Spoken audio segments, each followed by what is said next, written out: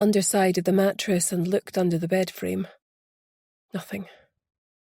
Heading for the toilet, she noted the presence of an additional toothbrush, which squared with her suspicions. This was bad. Really bad. He'd played her for an absolute fool from the beginning. Grace needed to find some proof of his true identity.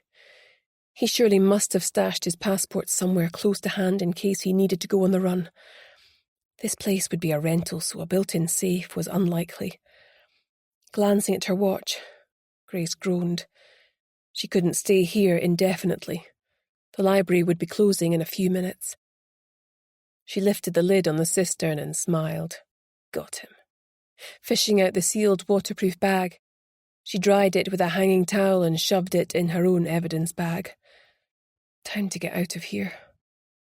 Walking along the hall, the grandfather clock started to chime, startling her. Grace was reaching for the door handle when she sensed a disturbance of the air behind her. Her skin prickled a warning. She tried to whirl around, but it was too late. She found herself caught in a chokehold from behind. The sharp tang of aftershave overwhelmed her and made her shudder with fear. Her mind threw her back to the attack in her office. "It was you!" she gasped, struggling to free herself.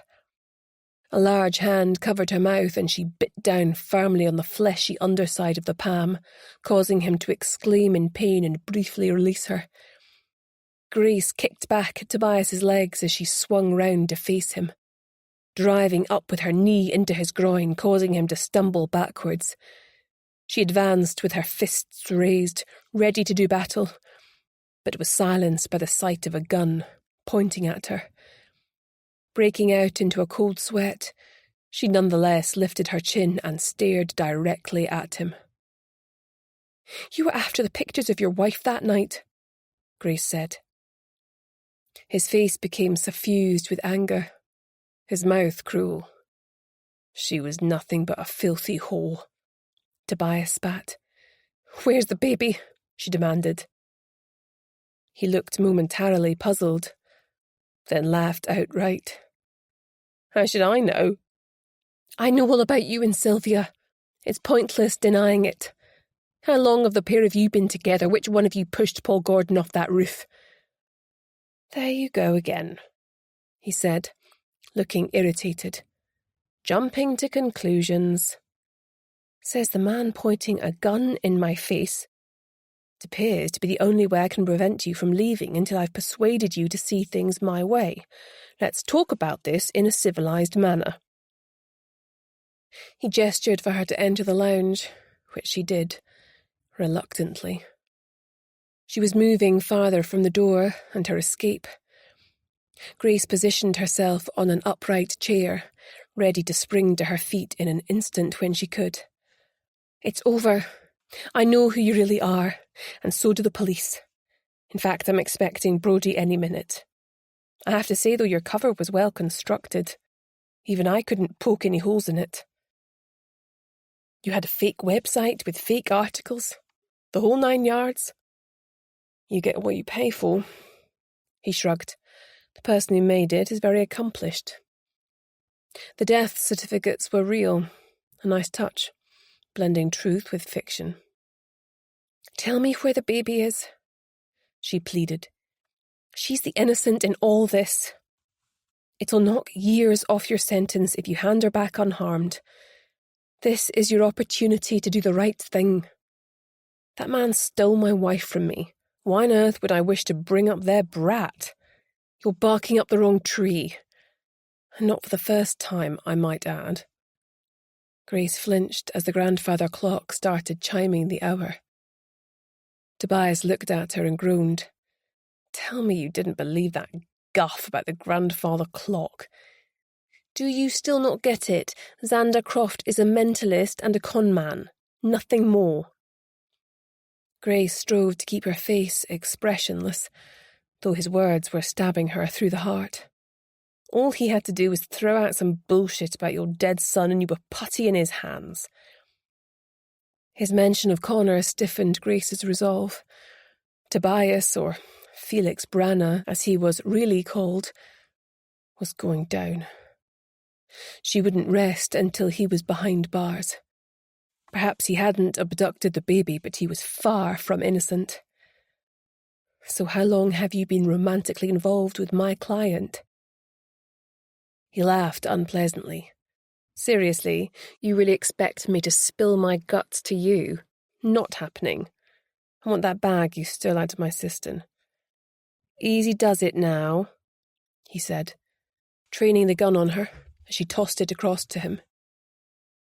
She had to keep him talking until she could figure out a way to get the gun out of his hands without getting her head blown off in the process. Time's running out for you, Tobias. The best thing you can do to help yourself is admit to killing Maria. If you say it was an accident, it would plead down to culpable homicide. You'd be out in no time.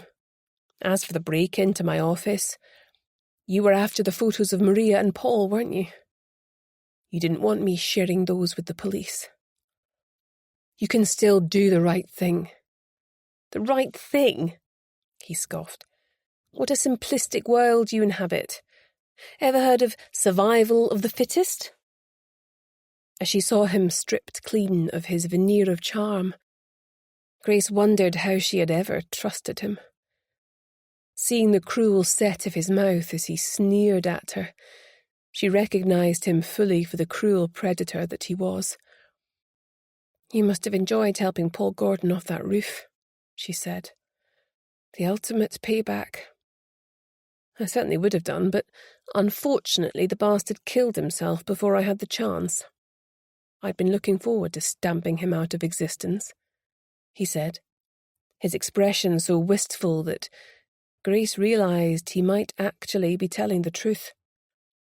What makes you think someone else didn't kill him? She asked. It sounds like quite a queue was forming. I have my reasons. He left a note, didn't he? You really are a thorn in my side, Tobias burst out, waving the gun in her face. So what's the plan then? Running off into the sunset with Sylvia, cue violins? Sloane looked shifty. I get it. You're only romancing her until you get your hands on your share of the life insurance policy, said Grace. What a charmer. We had a deal, he growled. You can't get away with shooting me. There's no silencer on that gun. The neighbours will have the police here in no time. I was in the police. I was married to a serving officer. Every copper in the country will be looking for you. Why not tie me up and get a head start? You can be on a flight out of here before they even decide to look for you. They've got nothing concrete on you in relation to Maria. Not yet, anyway. He stood staring at her as he analysed his options. She held out her hands together in front of him and crossed her ankles. Look, I'm cooperating here. Tie me up and scarp her. You know what makes sense. I have plastic ties in my bag. It's the easiest solution and will buy you some time to plan your exit strategy. Grace's heart was beating 19 to the dozen, and she could feel the sweat trickling down her back. Was he going to go for it? He switched the gun into his left hand and reached with his right inside her bag, open beside her on the floor. As his attention wavered, Grace made her move. Grabbing his left wrist with both hands, she squeezed a pressure point, causing his hand to jerk open and release the gun. Kicking it across the room, she stabbed him in the stomach with her elbow as she twisted and kicked out at his knee, causing him to crumple to the ground with a muffled curse. She then grabbed for the gun and pointed it firmly at him while he was stumbling to his feet. I should have put a bullet in you while I had the chance, he snarled. Hands in the air, she ordered. Reluctantly, he complied. Determined not to get drawn into any further debate, she jammed the gun into the base of his spine, then made him apply the ties to his ankles and wrists and pull them tight until she could see them cutting into his flesh. Once he was immobilized, She removed his phone from his pocket. There was no landline in the flat. Finally, she removed the bullets from the gun and put both items in her bag. "I'll arrange for the police to pick you up," she said, as she scooped up her bag. "I'd tell you to have a good day, but let's face it, that ship has sailed." With that parting shot, she left him sitting there and locked the flat behind her, slipping the key into her pocket. As much as she wanted to see him taken into custody, she couldn't afford to be delayed with red tape when Jean was still missing. Chapter 64. Grace jumped into her car and with a shaking hand inserted the key in the ignition. Before putting the car in gear, she looked at her phone and was concerned to see a number of missed calls from Hannah. Hurriedly, she called her back. "Hannah, everything okay? Any word on Jean?" "Yes, Harvey and I rescued her and she's back here with me in the office." "What? Is she all right?" asked Grace, scarcely able to compute this bewildering turn of events. "Yes, she was being kept in the basement of the college by Beverly's husband. She was drugged, tied up and gagged, but apart from that, she's fine," said a cheerful Hannah, sounding as though she was discussing nothing more important than the weather. "How did you—" began Grace. "Oh, never mind. It'll keep. I'll be there as quick as I can. Close the office and do not move until I get there. Got it?" "Got it?" replied Hannah, sounding slightly huffy. That girl was going to be the death of her. She fired off a quick text to Brodie. "Tobias Sloan is secured and awaiting collection at 3 Huntingdon Terrace. I have his gun and ammunition." Her phone rang. She ignored it, too frazzled to deal with Brodie right now. If he wanted to speak to her, he could come to the office. She was exhausted and needed to check on her staff. She turned on the ignition and drove off. Bursting in the office door, Grace was so relieved to see Jean sitting at her desk, cupping a hot chocolate that she felt tears spring to her eyes. "It's cold outside," she managed, fooling no one. Harvey rushed to her side, welcoming her with a loud woof. She sank down, burying her face in his neck until he wriggled to be free. Grace ushered her employees through to her own cosy room, turning up the living flame fire and installing Jean on the sofa. Hannah came through carrying a steaming mug of coffee for Grace, and they sat down to debrief. Grace didn't know whether to laugh or cry when she heard about Hannah and Harvey's antics in finding Jean. Looking down at Harvey snoozing in front of the fire with his head on her shoe, she marvelled that he'd been able to track Jean from the scent on her scarf. More likely he simply remembered her scent from seeing her most days, but either way it was impressive. "But how did you actually get her out?" Grace asked. Hannah looked a little embarrassed. "Well, first of all I tried to call you a few times. Then I tried to call Brodie, but he was out, and I didn't know who else to ask for. I was really panicking in case that horrible man Leo came back and hurt Jean. So I decided to go into the college and ask for help." "Who did you ask?" said Grace. "Regan Bradley. She was at reception when I ran in with Harvey. Of course that got her attention, as dogs aren't allowed. So she was starting to tell me off when I burst into tears and blurted out that one of their employees had kidnapped Jean and locked her in a room in the basement." "Bet that got her attention," piped up Jean. "She grabbed a couple of big security types and we rushed down to the basement from the inside. Harvey came too because I refused to let him out of my sight. They had a set of master keys, and when they opened the door, I saw Jean lying there all trussed up and with duct tape over her mouth. She was facing away from us. I even thought she might be dead." Hannah teared up as she remembered. "I'd passed out. Dehydration, apparently. I'm right as rain now," Jean said, with a bright smile which Grace suspected was more for Hannah's benefit than anything else.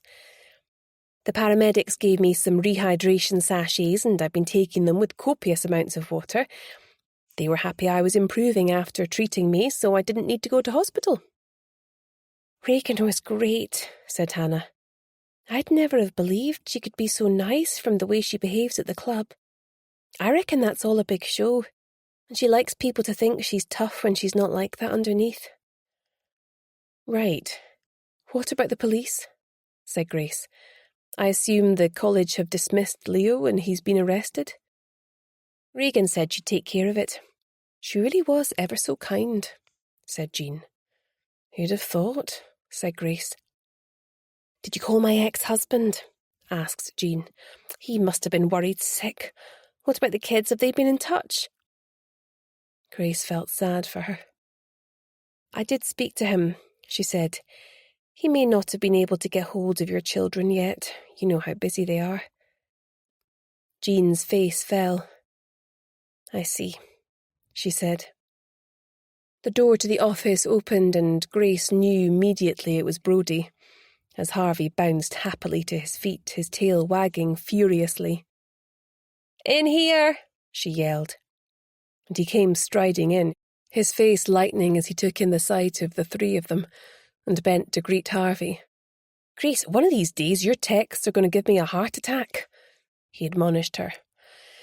"Jean, I'm relieved you're safe and sound. You've had quite a time of it. As for you, Hannah, I suspect you're going to give me as much trouble in future as this one does currently." He pointed to Grace. Hannah decided that must be a compliment and beamed at him. Grace wasn't so sure. "We've arrested Leo and Beverly, and they'll appear at the sheriff court tomorrow. The procurator fiscal is going to oppose bail, but much depends on who hears the case." "You mean they could get out?" said Jean in alarm. "It's possible, but try not to worry." "Do you know what they were planning?" "They planned to burn the place to the ground, that night, with me in it," Jean said, with a shudder. "They saw me with Grace one day and then saw Grace chatting to Xander Croft and thought he'd sent me to infiltrate the group and thwart their plans." Jean now looked tired and strained, as her relief at getting away from them ebbed into exhaustion. Grace shook her head at Brodie and he changed the subject. "We took Sloane, a.k.a. Felix Branagh, into custody and he's being questioned in relation to Maria's murder. As you would imagine, he's denying everything. I'm going to need that gun from you, Grace. I need to log it as evidence." "He had a gun?" said Jean and Hannah in unison. She waved away their concern. "I suspect he'll cave and admit to culpable homicide," she said. "And it was no big deal, it's in the car. I'll get it for you now." As they walked out into the crisp night air, the smell of the sea soothed Grace, and she inhaled deeply, the adrenaline finally draining from her system. Walking along the esplanade together to where their cars were parked, Brodie put his arm around her and she leaned into him. It felt good. "Can you also come into the station now and give me a statement?" he asked. "I can drive you and get someone to bring you back." "Yes, of course," she replied. She fired off a text to Hannah telling her where she was going and to make sure she and Jean got taxis home from the office that evening. "Any leads on the baby?" "Nothing concrete." It would be a big feather in his cap, arresting Felix Branagh for Maria Rossi's murder. But she knew that, like her, he wouldn't rest until the baby was recovered alive and well. She also knew that happy endings were few and far between. Chapter 65. Grace woke up the following morning feeling stiff and sore after her tussle with Tobias Sloane. She felt sick at the thought of how he had wormed his way into the heart of her investigation. Clearly, with the benefit of hindsight, he had done it to ensure that Croft went down for a murder he didn't commit. thus enabling her client to obtain the substantial payment from the insurance company and split it with him. All those times he'd disappeared off to the library, he'd either been with Sylvia or doing something completely unrelated to the case. He'd used Grace to gain access to the golf club and bided his time until he revealed himself to his poor ex-wife, Maria. She suspected he'd intended to murder her all along. Staggering to the bathroom, she gloomily surveyed her haggard appearance in the mirror. Her hair hung limply round her pale face and she had dark shadows under her eyes. Last night she'd harboured the illusion that she and Brodie might get back together again in the future. In the cold light of day, that notion seemed ridiculous. As he had hugged her goodbye, it had taken all her willpower to let him go and not cling on to him. She heard Harvey getting revved up next door. The need to care for him was sometimes the only anchor she had to this world. Despite the beauty of the early morning, Grace couldn't shake the weariness from her bones, though her mood lightened on seeing Harvey bouncing around on the sand, trying to kill a long strand of seaweed.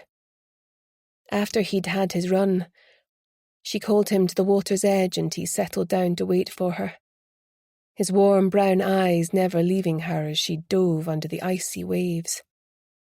Gasping with the shock of it, as she surfaced and swam out in a straight line, she emptied her mind of everything but the rhythm of her stroke and the creeping numbness up her body. As Grace returned to shore, she felt calmer, and the cold water had soothed her aching muscles.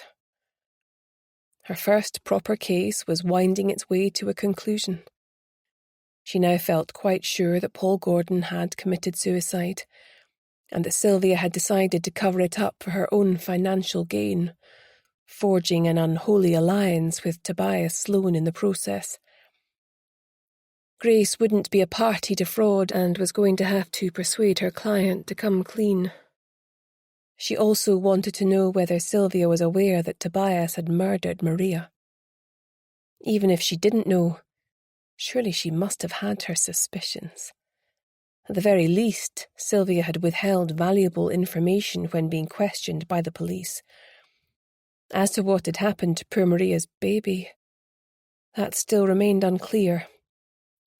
The trail was getting colder by the minute. There had been so much publicity about the tragic situation on the TV that anybody could have seen it and made off with her. Grace fervently hoped that she was still alive and being well cared for at least. The alternative was too horrible to contemplate. Once she'd fed Harvey and got dressed, she called in at the Espy with him for a cooked breakfast. She had barely eaten yesterday and was ravenous. She was pleased to see that Brodie's arrest of Tobias had made the front page of the Scottish papers. This should take the pressure off him, for now. If he could only find the baby safe and well, he would be a national hero. Draining the dregs of her coffee, she contemplated her empty plate. Well, it was empty apart from the obligatory sausage that had all of Harvey's focused attention. She passed it to him, and it was gone in a flash. "You really need to learn mindful eating, boy," she murmured, whilst patting his big head. He loved sausages so much they were down his throat before he had a chance to even taste them. Walking along the esplanade to the office, she was surprised to see that Jean was already at her desk, even though Grace had told her to take as much time as she needed off work. Hannah was in bright and early too. Harvey made a beeline straight for Hannah, and Grace walked over to Jean. "Why aren't you on the sofa watching daytime TV?" she asked. "The walls were closing in on me a bit. I felt I'd be better off working," Jean said with a bright smile. But Grace wasn't fooled for a minute. She'd been through a terrible ordeal, but if it helped her to be here, then she wasn't going to argue. "We've been quite lost without you to keep us all in order," she said. Hannah nodded vigorously. "Don't worry, Grace. I'm going to stick to her like glue today." Jean's eyes misted up. "If it wasn't for you, Hannah, I might not have made it out of there alive." "Harvey was the real hero." Hannah grinned, patting him fondly and sneaking him a titbit. Grace put some notes on the table. "Lunch is on me, you two. Have it at the SB so you can take a proper break from the office. I'm heading off to see our client and see if I can't wrap things up." Chapter 66. Sylvia flung open the door as Grace raised her hand to ring the bell. She had dressed to impress and was wearing a full face of makeup. Her expression was hostile and belligerent. "I suppose you'd better come in," she said. Grace followed her through to the sitting room and took the seat offered.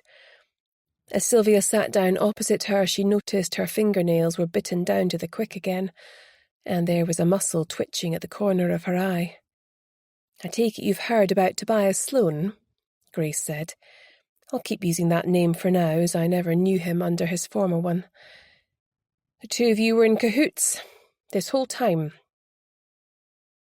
"I suppose there's no point denying it," Sylvia sighed. "Did you know he'd murdered Maria?" "I suspected him at first, but he denied it. He was very convincing. By that time we were involved, and I believed him.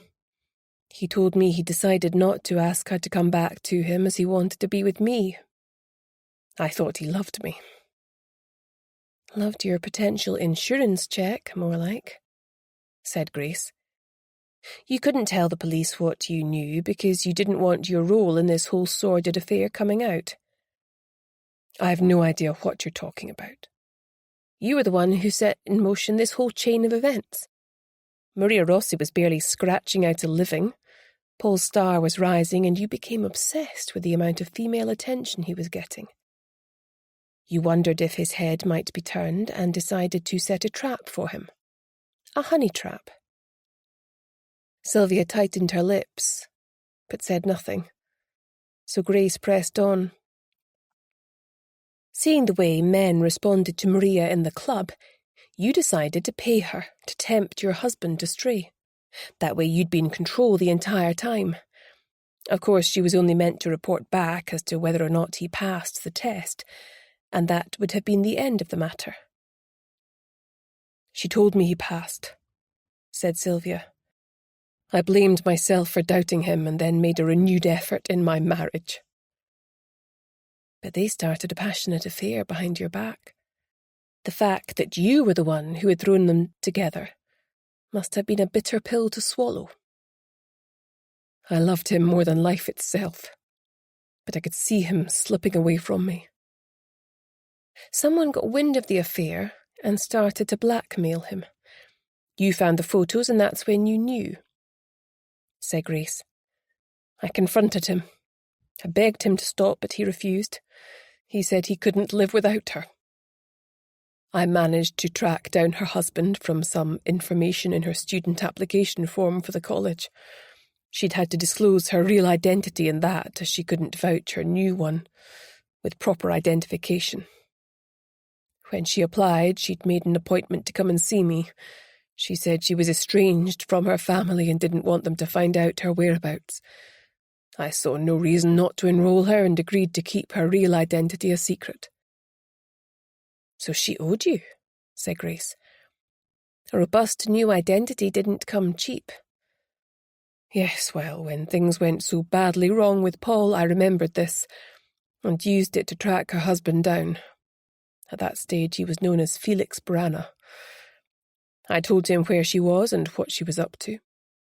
He said that he still loved her. I thought they would reconcile and that he'd take her back down south. I thought that Paul would come back to me then. My only intention was to save my marriage, I swear. Had you not done what you did, Maria would be alive today and her baby wouldn't be missing. You may not be legally responsible for the woman's death, but you are morally culpable. I was distraught. I wasn't thinking straight, Sylvia said. I think that you knew exactly what you were doing. You executed a cold-blooded plan that resulted in 2 deaths and a missing child who will be an orphan if she's found. I don't know how you can sleep at night. Grace sighed. You're my client, and you paid me to find out what happened to your husband. Well, I have. Sylvia looked alarmed, rather than pleased. Paul Gordon committed suicide, but of course you knew that already, didn't you? How can you say that? She said, pulling out a lace hanky and hiding her face in it. Grace sat back in her seat and laughed.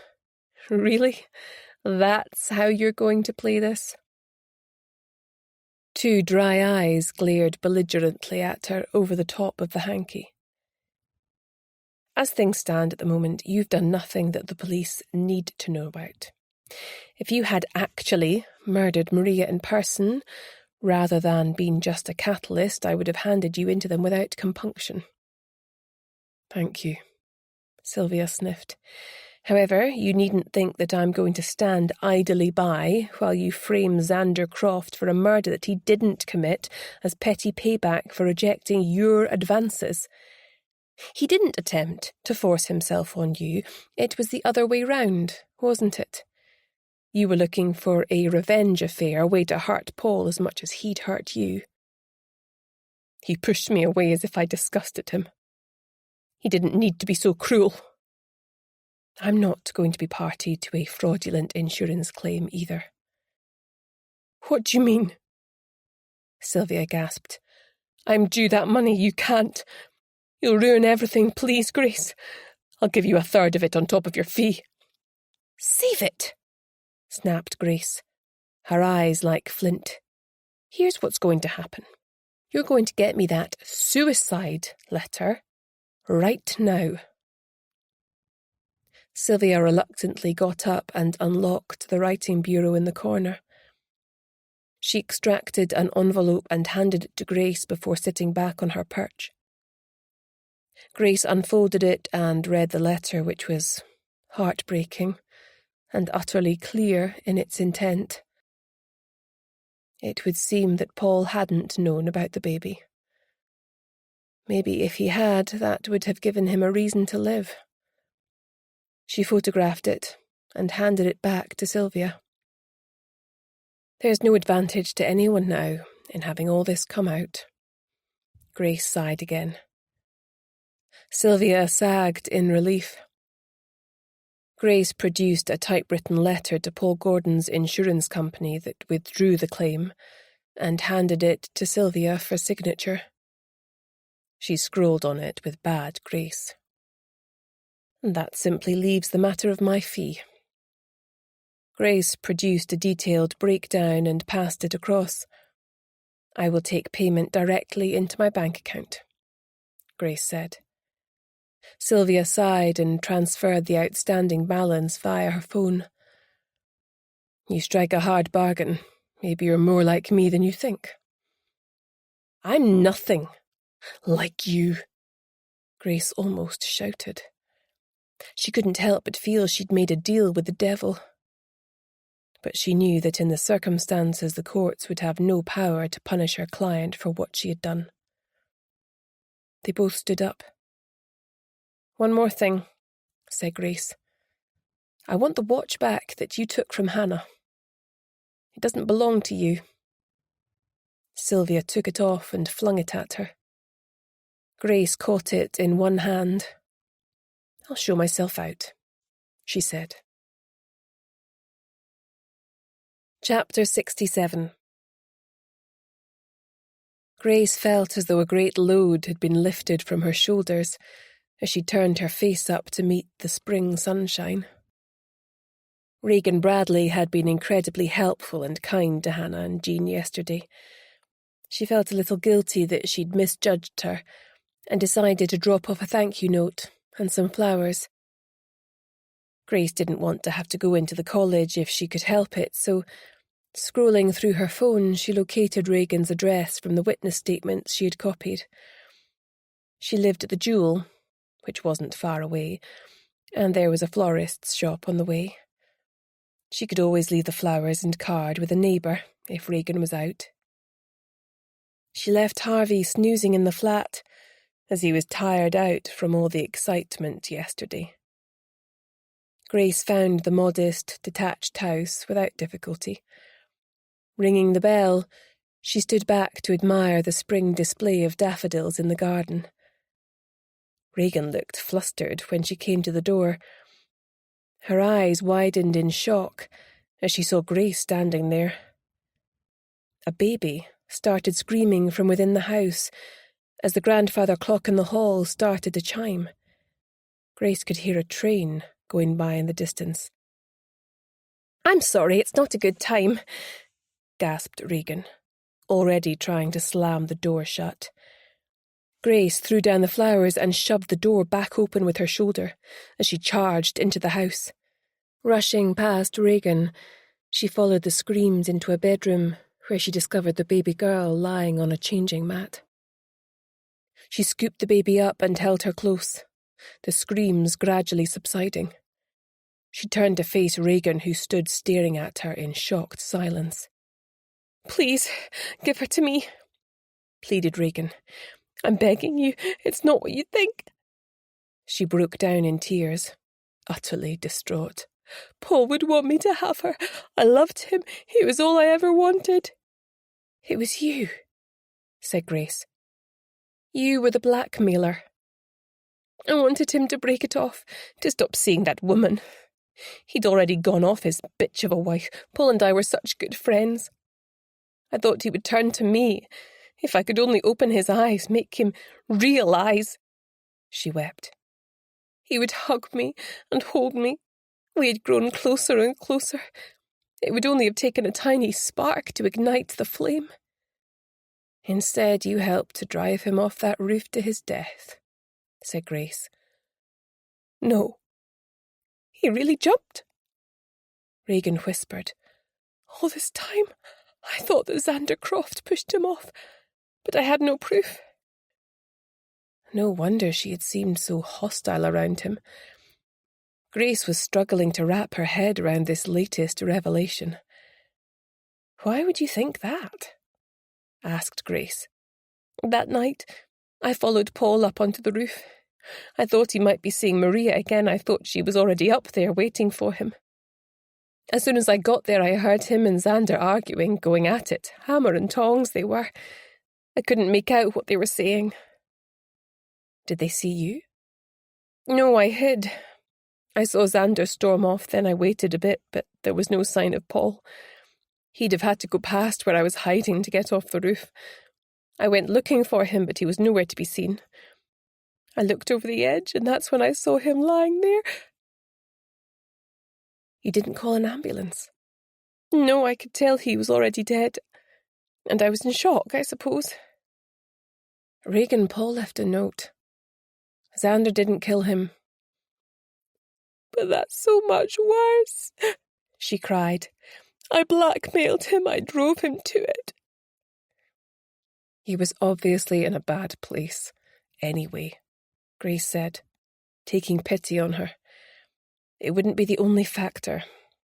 There was a lot going on in his life at the time." "It was so hard watching Maria and seeing her swell with his child.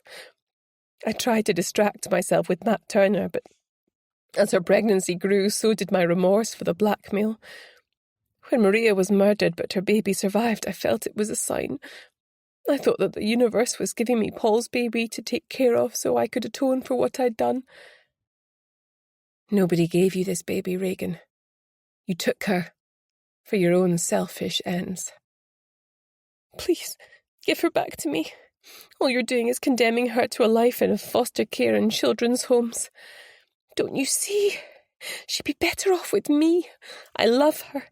She'd want for nothing. I'm her mother now. She needs me." Her shaking hands stretched out to Grace in supplication. She looked wired, like she was running on adrenaline. "I've got money, lots of money. I'm begging you, give her back to me. You were a mother, you know what it is to love and lose a child." "You're right, Regan," Grace replied, her words spiked with anger. "I do know, and this isn't it. You've no claim on this child." Her voice softened as she looked into the wild eyes of the frantic woman before her. "You need help." Regan broke down in tears and collapsed onto the bed. She had no fight left in her. Grace took out her phone and called Brodie. Wrapping the baby up in a warm blanket, she left the house to wait for him. She felt empty, completely hollowed out. A few minutes later, Brodie and a uniformed officer arrived, followed by another police car with a social worker and the police surgeon. He took the baby from her to check she was in no immediate danger. After a tense few minutes, the police surgeon pronounced that the baby was stable and seemed to have been well cared for.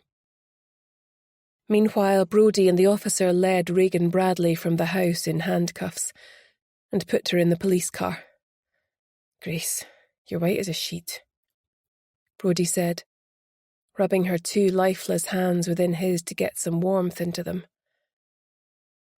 "Did you bring your car?" She didn't look at him, just nodded her head. It was as if her body had shut down. But there was one more thing that she needed to do. Chapter 68. As she drove through Edinburgh, Grace managed to rouse herself sufficiently to phone Jean and Hannah to let them know that the baby had been found safe and well, and she planned to take the rest of the day off. She was bone tired. Grace pulled into Merchiston College car park and switched off the ignition. Slowly she walked indoors. The foyer was crowded with students changing classes, so she was able to slip over to the door leading to Xander Croft's private quarters unobserved. She keyed in the numbers she had memorised and slipped inside to the muted passageway where the mediums had their consulting rooms. At the end, she came to his office. She listened at the door. The phone rang inside the room and she heard Xander's voice as he answered it. It was a brief call. After it had ended, Grace opened the door and walked in, without knocking. "Grace, I've heard about Regan. It's all over the news. I can't believe it. Why would she do such a thing?" "Love makes fools of us all," said Grace. "She was on the roof that night. You and Paul Gordon were arguing. Why didn't you say anything?" "Why do you think? I swear to you, Grace, he was still alive when I left him. Sylvia would have done her level best to have me put away for a crime I didn't commit. She became obsessed with having a revenge affair after she found out about Paul and Maria. I rejected her and she didn't take it well." He left a note. Sylvia hid it. "You mean that he'd already made up his mind before our argument?" "Yes, it would seem that way." "Ever since it happened, I've tormented myself with what could have been. He discovered that I'd borrowed some money from the college funds to dig myself out of a hole. I repaid it, but he was furious at the time." "Perhaps he planned things that way to punish you," said Grace. "If life has taught me anything at all, it's that we can never truly know what is in the mind of another, no matter how close we may be to them." "Thank you for telling me. It has brought me some peace. I'm trying to put things right. I'm getting help for my gambling." Grace hesitated before speaking what was on her mind. "When I found the baby, it happened as you said. One of the things you mentioned in my reading about my dad, that was true, too." I'm finding it hard to reconcile these things with what I found in your drawer. Also, that woman in the audience the first time I saw you, the one in the purple coat. She was a plant, wasn't she? I saw someone pay her off in the car park. He smiled at her, though his eyes were sad. Yes, she was. The research I do and the tricks I employ give me the reassurance I need to stand there in front of an audience and do what I do. Sometimes things come through strongly, other times there is nothing, a deafening silence. People need more than that. They need hope and reconciliation. It can't always be conjured up out of the ether on demand. Grace thought about it for a moment. It made sense on one level. The only thing I know for sure is that I can't deal with this stuff. It makes me second-guess myself and doubt everything. I'm not comfortable around it. Or comfortable around me. I'm sorry, she said softly. Have you been in touch with your mother? He shook his head. Some wounds can't be healed. Take care of yourself, she said, as she turned to leave. I'm not going to see you again, am I? Grace gently closed the door behind her. Once back in Portobello, Grace went straight upstairs and let herself into the flat. Harvey sensed her mood right away, and after she'd petted him, he followed her into the bedroom. She laid down, but all the recent events whirled around her head like some macabre kaleidoscope. Harvey jumped up and lay down beside her with his head on the pillow, and for once she didn't shoo him down. Nothing seemed to matter much anymore. After a while, Grace realized that she wasn't going to be able to sleep. Maybe another swim would shake this strange, disconnected feeling and help ground her again. She pulled on her swimming costume and robe. Harvey perked up and watched her with his head cocked to one side. Sorry, boy. You can come next time, she said. It was after 6 as she walked on to Portobello Beach, and the sun was dropping in the sky. Families were making the most of the last rays in the sky. Reaching the edge of the sea, Grace removed her robe and laid it out of the tide's reach. There was no one else in for a swim. The cold deterred most from even a paddle. Still feeling strangely detached, she dived underneath a wave, feeling the welcome slice of the cold into her bones and pulling away strongly from the shoreline.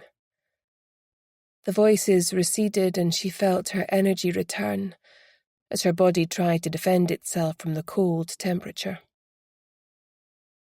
Her thoughts drifted from the shock of the last few days to her son. Her soul called out to him as she swam ever further from the beach. Grace fancied him swimming a phantom crawl alongside her. He'd always loved the water. She had thought he'd loved life, too. But she'd been wrong. She felt a peculiar warmth and realized that she was crying for what might have been. She'd lost everything because of that night. Her son, her husband, and her career.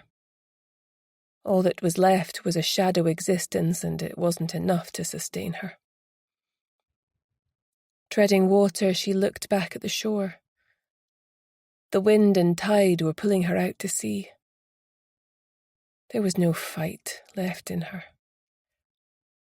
Suddenly she heard her son's voice, clear as a bell, coming from the direction of the beach.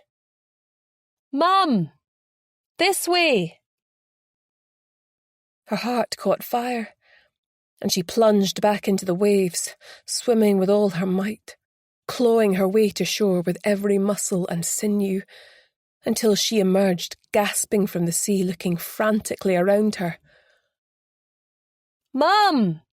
This way!" she heard once more, closer this time. She gasped as she saw a gangly teenager swoop on a football and hold it up, laughing as he lobbed it back to a dark-haired woman. Suddenly, Grace understood. It was not her time. She grabbed up her robe and headed for the flat. As she stepped up onto the esplanade, she saw Hannah standing there with a buggy. Smiling, she went over to meet her. As she glanced into the buggy, she was transfixed by the cherubic little boy sitting there, his brown eyes sparkling with mischief. Her heart melted. She knew without having to be told. "Grace, I didn't know how to tell you. I'd like you to meet your grandson," said Hannah. We hope you've enjoyed this Storm Publishing production of Murder by the Seaside, written by Jackie Baldwin and read by Samara McLaren. Produced by 2020 Recordings. Copyright Jackie Baldwin 2023. Production copyright Storm Publishing 2023. All rights reserved. The moral rights of the author have been asserted. This has been Murder by the Seaside, and now Murder at Castle Traprain, also narrated by Samara McLaren. Storm Publishing presents Murder at Castle Traprain, written by Jackie Baldwin and read by Samara McLaren. Chapter 1. Grace sat outside the Espy Caff with Harvey at her feet, looking out over the sea at Portobello Beach. Life doesn't get much better than this, she thought, taking another sip of her coffee and turning her face towards the early morning sun in contentment. It was unseasonably warm for the 4th of September. She gave Harvey the piece of sausage she had saved from her roll, and he scoffed it happily. Reflecting on the intensity of the last few months, she could scarce believe the direction her life had taken. Thinking of her young grandson, Jack, her mouth twitched into an involuntary smile. After losing her son to suicide nearly 3 years ago, she would never have dreamt that she would receive such a precious gift. Glancing at her watch, she drained her cup and stood up. "Right, boy, time to earn a crust," she informed Harvey. Walking along the esplanade, she admired the silver paint on the blue sign fashioned from a piece of driftwood she had found on an outgoing tide. Already her former career in the police was starting to feel like it had happened to someone else. As she blew in the door along with some sand carried on the light breeze, she greeted her staff with a smile. Jean was hard at work, typing up reports, and gave her a distracted wave. Hannah was doing employment checks for a large company. They had landed a few new contracts as a result of the positive publicity from their last big case. Brodie, her former husband, had stuck his neck out and seen to it that they were credited for assisting the police in the media. She poured a coffee for each of them and grabbed her mail before going through to her own office at the back with Harvey. A few minutes later, Jean poked her head round the door. "I've got a Sasha Komarov on the phone. He wants to discuss a potential case with us, but is adamant he can't come into the office. It's apparently a pressing but delicate matter." "Isn't he the Russian oligarch that owns Traprain Castle?" "The very one," said Jean. "Tell him I can come out to the castle at 11, Grace said. Her curiosity well and truly piqued. She used the remaining time to do a little research. Komarov had grown up in the working-class city of Ivanov, 4 hours from Moscow. His father seemed to have been a minor official with a whiff of corruption sticking to him. His mother died when he was 14 and his brother only 2. Not much was known about how he had acquired his vast wealth, but he was believed to have started off as a member of a violent street gang, then progressed from there into the Russian mafia. He became involved in the construction of hospitals and the provision of medical supplies, building a legitimate facade, but he was also believed to be deeply involved in corruption and funneling money to Vladimir Putin's regime. Clearly he was someone who did not court publicity. There was very little known about him after he had moved to Scotland from Russia and purchased Traprain Castle. His wife Katia had been a renowned prima ballerina with the Bolshoi Ballet until she suffered a career-ending injury. Closing down her computer, she moved through to the reception area, where both young Hannah and Jean had their own desks. Harvey padded through with her and lay down beside Jean, his biggest fan. Grace poured them both another coffee from the pot, and took one for herself, sitting down in one of the comfortable seats in the small waiting area. Jean sat back in her chair. Her face was red and she fanned herself with a piece of paper. As a lady of a certain age, Jean was prone to hot flushes at times. Grace reached behind her to open the window behind the vertical blinds, and the cool sea air entered the room. "Oh, that's better," said Jean. "It doesn't feel like autumn's around the corner." "Do you think this Russian guy will be our next big case?" asked Hannah, eyes bright with excitement. "Let's hope so," replied Grace with a grin. "But right now, you know as much as I do. It could be something or nothing. I thought you guys both wanted a quiet life after all of that," she teased. Her staff looked at each other, remembering the many traumas of their last full-on investigation. Since then, as word had spread about the agency, the work had come in, but nothing of that magnitude had reared its head. Instead, it had been all hands on deck to clear all the credit checks, employee background reports, and cheating spouse cases that had replenished their depleted coffers. Grace had taken advantage of the lull to train her staff up in surveillance techniques and police procedure, so they didn't find themselves compromised. "My fingers have developed calluses from all the typing," said Jean, holding out her hands in mock horror. "My rear end may have to be surgically removed from this chair," said Hannah dramatically. Grace had worried that the last case might have put them off, as there had been some hair-raising moments, so she was pleased to hear that they were raring to go. "Don't knock the bread and butter." She smiled.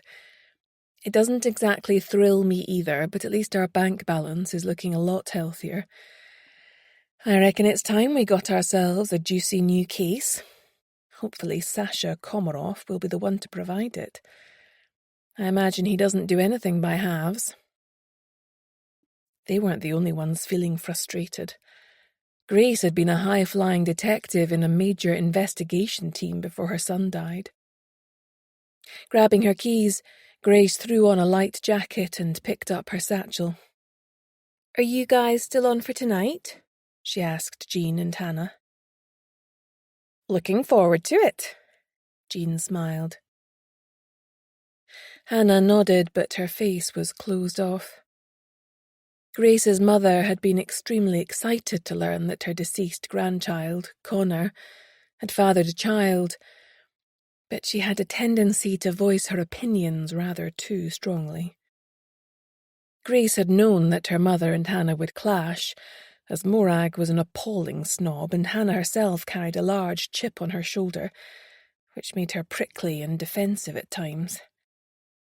Instead of having dinner at her mother's house, it had been decided that it would be more relaxing for Hannah and little Jack if her sister Callie and her husband Tom hosted dinner at their house. A short while later she was driving out along the A1, leaving the hustle and bustle of the city in her wake, as the air grew fresher and the concrete gave way to rolling green fields. The arable crops would soon be harvested. There would be a glut of vegetables in the local shops and farmers' markets throughout East Lothian. She had to resist the impulse to yell, "Tractor!" every time she saw one, as Jack was going through a farming phase. As it was such a glorious day, she decided to take the coastal route, aiming her car at the bright blue ribbon of sea and rolling down her window. After about 30 minutes, she came to a high stone wall with 2 huge and intricately wrought black iron gates. There was glass atop the walls, but whether designed to keep people in or out, she couldn't say. The overall impression was of forbidding grandeur. At her approach, the gates swung open noiselessly and closed behind her as she drove up the impressive driveway. She followed the curve of the road until the turreted castle was laid out before her in all its restored splendour. Parking her car in one of the designated spots, she briefly wondered whether she should use the tradesman's entrance before steeling herself to walk up the grand steps at the front. She rang the bell, hearing it echo throughout the property. The studded wooden door swung back to reveal a stern, unsmiling woman in a severe tailored suit. Her pallor coupled with jet black hair was so striking that Grace's thoughts flew immediately to the Addams family. "Grace McKenna, for Mr. Komaroff," she said, venturing a smile which was not returned. She wouldn't like to perform stand-up comedy in front of this woman. "He's expecting you," the woman said, her voice heavily accented. She followed the stiff shoulders through a generously proportioned wood-panelled entranceway. A fire burned in the handsome stone-carved fireplace, and the scent of lilies from a huge crystal vase on a round walnut table mingled with the smell of burning wood. This then opened into an octagonal inner hall, which was filled with natural light, spilling from a domed glass atrium from which she could glimpse a crenellated tower and spiral chimneys. A few exquisite paintings adorned the blue walls. Trying not to gawp in wonder at her opulent surroundings, Grace was shown into a stunning library, where she was left to her own devices. The room was large, with comfortable leather couches and another stunning fireplace. The fire in here had not yet been lit. To the rear of the room was a magnificent leather-topped mahogany desk, with an assortment of papers scattered over it. The carpet was pale green, warmed by a rich pattern, and the walls were painted in the soothing colour palette of sage and cream. Grace drifted over to the floor-to-ceiling bookshelves and, recognising one of the books she had studied at school, she pulled it off the shelf. "Careful with that," snapped a deep voice behind her, causing her to jump and spin round. "It's a first edition." Feeling at a disadvantage, she passed it to him unopened, and he carefully returned it to its rightful place before turning to greet her with a small smile that didn't reach his cold blue eyes. Tall, with a narrow silver streak running through his thick head of black hair, he towered over her. "Shelby," he said, gesturing towards 2 burgundy leather wing-backed chairs on either side of the fireplace. "The reason I asked you here is that a valuable object of mine, the jewel of my collection, has been stolen. I want you to investigate and identify the traitor in my household. It requires the utmost discretion." He looked pale and strained, a nervous tick twitching at the corner of his mouth. "Have you reported it missing to the police and your insurance company?" Grace asked. "I have reported it to the insurance company. The claim is pending." "And the police?" Let's just say that coming from Russia, I have certain trust issues when it comes to authority. You do know that I used to work in the police? Yes. I have researched you thoroughly, he said, still unsmiling. I have also researched DS Brody McKenna, with whom you continue to associate. Grace bit back a retort as her face flamed in annoyance. This was taking due diligence to a whole new level. And, she said, her voice cool, I am satisfied as to competence and integrity. It can be useful to consult with DS McKenna, as he can at times access information that I am not privy to. May I discuss the case with him informally, as I see fit? Very well, as long as the contact remains solely between you both and does not leak out into the wider police domain. Why don't you tell me what has been stolen? What do you know about Fabergé eggs? He asked. Some of them are exquisite and incredibly valuable, Grace said. I visited Russia with my father a few years ago. He was a massive fan of Russian literature. We saw many fine examples at the Fabergé Museum in St. Petersburg. It had been their last trip together before he died. Then you'll be aware that Fabergé was commissioned by the Tsar of Russia to create a gift for his wife in the form of a jewel-encrusted egg with a fabulous surprise inside. 50 were created, but 7 remain unaccounted for since the revolution. Grace felt a flutter of excitement. Wait, you're telling me that the stolen item is one of these missing eggs? She swallowed hard. Yes, it was the hen with sapphire pendant. Although there were no photos of it in existence, I have had it authenticated by 2 experts and restored to its former glory. I have a photo of it before it was stolen. He picked up an iPad and, once he had located the image, passed it across to her. The photo showed a gold and rose diamond casing studded with sapphires. The second image showed the egg split open to reveal a tiny golden hen covered in rose diamonds bending over a nest of gold straw, studded with diamonds as if it had just picked up the blue sapphire egg in its beak. That is absolutely stunning. How much is it worth? Asked Grace. Impossible to say without exposing it for sale, but to me it is priceless. It's not only about beauty and craftsmanship. It's about history. To own something that is so unique.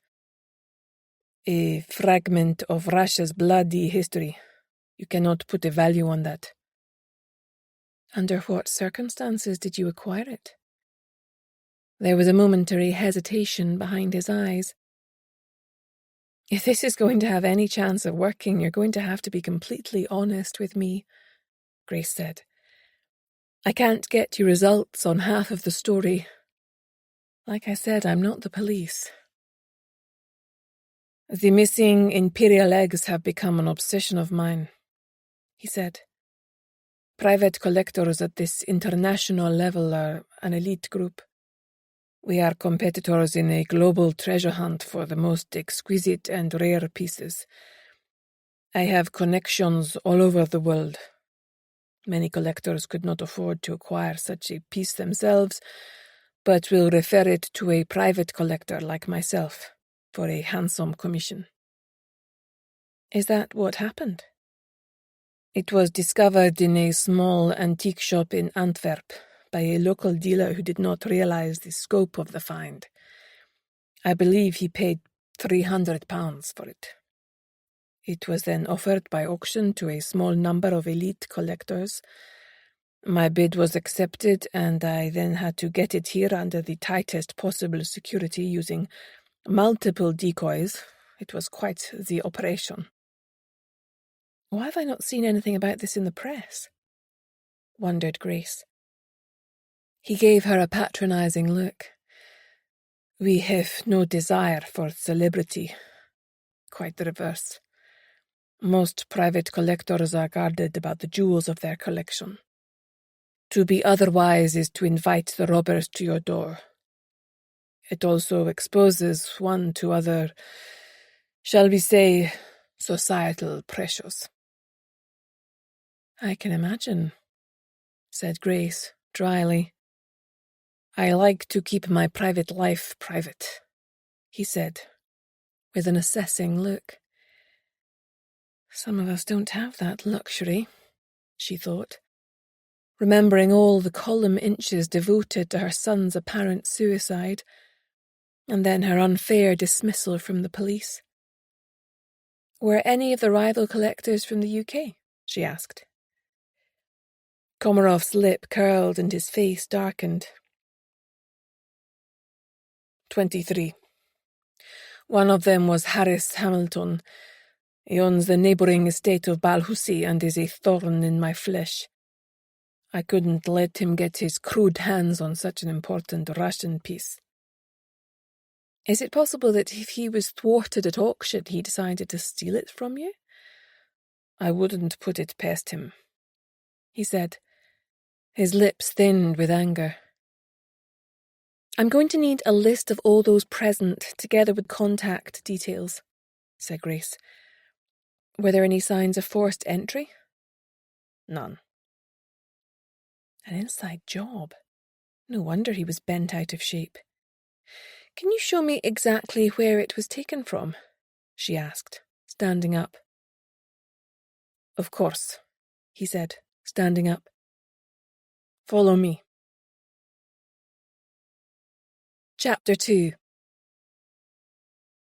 They walked further down the wood-panelled hall and took a right turn at the end. Komarov paused beside a bookcase and reached behind it. There was a muted click and the bookcase slid to one side, revealing a small lift with a blue carpet. Removing a card from his inside pocket, he inserted it, and the door slid open. Shall we? He said, gesturing for her to enter. Grace felt a little uncomfortable squeezed into such a tight space with someone she hardly knew. Neither of them apparently much good at small talk. They stuttered into silence as the lift made its smooth descent down 4 floors to the basement. As they exited the lift, soft wall lighting came on to reveal the way ahead. The air was cool and she could hear the muted hum of a generator. A door slid open as they approached, and Grace could see bold splotches of modern art on the white walls, all immaculately lit and displayed to great effect. There were 8 rooms, or galleries, all featuring different kinds of art hanging on the walls. The last room they entered was different, and displayed an eclectic series of treasures. They all appeared to be connected to an alarm system. In the centre of the room was an empty display case. How could this happen? Did the alarm not sound? Asked Grace. The alarm circuit was rerouted via a generator, and the circuit feeding the Fabergé egg was effectively bypassed. Is the only access down here via that lift, or is there another point of entry? I mean, what if there was a fire, for example? There are 2 sets of alarmed steel doors to conform to regulations. Neither of them were disturbed. So you think that someone within your home, or who visited it, managed to get your lift card, came down here and made off with the Imperial egg? It's the only explanation that makes any sense. Although it pains me to admit it, he said. Do you know when the theft took place? I can't be completely sure, but the last time I saw it was on Friday evening. I brought my dinner guests down to see it the following evening, and it was gone. It was humiliating, he said, his face tightening with anger. All of our guests and staff submitted to a search before they left that night, but nothing was found. That must have been awkward, thought Grace. What about CCTV? She asked, having noticed the small cameras following their every move. Their feeds were disrupted for the time period. I didn't notice at first because they were stuck on a repeating loop, so everything looked normal. I doubt very much that this was a one-man job, said Grace. There's also a degree of technical competence which suggests this was a well-planned and intricate operation, albeit with some inside help. That's the part I'm struggling with, he said. I'm furious, though sadly not surprised that someone with access to my home would betray me in this way, and to steal the most precious item in my collection, something that I have been striving to obtain for so many years. There were so many other items that they could have stolen and moved on relatively easily. The imperial egg, however, is unusual and will attract a huge amount of attention. Now that it has been restored, everyone will recognize its worth. It will be too hot to handle and therefore seems an odd choice.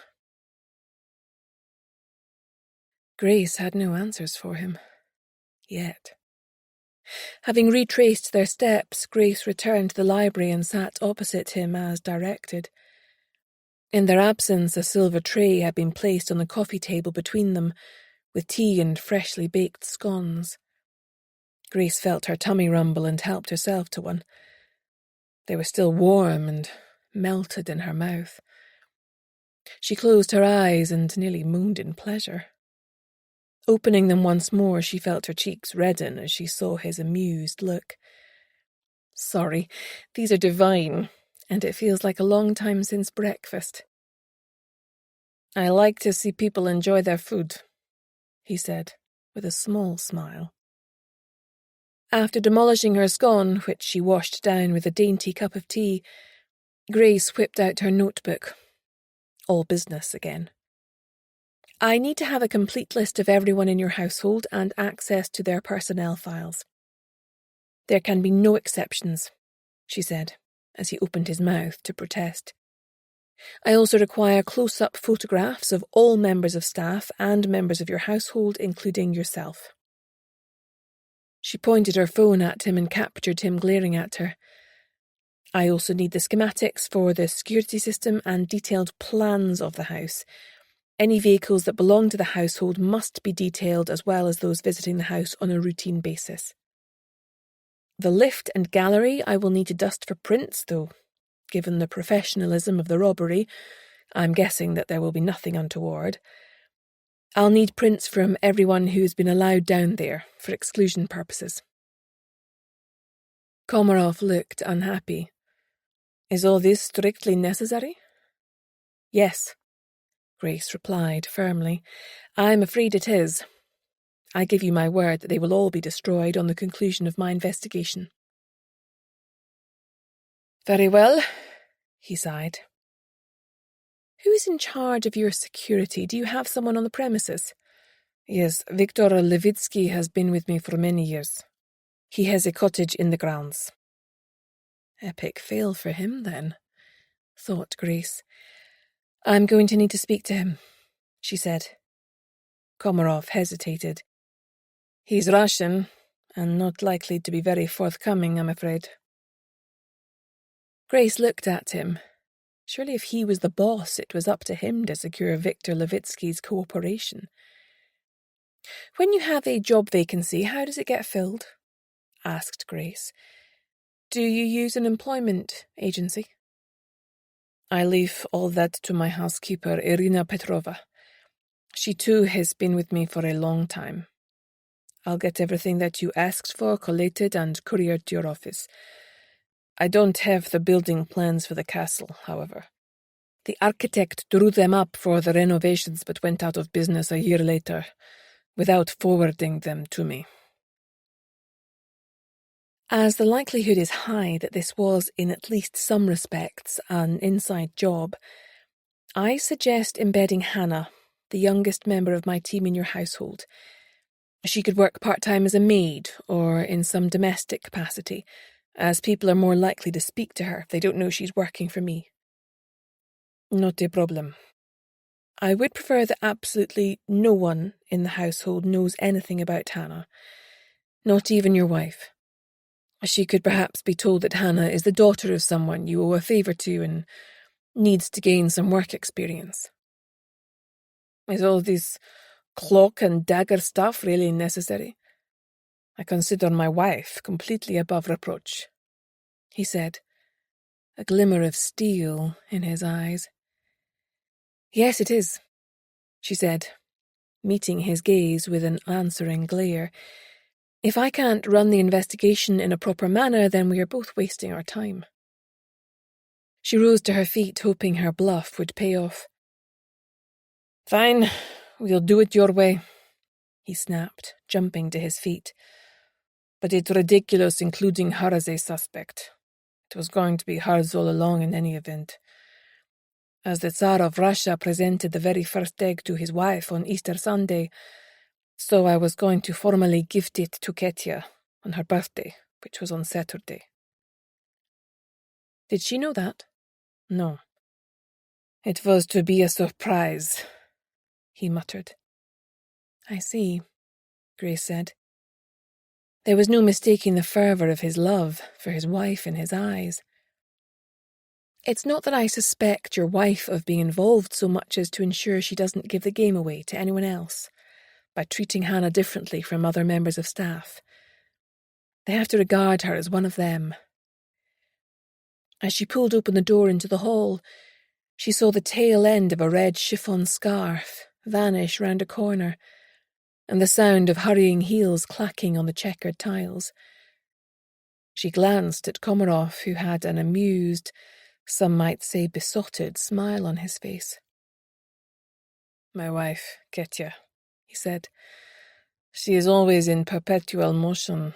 I could never get her to sit down and relax. Grace smiled awkwardly back at him. She had a feeling that the woman had been listening at the door. If so, just how much had she been able to hear? Chapter 3. Grace rushed along the esplanade to the office, her mind spinning with the new case. Komarov could have gone with a bigger agency, but had clearly decided to take a leap of faith based on her investigative experience in the police, and also perhaps because he perceived her to be a bit of a maverick, having previously taken the police to an employment tribunal and won. It was a massive undertaking for such a small agency, and she hoped they were up to it. She'd bought cakes from a local artisan bakery to celebrate. As she pushed open the door, Harvey rushed up to her as though she'd been gone a day instead of a couple of hours. He was bouncing around like a puppy, although he was now 6 years old. She dumped her stuff on the table and bent down to pet him. Turning to Hannah and Jean, she gave them a big thumbs up. We got the case. So what's he like then, this Russian bloke? Asked Hannah, as she helped Grace carry things through to her office in the back. Grace thought before she replied. He's very tall and stern-looking. I remember from when I visited Russia years ago that they don't smile to grease the wheels of social interaction like we do here. Not even in shops when they're trying to sell you stuff. It was a bit disconcerting. They seem very dour at first. So, what's the case about? Asked Jean eagerly, as they both sat opposite her at the desk. Grace dispensed a treat to Harvey, who gobbled it down, then adopted his usual position lying at her feet. Have you ever heard of the missing Imperial Fabergé eggs? Asked Grace, leaning forward. Hannah frowned and shook her head. I thought you said it was exciting, said Jean. Don't tell me it's about some boring old ornament. Grace burst out laughing. If by boring you mean a gift commissioned by the Tsar of Russia for his doomed wife, a beautiful jewelled egg that opens up to reveal a surprise inside. The rich man's Kinder Egg, Hannah muttered. Grace rolled her eyes at her youngest employee. Our client is a private collector of immense wealth and reach. Treasure hunters have been searching high and low for the 7 remaining imperial eggs that went missing during the Bolshevik Revolution. Each one is worth millions. Hannah sat up straighter at that. Was it insured? Asked Jean. Yes, the insurance must have been through the roof, said Grace. What about the police? Asked Jean. He doesn't want them informed, said Grace, shaking her head at her client's folly. I guess having spent most of his life in Russia, he has an innate distrust of what he sees as the apparatus of the state. I suspect the insurance company will force the issue at some point. But how does he expect us to crack the case? Said Jean. If it was stolen to order by some international gang, they're probably no longer even in the country. He thinks it was, at least partially, an inside job, Grace replied. That gives us a finite pool of suspects to investigate. Moving something that hot takes time. It's not as easy as you would think. Of course, if at any point I feel the scope of the investigation exceeds our resources, then I'll have to point him in another direction. However, should we succeed, it will be quite the feather in our cap. Hannah, how do you feel about doing a bit of undercover work? Like a Russian spy, Hannah said, her imagination going into overdrive. No, like a domestic in the household. I'm still up for it, she said gamely, though she'd clearly dropped back to earth with a thump. You start tomorrow at 9:45 and finish at 4 p.m. each day so you can pick up Jack from nursery. Tell them about your work for Brian at the golf club. The official story is that Sasha's doing a favour for a business associate, as you need some work experience to get onto a hotel management course. Nobody in the household apart from Sasha Komarov himself will know that you are part of the investigating team. Not even his wife? Asked Jean. No, I made him promise, Grace said. I was doing some research when you were out, said Jean. Such a shame what happened to her. She used to fly through the air like she had wings. I would love to have seen her dance at the height of her career. I didn't know that you were a ballet fan, Jean, said Grace. Well, I had ballet lessons as a child, Jean said, looking a little embarrassed. I would love to have taken it further, but a growth spurt put paid to that idea. Still, when I'm there watching the dancers glide across the stage, I always like to imagine what it would be like to be one of them. I would rather pull out my own fingernails than sit through a ballet, said Hannah, with her usual candour. I saw a photo of Katya Komarov online, just after the fall, said Grace. Her partner Sergei Nanov dropped her, said Jean. There were suspicions of foul play in some quarters, but it was all hushed up. Shortly afterwards he left the company, but he's never been seen again. Supposedly he ended up in the Volga River, either by his own hand or somebody else's. Russians sound very dramatic, said Hannah. They've always struck me as quite contradictory, said Grace. On the one hand, there's this tradition of passion and drama, and on the other hand, there's this great stoicism as well. The tinkling bell and Harvey's enthusiastic reaction told Grace that Brodie had arrived.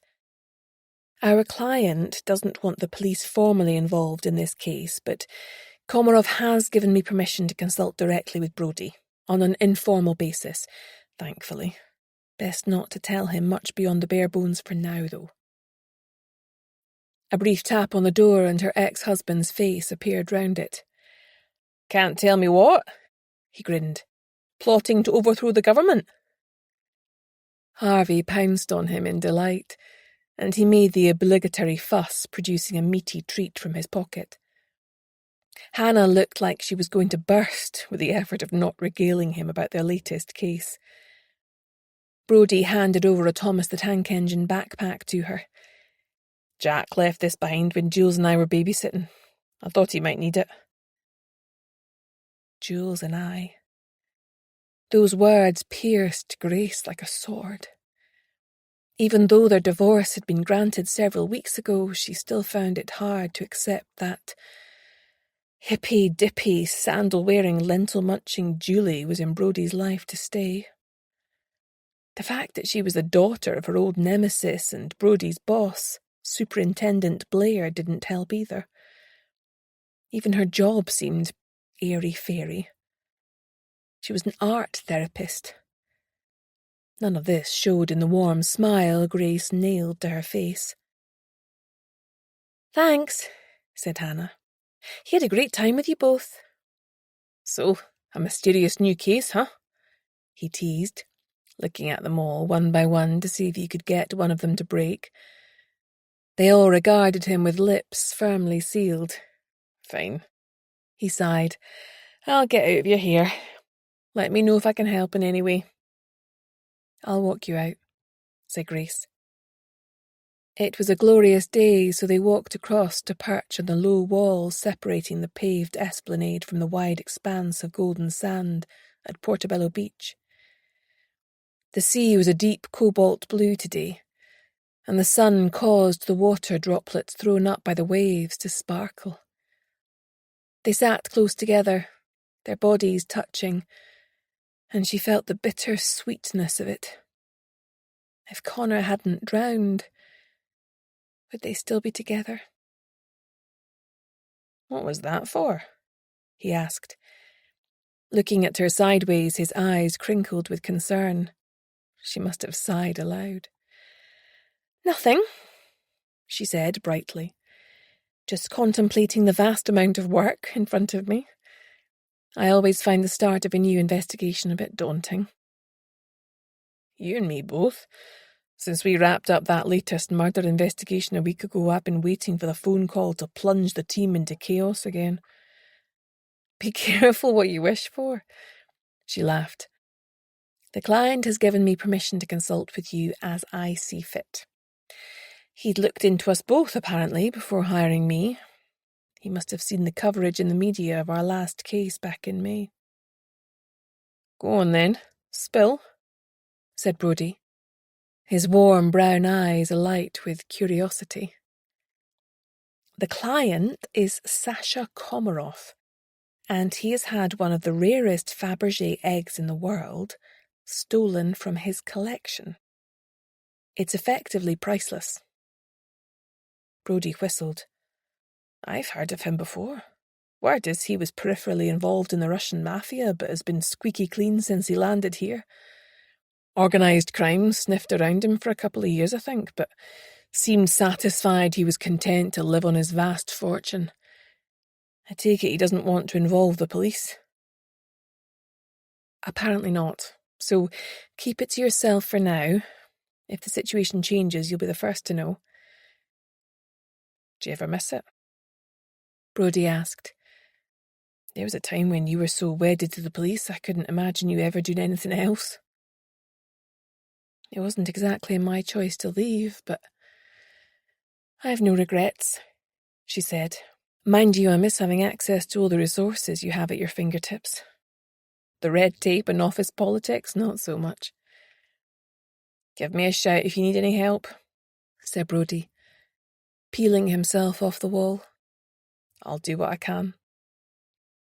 "Likewise, Brodie," Grace said, jumping off the wall and heading back inside to make a plan of action. It was good to know that despite their recent divorce, they still had each other's backs. Chapter 4.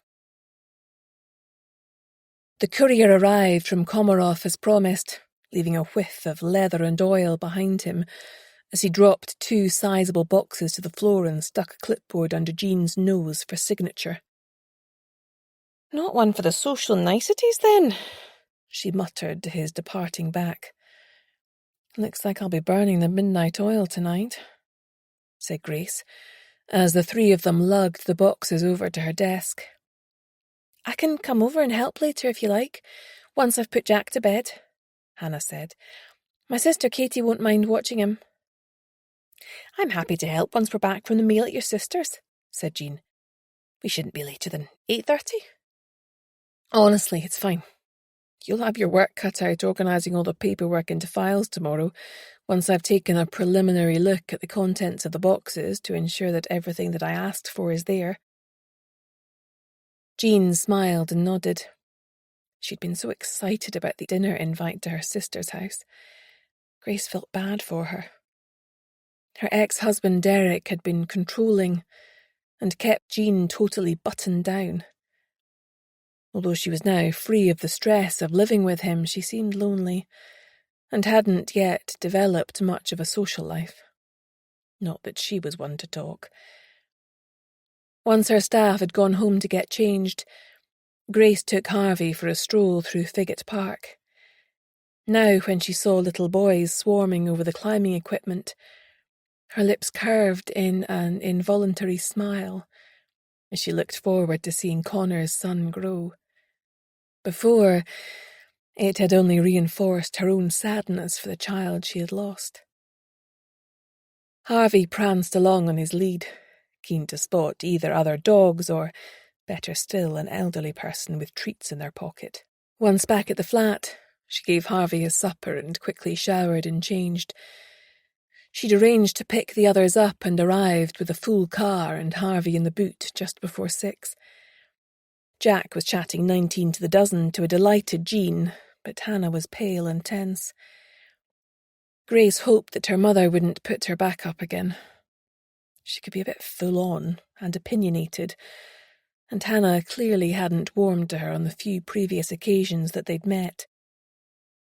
Callie lived in a large, high-ceilinged flat in Warrender Park Road near the meadows. It was an area overrun by students, but her sister liked it and had no desire to move. As soon as Grace rang the bell, her sister threw it open and pounced, enfolding them all in hugs. Come in, come in! Oh, I'm so happy to see you all. Hello, Jack," she said, sending a beaming smile his way. Hamish, she yelled. Jack's here. Hamish, her 18-year-old son, wandered out from the lounge, followed by Callie's other kids, Emily and Archer. Grace turned to Hannah to introduce them. She was standing staring at Hamish with a stricken look on her face, her eyes drinking him in. Damn it. She should have warned her about the strong resemblance between Connor and his cousin, Hamish. He'd been away travelling before starting university this term, when Hannah had met the rest of the family. Hamish looked puzzled at first, but being a sensitive lad, soon realised what was wrong. Hey, Hannah. Mind if I pinch Jack? I've got all the little ones in the family room doing stuff until dinner. Hannah nodded mutely and he stuck his hand out to Jack, who happily followed him and the other kids, who were all asking him questions at once. Drink? Callie asked Hannah. Yes, please. Coke, if you have it. And for me, thanks, said Grace. I'm driving. A white wine for me, please, chimed in Jean. Take a seat in the lounge, said Callie.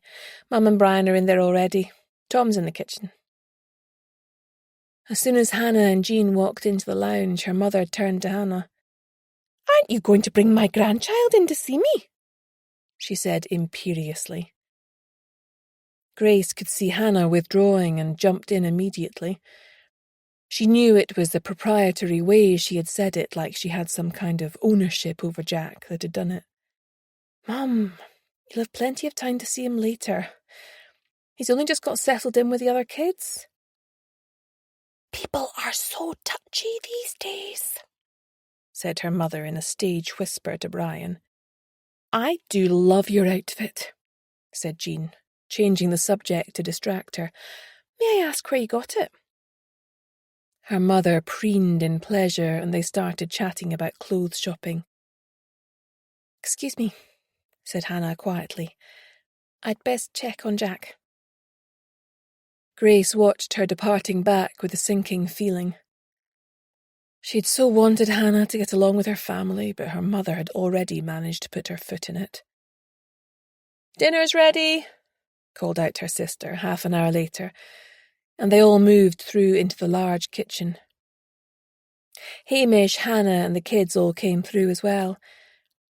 Hannah was looking more relaxed and was laughing at a whispered aside from Hamish. They managed to ensure Jack and Hannah were seated at the opposite end of the table from her mother. She wasn't unkind, but she could definitely be a bit much for someone as reticent and unsure of herself in company as Hannah, who had grown up in difficult circumstances and wasn't used to formal dining. Jean was a wonderful guest, and helped in any way that she could by supplying small talk to paper over any awkward moments. Looking at Hannah and Hamish chatting away to one another gave Grace an exquisite pain that she would never voice. He looked so like Connor, and for a moment she could almost delude herself that he had never gone. "Snap out of it, Grace," she admonished herself. Afterwards, she managed to catch her sister on her own for a few minutes. "I bet you could do with lying down in a darkened room right now," Grace grinned. "You got that right," Callie said. "Jean's lovely. She's had Mum eating out of her hand all night, a real treasure." "I think Mum was a bit much for Hannah again," said Grace. "She just can't help herself," sighed Callie. "Jack's adorable. What a lovely little boy. He's such a credit to his mum. As for Hannah, she still looks like she could do with some mothering herself." "I like her. I really do, Grace. It must have been so hard for her when Connor died. I can't even imagine having to deal with something that huge at such a young age. She still hasn't opened up about it, and I don't want to pressure her. You're right. I'm sure she'll tell you when she's good and ready." "We'd best head off now, Callie. Thanks for tonight. I don't know when we'll manage to do this again. We've just taken on a new case." Hannah, Jean and Jack were waiting at the bottom of the stairs, having already said their goodbyes. Callie hugged them all. "I hope this becomes a regular occurrence. Don't let my crazy sister work you all into the ground." Hamish was leaning against the door into the lounge. He lifted his hand in farewell, but his smile was intended for Hannah. Hannah's phone pinged. She looked at it, then looked across at Hamish, and gave him a small smile. This was an unforeseen complication, Grace thought, as she settled them all in the car and drove off with a farewell beep of her horn. Chapter 5. After she had dropped the others off, Grace lugged one of the boxes up from the office to her flat and settled down in front of the wood-burning stove with a small glass of wine. Harvey staggered over and flopped on her feet. Her mind flitted back to how well Hamish and Hannah had seemed to get along this evening. She'd always known, hoped even, that Hannah might meet someone else who made her happy. She hadn't factored in that it might be Hamish. They were so alike in terms of looks he could have passed for Connor's brother. But they differed in personality, she reminded herself. Connor had been an intense boy. He was either incredibly happy or plunged into the depths of despair. He rarely seemed to inhabit the middle ground. A typical creative personality. Hamish, on the other hand, was more measured and sensitive to the needs of others. Perhaps growing up with younger siblings had helped. Perhaps she was overthinking things. They'd only just met, after all, and he was on the verge of starting at medical school in Edinburgh. It was likely that friendship was the only thing on the cards for them both. To distract herself, she plunged into the box and took out the list of employees who could have obtained access to the basement gallery at the castle. The employee who had been with them the longest was Irina Petrova, the housekeeper who had let her in. She had travelled with the newly married couple from Russia 5 years ago. and had worked for Komarov for years before he met his beautiful wife. As trusted housekeeper, she had the entire run of the place. She would also be aware of the significance and value of the missing imperial egg, given her Russian heritage. Could she have been tempted to betray her employer for money, love, or even patriotism? Another person with access to the treasures was their curator, Oliver Compton Ross. That name just reeked of privilege, she thought, as she dug around in his file. He seemed to be paid extremely well to manage the collection and jet all around the world in pursuit of additional pieces that he then pitched to his boss as potential acquisitions. Nice work if you can get it, thought Grace. Someone like him would definitely have the contacts and ability to move on such a valuable piece to another private collector with obscene amounts of money in his purse. Looking at his photo, she saw a handsome young man with the kind of fresh-faced good looks and expensive clothing that came as standard with a top private school education. Sasha Komarov had also mentioned a rival collector from the adjacent Balhusi estate, Harris Hamilton, who had been at the castle for dinner the night the imperial egg was found to be missing. Why was that name familiar? Wasn't he in the news a few months ago? Grace did a quick Google search and discovered an old article showing Hamilton running for a position on the local council. He'd apparently had to resign due to a run-in with Green activists, which had gone viral. Feeling her eyes grow heavy, she searched for information on Komarov's wife, Katya. Looking at the photograph, which showed her expressive dark eyes and heart-shaped face, she could see why Komarov had been entranced by her. Clicking on a clip of her dancing, she could also see why she had made it to the lofty heights of prima ballerina with the Bolshoi Ballet. After a bit more digging, she found a recording of her ill-fated last performance, and winced as she saw her leap into her partner's arms, to be borne high above his head, her back arched, as he spun her around. All of a sudden, she inexplicably dropped to the ground, collapsed at his feet like a puppet who'd had its strings cut. The curtain abruptly came down and the audience noise rose to a clamour. Looking at the date, she could see that it was just 6 months before Komarov brought her to the UK as his wife. A new beginning? Marry in haste, repent at leisure? Could the imperial egg be her passport to a new life, or even a way to reclaim her life in Russia? There was no shortage of suspects, and she hadn't even begun to scrape the surface.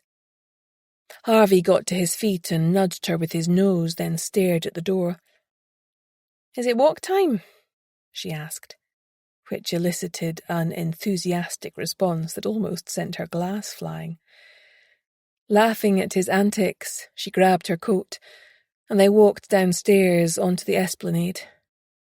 The sun was sinking below the horizon, and there was a slight bite to the air as they walked onto the beach. It was almost deserted at this time of night, and she inhaled deeply, allowing the salty tang of the sea to work its way into her soul and ease out the kinks of the day. Although she'd come to Portobello originally for the wrong reasons, she now felt that she was staying for the right ones. The sea had a calming effect on her, and it pleased her to feel the essence of her son around her as she strode his last connection with this world. Looking across from the water's edge to the Espy bar and restaurant, she could see everyone having a great time, but had no desire to be part of it.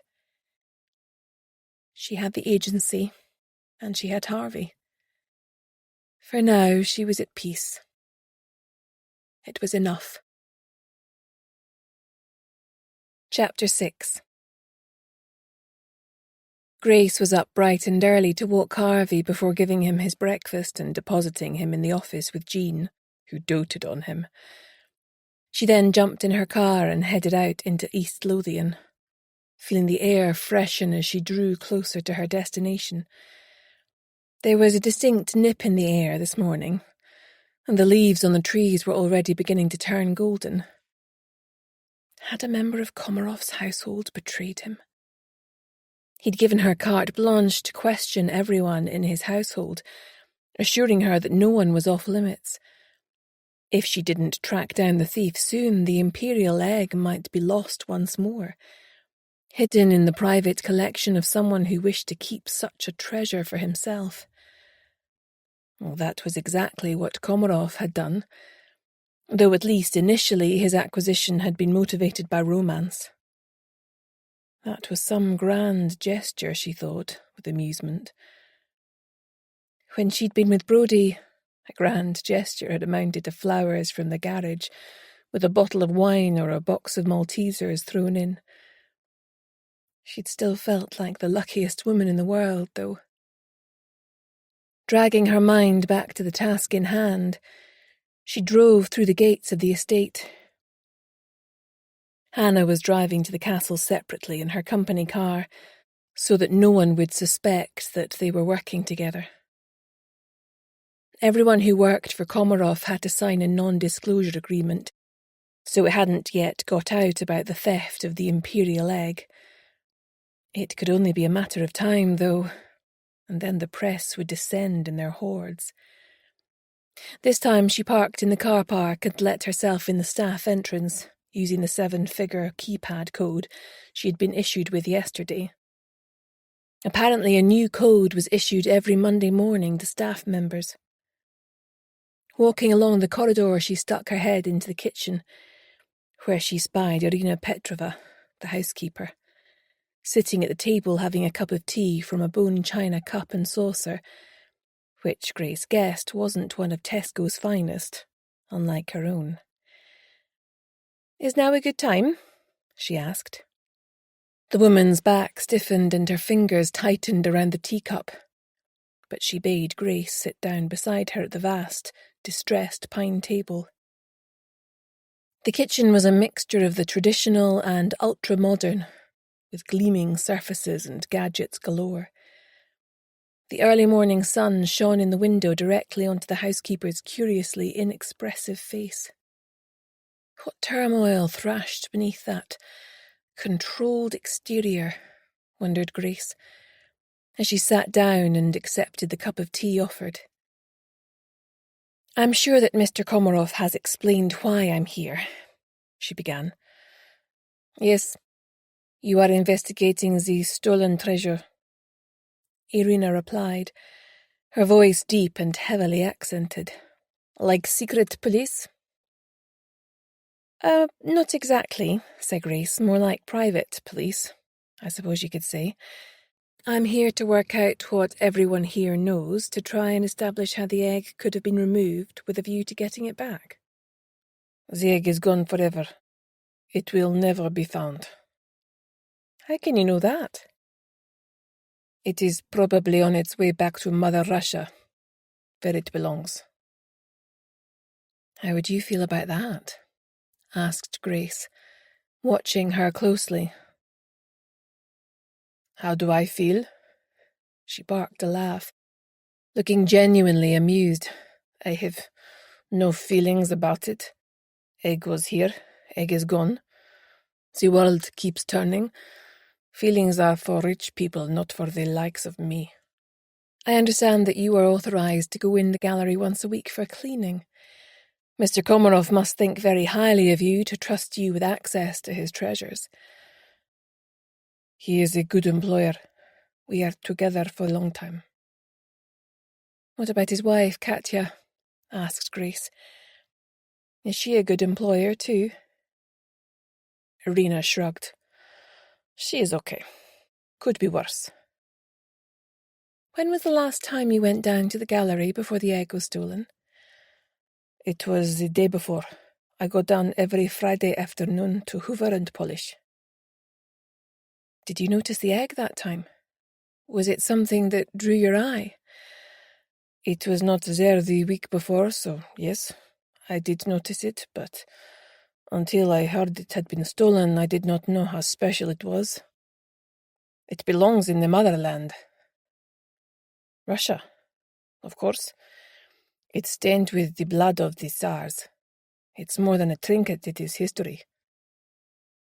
You say you would polish down there. Did that include the display cases? Yes, of course. Otherwise they don't look nice. They can't clean themselves, Irina said, frowning. What about the items themselves? Who takes care of them? The curator does that. Mr. Oliver Compton-Ross is down there a lot doing this and that. He rolls his eyes when I polish or hoover. He thinks I do not see, but I see everything. He thinks he is the big man, but I know he is small here.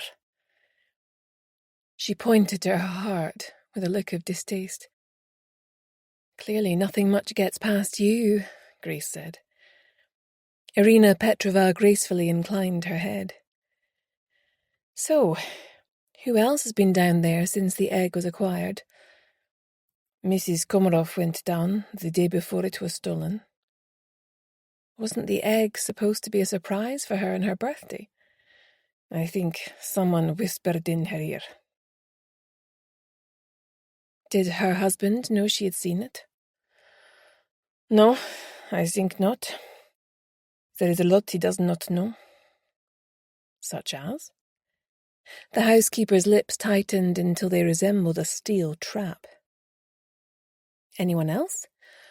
Only Nikolai Komarov. He is Mr. Komarov's brother and lives here in the castle. Black sheep. She pursed her lips and shook her head. Grace thanked her and started to get up. Wait, there is one more, said Irina Petrova. Viktor Levitsky is in charge of security.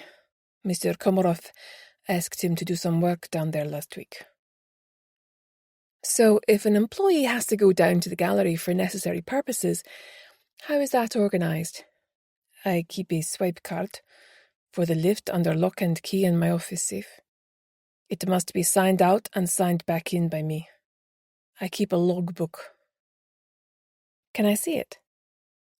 Irina Petrova glanced at her watch, sighed, then stood up almost violently, repressed anger radiating from every pore.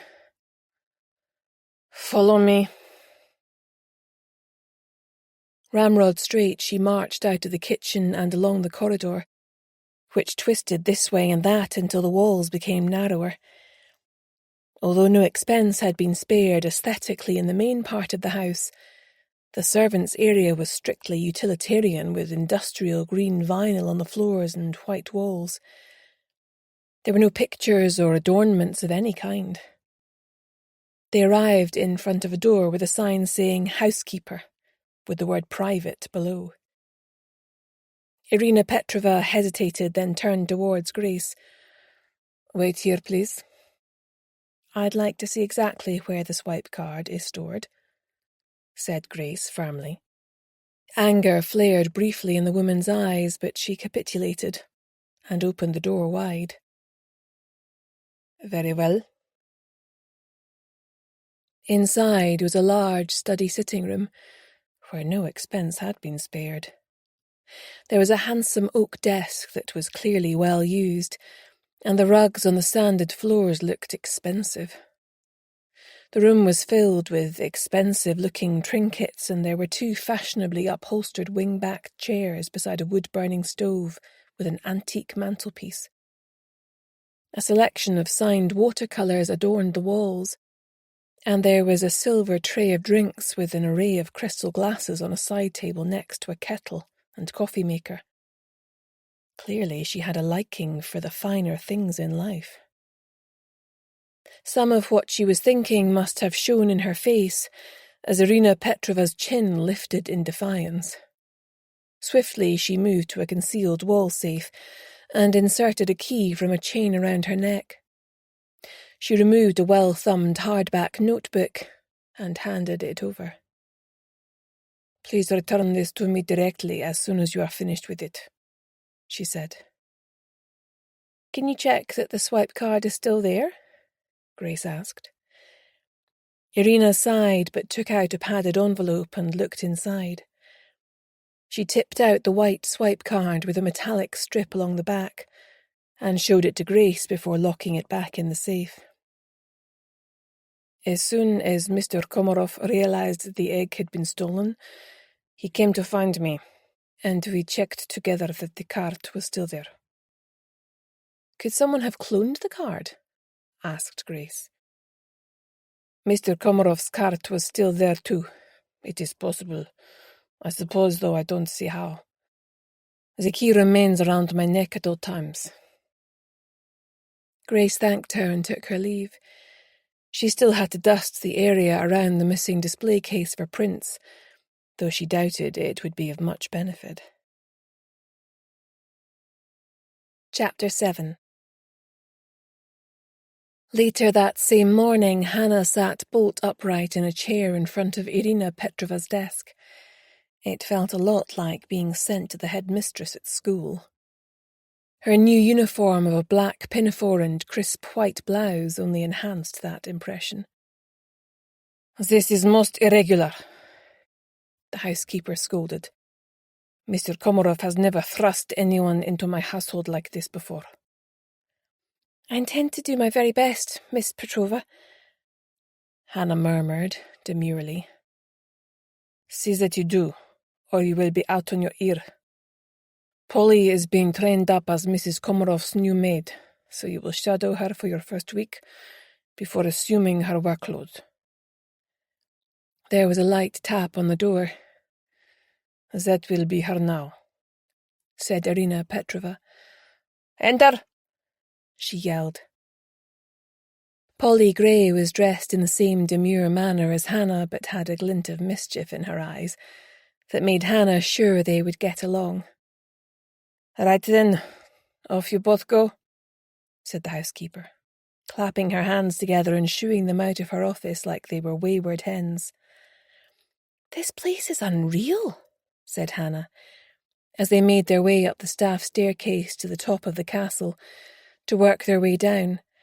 "I feel like I've landed up inside a period drama."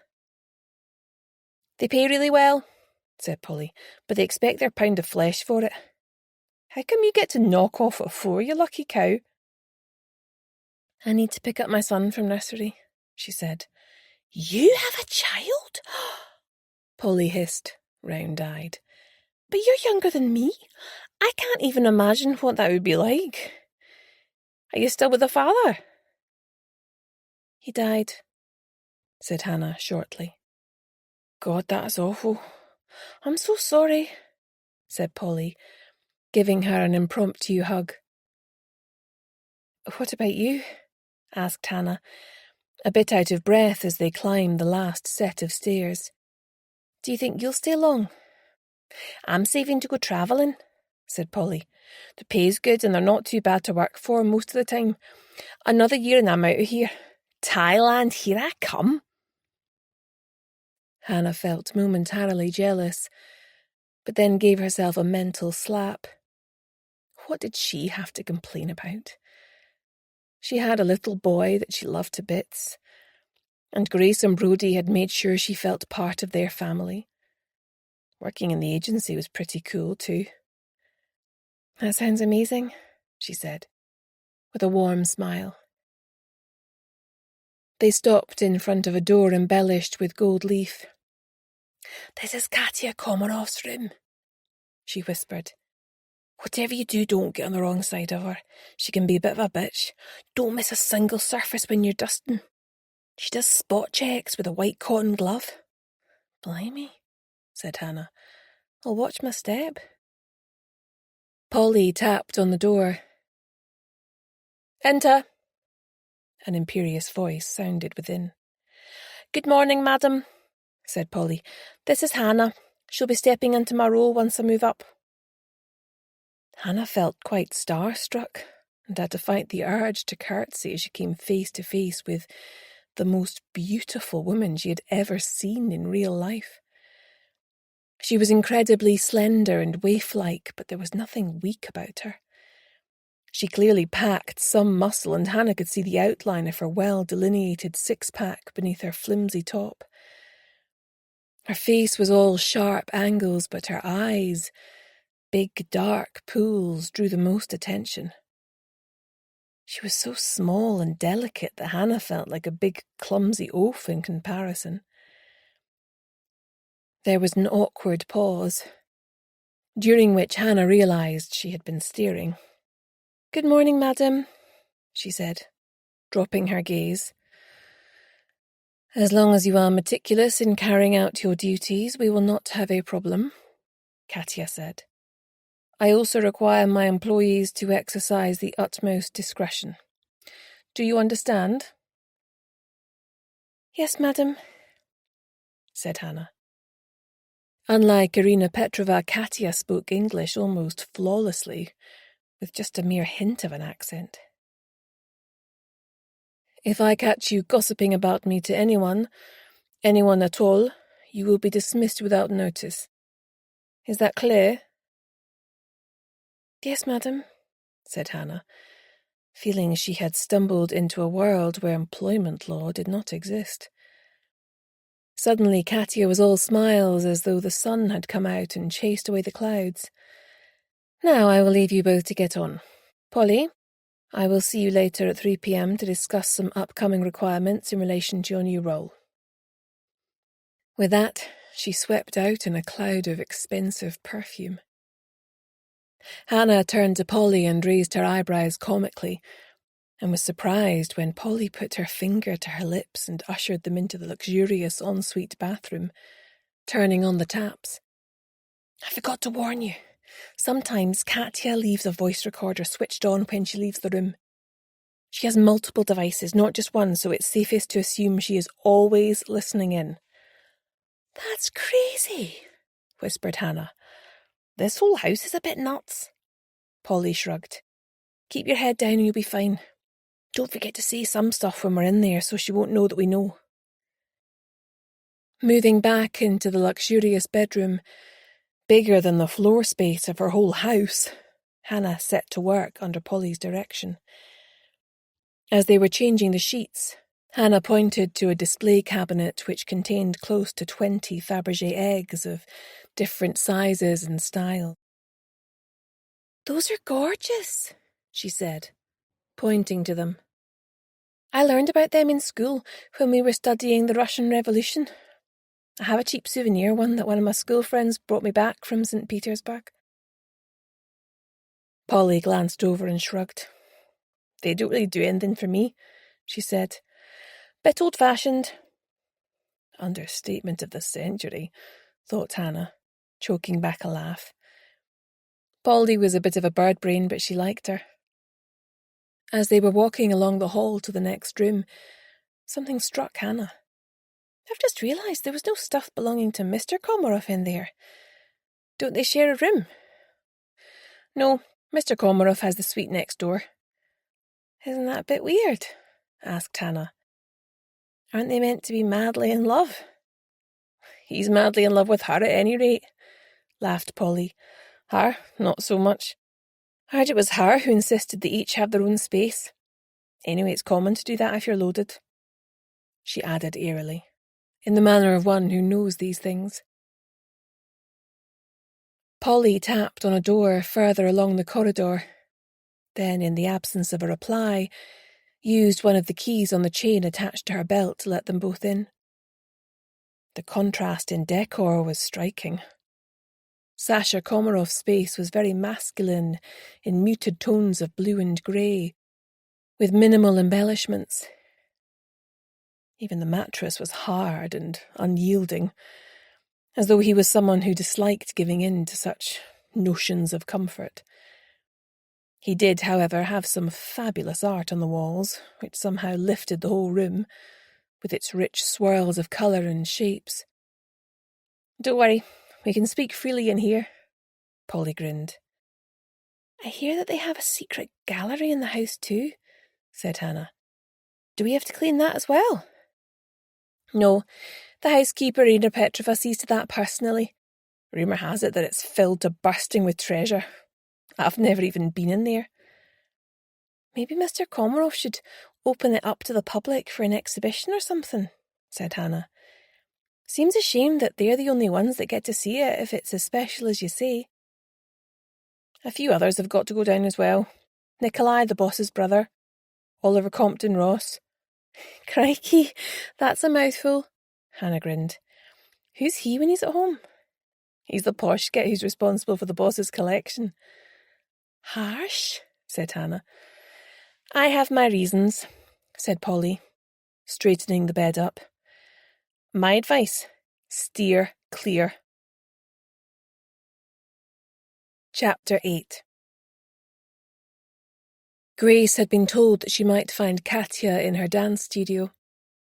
As she rounded the corner on the floor beneath the kitchen, she came to an abrupt halt.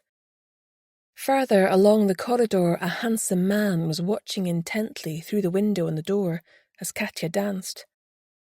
At first glance, she thought it was Komarov himself, as he was the same height and build, but this man was younger and infinitely more charming, she thought, as his face lit up with a smile and he beckoned her towards him. He was still wearing what was obviously last night's dinner suit, and was lean and trim. She approached and looked through the clear panel too, and her breath caught in her throat as she saw Katya dancing. The exquisite strains of Swan Lake leaking out from under the door. She's extraordinary, no? He said, his voice husky. Grace stole a sideways glance up at him and saw unmistakable passion mixed with the admiration for her dancing. I thought she couldn't dance any more, she said. Her ankle won't stand up to the rigours of dancing at a professional level, but she has worked incredibly hard to be able to dance now for pleasure. They both watched the ethereal dancer as she gracefully pirouetted, her arms and face alive with emotion as she lost herself in the ballet. Nikolai Komarov, he said, sticking out his hand for her to shake. Grace McKenna, private detective, she said. Was it her imagination, or did a fleeting sense of alarm flick across his face? Should I be worried? He asked, with a quizzical expression. Only you know that, she said, with what she hoped was an enigmatic smile. Are you free to have a chat now? I was after Katya, but I don't want to interrupt her. Well, what's this about? He asked, after he had taken her up to the library, his dark eyes watchful. Your brother has hired me to look into the theft of an item from his private collection. I presume you are aware of what precisely was stolen? Yes, of course, the imperial egg, he said. You don't seem particularly upset? Why would I? It didn't belong to me, he said, which Grace felt revealed a lot about his relationship with his brother. Did you see it before it was removed? Yes, he said, a note of bitterness creeping into his voice. My brother summoned me immediately to worship at its feet. Grace's surprise must have shown on her face as he immediately flashed her a charming smile. Don't get me wrong, it was an amazing coup to find and secure such an important link to our heritage. What do you do for a living? Asked Grace. I'm a junior partner at Rossiter and Rowbottom. The auction house? Yes, I have a degree in fine art. My brother insisted I go to university, yet he has managed to amass all this despite leaving school at 14. A different time, said Grace. Is there a large age gap between you? Yes. He is 12 years older than me, but he seems even older than his years. And you seem younger, thought Grace, not impressed by him. He was coming across as a spoilt, indulged playboy.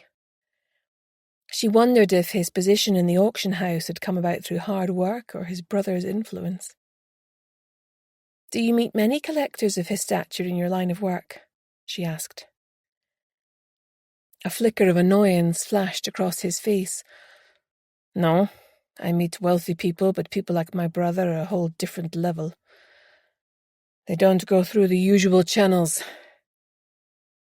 You live here too, Nikolai? I do. I enjoy the commute. It helps to clear the city out of my lungs. I suppose I should move out, but Traprain Castle is a hard act to follow. Do you have any theories as to who might have stolen the Imperial egg? Me? Of course not. He frowned, folding his arms in a defensive posture. I take it you were here that night. So? Can you take me through your movements from the moment you arrived, please? Is this really necessary? I find this interrogation intrusive. Grace was getting more and more exasperated with him, but sensed that she'd get further if she played to his clearly enormous ego. I'm sorry, I know that you probably have loads more important stuff to do, she said. However, I really do need your help in piecing everyone's movements together. Very well, he sighed. I knocked off work at 3:15 and drove out here. I knew that my brother had some guests for dinner and intended to wow them all by a trip down to the gallery to show off the Imperial egg as the grand finale. It was Katya's birthday, and all he had planned was a stuffy dinner and a bit of a show and tell. He shook his head disparagingly, then smirked. You should have seen his face when he saw the empty display case. I thought he was going to have a stroke. You rather sound like you enjoyed his discomfort, said Grace, staring at him curiously. Of course not.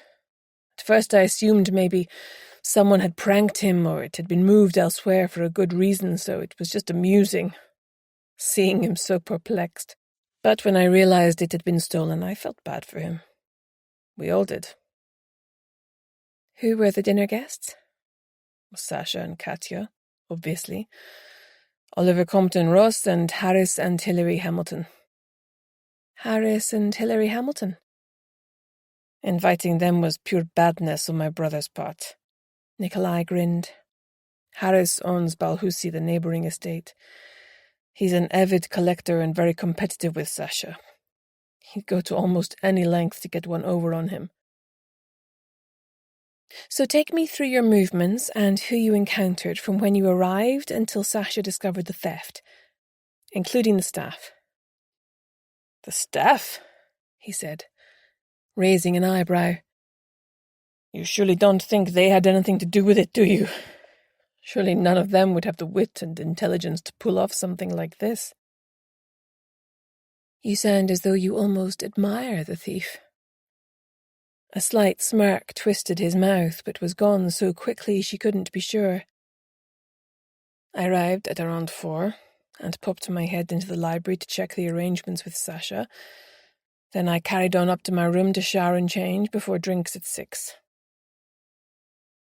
On my way upstairs, I saw Oliver and Katya chatting outside her room. He's so infatuated with her, it's embarrassing. Does Sasha know? How could he not? Mind you, I don't fancy the chances of anyone trying to steal the jewel in his crown. Not the Imperial egg. Not even close. He laughed, a hard edge creeping into his voice. The castle is the gilded cage in which she is displayed. There was an awkward silence. Nikolai cleared his throat and continued.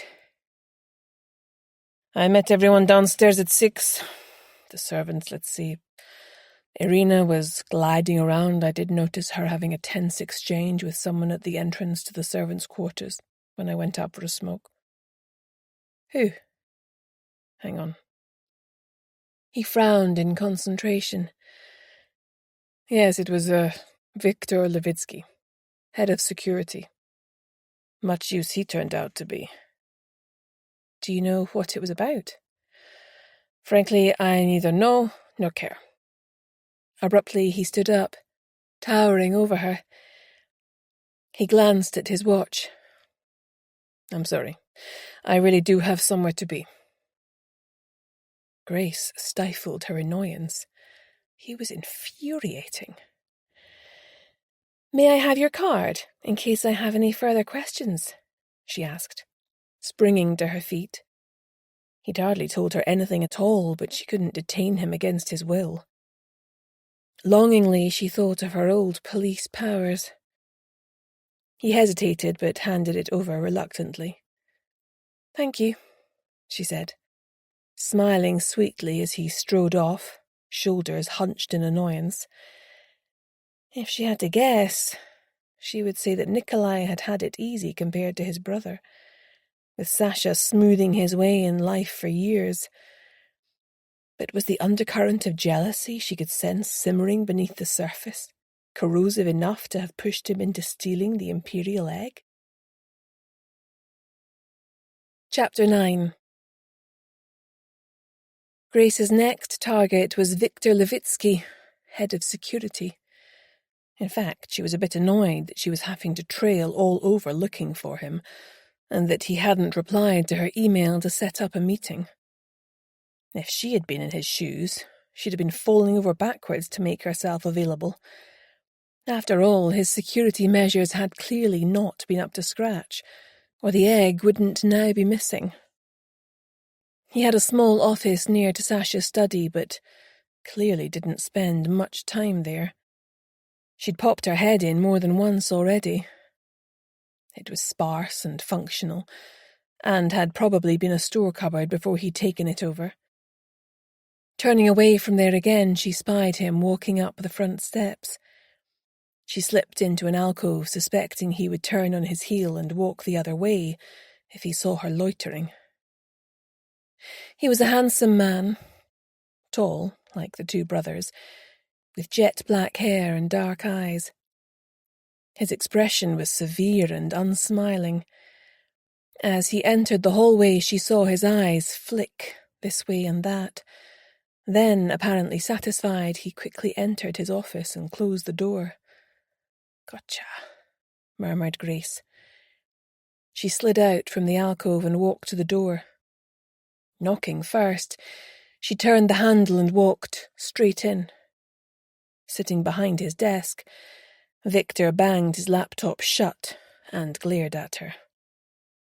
"Grace McKenna, private investigator," she said, with a smile, walking forward with her hand outstretched in greeting. "I know who you are," he said, squeezing her hand until the bones cracked. Grace didn't react to his attempt to seek dominance. She sat without waiting to be invited. The air crackled with hostility. What was this guy's problem? She fumed. "I would like to nail down the timeline for the theft with you," she said. "When did the imperial egg arrive at the castle?"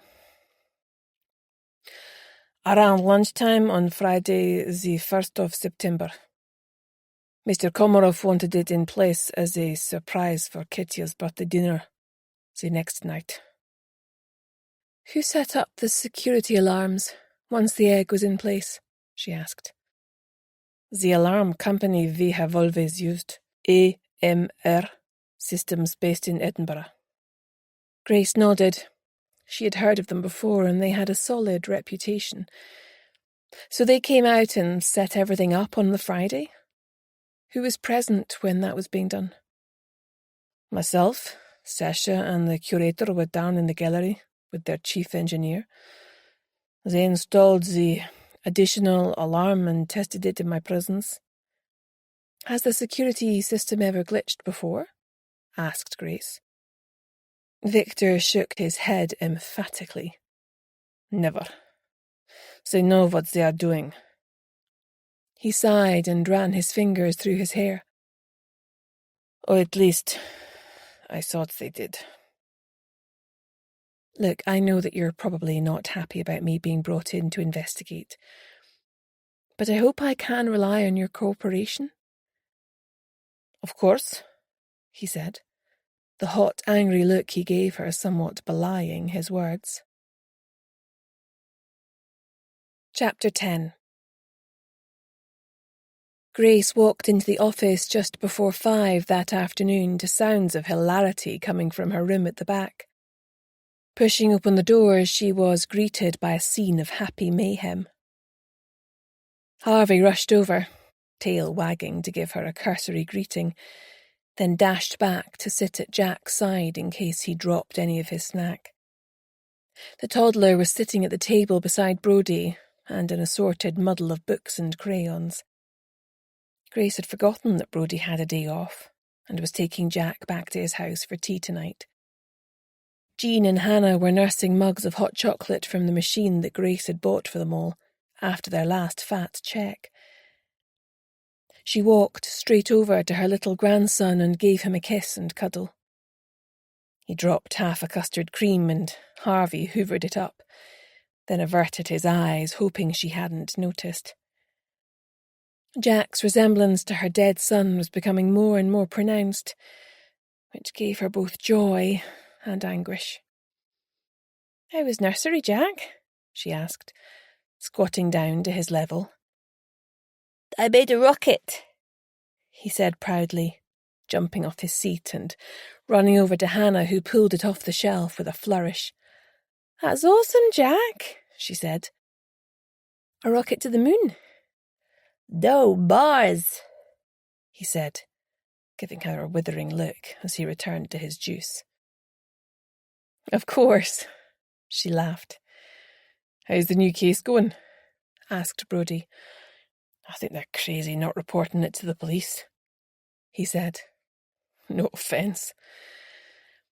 "None taken. It worries me too.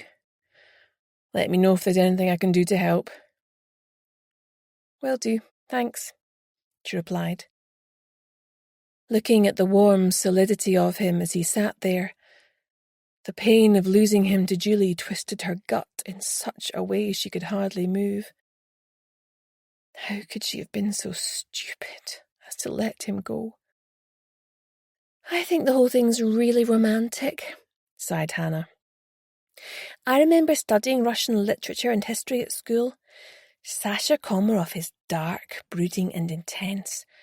To track down a missing imperial egg for Katya and give it to her as a token of his love? Just wow!"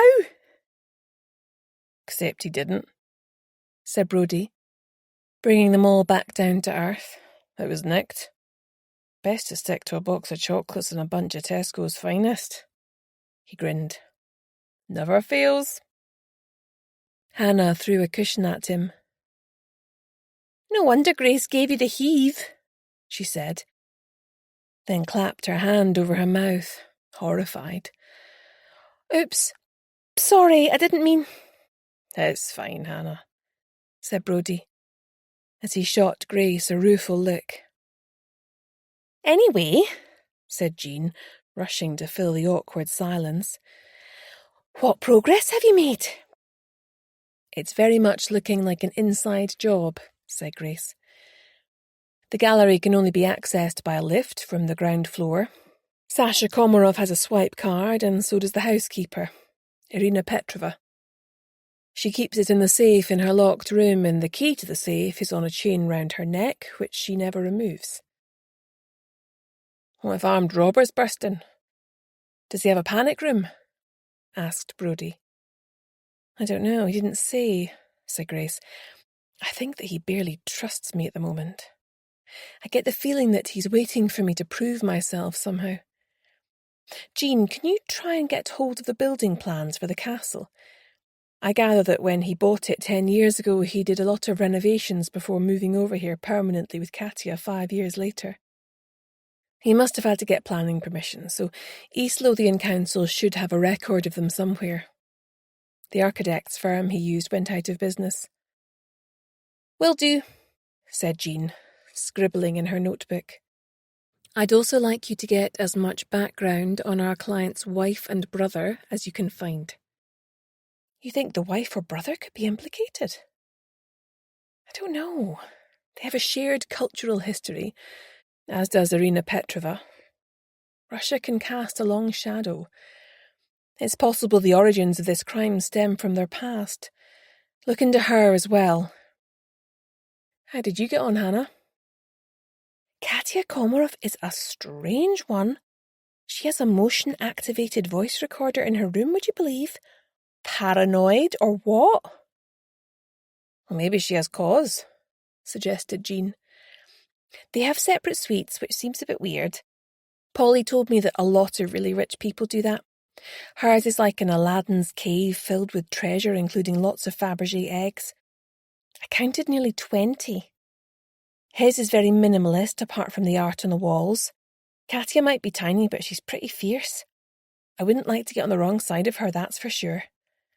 I'm shadowing Polly for the rest of this week, but I'll be able to have a better nose round once I'm working on my own. I suspect she was listening at the door when I was meeting with Komarov, said Grace. Hopefully she didn't hear much. How long has Polly worked there? Asked Jean. About 2 years, I think. She's only planning to work there for another year, then she's off travelling, said Hannah, looking wistful. Nikolai mentioned a rival collector, Harris Hamilton, who owns Balhusi, the adjacent estate. He and his wife Hilary were at dinner there the night it was discovered that the egg had been stolen, said Grace. Sasha also has a curator for the collection, Oliver Compton Ross. He had full access to the gallery as a matter of course. He definitely needs digging into. Someone like him would have the contacts to get the imperial egg into the hands of a private collector. Komarov is clearly betting on the egg being too hot to handle in the immediate aftermath of the theft, said Brodie. A vivid mental image there, Hannah smirked, causing the others to roll their eyes at her. Can you have a poke at your confidential informants? Grace asked Brodie. He shook his head, regretfully. Sorry, Grace, no can do. Unless a formal complaint is made, there's nothing in the way of active policing I can do. Grace knew he was right, but it was still frustrating. She was starting to feel she had bitten off way more than she could chew with her tiny team. Chapter 11. The next morning, Grace was inserting her key into the door leading up to her flat when Harvey started barking and growling. She glanced behind her, but there was nothing there. He was probably just spooked by the wind. There's nobody there, she soothed, but he was having none of it. Opening the door wide, she felt a sudden tap on her shoulder. Instantly she swung round, in a defensive stance, dropping the lead. Quick, let me in, said a woman, in a voice she recognised. Grace looked at the blonde woman wearing a trench coat nipped in at the waist with a hat and sunglasses. Katya, she exclaimed, scarcely able to believe her eyes as she recognised her from the photos that Komarov had sent across. She flung the door wide and the woman rushed in with a nervous backwards glance. Harvey looked at Grace like he thought she'd lost her mind and growled low in his throat to indicate he wasn't happy with what was going on. They went upstairs and Grace let Katya into the flat and bade her take a seat while she made them a tray of coffee. Harvey sat and stared at the woman with a look that said, "No funny business." Ever since she'd been attacked in the office during their last case, he'd been less trusting of strangers. I do not like dogs, Katya said, sending Harvey a look that would have felled a lesser dog. I didn't recognise you at first, Grace said, gesturing at the blonde wig. How did you find me? Katya removed her glasses and Grace was struck again by how beautiful she was. Your business card was in Sasha's pocket. He told me he had hired you to find the imperial egg. I need your help, she said. Can I rely on your discretion? This was unexpected, to say the least. Well, that depends, said Grace. You know that Sasha has instructed me to find out who stole the imperial egg? Yes, of course, Katya said. It has nothing to do with that. Why me? You already have access to my life, so Sasha will not question your presence at the castle. I don't know who I can trust. You're an outsider. It's better that way. So far, so not flattering, thought Grace. Okay, tell me what the problem is. I'm happy to listen, but if I think it could involve a conflict of interest between you and Sasha, I'll not be able to proceed any further. Agreed? Agreed, muttered Katia, looking daggers at her. Prima donna as well as a prima ballerina, thought Grace, already regretting her decision to hear her out. I have a stalker. He creeps closer and closer. One day soon I think he will slit my throat, she said with full dramatic flair. I want this stalker stopped. I prefer to have him killed, but it is not easy here. No, said Grace faintly. It's, not easy to have someone killed at all. This stalker, how long have you been aware of him? A long time, since I was in Bolshoi Ballet. But didn't you leave there 5 years ago? Yes, he stopped, but now it has started again. For 3 months he has been creeping closer. He wants to wrap me in his cloak of darkness. She shuddered. Grace stared at her, perplexed. Was this woman for real, or was she immersed in some elaborate fantasy? How do you know your stalker is male? She asked. I have had a few stalkers, Katia said, matter-of-factly. When you look like this and are also a fabulous dancer, it is expected. I do not expect you to understand. She made a sweeping hand gesture that Grace felt summed up her essence and found it wanting. So far, stalkers only men, she added, with a tiny gleam of excitement flickering in her eyes that Grace found both intriguing yet repelling. Have you told Sasha? No, he would charge after him like a bull. Most likely he would kill him and go to jail. That would not suit me. I handle things my way. She was tiny, with a fragile, ethereal beauty. But Grace could feel the steel that scaffolded her diminutive frame. This explained the voice recorder Hannah had mentioned. She must be terrified, underneath all her bluster. Okay, so what made you aware of the stalker 3 months ago? This, she said, reaching into a designer bag and extracting a Fabergé egg. She thumped it down on the coffee table. Observing Grace's thunderstruck expression, she gave a tight smile. Relax, it is cheap souvenir only. Katia leaned forward and pulled a small lever, whereupon the egg split open to reveal a hangman's noose, with a tiny ballerina in a tutu swinging from it by the neck. Surprise, she said, with an ironic tilt of her head. How do you know that it's the same stalker that you had in Russia? Why would he follow you here? Grace asked. I received a Fabergé egg like that once before. Just before my accident. It came with a beautiful good luck card. The egg contained a ballerina with a smashed leg. At the time I thought it had merely broken in transit. Afterwards I started to wonder. How could the leg have been smashed when the hard outer shell was undamaged? And now this happens? Is it not obvious? Katia sat back in her seat, crossed her legs and glared at her with an unmistakable challenge in her green eyes. Chapter 12. Katia, this is serious. I really think that you need to involve the police.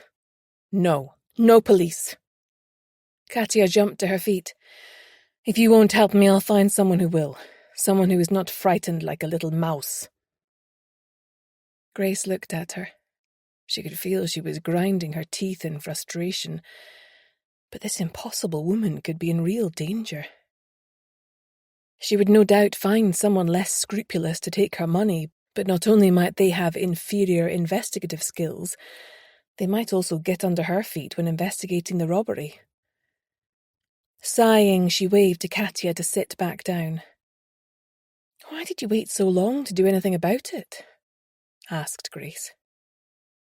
"At first I did not realize. I thought it was only a secret admirer. It wasn't until I saw this," she said, pointing at the creepy ballerina on the table, "that I knew he was back." Donning a pair of surgical gloves, Grace examined the egg minutely, without touching it, then dusted it for prints. She found 2 full and a partial. She then turned to her new client. "Now you," she said. "No, I don't want to." "I need yours for elimination purposes," Grace snapped, her patience wearing thin. "I've been fingerprinting everyone at the castle for that reason. I simply hadn't got to you yet." Reluctantly, her client extended her long, slender fingers. Once that had been done, she turned to Katya once more. "Tell me exactly when you noticed the new Fabergé egg." "It was Sunday, the 3rd of September, the day after my birthday, when the imperial egg was stolen. I had been dancing in the studio and came up to my room to shower and change. It was at the very front of my shelf." "Do you dance at the same time every day?" "Yes, I'm disciplined, so I have training routine." "Were there any visitors to the house at that precise time?" "Yes. Harris Hamilton and his wife Hilary were there for lunch. Also Sasha's curator Oliver Compton-Ross and Sasha's brother Nikolai.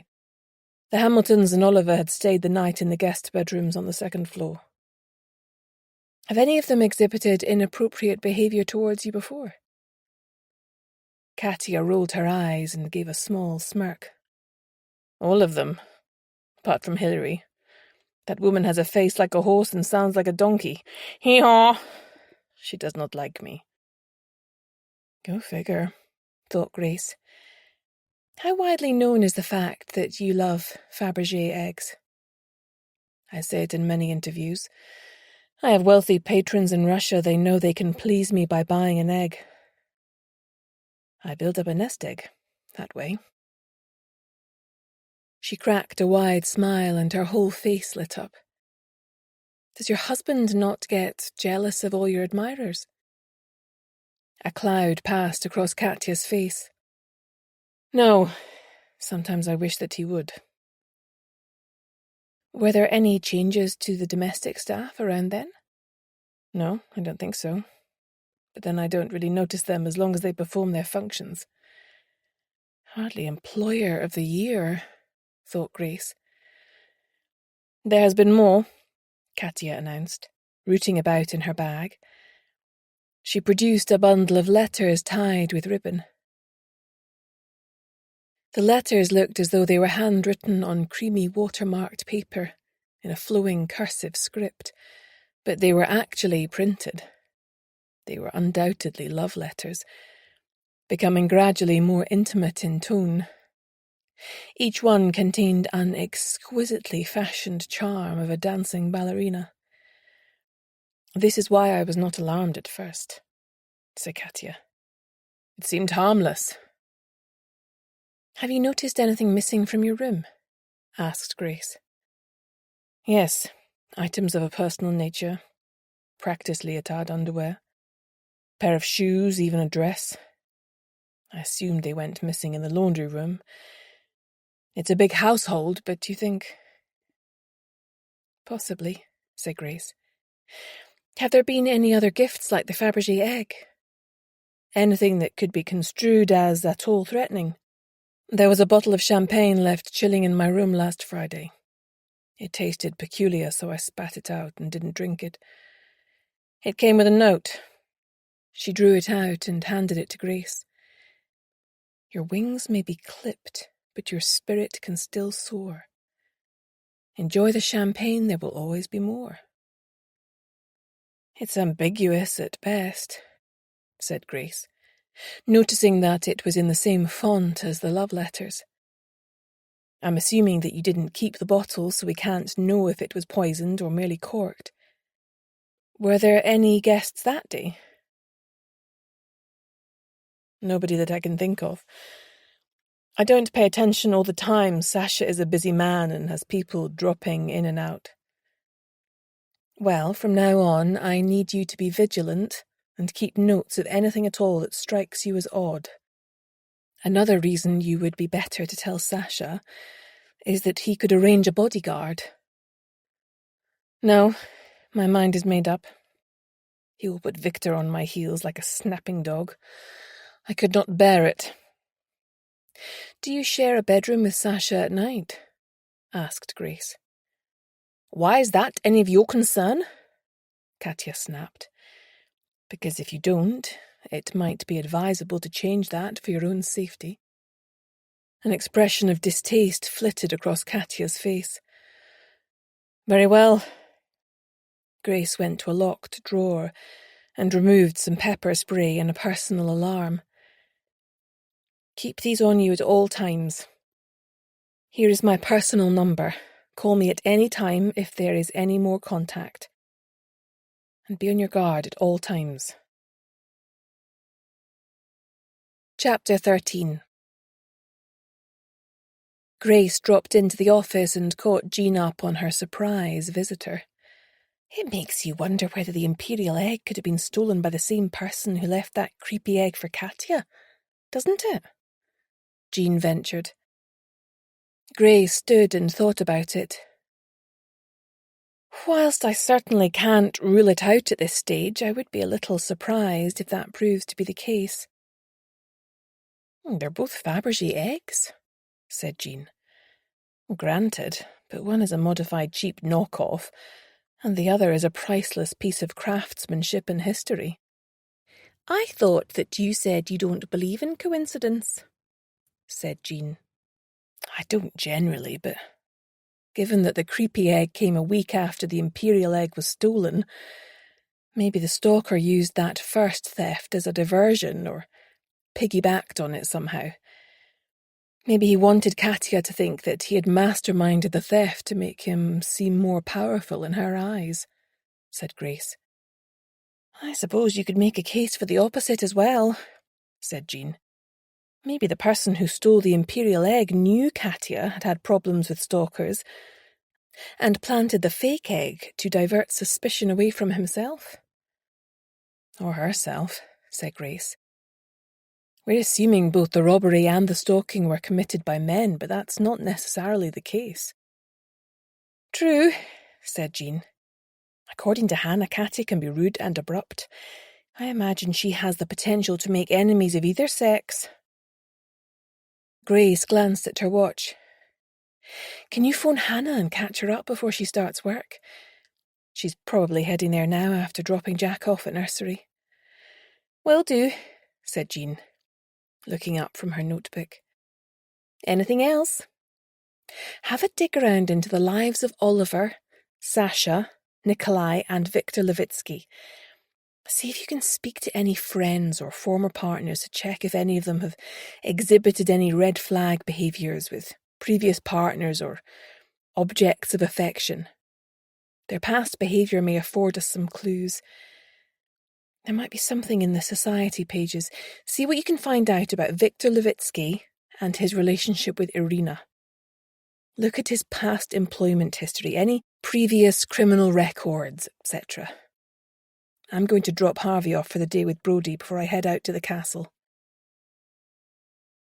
20 minutes later, she drew up in front of Brodie's neat house in a modern housing estate on the outskirts of Edinburgh. Opening the boot, she let Harvey out and he trotted straight up to the front door and gave a loud woof to announce his presence. The door was flung wide before she had a chance to ring the bell, and Brodie appeared in jeans and a t-shirt, immediately dropping down to make a fuss of the dog.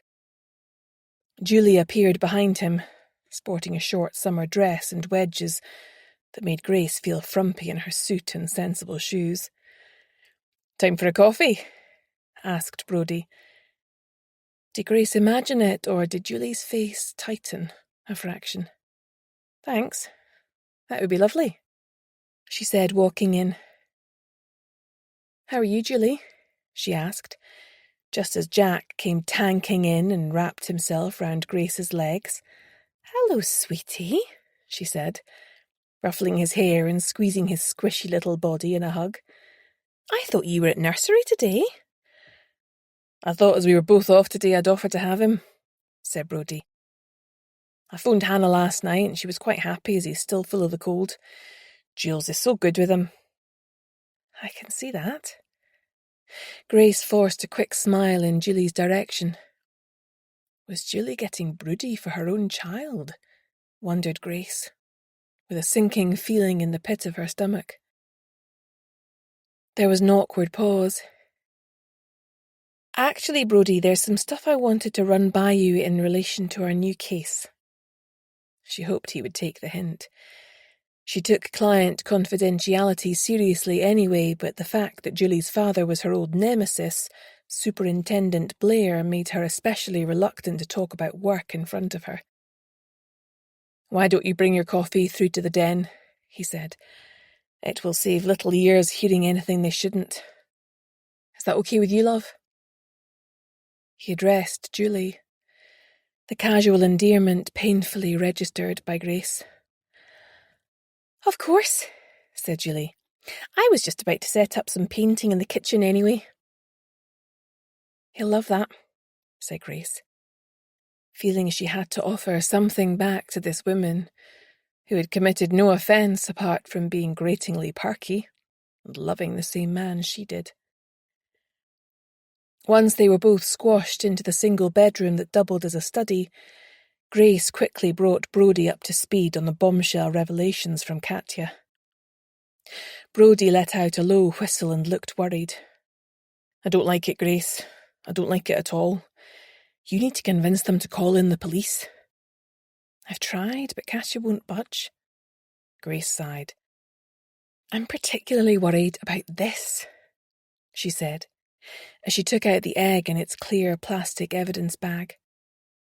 She pressed the lever through the plastic to show Brodie what was inside. Oh, if that's not a death threat, then I don't know what is, he said, shaking his head. I hate the idea of you working out there with just Hannah for backup. If I get this analysed for prints by a private lab, is there any way you could run the prints through the system? Not without an active case to pin it against, he said, scratching his head. She had expected his reply, but it was still frustrating. So many investigating tools she had taken for granted in the police were completely off limits to her now. Never mind. If this subsequently becomes a police matter, I can hand them over at that point. It grated just a bit that Brodie was effectively acting as a gatekeeper to the resource she so desperately needed to make headway with her cases. However, she could hardly blame him for doing his job. Do you think that the two cases are linked? Asked Brodie. Possibly, said Grace. I'm not sure yet. So far as the stalking is concerned, I'm not even sure it's only one stalker. The love letters are loving and passionate, but that noose thing was just horrible. Well, some stalkers can flip from love to hate in an instant. Yes, I know, sighed Grace, feeling the stirrings of a tension headache. That's why the whole thing is so confusing. Anyway, I'd better go. I'm keeping you back. As they headed back to the kitchen, Grace could hear yelps of delight coming from Jack. He was sitting up at the table with Julie doing finger painting, and they were both covered. Julie was laughing at his antics, and even Harvey had joined in with some paw prints of his own, and was submitting to having red paint wiped off his paws with a waggy tail. You're a natural, she said warmly to Julie, as she bent down to say farewell to her little grandson and stroke Harvey's big head. I'm afraid I was more blood spatter analysis than finger painting when Connor was small. Every time she said his name out loud in front of Brodie, she felt a little leak of air from the room, like the crackle of electricity preceding a storm. Did he feel it too, or was it only her? "Nonsense," he said, a little too heartily. "You were a great mum." Julie looked from one to the other and her lips tightened. "Anyway, places to go, people to see," Grace said, with an overcompensatory smile to Julie that shrieked fake even as her lips stretched it out. She almost ran out of the house and had to force herself not to screech out of the estate like a boy racer. Chapter 14. Hannah hung up her coat on the hook at the staff entrance. She was half an hour early and still reeling from what Jean had said on the phone. If she was Katya, she would be absolutely terrified. No wonder she was so snappy at the moment. It had been agreed at the outset with Sasha Komarov that Katya wouldn't be informed that Hannah was working in the house undercover, and Grace had seen no reason to change that now they were working for Katya on this new matter. She shuddered at the thought of Katya finding that noose ballerina inside the decorative egg. That was super creepy. The fact that it had turned up inside Katya's room showed that her tormentor was most likely close to home. Obsessive behaviour frightened her. The fact that someone could be so out of control as to be completely unhinged. She was about to turn into the kitchen to grab a cup of coffee when she heard the sound of raised voices. The kitchen was empty, so she crept along the corridor to see what was going on. The noise was coming from Irina Petrova's room. Luckily, the door was ajar, so she was able to peer in before retreating to a safe distance. "Get your filthy hands off me," Irina hissed, her eyes black with fury. "You're treading on thin ice, woman," a rough voice snapped.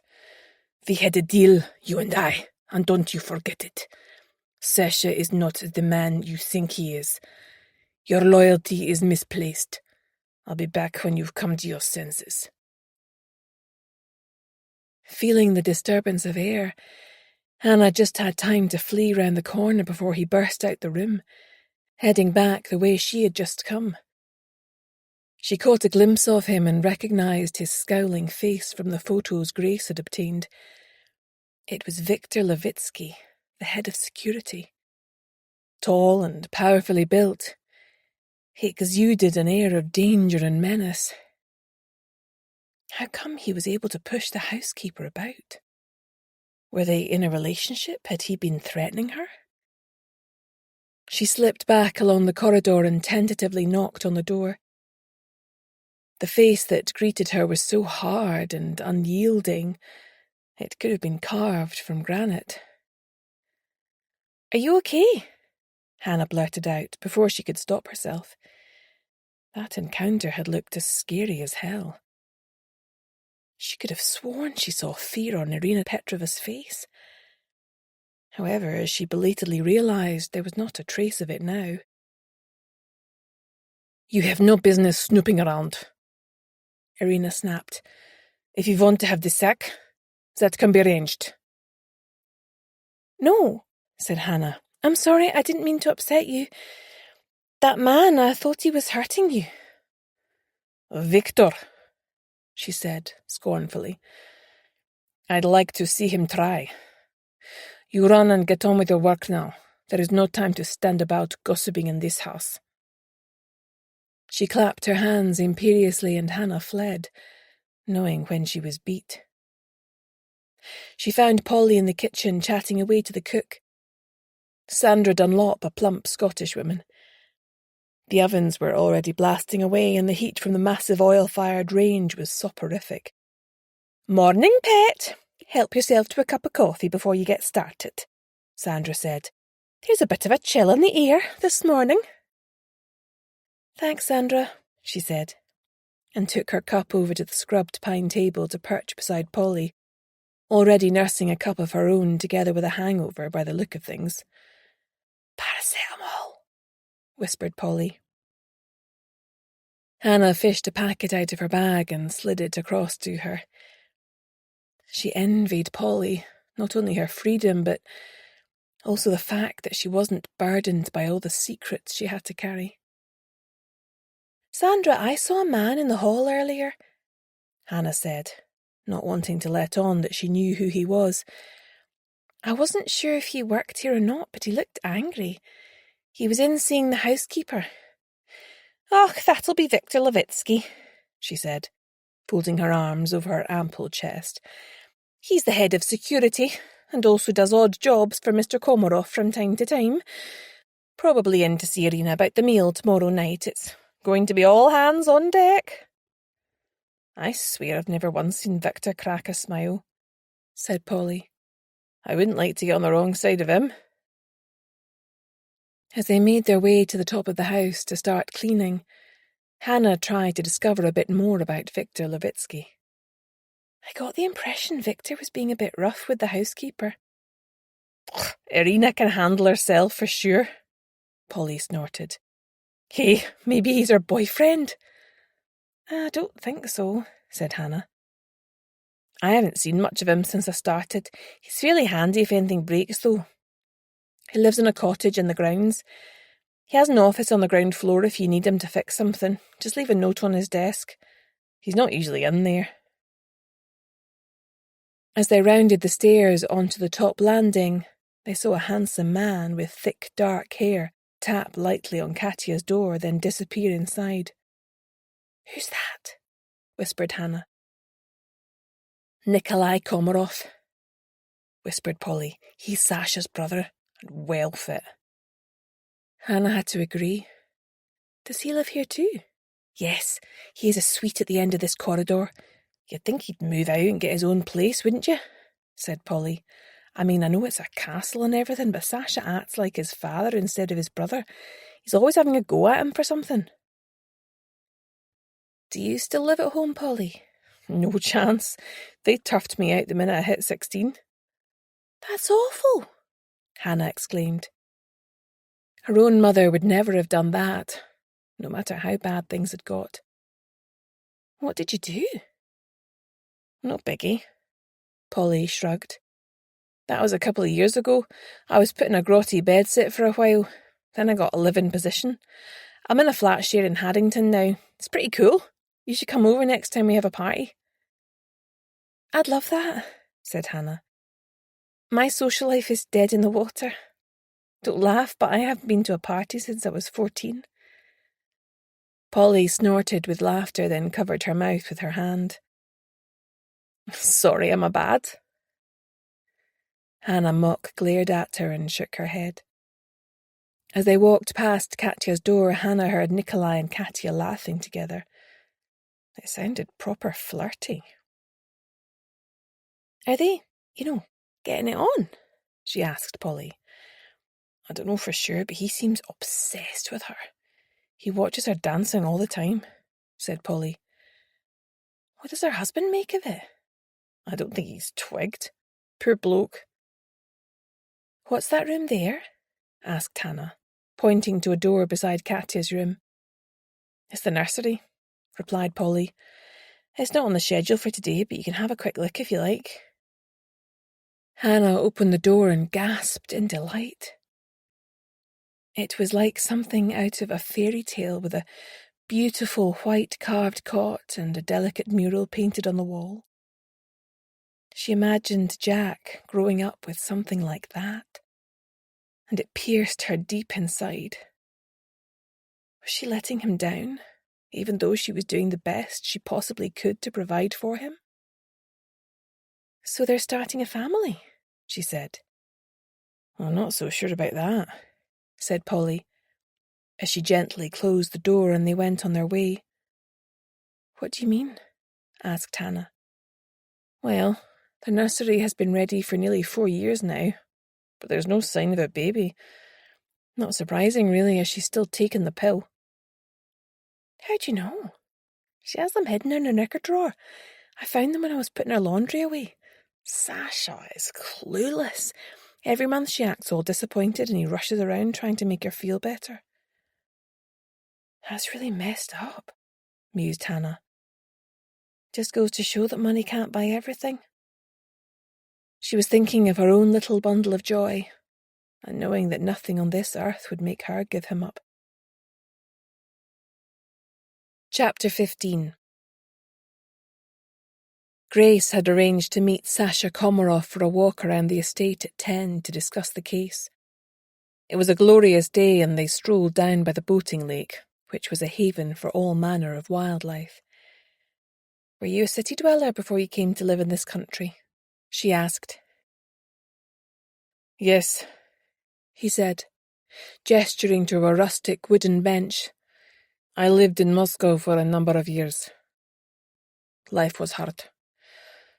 The only relief was when I escaped to Gorky Park for a few hours. It runs along the Moskva River, and I found the water and the green spaces soothing." "Can I ask the nature of your business dealings now?" Grace asked. "I made my fortune before coming here. There were many opportunities with the collapse of the Soviet Union providing you knew the right PAMs to Greece. Now, with help from a top firm of accountants, it continues to increase with very little effort on my part. My collection is more of an indulgence than a desire to increase my wealth further. I come from nothing. I had to scratch about in bins to survive. The valuable things in my collection are an insurance policy." "Things you can secrete about your person and run," she said. He turned then and looked at her. "Yes, the habit of a lifetime, I suppose." "So what's next? You're still a relatively young man." "You don't think the lifestyle of the idle rich is appealing?" "Do you?" she countered. "No. Surprisingly, it lacks stimulus." "Your wife is very beautiful as well as being an accomplished dancer. Has she settled well in Scotland?" It must have been a culture shock for her. A cloud darkened his face. "I think she misses Moscow. She was a celebrated ballerina. Now she dances alone in a room with only her own reflection for an audience. She misses her adoring public." "That must be a big adjustment to make. Although I'm sure that her celebrity had a downside that she won't miss." "What do you mean?" "Well, some of the attention must have been a bit scary. Most celebrities have stalkers or rivals keen to do them down. She must have had her fair share of such problems in Russia." "Yes, she was mobbed by fans wherever she went. Most of the attention was positive. However, once or twice it took a sinister turn." "There's often a thin line between love and hate," Grace said. She remembered what Katya had told her about the egg with the smashed ballerina leg. Had the injury that forced her out of dancing and ultimately away from Russia not been a terrible accident, but an act of malevolence? Trying to get at the truth was like tiptoeing through a minefield. "I'm going to need to conduct one-to-one interviews with all the people who knew about the existence of the imperial egg, and also might have been able to gain access to the gallery on the night in question. I'm thinking of the curator, Oliver Compton Ross, Harris and Hilary Hamilton, and, of course, your brother, Nikolai. I had already spoken to your brother once, but he was rather evasive." "No one wants to feel like they are being interrogated and under suspicion. They are all due to come to dinner tomorrow night, aside from Victor. Why don't you come as my guest?" "It would give me an opportunity to mingle with them and assess their possible culpability in a more informal setting before I call on them individually." "Perhaps," Sasha said, with a sigh. "However, I don't want everyone to feel they are under investigation during the evening. Can you perhaps pass yourself off as a freelance art journalist?" Grace looked at him in some consternation. Art was something she didn't have the faintest clue about. "I'm not sure," she began, only for him to interrupt her. "Come by the library later. I will have some books and magazines waiting for you that you can throw into the conversation. I will, of course, tell Katya, so you can rely on both of us for support if you need it." Grace winced as she imagined what her former art teacher would think of the ruse. She had been asked nicely to leave the class at the age of 13. "Fine, I'll do it," she said. "Dress is formal." He glanced at her sideways. "Will that be a problem for you?" "I'm sure I can rake up something that will pass muster," she managed, stung. She caught a vanishingly small smirk. So he does have a sense of humour, she thought. Chapter 16. Grace came upon Irina Petrova bent over the household accounts whilst sipping strong black tea. "I see her convert to a cup of tea," she commented with a smile. "Not a convert. All of Russia drinks tea. It's best with a spoon of jam. You should try it." "I certainly will," said Grace, surprised. Irina looked up from her work and sighed, gesturing for her to take a seat. "How can I help you? The matter has been weighing on me. I feel responsible. Even though the keycard is still in the safe, I worry that someone managed to get in and remove it to commit the theft before putting it back." "I'm sure that you took all reasonable precautions," said Grace. "I hope you don't mind, but I'm going to have to ask you some personal questions." "I understand," said Irina, stiffly. "At least you are not FSB. Was that a teeny tiny joke? Wondered Grace. She was finding the Russians hard to gauge. "How long have you worked for Mr. Komarov?" "Since I was 18. We grew up in the same neighborhood." "Were you and he ever—" "No." Irina shook her head so vehemently a pin fell to the floor. "He was much older than me, and I had to leave the neighborhood when he was 14. Bad people were after him. 11 years later, he sent for me in Moscow. He had become a big man, very important. He needed someone to run his household that he could trust. He did not forget me. A long time after that, he got married in Moscow and brought me over here with them to run this household." She gestured to her comfortable surroundings. "He provided me with all these reminders from the motherland." Grace could see the depth of her devotion to Komarov. If she had to place a wager, she would guess that Irina would lay her life down for Sasha Komarov and consider it a privilege. But did that same loyalty extend to his wife? "How long have you known Katya? Did you ever see her dance before she had her accident?" "I was there the night it happened.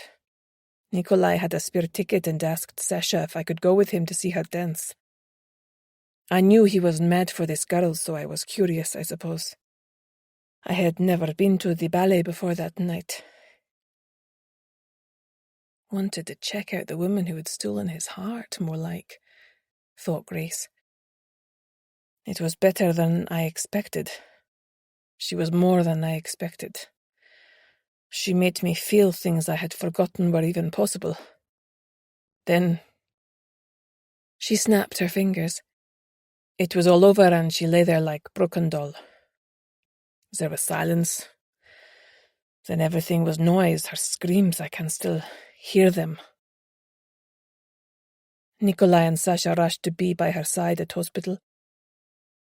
Her mouth twisted in more of a grimace than a smile. They forgot about me. That must have hurt, thought Grace. What did you do then? I went to a cafe bar near theatre for something to eat before taking the subway. It was early and I was dressed up and unsettled by what had happened. I sat in a booth and had vodka to steady me. Then I realized that the girls in the booth next to me were dancers from the ballet.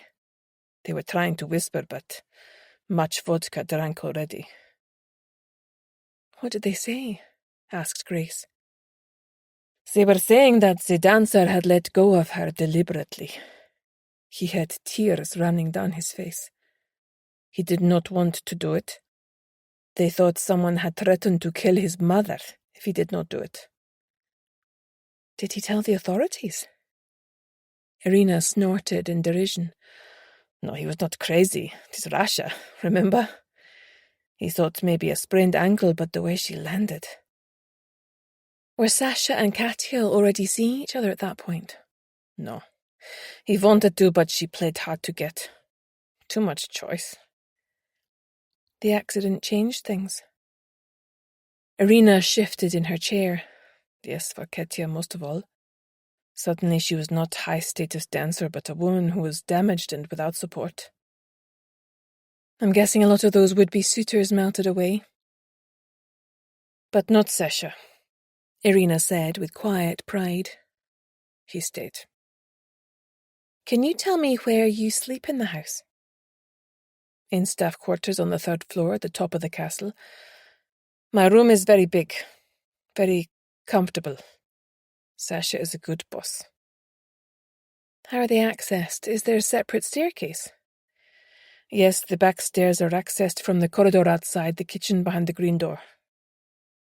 I'm sorry, but I have to ask this. Do you ever have anyone to stay overnight? Irina's face coloured and anger flared in her eyes. That is none of your business, but the answer is no. Mr. Komarov does not permit staff members who live in the main house to have overnight guests. He regards it as security risk. Are you seeing anyone, Irina? Fight you ask? What has this to do with anything? The housekeeper folded her arms and glared at her. I need to know whether someone could have removed the key to the safe from your neck during the night and either used it directly or had a copy made.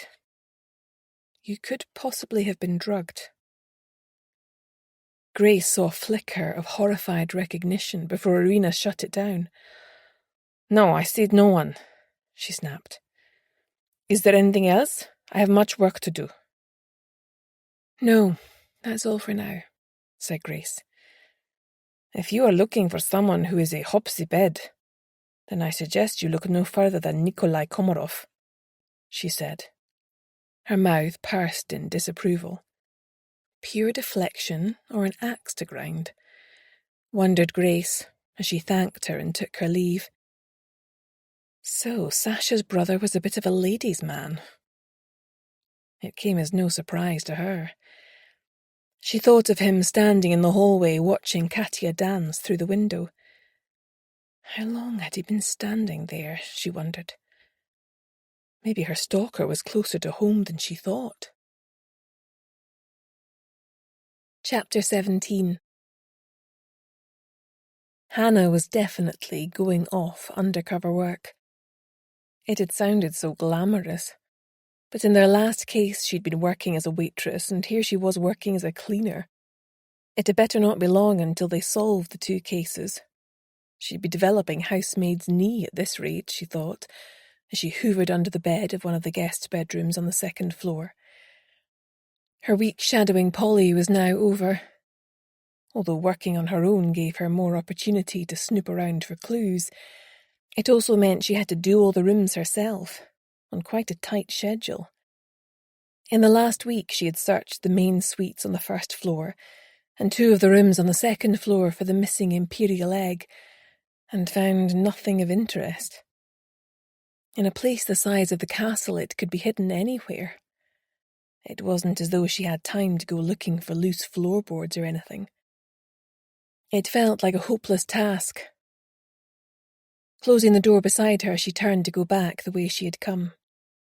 When she had first applied for the job with Grace, she had been not only looking for an interesting job, but trying to suss out whether she wanted her to know about Jack and be involved in their lives.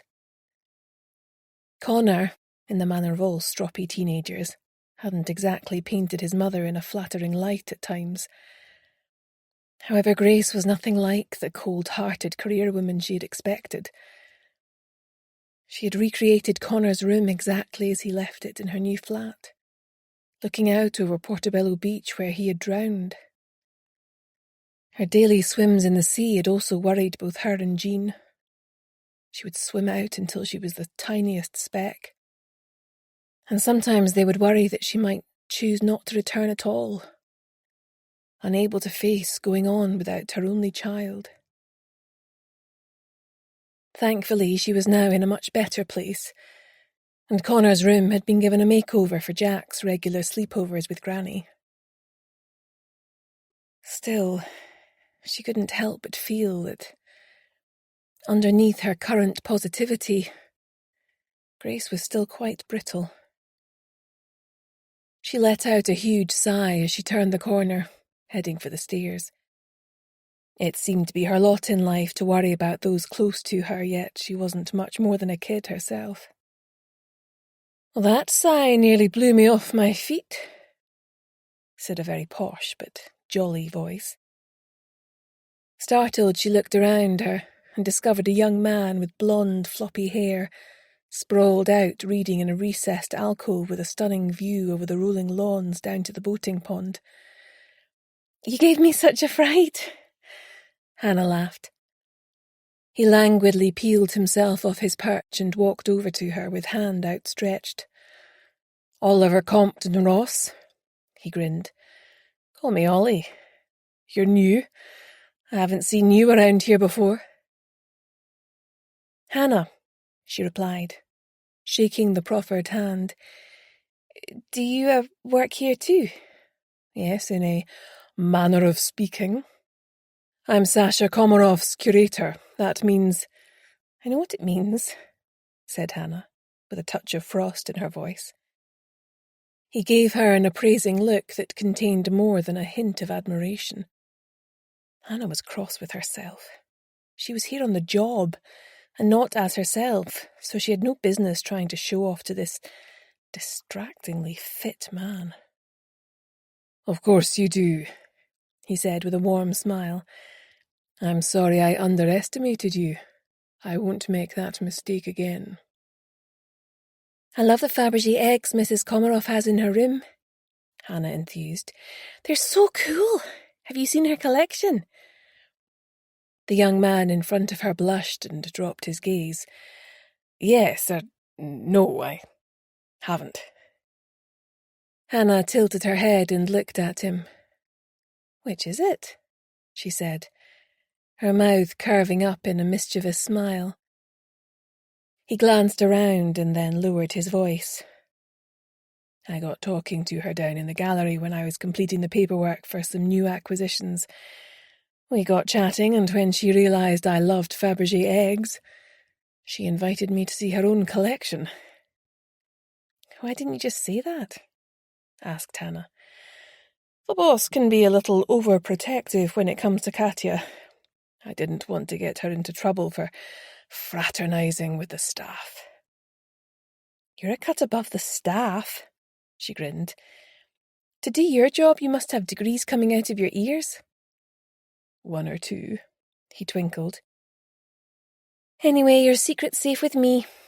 As I'm right at the bottom of the food chain, I doubt very much I'll be doing any fraternising with the boss. I'm starting to feel like I'm acting in some period drama." "Well, I guess I'll see you around," he said, with a flirty look. "Perhaps you will," she said, with a come-hither look of her own. As she sauntered off with her tray of cleaning products, her cheeks were burning. She liked Oliver, but there was no way she would be letting him get too close to her. Although perhaps Katya was the only one he was interested in. Chapter 18. Grace swung by the dance studio on her way upstairs.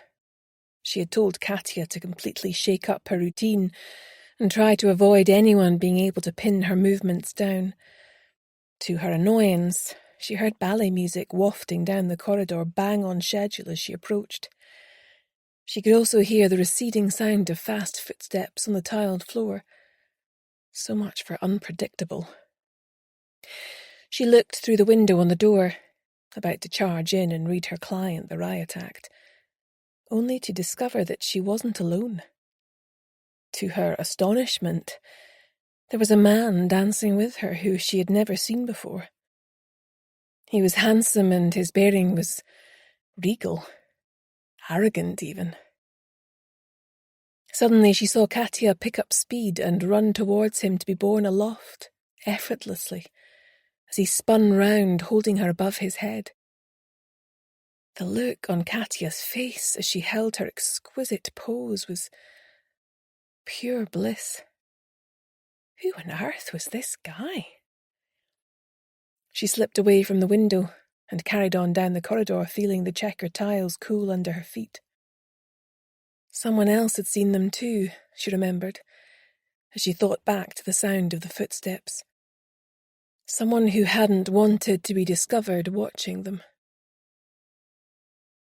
Climbing up the obligatory stairs to get anywhere in the castle, Grace found herself in the octagonal hall once more. Walking along, she heard the sound of raised voices. The commotion was coming from the library. Checking that she was unobserved, she pressed her ear to the door, keeping a wary eye out for Irina Petrova, who had the uncanny knack of materializing when least expected. "How much is it going to take for me to buy off the reporters this time?" shouted a voice she recognized as Sasha's. "This self-indulgent behavior has got to stop. Maybe, if I had the funds to do what I want, I wouldn't have to shop bargain basement for my entertainment," Nikolai's voice shouted back. Grace flinched at the anger in both men's voices. She hoped she wouldn't have to rush in and get in the middle of it. "Is that what you call it?" said Sasha. "You disgust me. No wonder I try to keep you on a tight rein." "You're one to talk," Nikolai said, his voice dripping with venom. "At least I don't hide away beautiful things and put them in a gilded cage. You put a price tag on everything, including those close to you. You know everyone's price, but nobody's value. You have no value, you're nothing but a liability," shouted Sasha. "Get out!" Grace fled around the corner, hoping he wasn't headed this way. But fortunately Nikolai headed for the main stairs, muttering Russian curses under his breath. She'd been going to ask Sasha about the mysterious man who was dancing with Katya, so perhaps the fact he was so angry might make him less guarded in what he chose to reveal. She retraced her steps and tapped lightly on the door. It was flung open and Sasha stood there, his face like a thundercloud. "Yes?" he snapped. "May I come in?" she said, with a tentative smile. His mouth said yes, but his eyes said no. Nonetheless, he relinquished the door with a sigh and bade her enter. He walked across to a round table and lifted a pile of glossy magazines and some books on art, and passed them across to her. "Here are the resources I promised you. Hopefully these will help you pass yourself off as an art journalist." "Great, thanks," said Grace, wondering how on earth she was going to manage in front of serious art collectors and curators. Sasha frowned at her. "Was there anything else?" Grace could see he was hanging on to his temper by a thread, but decided to push her luck. "I'm sorry, I couldn't help but overhear as I was waiting to talk to you. Is everything okay?" He sighed. "Not exactly. My younger brother needs to be kept in check. He has expensive and rather decadent tastes without the income to support them." "There's quite an age gap between you. I'm guessing that translates into rather different experiences." "You could say that. Komarov said, flopping into a chair and gesturing to Grace to take the one opposite. My mother died when Nikolai was only 2 and I was 14. It was down to me to claw our way out of poverty using whatever means necessary. Thankfully, the memories of that desperate time are mine alone. I made sure he wanted for nothing and allowed him to live in a fool's paradise, one that he is not willing to leave.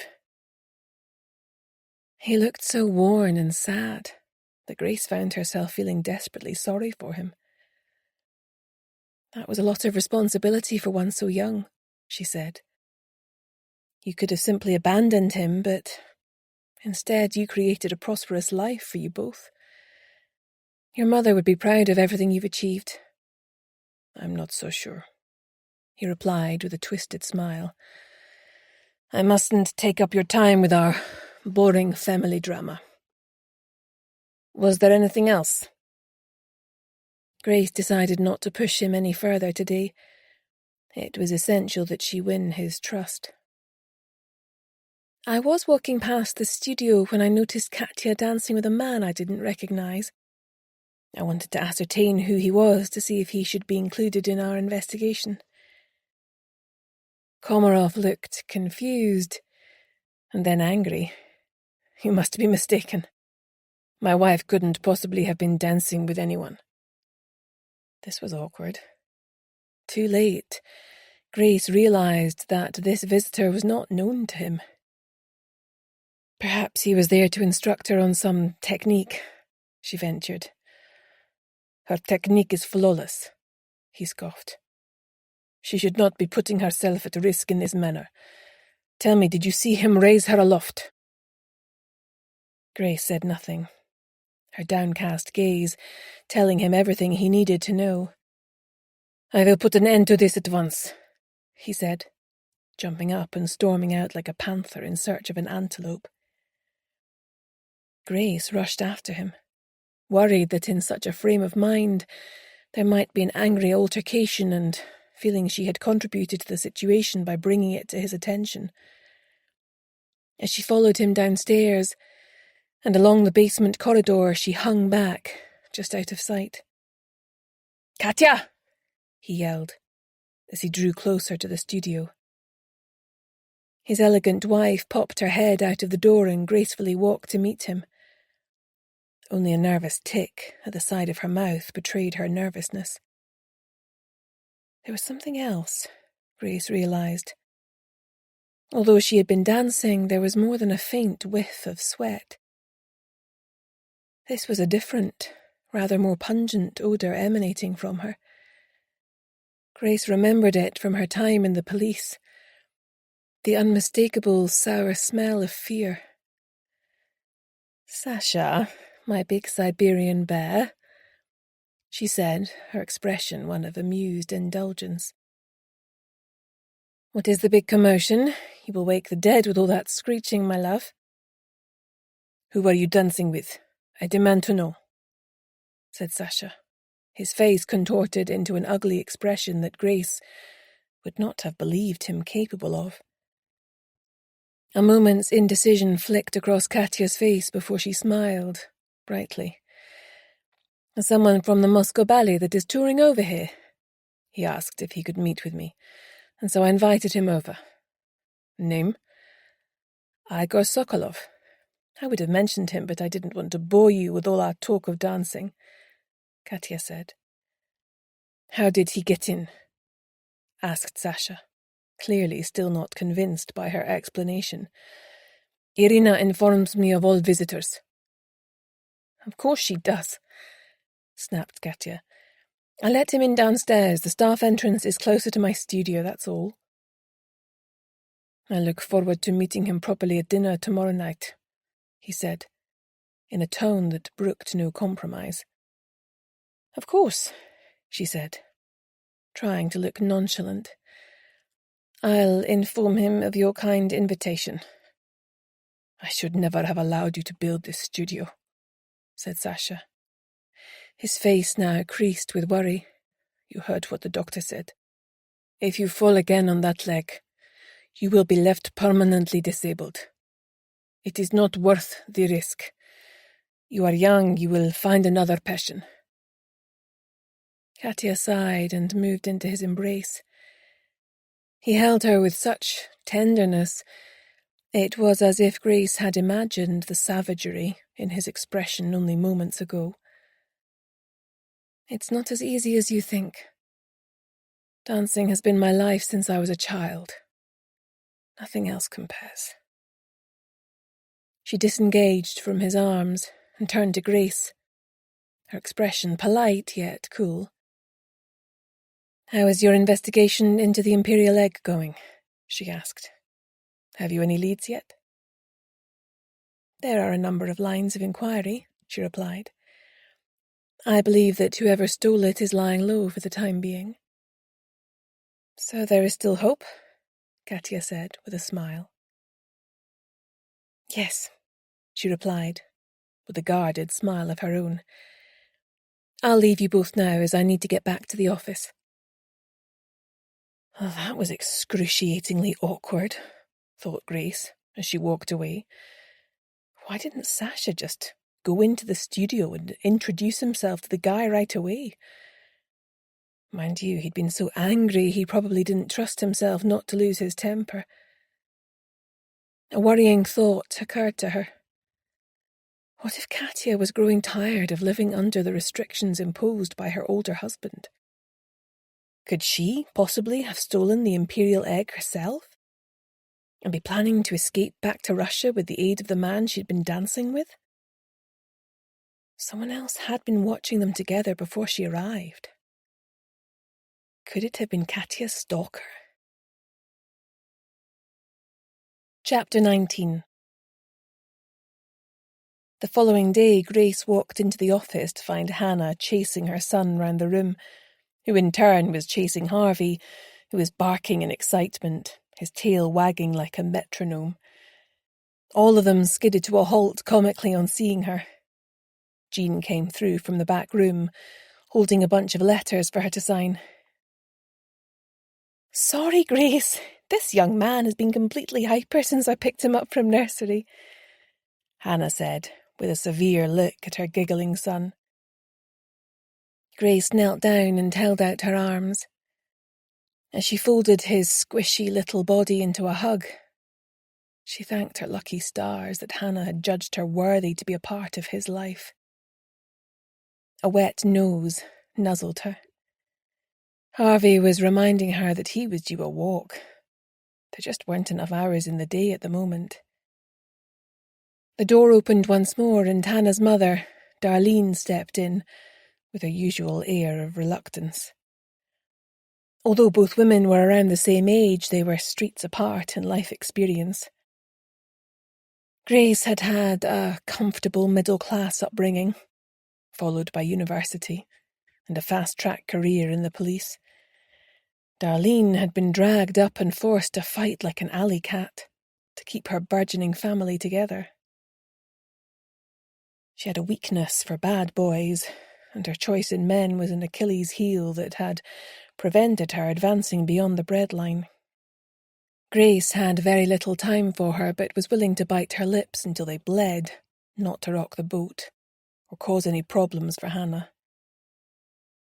She was now bound to this woman forever by a common bond, the love they shared for both Hannah and Jack. Darlene, come in. Welcome to the madhouse, she heard herself say in the most unnatural voice. I can't stop, just came in to pick up the bairn, Darlene replied, her dour expression softening as she looked at him. Thanks, Mum, said Hannah, gathering his things together. I'll be home late. I've got to waitress at this fancy dinner for work, but I'm off tomorrow, so I'll get up with the kids and you can have a lie-in. How did you get to keep your daughter when I lost my son? Grace wondered, as she took in the other woman's unkempt appearance. At least she managed to keep Hannah safe, which is more than you did for Connor, said the mean voice inside her head, poking at the hole in her psyche. As the door shut behind them, all three women flopped into their seats with a sigh. "I'm shattered," groaned Hannah. "The thought of having to work tonight is killing me." "Me too. At least you don't have to get dolled up to the nines and wear heels."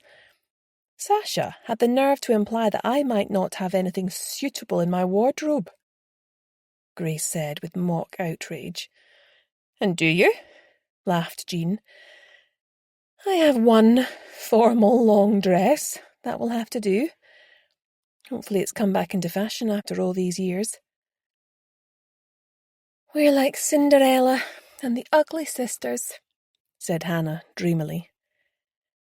Grace and Jean glanced at each other and grinned. Their youngest employee was not known for her tact at times. "Keep your wits about you tonight, Hannah," said Grace. "Compared to me, you will be fairly mobile. People who are that rich often regard the serving staff as so far beneath them that they are seen as part of the furniture. Use that to your advantage. Try to look efficient with a smidge of boredom, and don't react to anything you overhear." "I wish I was going," said Jean, her grey eyes alight with curiosity. "We need to keep you in reserve for later, Jean," said Grace. "Thanks for taking Harvey home with you tonight. I really appreciate it." Jean stroked Harvey's ears and he leaned into her happily. "I'll be glad of the company," she said, with just a trace of wistfulness. Grace felt a pang of sympathy for her. Jean had been a loyal wife to a horrible man who had ditched her for a younger model without a second glance. This job, after all that time raising her family, had been a lifeline for her. Her son seemed indifferent and only contacted her when he wanted something, usually money. But her daughter seemed cut from a better cloth. "Jean, did you manage to find anything on that Russian ballet dancer I texted you about yesterday?" asked Grace. "He may have been able to access the castle at a crucial time with Katya's help. Katya visited the gallery the night before the egg went missing. What if she sneaked her ballet dancer friend in too?" "Maybe dancing's not all that they've been doing," piped up Hannah. "Or maybe he's her stalker," said Jean. "Possibly," said Grace. "When I first approached the studio, I heard the sound of retreating footsteps, though. Someone had clearly been spying on her and didn't want to be caught." "Were the footsteps male or female?" asked Jean. "Good point," said Grace. "I'm not entirely sure. I'd have to really think about it." "You'd know if it was a female," said Hannah. "Her heels would clack." "Not all females wear high heels," said Grace, looking down ruefully at her boring flatties. "Also, she could have slipped them off and run barefoot."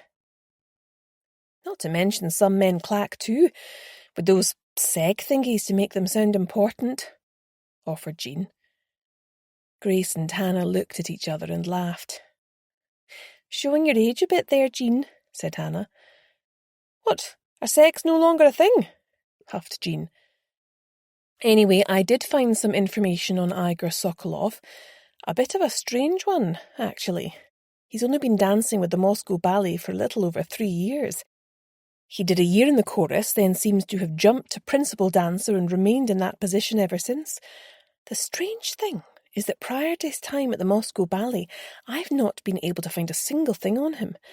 It's like he beamed down from outer space. Yet given he's in his early 30s and at the height of his career, I would have expected to find more." "What does his Moscow Ballet bio say?" asked Grace, leaning forward. "He's very coy on the matter," replied Jean, scrolling through until she found it again. "It says he danced many major roles at regional theatres before joining the company. There's no mention of what other ballet companies he danced for." Said Grace. "Sounds a bit deliberately vague to me. Maybe identify a list of regional theatres and email them to see what they know of him, if anything. You could say you're doing a piece on him for a UK dance magazine. No one will query that, as he's over here at the moment." Send a photo as well.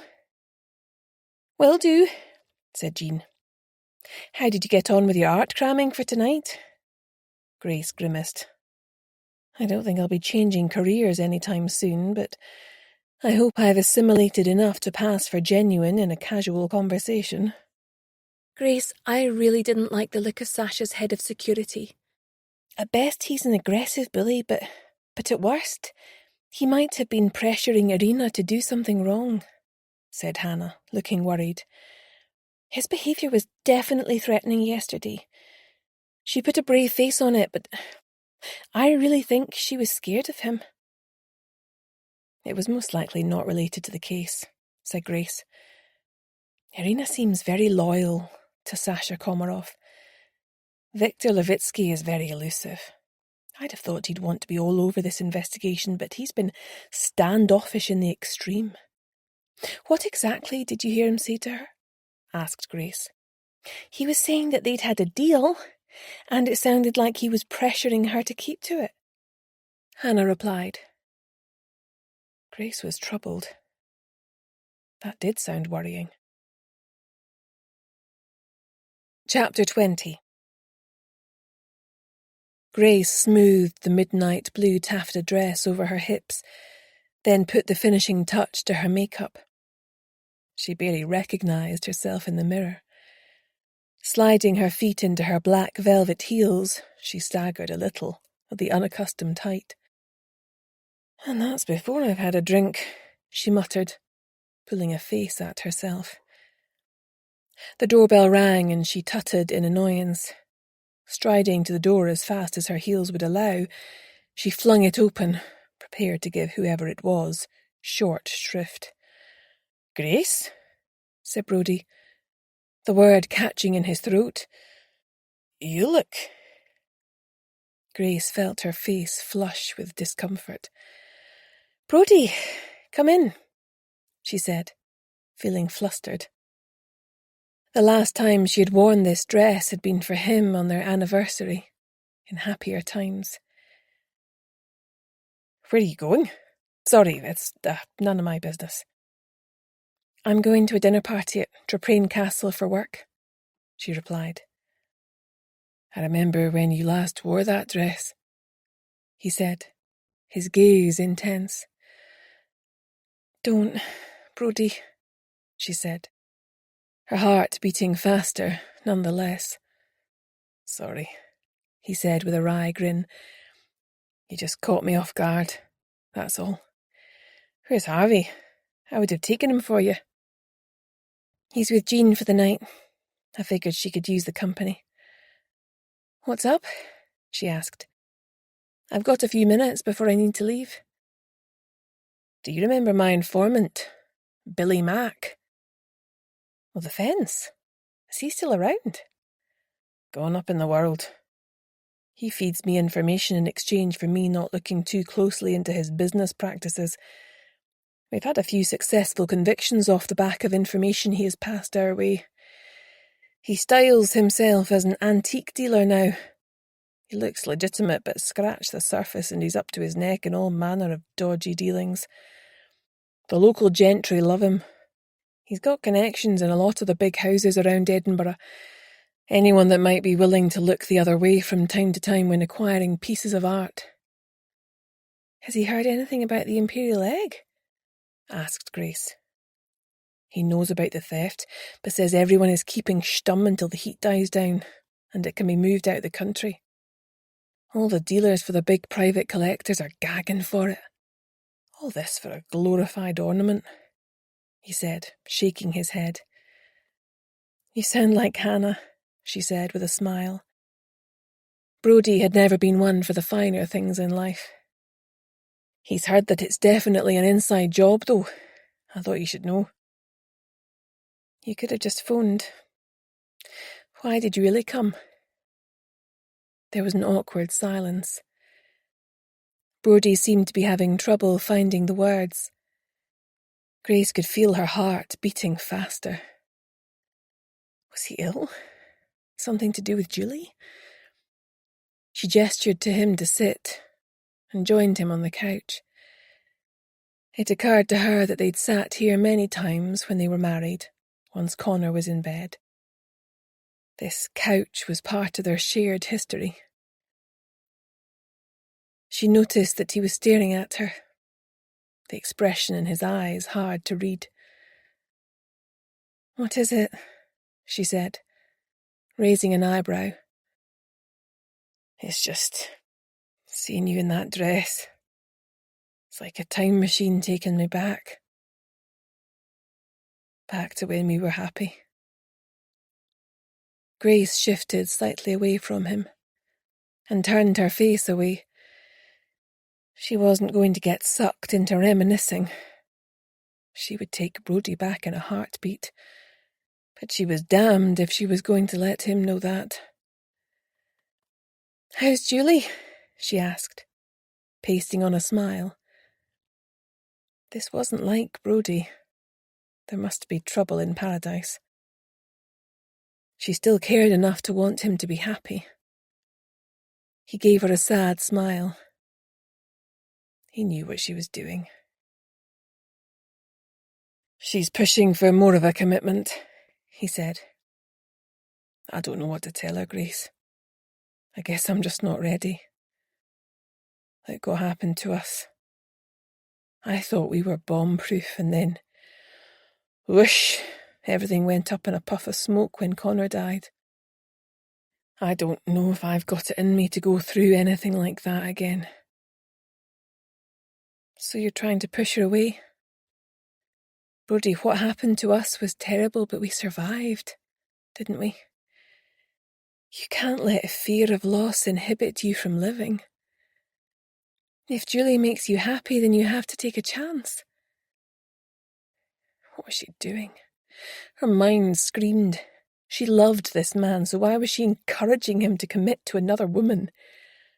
It doesn't help that her father is my boss. And a complete ass into the bargain, muttered Grace. Her face lit up as something occurred to her. "If you marry Julie, you'll have to have him over for Sunday lunch. Can you imagine?" "Not helping," he grumbled. He stood up, and so did she, the weight of things still unsaid hovering between them.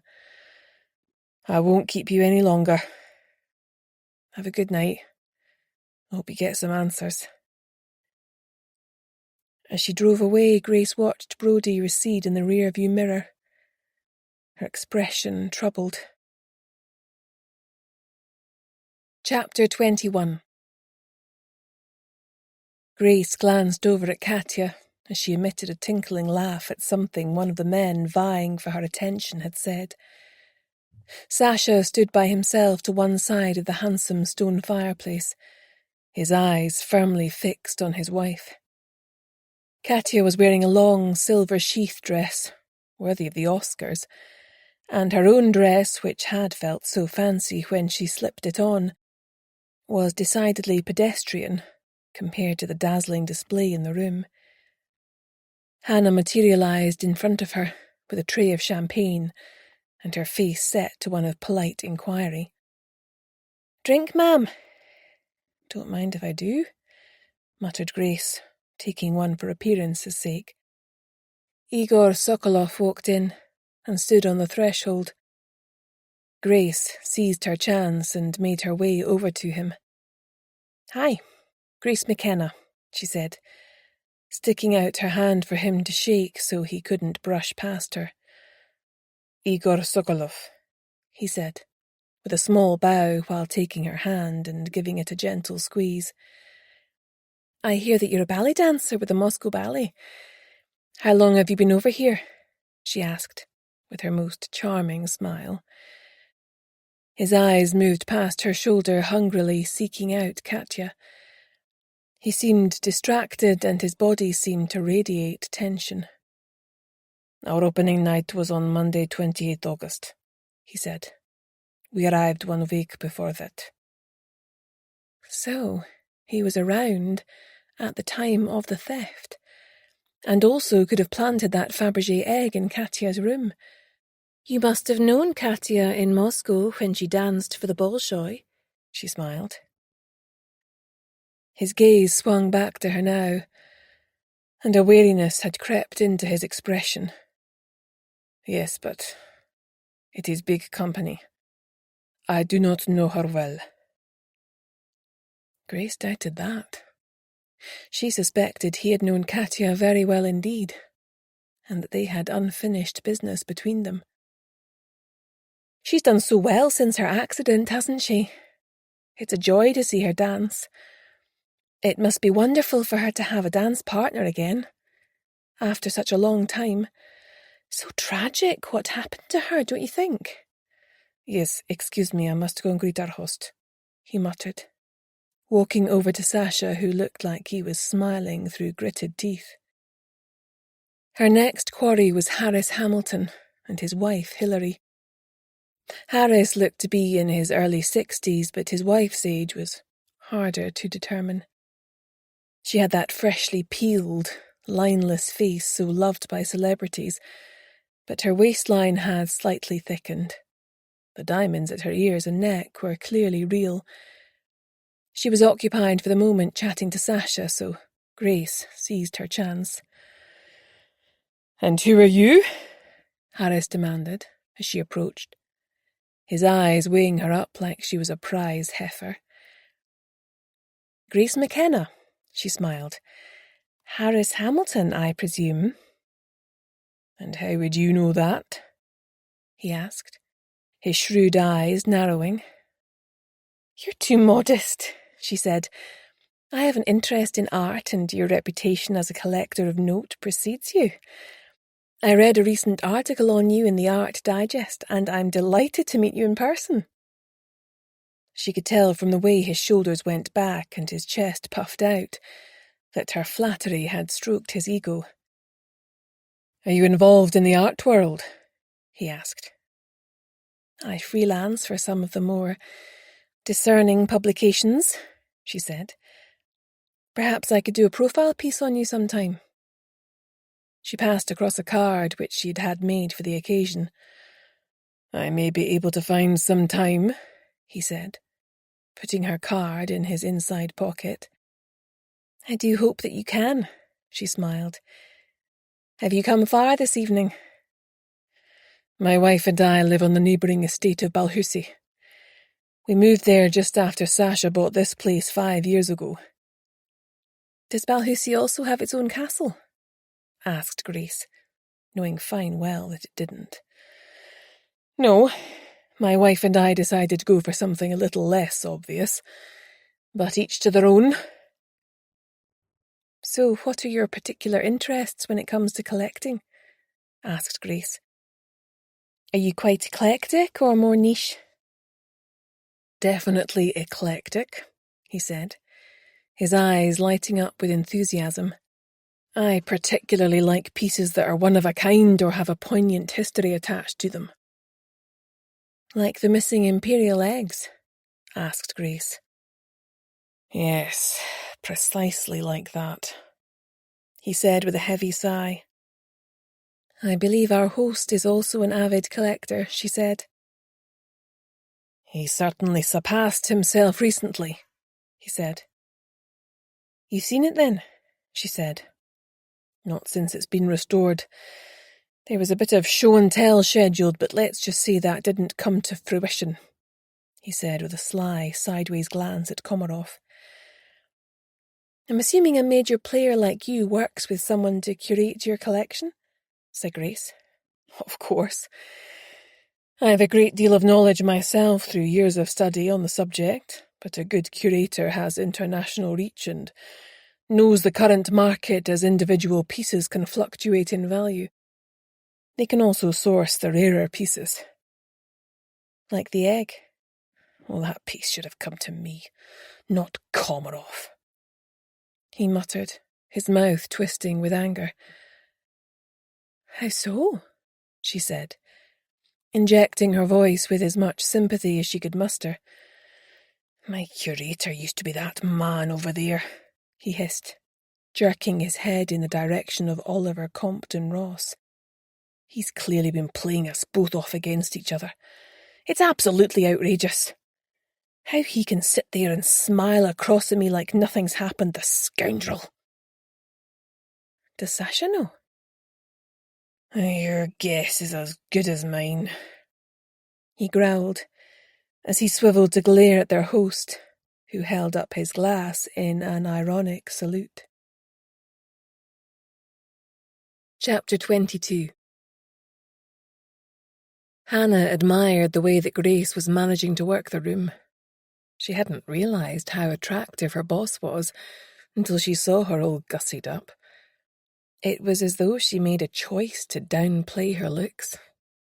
Probably down to all those years in the police, working her way up into a position of authority. She noticed Irina slip silently into the reception room and check that all was as it should be. Her face was even sterner than usual, and she looked pale and gaunt, apart from a gash of red lipstick. Suddenly her mouth fell open, and she staggered back against the wall, her hand flying up to her throat. No one had noticed, and Hannah swiftly made her way over and took her firmly under the elbow as she helped her from the room and into a chair in the empty library next door. "Are you all right?" she asked, urgently, as she poured a glass of water from the jug on the drinks table. Yes, I'm fine," Irina said, her complexion misted with a greasy sheen. "You need to get back and do your job. Dinner is about to be served. I felt faint for a moment, that is all. Maybe I forgot to eat today." Hannah wasn't convinced. It looked more like she had received some kind of shock. Was it the presence of one of the guests? Something else? She had no way of knowing, and Irina Petrova was not exactly the type to cozy up for a chat. Realising there was nothing more she could do, she went back to the reception room, hearing the gong to announce dinner as she went. "Where were you?" hissed Polly, as she joined her in the line of staff ready to serve once the guests were seated. "I had to help Irina Petrova," she whispered. "She had a wobbly in the reception room." "At least it proves she's human," said the irrepressible Polly. "I've had my doubts at times." Hannah sprang into action as the first course was served. She and Polly had been pressed into service as two of the castle waiting staff were off with flu. She hoped her training at the golf club would suffice for such a fancy affair. It was all right for Polly. Irina had already trained her up for such eventualities, as she preferred her staff to be versatile. The wine flowed freely, served by two attentive waiters she hadn't met before. She could feel the opening salvo of a headache as she focused on her demanding guests, who were used to the very best of everything. The noise level rose exponentially, and she could feel her feet throbbing as she rushed about. "You're doing a great job," whispered Oliver Compton Ross, as she leaned over to serve his main course. "Thank you," she grinned at him, thankful to have at least one person there appreciate her efforts. Most of them acted like she was invisible. Their manners were sadly lacking. As she moved along the table, she came to Grace, deep in conversation with Harris Hamilton, who was red in the face and starting to slur his words slightly. On her other side was Nikolai, flirting outrageously with Katya, right under his brother's nose. He must have had a death wish, she thought, glancing sideways at Sasha Komarov's stormy expression. Igor Sokolov, the Russian ballet dancer, was also looking daggers across the table at them. Just what was her deal? Wondered Hannah. She banged the plate down a little hard in front of Katya. Compared to her, she'd had such an amazing life, yet she still seemed unhappy with her lot. "Careful," Katya snapped at her. Her cat-like green eyes narrowed in anger. "Sorry, ma'am," she whispered, quickly moving on, but not before she noticed Katya had been resting her hand on Nikolai's thigh, under the table. "So, when are you going to get down to producing us son and heir, Komarov?" slurred the coarse voice of Harris Hamilton. His wife had been showing Sasha a picture of their grandchildren, and her mouth pursed in a frown at her husband's comment. "We will have a child when we are good and ready," Komarov snapped. "Not that it is any of your business." Hannah squirmed inside with embarrassment. If this was how the other half lived, she wouldn't want to trade. "I didn't mean to embarrass you," he said, his eyes giving the lie to that statement. "I simply assume that you want to pass on all of this," he said, with a gesture that took in all of their opulent surroundings. "Otherwise, what's it all for, man?" "Harris, you're being a bore," snapped his wife, Hilary. Desperately, she turned to the ballet dancer, Igor Sokolov, on her other side. "So, I hear you've been dancing with Katya. Was that the first time, or have you danced together before?" "Yes," said Sokolov. "No," exclaimed Katya. There was an awkward silence. Everyone started eating at once, making busy sounds with their cutlery. Hannah caught Oliver's eye across the table and had to stifle a grin as he waggled his eyebrows comically at her. Thank God someone here has a sense of humour, she thought. Suddenly she felt a hot breath in her ear. It was Polly. "Stay away from him," she hissed. "He's not what he seems." With that, she glided back towards the table, professional mask in place once more. Hannah watched her go. She didn't know what to think. Was Hannah warning her off Oliver because she wanted him for herself? Or was he seriously dodgy? "Well, which is it?" demanded Sasha Komarov, his expression murderous as he glanced from Katya to Nikolai and back again. Katya let out a tinkling laugh and turned the full wattage of her charm onto her angry husband. "Darling Sasha, you must not take on so. Now that I think about it, I have danced with Igor many years ago. It had slipped my mind. I welcomed him here not because of a prior connection, but as a courtesy to the Moscow Ballet. I apologize for forgetting you, dear Igor," she added, blowing him a kiss. He inclined his head, but his eyes flashed in anger. Wow, Katya is really doing a number on the men at the table, thought Hannah, suddenly feeling tired and that she couldn't put up with their nonsense for much longer. Eventually she got the chance to escape for a much-needed break, once the guests had finished their desserts and moved to the library for coffee and brandy. Standing outside the service entrance, she breathed deeply as she sipped her water and tried to clear her head. It had been a long, tiring evening. All those fancy manners, yet sniping away at each other whenever they got the chance. That Katya was a piece of work, yet all the men were falling over themselves to get her attention. Everyone except Oliver, she thought. Suddenly she jumped as a door slammed close to her. Angry voices drifted towards her through the open window. It was Irina Petrova and Sasha Komarov. They must be in the housekeeper's room. Hannah flattened herself against the wall and edged closer to make out what they were saying. "How did you find out?" snapped Komarov. "That is what worries you? How I found out?" Irina screeched. She sounded like she was falling apart. Hannah worried. Should she perhaps intervene? No, she had to stick it out. It could have a bearing on the case. "You've wanted for nothing all these years," said Komarov. "I've taken care of you." "You take care of me?" Irina snorted. "Boot is on other foot. I am the one who runs your house. I manage more than you will ever know so that the great Sasha Komarov has easy life like pampered poodle." "I pay you well," he said, now sounding defensive. "You stupid men! You understand nothing!" she screamed. There was a sound of something smashing. Hannah flinched. What on earth was going on? Irina was going to get her marching orders at this rate. "I saved you from a life of squalor," he said. "I gave you respectability, a position, and protection. I had no obligation to do any of these things.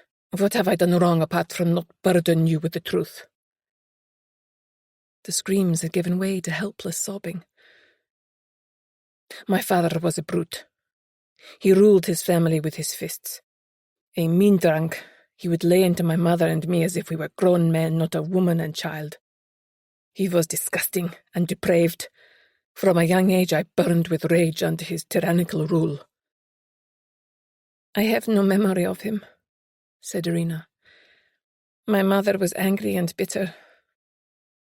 She told me nothing. I remember your mother coming to our door to beg for help. You were ill and she needed money for the doctor. You were only about 3 and had the biggest brown eyes, but you looked feverish and malnourished. Just a skinny scrap of a thing. My mother was a good woman. Despite the circumstances, she gave you what she could spare. I was only 10 at the time, but I slipped out and followed you both home to see where you lived. When I returned, my mother was weeping at the kitchen table and told me who you were. She said to say nothing to my father, or he would give your mother a beating for coming to his door." "So I was your father's dirty secret," snapped Irina. "Why did you seek me out in Moscow?" "I would be lying if I said I felt any kinship towards you. But I did feel a sense of duty and responsibility. You had looked so small and fragile that night. It stayed with me. I resolved to better your situation, and I have," he said. "You cannot deny it. I sent for you to work for me as soon as I was able. You were a beautiful young woman. Soon you would have faced difficult choices in life. I gave you stability and a future you would not have had otherwise." "I still had the right to know the truth," Irina said, quieter now. "We don't even look alike." "You take after my father," he sighed. "His eyes are brown like yours. And Nikolai's." "Nikolai," she said, her voice laced with contempt. "A connection I do not welcome." "This changes things," she said, her distress mounting again. "If only I had known before." Hannah's glass slipped from her hand and smashed on the cobbles. "What was that?" snapped Komarov. Hannah heard the sound of footsteps approaching the window and fled. Chapter 23. Grace glanced around the library, wondering where their host was. That had been one tense meal. Katya must have zero respect for Sasha if she was willing to flirt so shamelessly under his nose like that. It was as if he no longer mattered to her. She had read somewhere that once you started treating your partner with contempt, the marriage was usually on the rocks. A cloud of exquisite perfume announced the arrival of Katya at her side. She looked extremely pleased with herself. "Are you crazy?" whispered Grace. "Shouldn't you be trying to keep a low profile?" "I don't agree. Why not flush them out into the open? You are here, you take care of them. Problem goes away." Grace began. How to explain that her role as PI did not encompass all that Katya clearly thought that it did? "Katya, over here!" shouted Nikolai, patting a seat beside him on a leather Chesterfield. She rolled her eyes at Grace, then whirled towards her brother-in-law, all smiles and flirtatious banter. "Trollop?" whispered a voice behind her. Grace swung round and found herself staring into the hard eyes and brittle smile of Hilary Hamilton. "Sorry, didn't mean to say that out loud," she grimaced. "Let me introduce myself. Hilary Hamilton." "Grace McKenna." "You find her a bit much," said Grace. "More than a bit. She has a husband who adores her. Why does she make it her personal mission to ensnare every other man in the room?" Including yours? Asked Grace. Well, Harris is no saint, but he's devoted to his family. Nowadays he reserves most of his mischief for Sasha. They share similar interests and compete with each other relentlessly in collecting art. Can't see the point in it, myself.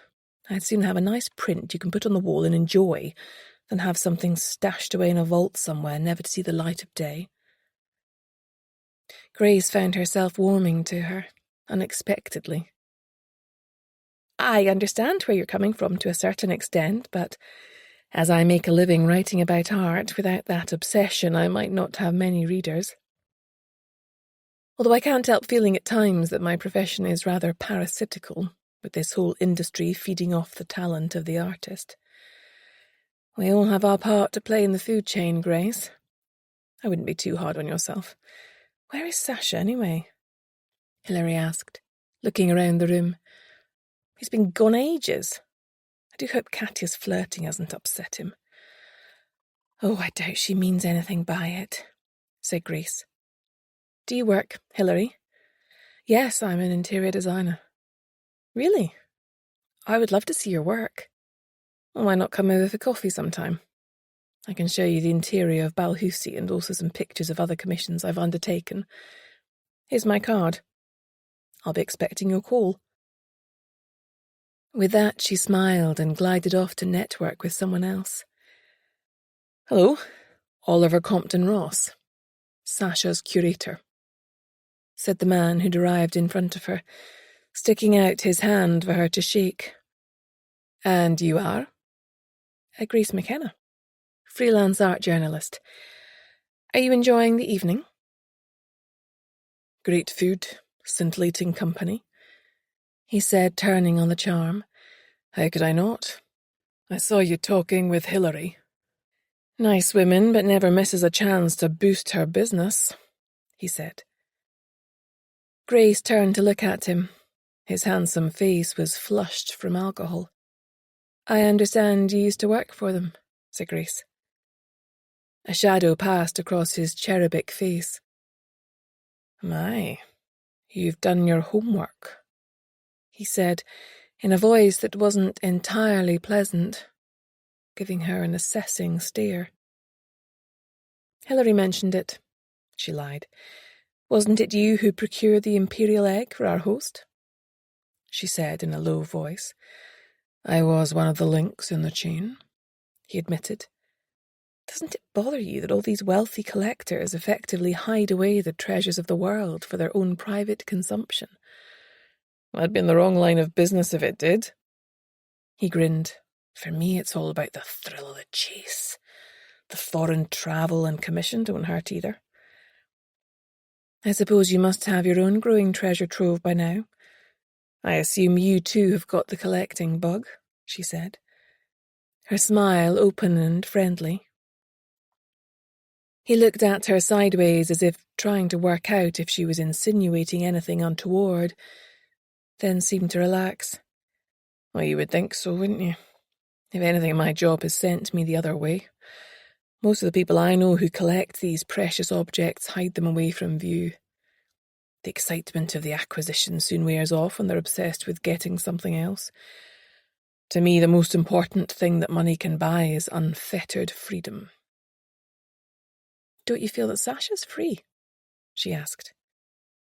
Well, there are many different types of prison, he said, glancing towards Katya as he spoke.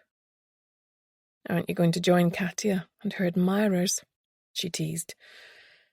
Fools, the lot of them, he said, sending a dismissive glance in their direction. Why do you say that? Everything about her is superficial. Crack her open and you'd find her missing a heart. Grace strove to hide her surprise at such a vehement reaction. Could he perhaps have made a pass at Katya, and she turned him down? Could love have turned to hate? She's a bit out there, but I guess being dramatic goes with the territory in her line of work. Work? He snorted. She doesn't know the meaning of the word. Not anymore. That's hardly fair, interjected Grace. She did sustain a terrible injury through no fault of her own. I think it's commendable that she's still dancing at all, let alone capable of what I've seen her do with Igor over there." His head snapped round, eyes narrowed. "Well, she's dancing with him." "Don't you know who he is?" "Of course, he's a ballet dancer from the Moscow Ballet. Everyone knows that," she replied, puzzled. "He's only the one who dropped her and ended her career," Oliver said, his eyes gleaming with an unsavoury glee. "But I thought he disappeared after that. The person who dropped her had a completely different name and dark hair, not blonde." "I'm sure of it. You must be mistaken," said Grace, puzzled. "I overheard Katya and Victor arguing about it. That's him, all right." "Does Sasha know? That it was him, I mean?" "Your guess is as good as mine," he shrugged. "Excuse me." He moved away to talk to someone else. Grace looked around. Where was Sasha? There was no sign of Hannah either. Polly was bustling about collecting cups and refreshing glasses, looking a bit harassed, but Hannah was nowhere to be seen. Slipping out of the room, she went looking for her. The cool of the stone-flagged corridors revived her, and the thick stone walls swallowed up the inane, drink-fueled chatter. Her feet were killing her, and she could do with going home, but first she had to find Hannah. There was no way she was leaving her here alone at night. Where is everyone? She wondered. Somewhat at a loss, she headed downstairs towards the kitchen. Rounding the corner, she almost collided with a tear-stained Hannah heading in the opposite direction. She grabbed her by the shoulders. "Hannah? What is it? What's happened?" Hannah collapsed against her in relief. "It's Irina Petrovna. She's dead." Chapter 24. Grace gave Hannah a quick hug, then released her. "Show me," she said, snapping back into professional mode. Hannah nodded and wiped away her tears. "This way," she said, leading Grace along the narrow corridors until she paused outside the housekeeper's room. The door was still ajar. "Wait here," said Grace. She pushed open the door and stood on the threshold, taking in the scene before her. Irina Petrovna lay collapsed at an unnatural angle in her wing-backed chair. Her eyes were wide and staring, her face stretched into a rictus of pain. Her mouth had foam at the corners. Grace quickly checked for signs of life, but even though her body was warm to the touch, she knew deep down it was hopeless. If she had to hazard a guess, she would say cause of death was poisoning.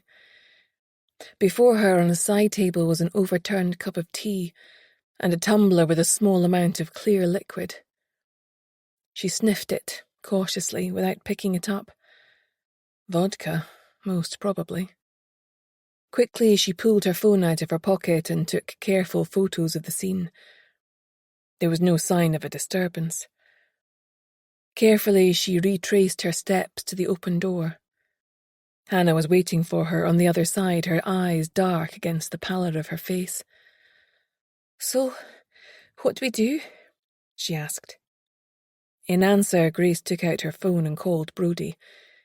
He picked up, quickly. "Brodie, it's Grace. I'm at Traprane Castle. There's been a suspicious death. It's the housekeeper, Irina Petrovna. I think she may have ingested poison.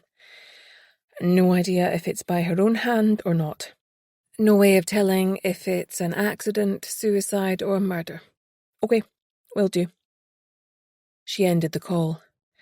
"Is he coming out?" asked Hannah. "Well, that depends. He'll need to speak to his boss, who'll decide who's coming. I doubt a team will arrive for an hour or so, though they might whisk out a couple of uniformed officers to preserve the scene earlier than that. They'll also need to send out the duty police surgeon to formally pronounce life extinct." Hannah raised her eyebrows and inclined her head. "Isn't it, obvious?" Doesn't matter. This case will be reported to the Procurator Fiscal. He will then order a post-mortem, which will happen in the next day or two. The body will be removed to the mortuary at the Royal Infirmary, taking care to preserve any trace evidence that may be on or around it. In the meantime, one of us needs to remain here outside the door to prevent anyone else entering. Are you able to do that? Hannah shivered, but nodded her head firmly. Yes, she said. I'll check on you in a little while. I need to go and find Sasha and Victor Levitsky. Don't let Victor into the scene, even if he throws his weight around. I'll try and stop him, said Hannah, doubtfully. Grace walked away. Wait, Hannah called to her, departing back. I heard Sasha and Irina arguing earlier. Irina was Sasha's half-sister. They had the same father. What? Said Grace, startled. Are you sure? Yes, I was outside the staff entrance taking a break when I heard Sasha and her arguing in here, through the window. Did Sasha reveal they were related while you were listening? No, I got the impression someone else had told her, and it had come as a total shock. It's getting late, and the guests are drunk and getting rowdy. I must find Sasha and notify Victor before the police arrive. Although Sasha may already know. You think he killed her? Asked Hannah. I really have no idea. Running lightly up the stairs, Grace could still feel the adrenaline swirling round her body. Could Sasha really have murdered his half-sister in cold blood? Who else could have had a motive? She didn't envy the police their task of trying to prise information out of this secretive household. Her first port of call was the drawing room. Sasha was in the thick of his guests, his earlier mood apparently forgotten as he threw his head back and laughed at something his wife was saying in his ear. Before approaching, Grace stood at the threshold, scanning the occupants of the room for any telltale signs of stress or agitation. But there was none. She moved across to Sasha Komarov when his wife's attention was diverted elsewhere, and asked him to follow her outside. I'm afraid I have some bad news, she said, turning to face him. Tell me, he commanded. Is it to do with the theft of the Imperial egg? No, something much worse, I'm afraid.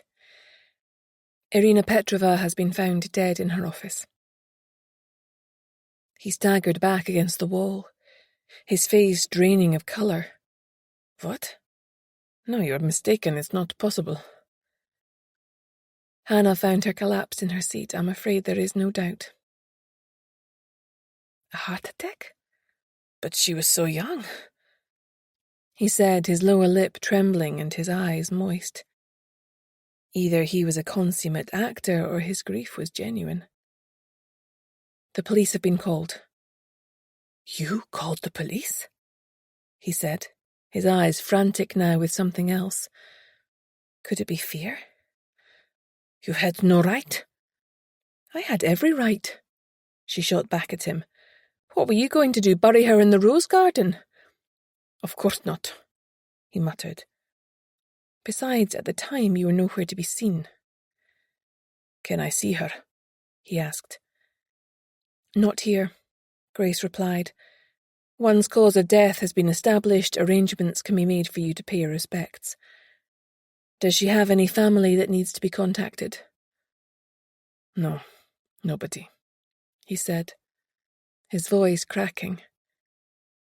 Apart from you, she said, her voice level. You know? Who told you? Hannah overheard a conversation through the window when she was having her break. Must I tell the police? Yes, it's crucial information. Someone needs to claim the body. In death, if not in life, Grace thought sadly.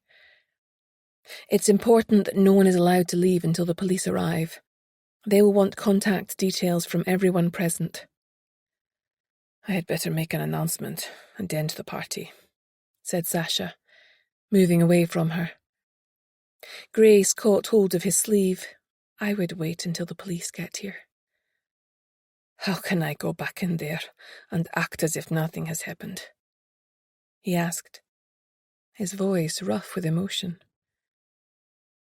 "Why not sit in the library until they arrive?" Grace said. "I'll go in for a bit, then head back downstairs."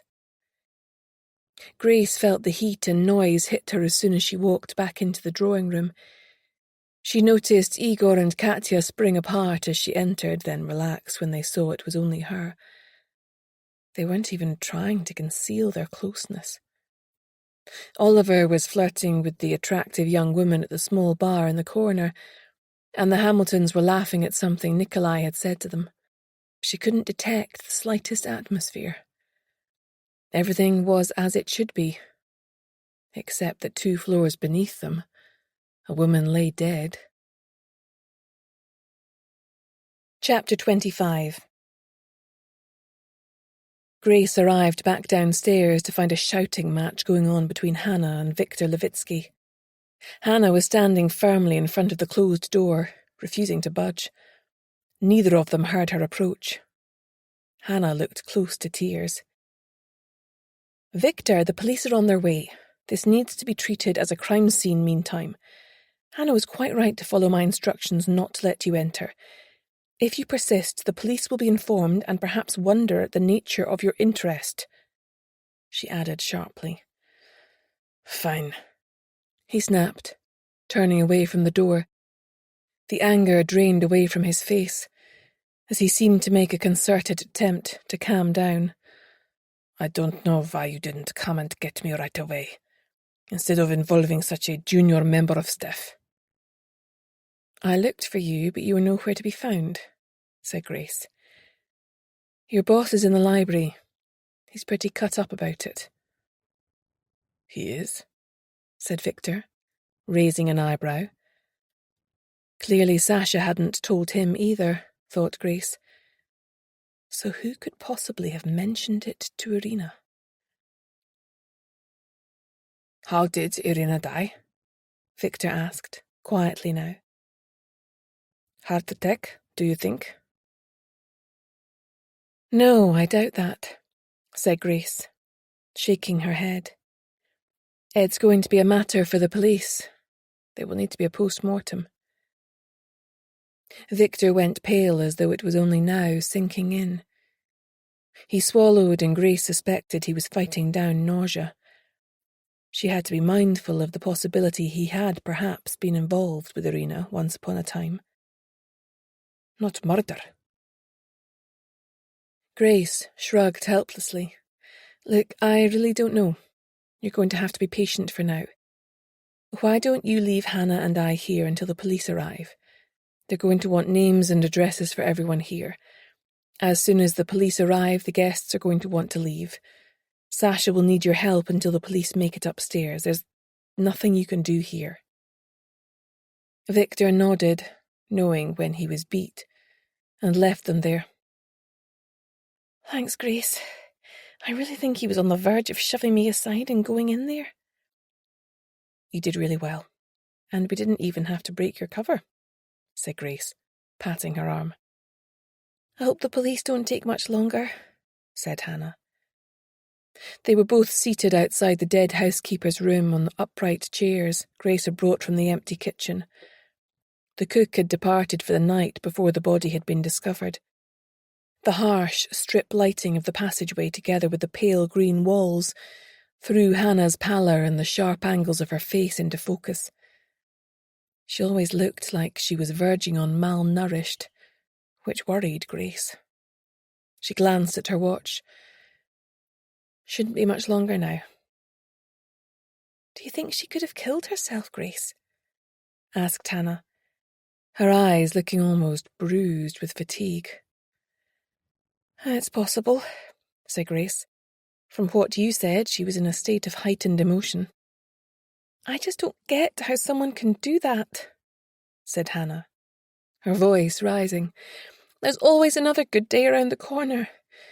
To just check out and leave everyone else to deal with your mess, that's just not on." Grace knew that she was no longer talking about Irina Petrova. She hesitated, not sure what to say.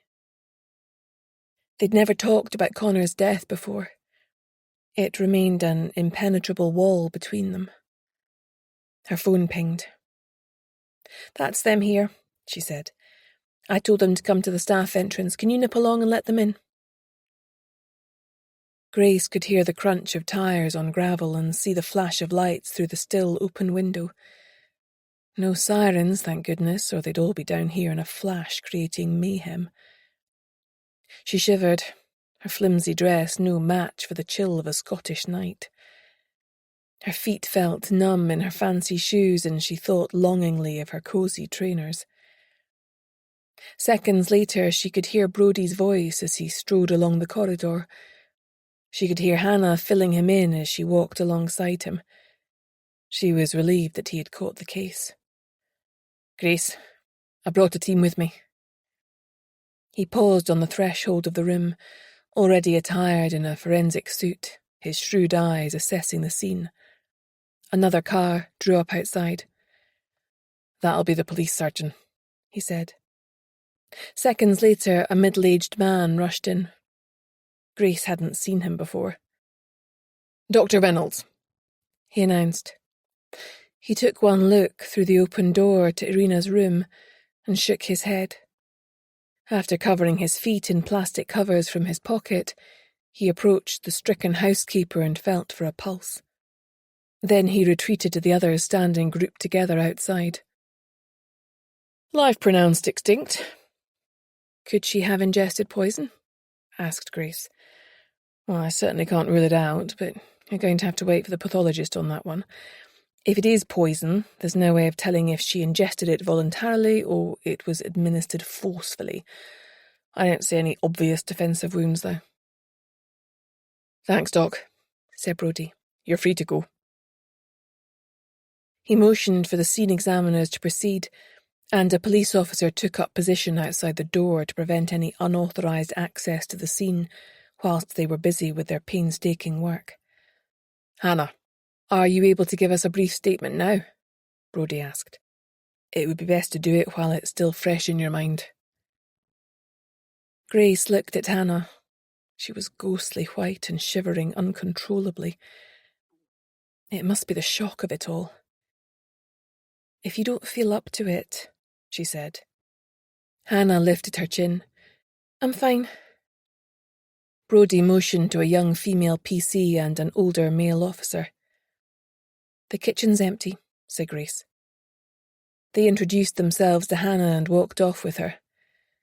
"I've told Sasha. He's waiting for you in the library," Grace said. "I'll come up and speak to Komarov in a few minutes once things are organised down here," said Brodie. "We'll need to round everyone up to get their details before they're allowed to leave, including any staff members. I've posted an officer at all of the known exit points in case anyone decides to make a run for it meantime." "There's also Viktor Levitsky, head of security, who lives in a cottage on the estate," Grace said. "Someone will need to speak to him too. He went upstairs and is probably with Sasha." Grace left him to get on and swiftly ascended the stairs. She took her place amongst those in the drawing room.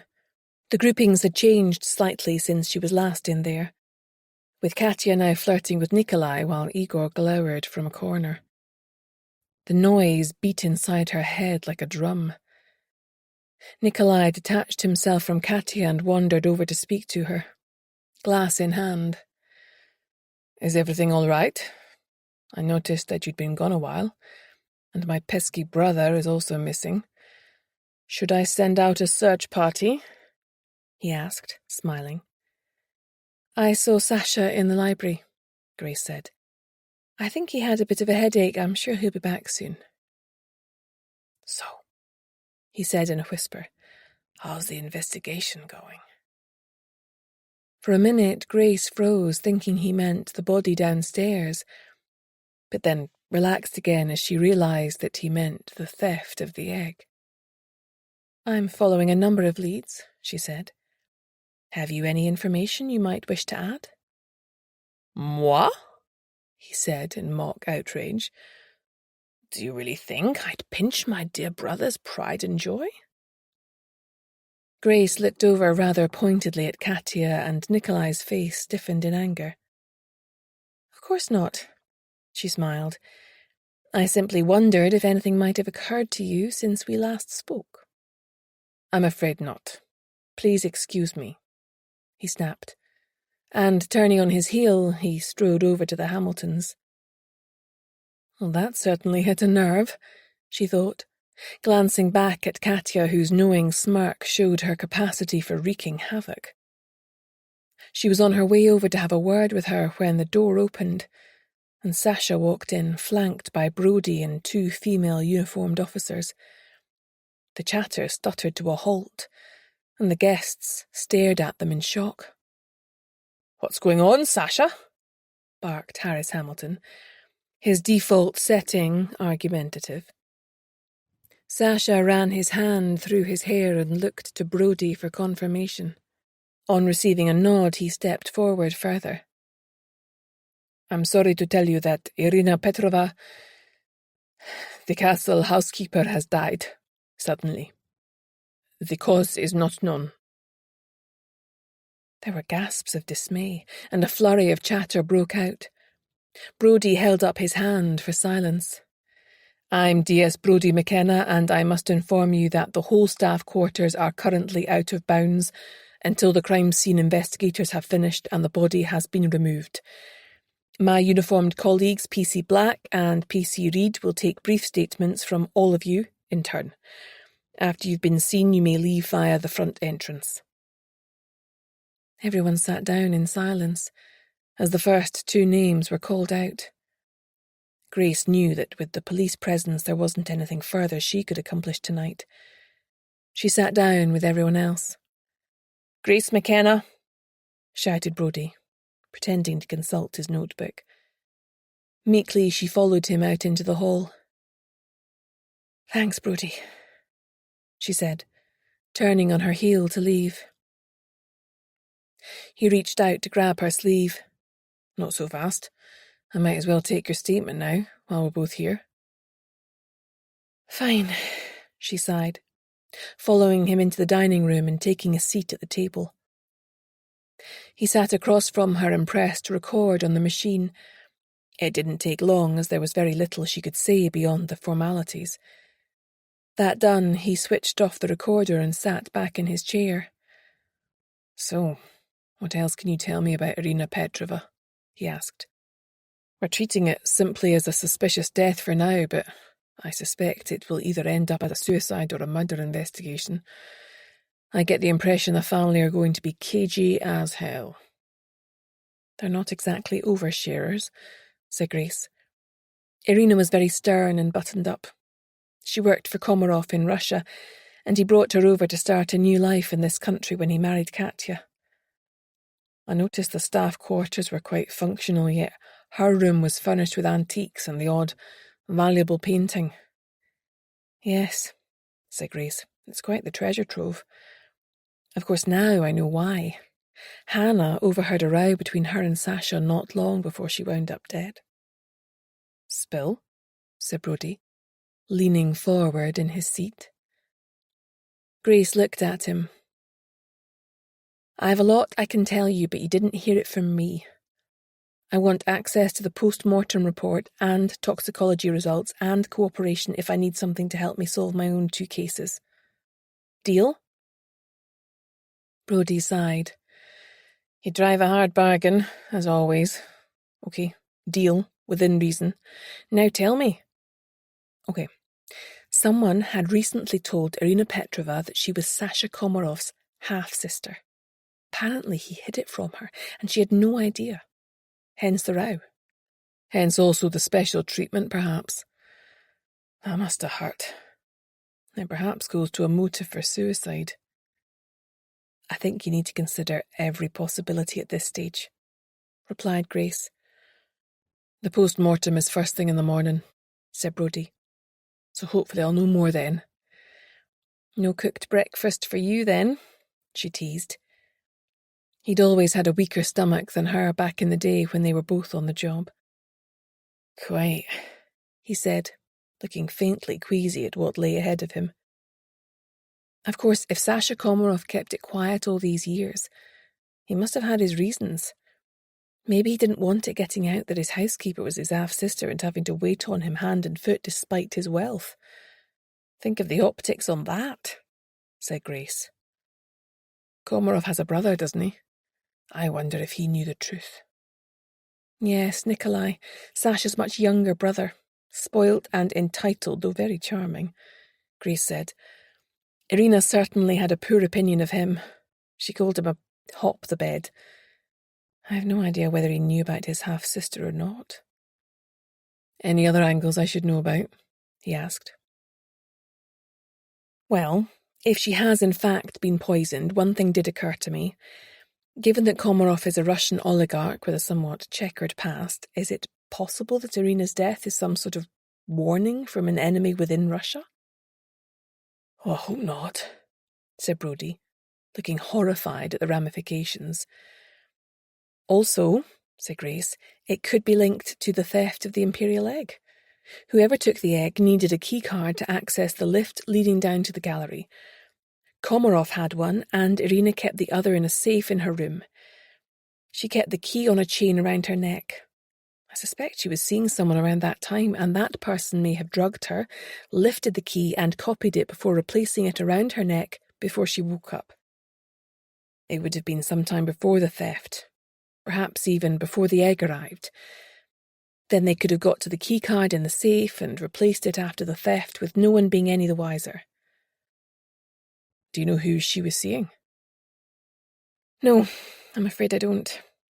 Hannah did tell me that a while back she was having a shouting match with the head of security, Viktor Levitsky, and that he seemed a bit rough with her. It could have been him she was seeing, or it could have been someone else entirely. Brodie groaned and ran his hands through his hair, making it stand on end like a punk rocker. Grace hid a smile.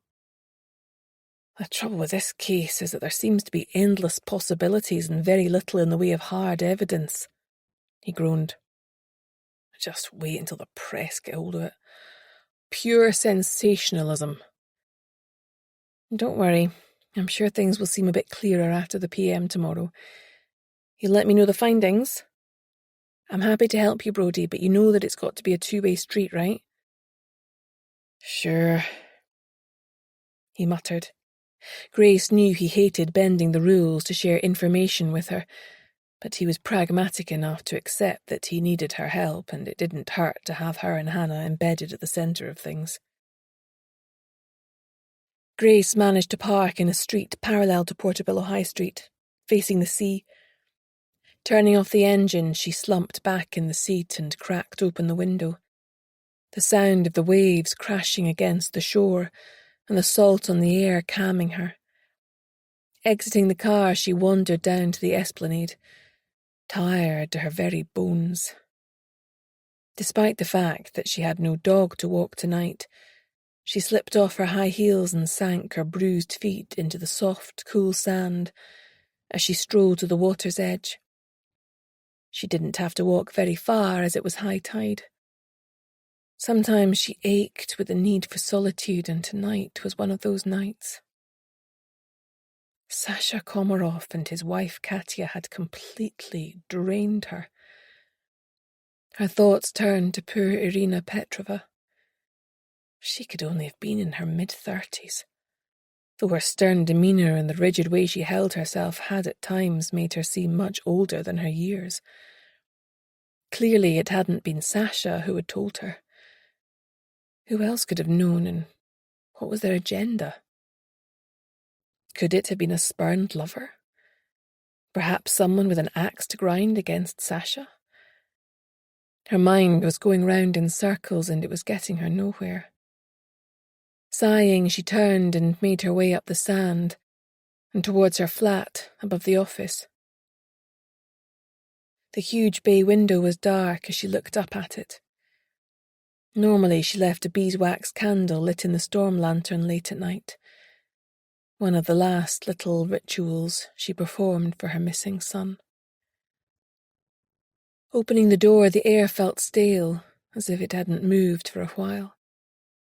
It wasn't the same coming home to an empty space instead of a waggy-tailed, furry menace.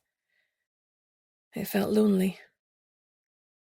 A strange melancholy gripped her as she inhabited the uncomfortable space between exhaustion and agitation. Another possibility was that Irina had been murdered as a means of deflecting attention from the stolen imperial egg. It was certainly valuable enough to incite murder. That is, assuming she was murdered. She could have committed suicide. Sighing, she poured a glass of red wine and sank onto the couch, tucking her bare feet underneath her and switching on the TV as she threw a match onto the pile of kindling and logs in the stove. Chapter 26. Grace woke up early, feeling shattered. Only one thing was going to make her feel human again. She sprang out of bed and pulled on her swimsuit and dry robe with some trainers, then rushed downstairs and opened the door before her brain had a chance to veto the plan. It was a glorious September day, and although it was only 7:30, the sun's rays on her skin already mitigated the soft breeze coming in from the sea. She wasn't the first to set foot on the beach this morning. There were quite a few dog walkers and runners pounding the beach, but no one was in the sea yet. She unzipped her dry robe and placed it out of reach of the frisky morning tide. Shivering, she stepped tentatively into the waves, speeding up as the cold pinched her nerve endings. "It's exhilarating," she muttered from between clenched teeth. This would be less of an assault on the senses if she lived in Greece. As she dived underneath the water and struck powerfully out from the shore, her thoughts drifted as they always did to her son, forever 16. Seeing Hannah growing and developing into such an amazing young woman, she ached for what might have been. He never even got to lay eyes on his own son. Did he even know that Hannah was pregnant when he decided to end his life? Or was it that piece of news that tipped him over the edge? Grace never pressured Hannah for more than the few facts she had revealed. It would all come out in time when she was ready.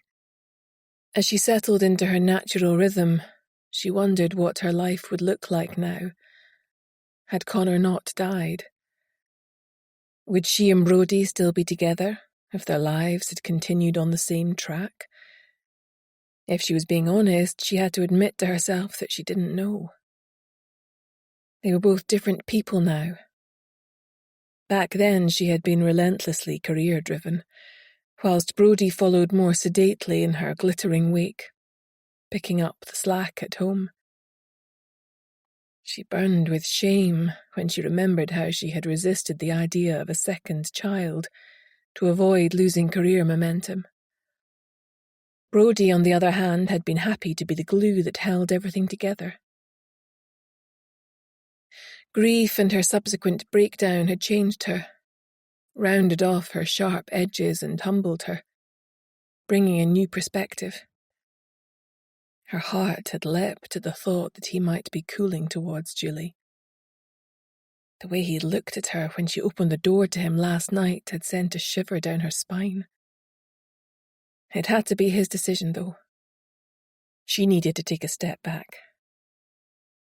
As she stopped to tread water and take in the beauty of the morning, Grace felt grateful to be alive. Poor Irina Petrova would have no more sunny days to feast her eyes on. As she struck back out for the distant shoreline, her mind shifted to the 2 cases she was working on. How would Irina's death impact on her investigations? In relation to the imperial egg, she'd certainly had the means and opportunity to steal it. However, if that was the case, then she must have been working in collusion with someone else at the very least. Or could she have been compelled under duress? Hannah had said that Viktor Levitsky had been gripping her arm and seemed to be threatening her. Also, although overnight guests weren't permitted for the staff, she felt she had landed a blow when it came to her suggestion to Irina that someone may have drugged her. and removed the key to have a copy made while she was asleep. If only she had pushed harder at the time. If that had been the case, who could it have been? Victor Levitsky? There was something off about him. He didn't seem as concerned as he should have been about someone stealing such a precious item right from under his nose. She sighed, and then spluttered as salty water forced its way up her nose, burning the back of her mouth, causing her to break her stroke and right herself. As her feet hit the sand, she felt a surge of determination as she shrugged on her dry robe and headed up to the esplanade to get ready for work. Chapter 27. Grace arrived in the office just after Jean, who was settling down to work with Harvey at her feet. He was so excited to see her that he nearly knocked her over as he zoomed around her in circles, wagging his tail like a windscreen wiper, making small noises in the back of his throat. She dropped down to his level and made a fuss of him. "Thanks so much for looking after him, Jean. I hope he wasn't too much bother?" "A model house guest," Jean grinned. "He's welcome any time. How did it go last night?" "A complete and unmitigated disaster," groaned Grace. "Why? What happened?" Jean asked. Grace rapidly caught her up on the evening's events. "Well, that rather complicates things, doesn't it? Poison, you say?" "It appears likely, but whether she was poisoned or whether she took it herself in light of Sasha's revelation, I have no idea. At least Brodie has caught the case. You know you can work with him and he'll share information if he can." "Yes," said Grace. The door opened and in came Hannah. The tired, pinched look of last night was gone from her face, and she looked raring to go. The resilience of youth, thought Grace. Harvey did another meet and greet as Hannah sneaked him a bit of sausage she had saved from her breakfast. "What can I do to help?" asked Jean, looking desperate to be involved. "I know it's frustrating, Jean, but you're already helping us by keeping everything going here. I promise that if anything else occurs to me, you'll be the first to know," said Grace. "I've plenty to keep me going here," said Jean, with a forced smile. "I'm heading off to the castle now. I want to catch them when they're still feeling vulnerable. I'll see you at the castle later, Hannah," she said, stroking Harvey's silky ears before fleeing from the office in a manic burst of energy. Chapter 28. Grace slipped in the staff entrance and made her way up to the ground floor without encountering anyone. The house felt silent, like it was holding its breath after the terrible events of last night. She could hear the sounds of clearing up and the clink of glasses and clatter of crockery being loaded onto trays. She arrived at the library, where she tapped lightly on the door. "Enter," shouted an imperious voice. She walked in and her heart went out to him. Never had she seen a man look quite so miserable. "You may as well sit down," Sasha muttered. She quietly sat opposite him in front of the fireplace, which contained an unlit fire that had been set by the staff. It was cold in the room, but he seemed oblivious. It seemed to match the winter in his soul. "I'm so sorry about Irina," she said gently. "I like to keep my private business to myself." He sighed. "Well, so do most people, but it's not always possible," she said, remembering the huge invasion of privacy she suffered herself when her son went missing, presumed drowned. "Yes," he said. "You know." "I do," she replied, with a slight twist to her lips. "Irina didn't know that she was related to you." "No," he sighed. "She was only my half-sister. We had the same father. When I was 7, he had a child with another woman. He left her after a couple of years, and came back to my mother. Then Nikolai was born 3 years after that. My mother died a couple of years later. My father immediately left, leaving Nikolai and I to starve in the gutter just as he had done with Irina and her mother. Although I was only 14, I had to find a way to support us and stop Nikolai being taken away. It wasn't easy. I didn't forget Irina. I never felt kinship to her as our only connection was through my father, but I felt she was another casualty from his actions. Therefore, I felt a sense of duty, if not love, towards her. So when you became wealthy, there was no question in my mind. I had a responsibility to her. Initially, I did not envisage the situation to be long-term. I sought to give her employment and train her well so she could have a sustainable future and become self-supporting. I wanted to keep my distance. So how come she was still with you at the time of her death? Asked Grace. She turned out to be a quick learner and also ambitious. I decided to promote her to managing my household. She was paid a salary commensurate with her responsibilities, and I arranged for her to have small touches of luxury in her private quarters. It was a satisfactory arrangement for both of us. Except you knew something that she didn't, said Grace. Yes. He sighed. In my defense, I really didn't see her as my half-sister. It was a sense of duty that bound me to her as much as anything else. I could have left her to the careless predations of tourists, but I chose to step in and mop up my father's mess. I also provided for her in my villa. They both fell silent as they contemplated how little use that would be to her now. The last words I said to her were so harsh, he said, his voice breaking. His anguish was real, Grace was sure of it. That didn't mean he hadn't killed her in a fit of rage, or that he hadn't cast her into such despair that she had lost the will to live. She couldn't suggest poison, though. Brodie would no doubt be along with a search warrant soon, and she didn't want to tip him off so he might hurry to dispose of any evidence. Did Nikolai know? She asked.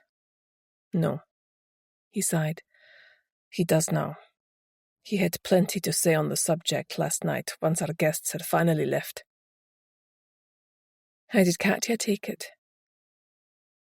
She was furious. Irina and her did not get along at the best of times.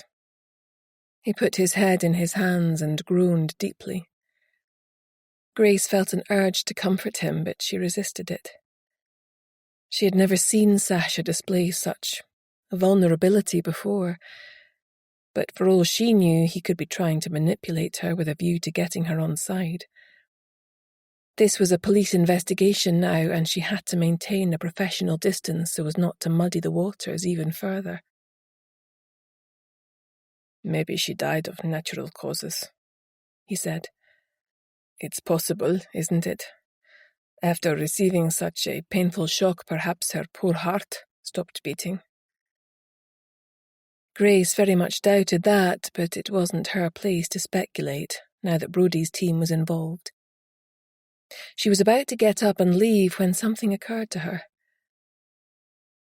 If it wasn't you who revealed the truth to Irina, then who was it? And how on earth did they find out? I have no idea, he replied. Not even Victor, my head of security, knew.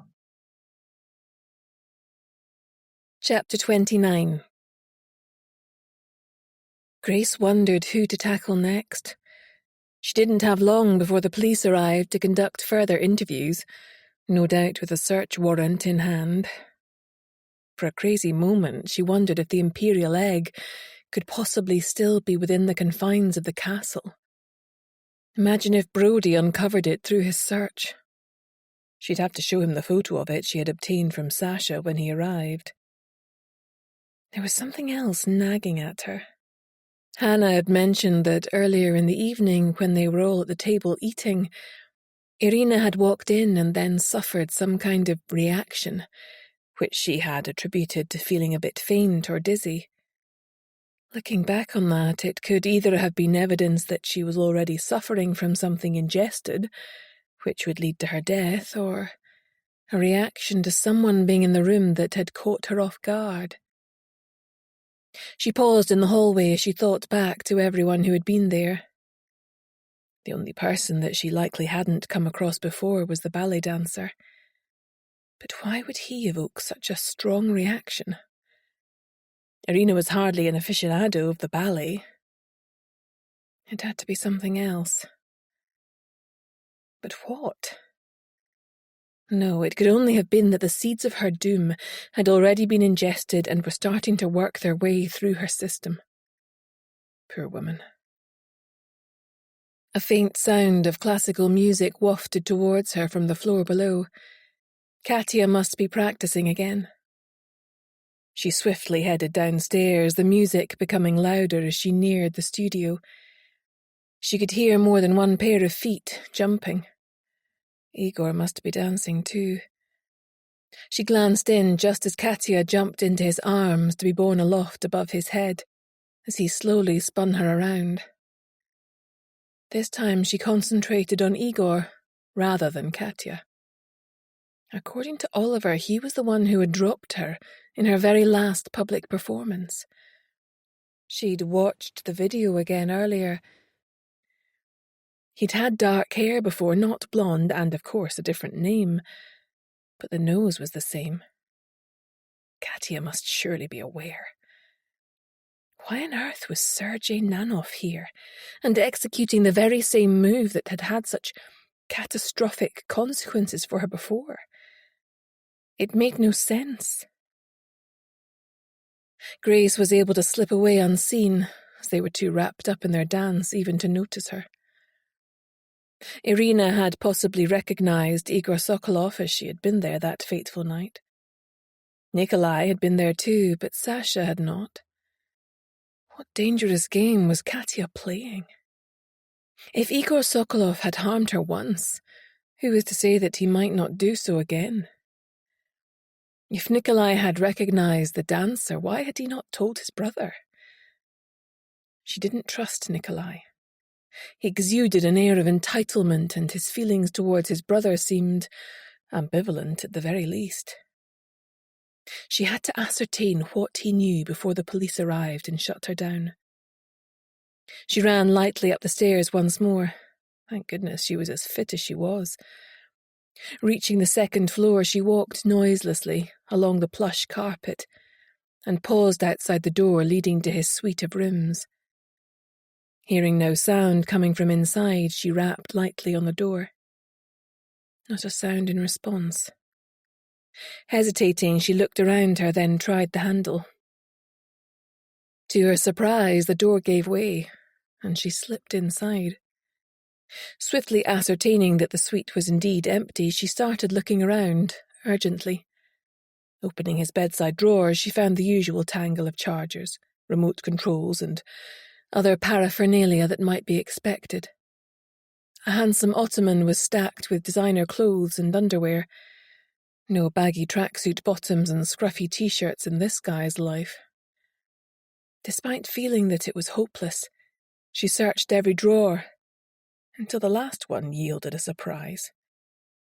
Some very expensive female lingerie, and a silk kimono that had not come from the high street. So, who was his lady friend? She rushed to the large marble bathroom to continue her investigation. Out of the open window, she could hear 2 cars advancing up the driveway. A quick glance revealed Brodie at the wheel of one and a squad car following. She'd better be quick. Opening the medicine cabinet, she rifled through the contents, noting that it contained a selection of expensive male and female toiletries. There was nothing she could identify as implicating him in Irina's death. However, she did find a beautiful replica Fabergé egg in his desk drawer. She fiddled about to open the catch, which took longer than it should have, due to her haste. There was nothing inside, although something had clearly been carefully removed, as she could see where it had been previously attached. A gift for Katya? Or was he intending to leave her a twisted message? Quietly, she let herself out and went in search of Katya, hoping she was back in her room by now. She tapped lightly on the door. Katya opened it a crack and peered out. Her eyes narrowed when she saw Grace standing there, as though she was a most unwelcome intrusion. She was still wearing her practice clothes, and her forehead was beaded with sweat. "Now is not a good time," she began. "I need a shower." "Quick," whispered Grace, trying to create a sense of urgency as she glanced behind her. "The police are here.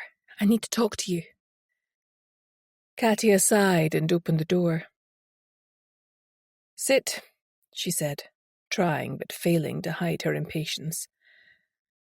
"What is this about?"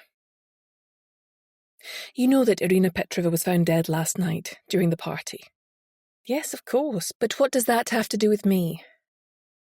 "Did you know that Irina Petrovna was Sasha's sister before last night?"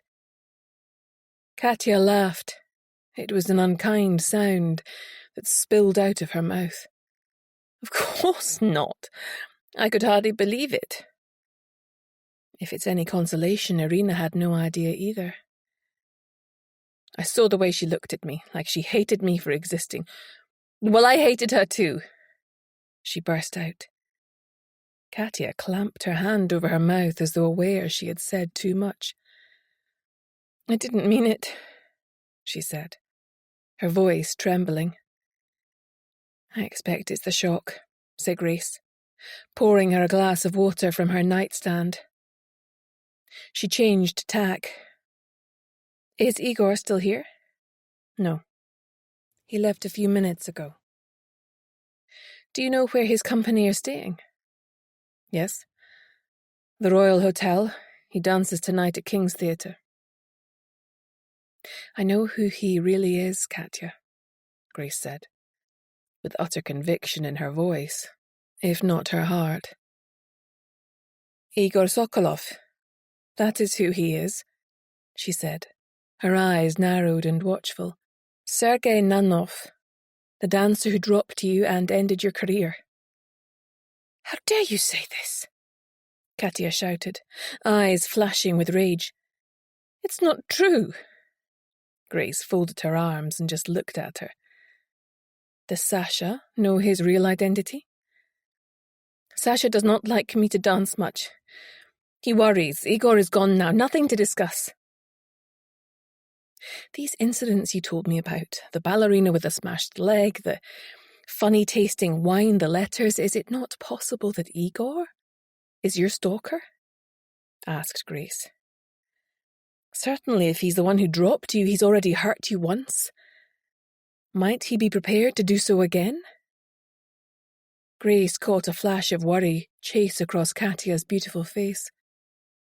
She pressed home her advantage. "Did you know that Irina was in the audience that night? The night that he dropped you?" "No, I didn't," she snapped. "What is your point?" "Irina is dead. Perhaps she recognized Igor when she saw him?" Katya's face drained of colour as she took in the implications of what Grace was saying. "It wasn't Igor, I'm sure of it. Irina probably took her own life due to finding out she was Sasha's half-sister. That makes more sense." "I need you to level with me, Katya. Your life may depend upon it. Has there been any more contact from the stalker since we last spoke?" "I will only tell you if you accept Igor had nothing to do with it. Yes, it was him who dropped me, but he had no choice. I have forgiven him." "Tell me," Grace demanded, her pulse accelerating. Katya walked over to her wardrobe and, reaching into the back of it, she pulled out a plastic bag. It contained a green Fabergé egg, with a gold crisscross pattern and a ballerina doll with smashed legs. When was this left for you? Last night, she admitted. It was on my pillow when I returned to my room after giving my statement. I'm going to need to give this to Brodie to have it dusted for prints, said Grace, in a voice that brooked no argument. I told you, no police! Katya shouted. Grace realised that she wasn't just having a strop. She was genuinely terrified. We can't keep this to ourselves any longer. A murder may have been committed. The two crimes may or may not be connected, but the stalker seems to be escalating. I feel he draws close now, Katya muttered. Exactly. We need to utilise the resources of the police. DS McKenna can be very discreet. We've worked together before many times. You can trust him. Very well, Katya sighed. But I know that you are wrong about Igor. Grace wasn't so sure. Chapter 30. Hannah sat in the kitchen beside Polly, her hands wrapped round a mug of hot, strong coffee. Sandra, the cook, came and sat across from them at the long wooden table with a mug of her own. I still can't believe it, the older woman said with a sigh. We may have had our differences, but to die like that, completely out of the blue? Oh, it's just so sad. Did you know her well? Asked Hannah. As well as anyone, I suppose. She liked to keep her distance from the rest of us. I often thought she must be lonely. This job was all she had in life, really. Did she not even have a boyfriend? Asked Hannah. Chance would be a fine thing, Polly sniggered. Hannah shot her a look and Polly looked cross. Look, just because she's dead doesn't mean I have to pretend like we were besties or something. There have only been 2 gentlemen callers, as far as I can recollect, the cook said. One of them was Victor Levitsky, the head of security. That only lasted a few months before she dumped him. I don't think he took it too well. The other was a local teacher from North Berwick. Nice man. She'd have had a good life with him. How did they meet? Asked Hannah. I believe he came to give her and Katya English lessons when they first got here. Can you remember his name? Asked Hannah. Why so interested? Asked the cook, narrowing her eyes. My mum volunteers at a refugee centre. They're always looking for English teachers there. Oh, let me think, said the cook, scrunching up her face with effort. It was a while ago now. Graham something. Graham Mackey, that's it. Thanks, said Hannah. I'll pass his name on to my mum. That head of security is downright creepy, said Polly, shuddering and giving a fleeting glance over her shoulder. I believe he used to work with the FSB, whispered Sandra. Who are they when they're at home? Asked Polly. The modern version of the KGB, replied Sandra. Who told you that? Said Hannah, widening her eyes. My last employer, Harris Hamilton. I'd give Victor a wide berth if I were you. I bet he could strangle you with his bare hands, whispered Polly. Hannah didn't doubt it after witnessing his encounter with Irina. I didn't know you used to work there. What were they like to work for? She asked. Well, Mrs. Hamilton wasn't bad. She treated you like a human being when he wasn't there. Her husband was so pernickety I couldn't stand it. I would cook a perfectly good restaurant-quality meal and he would send it back on some pretext when it was just the family dining. He always had to have the upper hand. Made my blood boil, he did. In fact, I once dreamt I cut him up, stuffed him in a casserole and put it in the oven. Both girls burst out laughing. You're scaring me now, Mrs. D, Polly grinned. What about the wages? Asked Hannah. The cook's mouth curled in a sneer. You're better off here, put it that way. Polly used to work for the Hamiltons too, said the cook. You never said?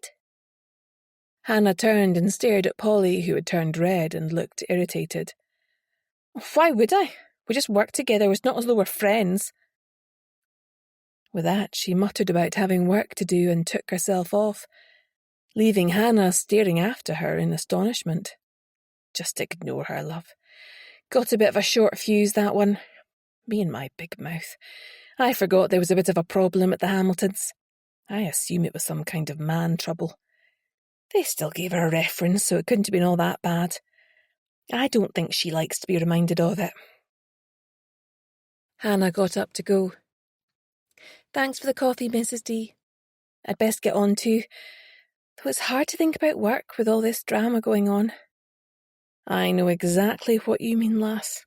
They'd best not be expecting anything fancy for their lunch, or they'll be sorely disappointed. Chapter 31. Grace was walking along the landing after leaving Katya's room when she heard the sound of approaching footsteps coming up the stairs. It must be Brodie and his team. Her first instinct was to cast about for somewhere to hide. The last thing she wanted was for him to accuse her of meddling in his investigation. Hurriedly, she slipped into the room beside Katya's at the end of the first floor, preparing an excuse should it be occupied. Her breath caught in her throat as she realised that she had stumbled into the nursery that Hannah had mentioned to her. It was excruciatingly sad. A room crafted with such love and expectation, waiting for a child that would never arrive. It was one thing for Katya to decide she didn't want a child, but to lie to Sasha by taking the pill behind his back seemed cruel. She walked around admiring everything. They were beautifully crafted wooden toys, including a toy train, an exquisite hand-painted nest of dolls, and a ballerina doll in the costume of the Sugar Plum Fairy. How sad to think that none of these items would ever be played with. She listened, but all was quiet, and the temptation proved irresistible. She pulled the string on the mobile above the cot and sat dreamily in the hand-carved rocking chair, her mind drifting off to when Connor was just a baby. He'd been so tiny, but feisty with it. He'd quite worn her out with his constant crying in that first year. But she'd give anything now to repeat the experience, not realising what a short time she would have to love him. There was a quiet tap at the door, and Brodie entered, closing the door behind him. "Grace, what are you doing in here?" He took in the tear tracks that she hastily wiped away. "Are you all right?" She nodded, slowly standing up. "I'm fine. It catches me off guard every now and again. That's all." Brodie took in his surroundings. "What's all this about? I thought Komarov didn't have any children." "He doesn't. It's an expression of hope, I suppose. Hannah discovered that his wife is on the pill, but she's hidden it from him. You never know what's going on behind closed doors in a marriage." They stared at each other. Grace was the first to look away. Time to get this conversation back on track. "What happened at the post-mortem this morning?" "Grace, you know I can't." "Yes, you can, Brodie. Quid pro quo, remember? I have just as much skin in the game as you have here. I have 2 unsolved cases and a reputation to consider. I don't doubt that one or both of these cases may have some bearing on the murder, if indeed that's what it was. If it were to get out that I'd been feeding you information, Grace..." "I'll keep my mouth shut, Brodie. You know I will." "Fine," he sighed. "We've opened a murder investigation. The toxicology results aren't back yet, but the pathologist said all the signs are consistent with poisoning." "Could she have killed herself?" "Unlikely. There was no note. If her motive was due to being upset by Sasha's revelation, she had no time to source the poison. It's unlikely, though not impossible, that she had some simply lying around." "Defensive wounds?" None.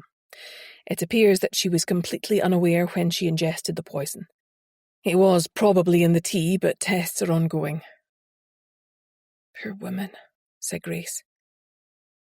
We need to figure out a motive. You think? He said dryly. What have you got so far from your dealings with the household? Well, one possibility is Sasha Komarov himself. The night she died, they were heard arguing because Irina had found out from an undisclosed person that she was his half-sister. He obviously hadn't told her for a reason. Maybe he didn't want it coming out.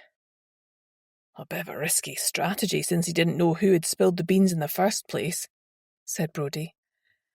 I know. Perhaps he simply panicked? Who else? Well, there was no love lost between Irina and Katya. Perhaps Katya killed her to prevent Sasha finding out that Igor Sokolov's real name is Sergei Nanov. Is that name supposed to mean anything to me? Asked Brodie. Sorry, he was the ballet dancer who ended her career. Irina was there that night in Moscow when it happened. Oh, nothing concrete then, said Brodie. Not yet, said Grace. It could also be linked to the cases I'm working on.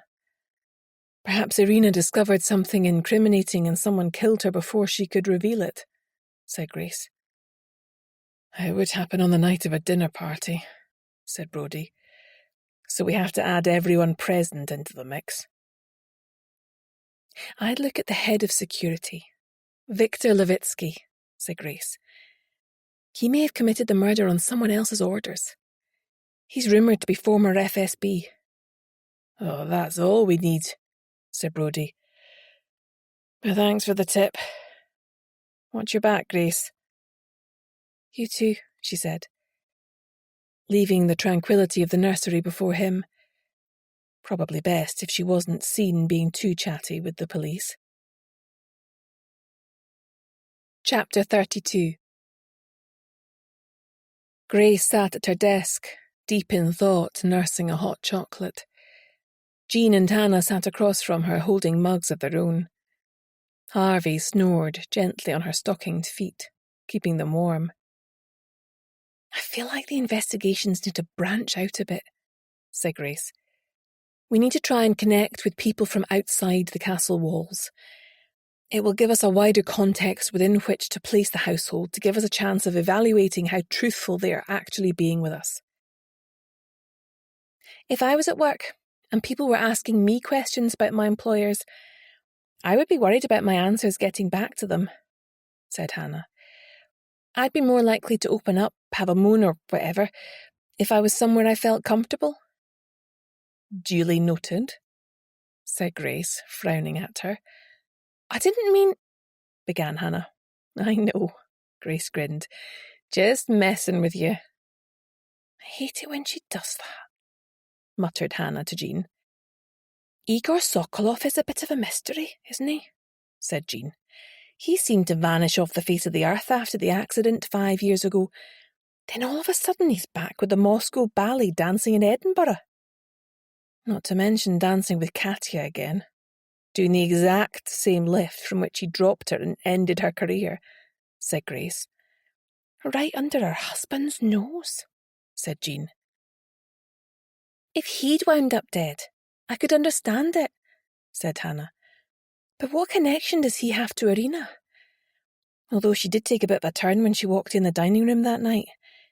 Maybe she recognised him. That would give both him and Katya a motive to silence her, said Grace grimly. Have you had any luck filling in the blanks where he's concerned, Jean? I've been in touch with an investigative agency in Russia, said Jean. I was struggling to find anything about him under either name online. It appears that Sergei Nanov left the Bolshoi the night of the accident. He doesn't crop up in any of their subsequent performances, nor is he listed as a member of the company after that date. A few weeks later, Igor Sokolov makes an appearance in a regional theatre, dancing in the chorus. His hair is blonde, and after a year he starts being given principal roles and ultimately joins the Moscow Ballet 2 years ago, where he has been ever since. No one seems to have made the connection due to the different name and altered appearance. So, hiding in plain sight, said Grace. But was he hiding because he was guilty of causing harm to Katya, or because he thought he might be harmed as well? The Moscow Ballet are still in town, said Jean. It's their last performance at the King's Theatre tonight, before they return to Russia. He's never met me. What if I go along to the performance and try to get backstage afterwards as a devoted fan or a reporter for some highbrow magazine? It would be easy to fake a press pass. I could come along as well, but we'd not let on we know each other. Separate seats, etc., said Grace. That's if we can pick up a couple of single seats at this late stage. There's usually a few single seats speckled about. I'll book them, replied Jean. Phew, I thought for a minute you might want me to go as well, Hannah grinned. Watching ballet for 2 solid hours would be torture. Philistine, said Grace, pulling a face at her. No, Hannah, you've done enough for today. You get off home. Jean, you best get off and put your glad rags on. I'll pick you up at 7. Both members of her team scooted off with a spring in their step, for different reasons. Right, boy, chop chop, said Grace, nudging her sleeping dog awake. Time for a walkie before your supper. Locking up the office, she headed down to the beach with Harvey in tow. She was bone tired, but she knew she would get a second wind later. This case was taking it out of her. Not least because Brodie was involved. Part of her loved him being around, but the wiser part knew that it made it harder for her to heal. She had to accept that he was with Julie now, and likely always would be. As Harvey frisked along the beach at the water's edge trying to kill a piece of seaweed, she breathed in the cooling, salty air and tried to relax her shoulders. The sun was setting earlier now, and the evenings were crisper as autumn started to take hold. Her tummy suddenly rumbled, embarrassingly loud. Best not do that at the ballet. It wasn't just Harvey who was ready for something to eat. Grace had selected a seat that afforded her a bird's-eye view of the theatre stage and audience.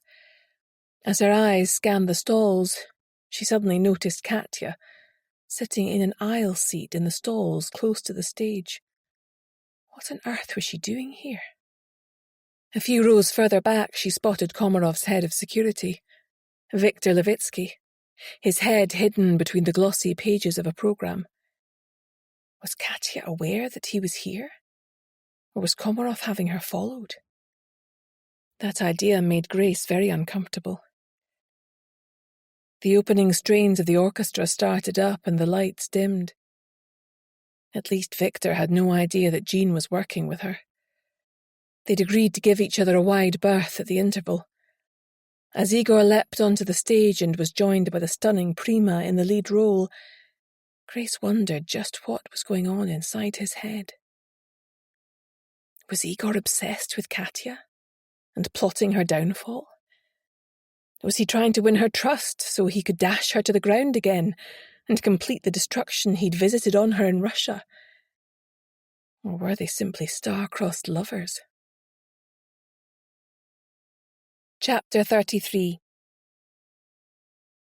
Jean normally loved nothing more than going to the ballet, but tonight she was here to work, so resisted the undertow as the music and dancing sought to pull her into another world. Her phone vibrated, and she stole a surreptitious look at the text Grace had sent her. Apparently the head of security was in the audience, as was Katya. Her pulse quickened. What did it mean? She suspected it was no coincidence. A crazy thought slipped into her head. Could Igor Sokolov be going to defect from Russia and claim asylum here? It was the last night of the performance, after all. Her stomach churned and she felt a little sick. She doubted whether this had occurred to Grace. It was only the fact she had been such a fan of Rudolf Nureyev, who had defected himself, that had put her in mind of it. At the interval, to keep up appearances, she wandered about, clutching a glass of wine. She sent Grace a text about her theory, but heard nothing back. Whenever she saw Grace coming, she studiously turned her gaze in the opposite direction. She felt like her body language was morphing into furtive, despite her best efforts. Normally, she had no difficulty appearing inconspicuous, if not downright invisible, but tonight she felt she stood out like a sore thumb. At least no one should suspect a middle-aged woman of being up to no good. Suddenly she spied Katya, who she recognized from her picture on the internet. Casually, she drifted closer. "Excuse me, aren't you Katya Fedorov?" Jean asked, using her maiden name. The woman spun round to face her, looking startled and something else. Afraid? "I saw you in Giselle. It was broadcast over here. You were fabulous." "You have a good memory," said Katya, with a small, tight smile. "Are you enjoying the performance?" Jean asked, brightly. "Yes, very much," said Katya, with a look that belied her words. "I've seen better primas, but the male lead is simply stunning. Such a powerful dancer. What's his name again?" "Igor Sokolov," Katya muttered, eyes casting round for an escape. "Do you know him?" "No," Katya said vehemently. "Excuse me, I have somewhere to be." She rushed off. Jean followed her at a discreet distance, welcoming the cooler air outside the bar area. But soon Katya had disappeared into the ladies' toilet. It wouldn't be long before the interval was over. She had to find Sokolov. Fortunately, she had been on a tour of the theatre some years ago, so was able to head towards the backstage area. She'd nursed a notion she would be able to slip backstage without anyone noticing her. Balletgoers were a sedate lot, so she was shocked to see two heavy security types effectively guarding the door backstage. From the bulges in their jackets, she would bet that they were carrying weapons too. How on earth was she going to get past them? Maybe she could get in from the outside. She walked outside the theatre and turned up the side street where she knew the fire exit from backstage to be. As she had expected, it was locked. She was turning to head back to her seat when a large white lorry turned into the street and drew up outside the door. It had no logo on it. Jean paused on the corner to see what it was going to do. The doors to the rear of the lorry were pinned back and 4 people dressed all in black got out from the cab and walked towards the fire door. Jean glanced down at her plain black dress and sensible shoes. They were also wearing lanyards, but she still had one in her bag from a recent visit to building control.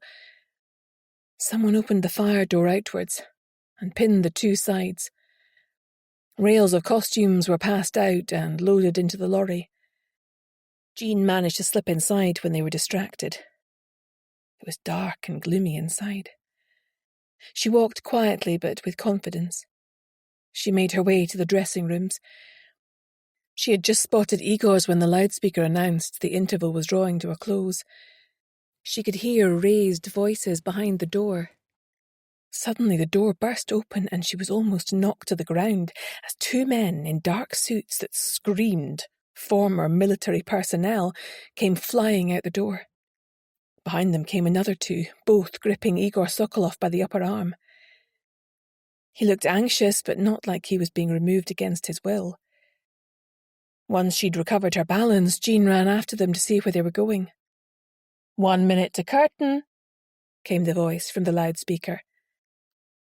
An angry woman carrying a clipboard of papers came running down the corridor. "Igor, stop! Where are you going? Come back!" She grabbed her walkie-talkie and began screaming into it in Russian. The two security goons came running, guns in hand. The screech of tyre tracks could be heard approaching. Jean ran out the open fire exit a few seconds behind them as they bundled Igor into the back of the car. The lorry was just closing its doors, blocking her view of the car drawn up in front of it. She managed to see part of the registration number, but not all of it, as the sleek black car accelerated, turned the corner, and was gone. Jean made it back into the auditorium, breathing heavily just seconds before the lights went off. However, she was in time to notice that both Katya and the head of security were not in their seats. Due to principal dancer Igor Sokolov regrettably becoming ill, his understudy Vladimir Baronov will dance in his place, said the announcement. Her watch vibrated. Meet me in Bennett's bar in 5 minutes, said the text. Jean slipped out of her seat in the dark and made her way towards the exit. What on earth had just happened? Chapter 34. Grace brought 2 glasses of soda water and lime over to the round table in the corner. As she sat down, she glanced around her, reassured to see that there had been no major changes to Bennett's bar since her last visit some time ago. She had worked here as a student and had many happy memories of the place, which remained popular with the theatre crowd. It had a sizable collection of malt whiskies up on the carved wooden gantry, and was also known for its real ale. She also had a bottle of Coke and a glass and ice. Jean eyed the 3rd drink. Are we missing someone? Brodie will be along shortly. I thought it might save him fighting his way to the bar. He's making some phone calls to see if immigration are involved. You think Igor might have been defecting? I hope so. He wouldn't be the first Russian ballet dancer to have jumped ship in Europe. Life is trickier than ever in Russia now. If he wasn't defecting with a view to claiming asylum, then his life is probably in jeopardy, replied Grace, taking a sip of her drink. Do you think Katya was in on it? Hard to say at this stage. She certainly didn't come back to her seat after the interval, nor did the head of security. If it wasn't a defection, then maybe she flew back to Komarov to get him to call in favours to find out where he's been taken and what they intend to do with him. For all we know, Komarov is the one behind it, said Grace. After all, he may think that they're having an affair, particularly if he's discovered their prior connection. He's certainly got the contacts and resources to pull off a stunt like this. By the way, 10 out of 10 for improvising Jean. Thanks to her, Brodie had descriptions of the men with Igor, the 2 goons with weapons, and also a partial plate on the sleek black car. Thank you, Jean beamed. At that moment, Brodie pushed open the swing door and walked over to them, pulling up a seat. Grace pushed his drink over to him. I thought you'd probably be driving. You thought right, he said, picking it up and taking a long swallow. I phoned my contacts, and this appears to be an abduction rather than a defection. Have you arrested the 2 guys with guns who were guarding the door backstage? Asked Grace. Not yet. They weren't employed by the company or the theatre. No one has seen them since. The security guard, who should have been guarding the door backstage, was discovered bound and gagged in a cupboard. What about Katya? Asked Grace. Has she been taken too?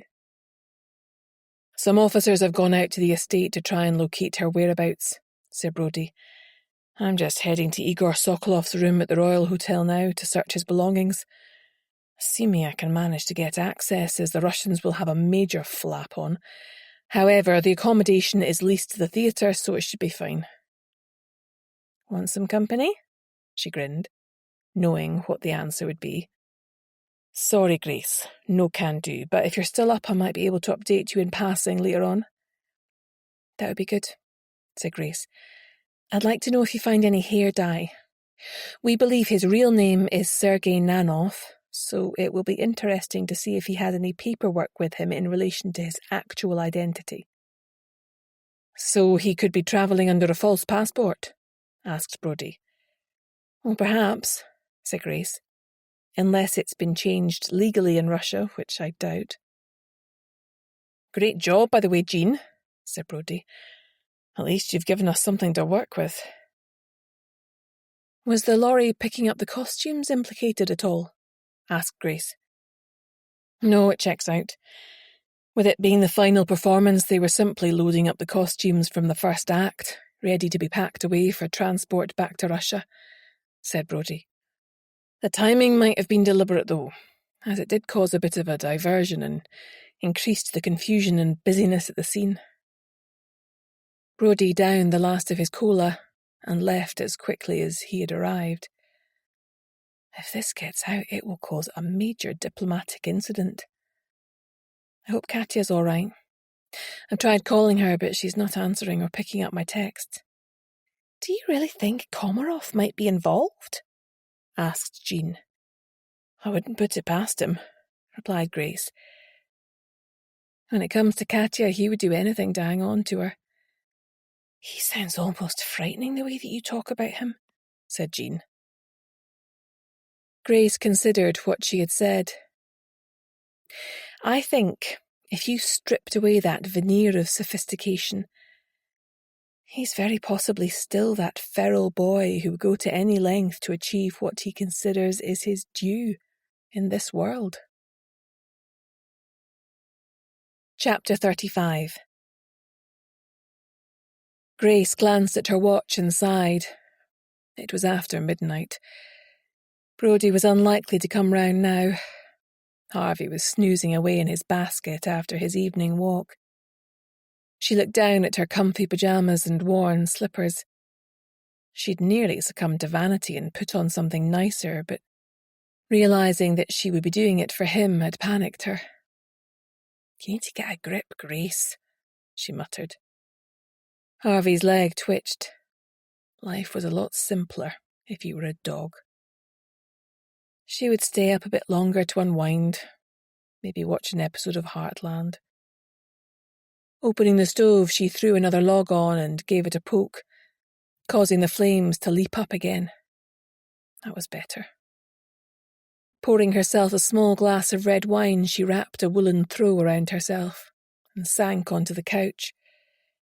She had just pointed the remote at the TV when the doorbell rang. Brodie. Shuffling to the door in her ramshackle slippers, she let him in. He looked shattered, his face grey with exhaustion. Tea? She asked. Please, he said, flopping onto the couch he had vacated. Harvey let out a low whiff and staggered over to collapse onto his feet, shutting his eyes again immediately. She brought Brodie a mug of tea through with a bowl of crisps, which he fell upon.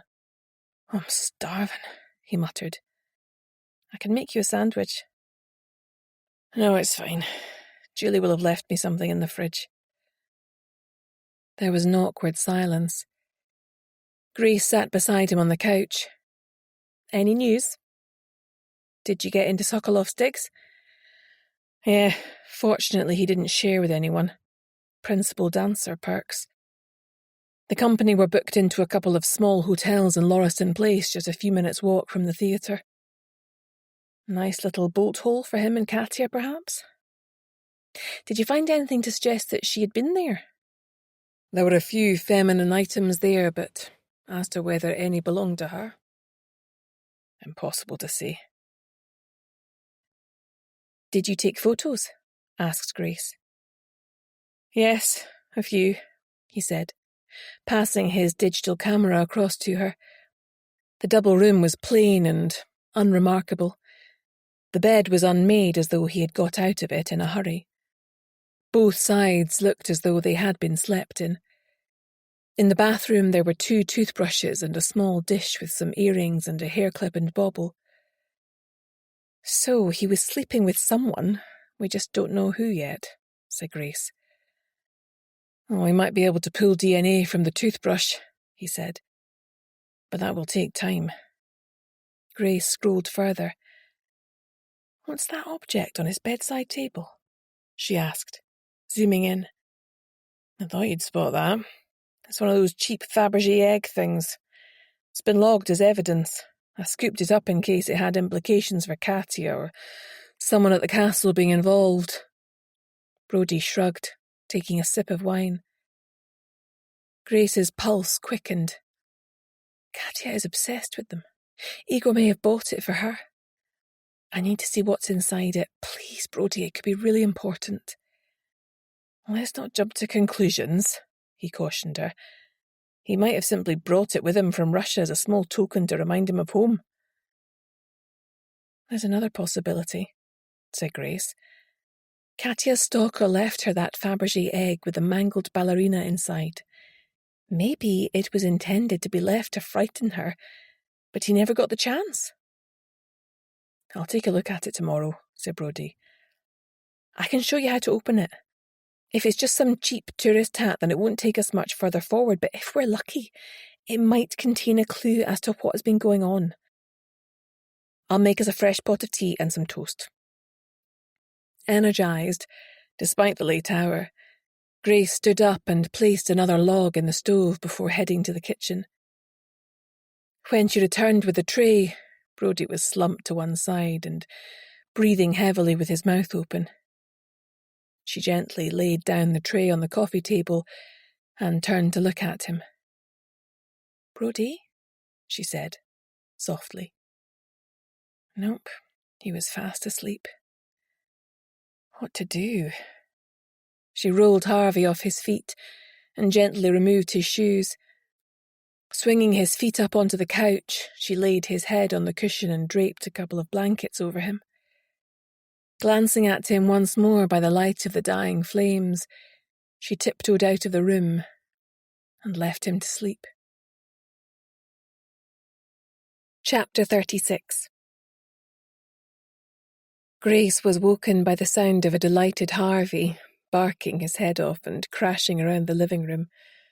So, Brodie was still here. She had rather thought he might wake up during the night and slip away, but apparently not. Crikey, this was a bit awkward. Feeling grumpy due to not having had enough sleep, Grace threw on her tatty dressing gown and nudged her feet into slippers that Harvey considered were his. She stuck her head round the door. "Coffee and a bacon roll?" Brodie rubbed his eyes. He still looked shattered and worry lines snaked across his forehead. "Oh, thanks, Grace, but I'd best get off. Julie was at my house last night. I can't believe I fell asleep. What's she going to think?" "Brodie, nothing happened. You did nothing wrong apart from drive yourself to complete exhaustion. Julie will understand. Look, why don't you freshen up in the bathroom? You can even use my toothbrush. Don't say I'm not good to you. Meanwhile, I'll do coffee and bacon rolls so you can hit the ground running." He stood there in an agony of indecision before snapping into action. "Okay, sounds like a plan. Thanks, Grace." She turned towards Harvey, who was sitting at her feet with an expectant look.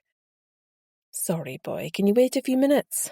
Once I've sorted out Brodie, I'll take you out, then give you your breakfast. I'll even throw in some bacon to sweeten the deal." She took his answering whiff for a sign he was willing to cross his legs for a few more minutes. Thank goodness he had a big tank. 15 minutes later, they were sitting at her kitchen table. As Grace topped up their coffee from the cafetiere and tucked into her bacon roll, she was acutely aware of his presence opposite her. God, how she missed him. This wouldn't do. His phone rang. He glanced at the screen, looking stressed. It was obviously Julie. "Go ahead," she said. "I've got some things to sort out for work anyway." Grace left him to take the call, but it was a small flat. She could hear Julie's voice buzzing like an angry wasp as she shoved papers into her leather satchel. "Julie, it wasn't planned. It had been a long day and I nodded off on the couch. She's my ex, for goodness sake. We're just friends. There's nothing between us." Just a dead son and a grandchild, thought Grace. Clearly throwing me under the bus. It made her really cross that Julie was sniping about her like she was some femme fatale, when the truth was that she had been his wife for nearly half his life before they split up. As far as she was concerned, it was Julie who was the other woman. Hold up. That wasn't really fair, she admitted. Julie had met him fair and square quite some time after they separated. Also, as she had only recently started admitting to herself, she would take Brodie back in a heartbeat. If only she hadn't been so shattered by grief that she had let him slip through her fingers in the first place. In her more rational moments, her head jumped in and told her that they had got divorced for a reason, and that perhaps loneliness was skewing her judgment. Anyway, there was no point driving herself mad thinking about it. She had cases to solve.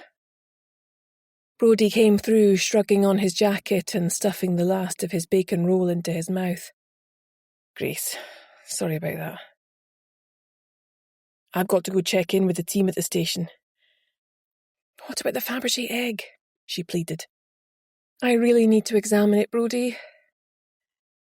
If you pop over to the station after 12, I'll borrow it out from the evidence room, and we can look at it properly then. Grace bit her lip in frustration, but didn't want to make things any harder for him. He patted Harvey and then he was gone, the air somehow flattened by his absence. Harvey glared at her. Right, boy, out we go, she said, picking up his lead from the hook beside the door.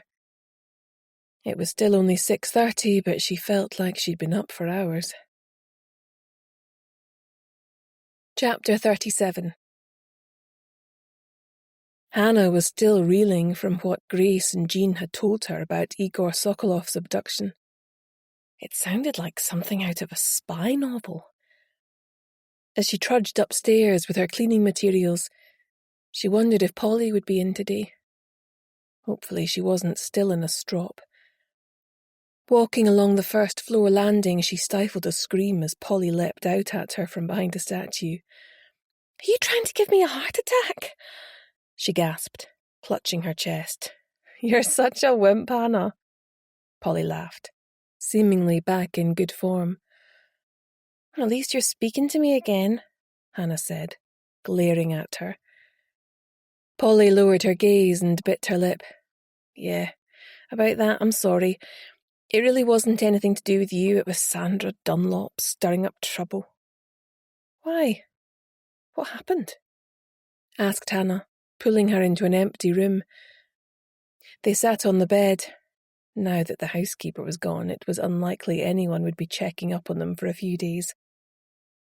Polly looked a bit torn, but then sighed, clearly deciding to unburden herself. Like, it's not something I'm proud of, okay, but I stole something in my first job. With the Hamiltons? Asked Hannah, trying not to look shocked. Yes, I left school at 16 and ended up working for them in the kitchen under Mrs. Dunlop. What happened? Well, remember I told you I'd fallen out with my parents? Yes, said Hannah. I was a bit of a handful back then, but it still hit me hard. All that unconditional love shit, don't believe it. Anyway, I managed to get a live-in job with the Hamiltons, which got me out of a real jam. So what went wrong? Well, Mrs. Hamilton always treated me well, but her husband was horrible. He acts like the big family man and his wife hasn't a clue, but amongst the staff he's got a reputation for being a bit handsy, if you get my drift. What a creep. Hannah shuddered. Anyway, one day he caught me on my own and backed me into a corner. I started to yell, but he put his hand over my mouth. I managed to bite it, and he swore and let go of me, so I got away. Ollie had heard the commotion and found me crying in the pantry. He was proper mad at what his boss had done. I'm not surprised, murmured Hannah. Anyway, he asked if I was interested in a little payback, and Needless to say, I was so upset, I jumped in with both feet. What did you do? You've got to promise not to tell anyone. I mean it, Hannah, said Polly, glaring at her now. Of course, said Hannah. It goes without saying. Well, there was this horrible painting in Mr. Hamilton's bedroom. Oliver had got it for him and he was over the moon with it. He had it copied and then got me to switch the paintings over. It was small, so it fitted in the cleaning trolley I used on the day the sheets were changed. It wasn't like it is here. Oliver wasn't able to stay over and sneak about. He came by appointment only. He needed someone with access to the bedrooms. What happened to the original? Asked Hannah. He sold it. Polly shrugged. He bunged me a few thousand, but he got a lot more. I planned to go off travelling. So you got away with it? We would have done, but Mr. Hamilton got an assessor in to audit all his pieces for insurance purposes, and we got found out. Oliver returned the money. He threw me under the bus saying I'd ensnared him, and he'd done it for love. Talk about an Oscar-winning performance. He leaned on me to give my share back too, but I said I'd spent it all. I also told Mr. Hamilton that if he didn't let it go, I'd report him to the police for assault and tell Mrs. Hamilton what he'd been up to. Hannah strove to keep her expression sympathetic, but she was actually really shocked by Polly's behaviour. So how come you both ended up here and not in jail? Mr. Hamilton wanted shot of us so his creepy behaviour didn't get found out, so said he would give us good references. I think he was really happy Oliver came here, as he envies Mr. Komaroff and hoped Oliver would rip him off too. So that's why you warned me off him? I could tell he was trying to reel you in. He can be very persuasive. I thought he was genuine once, but he turned on me. Were you and he? Yeah, for a while. More fool me, she said with a twisted smile that showed it still hurt. You'd never think it to look at him, sighed Hannah. He looks so wholesome. Mrs. Dunlop never knew all the ins and outs of it. She just knows I left under a bit of a cloud. Hannah left to get on with the rooms on her list, her mind reeling as she took in all that Polly had told her. One thing was clear. Oliver was a dangerous and manipulative fraudster. Had he pulled a similar stunt here to the one he'd pulled before? Had he stolen the Fabergé egg? Chapter 38. Grace lifted her chin and pulled her shoulders back as she entered the police station on Leonard Street, where Brodie and his team were based. She hated coming here, but needs must. She couldn't believe it had only been 3 years since she had been railroaded out. Before Connor had died, she had been harder. Someone who saw the world in terms of black and white, and had little tolerance or understanding for what she saw as weakness. It had taken her son's death to humble her. She was no longer the same person, and she suspected others might see that as an improvement of sorts.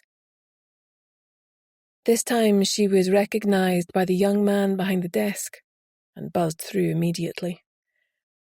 She really hoped that she didn't run into her old boss, Detective Superintendent Blair. It wasn't as if she could even tell him what she thought of him, as he was now Brodie's boss and, worse still, Julie's father. Sighing, she walked down the corridor towards Brodie's office. He really bummed her out being here. She much preferred being her own boss. Suddenly his head poked out of his office. Looking left and right, he beckoned to her to hurry. "Hey, Brodie," she said, amused. "Sorry," he grinned, closing the door smartly behind her. "Blair is on the prowl and you know he's not exactly your biggest fan." "True," she said, with feeling. "Have you got the egg?" "Sure," he said, removing it from a drawer. "I haven't opened it. I thought it best to leave it for you since you're used to tinkering with these things and I didn't want to break it. Has it already been dusted for prints? She asked. Yes, nothing back yet. They did the inside as well. You can take it out of the evidence bag. He handed over a pair of gloves and she slipped them on before taking the egg out to examine it. Looking for the tiny opening mechanism, she pressed her nail to it and the hinge swung open. I don't believe it, she murmured. An engagement ring. I thought that would surprise you, he said. Question is, who was it intended for? Katya Komarov is the most likely possibility. They've been spending time together and have a shared history. Maybe, said Grace. However, he did end her career. I can't figure out the relationship. I'm concerned about the ring being in the Fabergé egg.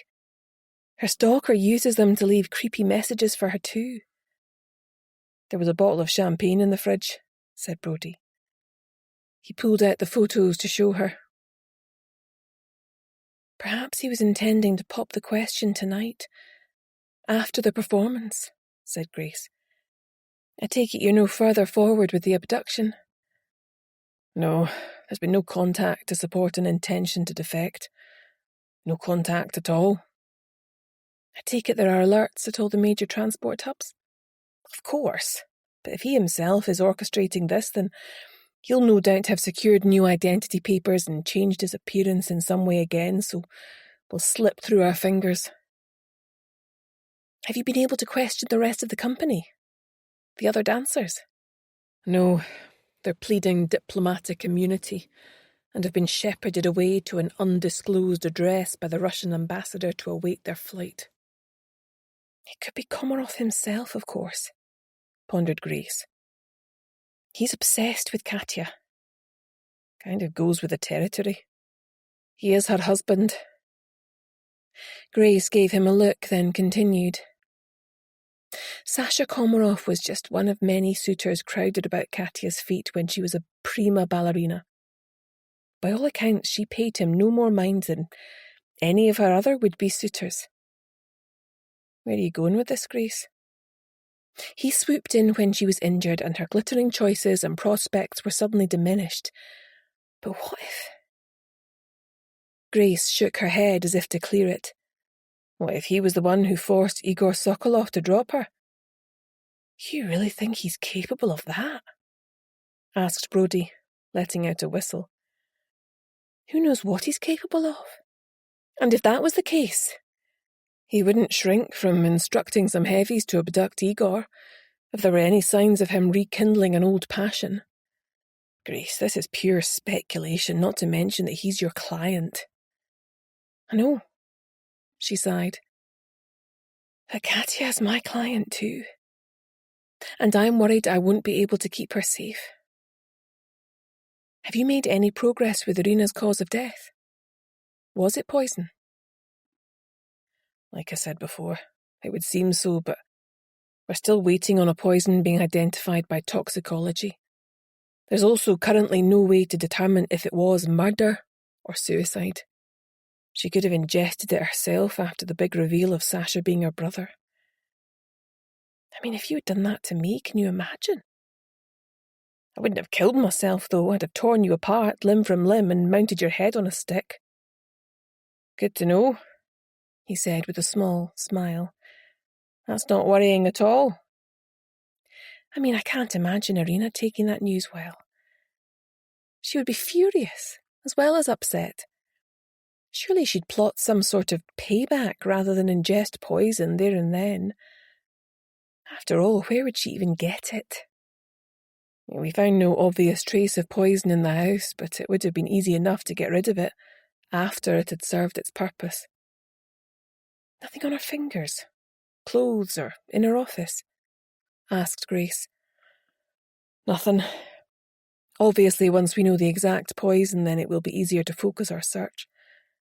If she'd killed herself impulsively in a fit of anger or sorrow, you wouldn't expect her to be so forensically aware, said Brodie. That's why I'm leaning towards murder. Unless she was so angry she wanted to frame Komarov for the murder and bring about his ruin from beyond the grave, said Grace. Remind me never to fall out with you, said Brodie. You already have, she reminded him. There was an awkward pause. So, it looks like Igor at least isn't Katya's stalker, said Brodie. No, assuming the ring was for Katya, and that's a pretty flimsy theory without Katya confirming their relationship. You're going to have to lean hard on both Komarov and Katya if we are going to get to the bottom of this, said Brodie. What about the head of security, Viktor Levitsky? Now all these government types are involved, can't you give him a poke?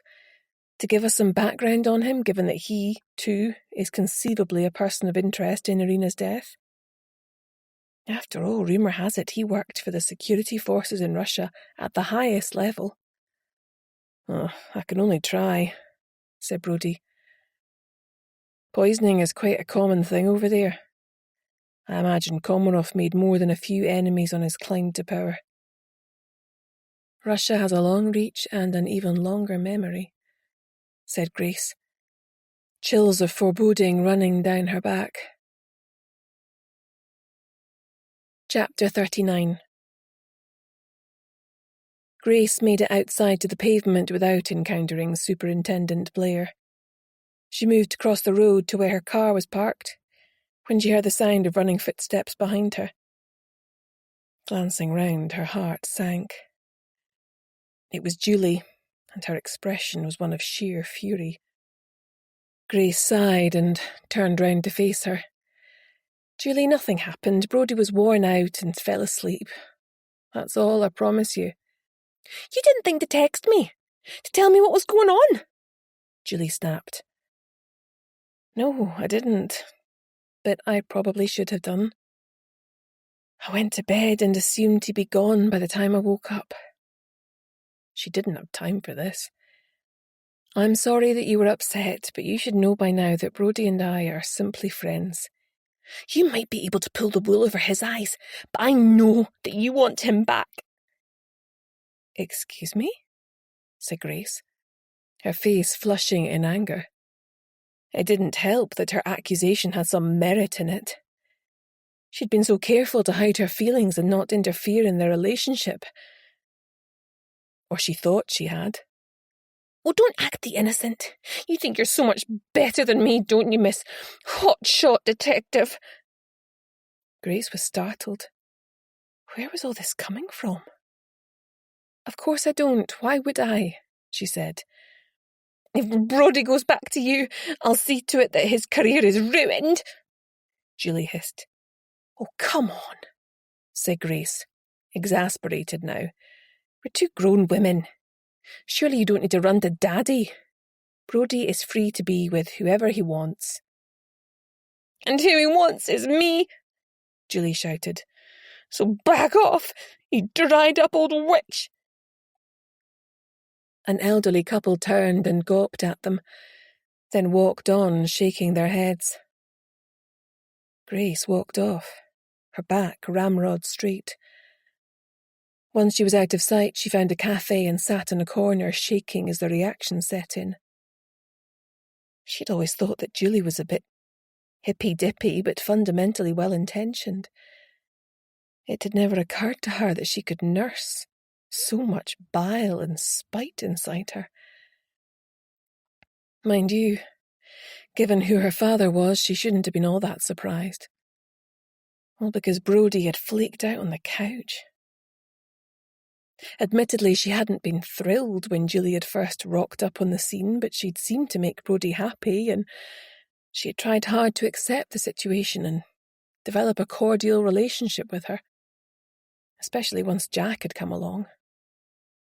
The fact that she was so good with him had gone a long way. Maybe she should have woken Brodie, but she just couldn't bring herself to do it. It had felt so good, having his presence there. Now that she was starting to heal after losing Connor, she had been shocked to catch herself feeling lonely every now and again. She supposed in the circumstances she could hardly blame Julie for lashing out, although threatening to tank Brodie's career had been a low blow. Grace finished her coffee and stood up. She'd already decided not to tell Brodie about Julie's outburst. She didn't want to make matters any worse between them. She glanced at her watch. It was 11:30. Nikolai had been conspicuously absent of late. He was also a contender for being Katya's stalker. Just how far would he be prepared to go to drive a wedge between his brother and the wife that he clearly desired? How might he have reacted to the news that Irina was his half-sister? Or did he already know? Chapter 40. Rossiter and Rowbottom Art and Antique Specialist Auction House was located in a cobbled street in the heart of Edinburgh's Old Town, in the midst of a graceful crescent of Georgian houses. Grace had phoned ahead to check that Nikolai was there and willing to meet with her. A beautifully polished young woman welcomed her with cool restraint and bade her take a seat in the waiting room, which looked like it had formerly been a drawing room. It had a beautiful bay window looking onto a walled garden at the rear of the property. There were a couple of others waiting who Grace pegged immediately as part of the county set, with their distressed through age tweed jackets and lace-up leather brogues. She felt a little conspicuous, clearly the odd one out in a room that reeked of money. "Grace?" A head poked round the door. "Nikolai, thanks for seeing me at such short notice," she said, as she followed him out the door and down through the bowels of the building, to a small office cluttered with antiques of all shapes and sizes. "Sorry about the mess," he said, as he uncovered a seat for her in front of his desk and squeezed in behind it. "All this lot has to be catalogued for an auction next week." "You look surprised," he smiled. "Didn't think I had a real job?" "No, it's not that exactly," she said, looking around her with curiosity. "Sasha always acts like I'm some kind of hedonistic playboy," he said with a flash of anger. "I've worked here since I graduated. The hours are flexible, which is why I'm around at some times more than others." "I take it you've heard what happened to Igor Sokolov," she said. "I wasn't there, but I heard about it. Has he defected?" "Apparently not, according to my sources," she said, watching him closely. "Can you think of anyone who would wish him harm?" "My brother, for one," he said with a twisted smile. He was furious with Katya for allowing him to come over and dance with her. "And you?" said Grace, with a slight smile. "It's no secret that you're one of Katya's biggest admirers." "What do you mean by that?" he snapped. "She's my sister-in-law." "I've seen you watch her dance a number of times." "So? She's very talented." "You were there in Moscow the night that her career ended, weren't you?" "Yes, I will never forget it. It was horrible beyond words," he said, still looking haunted as he recalled the memory. "I take it then that you recognized Igor Sokolov as the other dancer when he came to the house?" "Oh, not at first. It wasn't until I saw them dancing the following day, doing that same risky move, that I made the connection. I'm sure his name and hair color were different back then, but the face is the same." "When she was so gravely injured, your brother proposed to her, even though her other suitors disappeared. Were you not tempted to do so too?" "No. I think a large part of my admiration was how she soared when she danced. When her legs were cut from under her, it seemed that she'd never dance again. I melted away and conceded victory to Sasha. I couldn't have confronted her crushed body and spirit every day. I wasn't strong enough to will her back to life," he said with a sigh. Grace was impressed by his admission, which hardly reflected favourably on him. She was starting to feel a little sorry for Katya. A woman so determined to be in charge of her own destiny, yet who had ended up being discarded by her admirers and forced to settle for a dull existence, walled up in a cold castle in the Scottish countryside. But now that she's dancing again? "Well, perhaps I was a little too hasty," he said. In any event, she might be dancing again, but she wouldn't be up to the gruelling schedule of a dance company. "Did you get the impression that it was truly an accident? Or do you think that Igor dropped her deliberately?" "I've always assumed it was nothing more than a terrible accident, though you do hear of such things happening from time to time, usually as a result of rivalries within the company." "Irina was there that night too, I understand?" His face darkened at the mention of her name. "Was she? I can't even remember." "Has Sasha spoken to you yet? About Irina?" "But she was my half-sister, yes. It came out in an argument the night she died," said Nikolai. "Nice way to find out. I went to his room. Katya had called me as she didn't know what to do with him. He was distraught. I'd never seen him like that before." "Like what?" Grace probed gently. "Sobbing and smashing things. He was literally tearing his own clothes. I've never seen him lose control like that.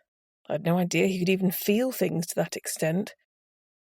To be honest, I've always seen him as cold and robotic." "How did you feel about it?" "Angry, I suppose. That I'd been deprived of a relationship with her. She didn't approve of me, you know." "I rather gathered that," said Grace, with a small smile as she recalled some of Irina's diatribes against him. "I always knew she was devoted to Sasha. Somehow he manages to treat people like they're rubbish, yet they love him for it." Nikolai said bitterly. "Even you?" "My feelings for my brother are complicated. Why could he not have told her, given her a cottage nearby? To have her slaving away for him all these years, why would he do that?" "I think only Sasha can answer that," she said diplomatically. She had no intention of getting drawn into their feud with each other. "Just as well I knew we were brothers, or I might have ended up being the butler," he said with a forced grin. "It's not as if he isn't loaded, yet he treats every bloody penny like a prisoner." "Early trauma can affect people like that," said Grace. "Also, your life doesn't look too bad, to me." She swept a hand round to encompass the office. "You have a career, financial security, not too shabby." "It's all relative, I suppose," he said. "I hear you used to be married to D.I. Brodie McKenna. Has he asked you to spy on us for him?" Grace laughed. "No, but I'd tell him where to go if he did. I'm only asking questions in case Irina's death has any relevance to my other investigations." "Investigations? Plural?" he said, raising an eyebrow. "Oops. Am I bad?" said Grace, rising to her feet and giving him an enigmatic smile. As she walked down the road, she could sense eyes on her from the front window of the office. Hopefully she had managed to rattle him sufficiently. Interestingly, in his workplace, he had no trace of a Russian accent. It was as if he had shaken off the mantle of his Russian heritage completely. It looked like he wasn't quite as much of a waster as Sasha had implied. Perhaps some of that was simply him trying to pierce his brother's armour by enraging him. Chapter 41. Grace and Hannah sat at the stripped pine table in Jean's sun-filled kitchen. It was a handsome, mid-terraced sandstone house in one of Portobello's quieter streets. She'd invited them for lunch, to break up the day. Harvey was sitting on the patio, apparently asleep, but ready to spring into action if any morsel dropped from the table, which was spread with all manner of delicious cold eats. "You're so lucky, Jean," said Hannah, looking all around her. "There's so much space, and to have a garden as well." "Fortunately, we bought it when the area was quite run down," said Jean, smiling. "I certainly couldn't afford it now." "I reckon I'm going to end up living in a shed at this rate," said Hannah, glumly. "It's so hard for my generation to get onto the property ladder." Grace and Hannah exchanged a concerned glance. Hannah had seemed quite down in the dumps recently. Her housing situation was getting her down. Now that she was working and had a toddler, the cramped conditions and fights with her mother, not to mention looking after her younger siblings more than she should, was wearing her down. Grace only had a 2-bedroomed flat, and Brodie was involved with Julie now. "It won't always be like this. You'll see," said Grace, determined to speak to Brodie and see what else they could do to help her and their grandson Jack. They all helped Jean clear away the plates and stack the dishwasher, then settled back down at the table with some coffee to discuss their cases. "I don't suppose there could be a secret passage or anything like that," said Hannah. The other two burst out laughing. "This isn't the famous 5, Hannah," Jean smiled. "Laugh all you want, but when I was in Katya's room, I really did feel as if there were eyes on me. It was creepy," said Hannah. "I suppose it would explain how people seem able to get into Katya's room and leave stuff without being seen," said Grace. "I could look into the history of Trypane Castle at Portobello Library," said Jean. "I could ask Sasha, but he might have a vested interest in hiding it from us," said Grace. "You'd think an architect would have found it when they were constructing the gallery space," said Jean. "Oh, not necessarily," replied Grace. "It's in a different wing of the castle." "I'll see what I can turn up," said Jean. "I must remember to text Brodie to see if the toxicology report is back yet," Grace said. "I wish they didn't always take so long." "Why are you so interested in Irina's murder?" asked Hannah. "Isn't that Brodie's job?" "Well, yes, but none of these crimes have necessarily happened in isolation. There could well be links between them that we haven't even guessed at yet. For example, the theft of the Fabergé egg has links to Irina, as she was keeper of the key. The stalker left a crude message for Katya inside another Fabergé egg. Katya is known to be obsessed with Fabergé eggs." "Are you saying you think the same person is behind all 3 crimes?" asked Hannah. "Well, not necessarily, but I do think that there are connections beneath the surface that we need to expose to get to the truth." "What do you think has happened to the Imperial egg?" asked Jean. "Surely it could have been spirited away to the other side of the world by now."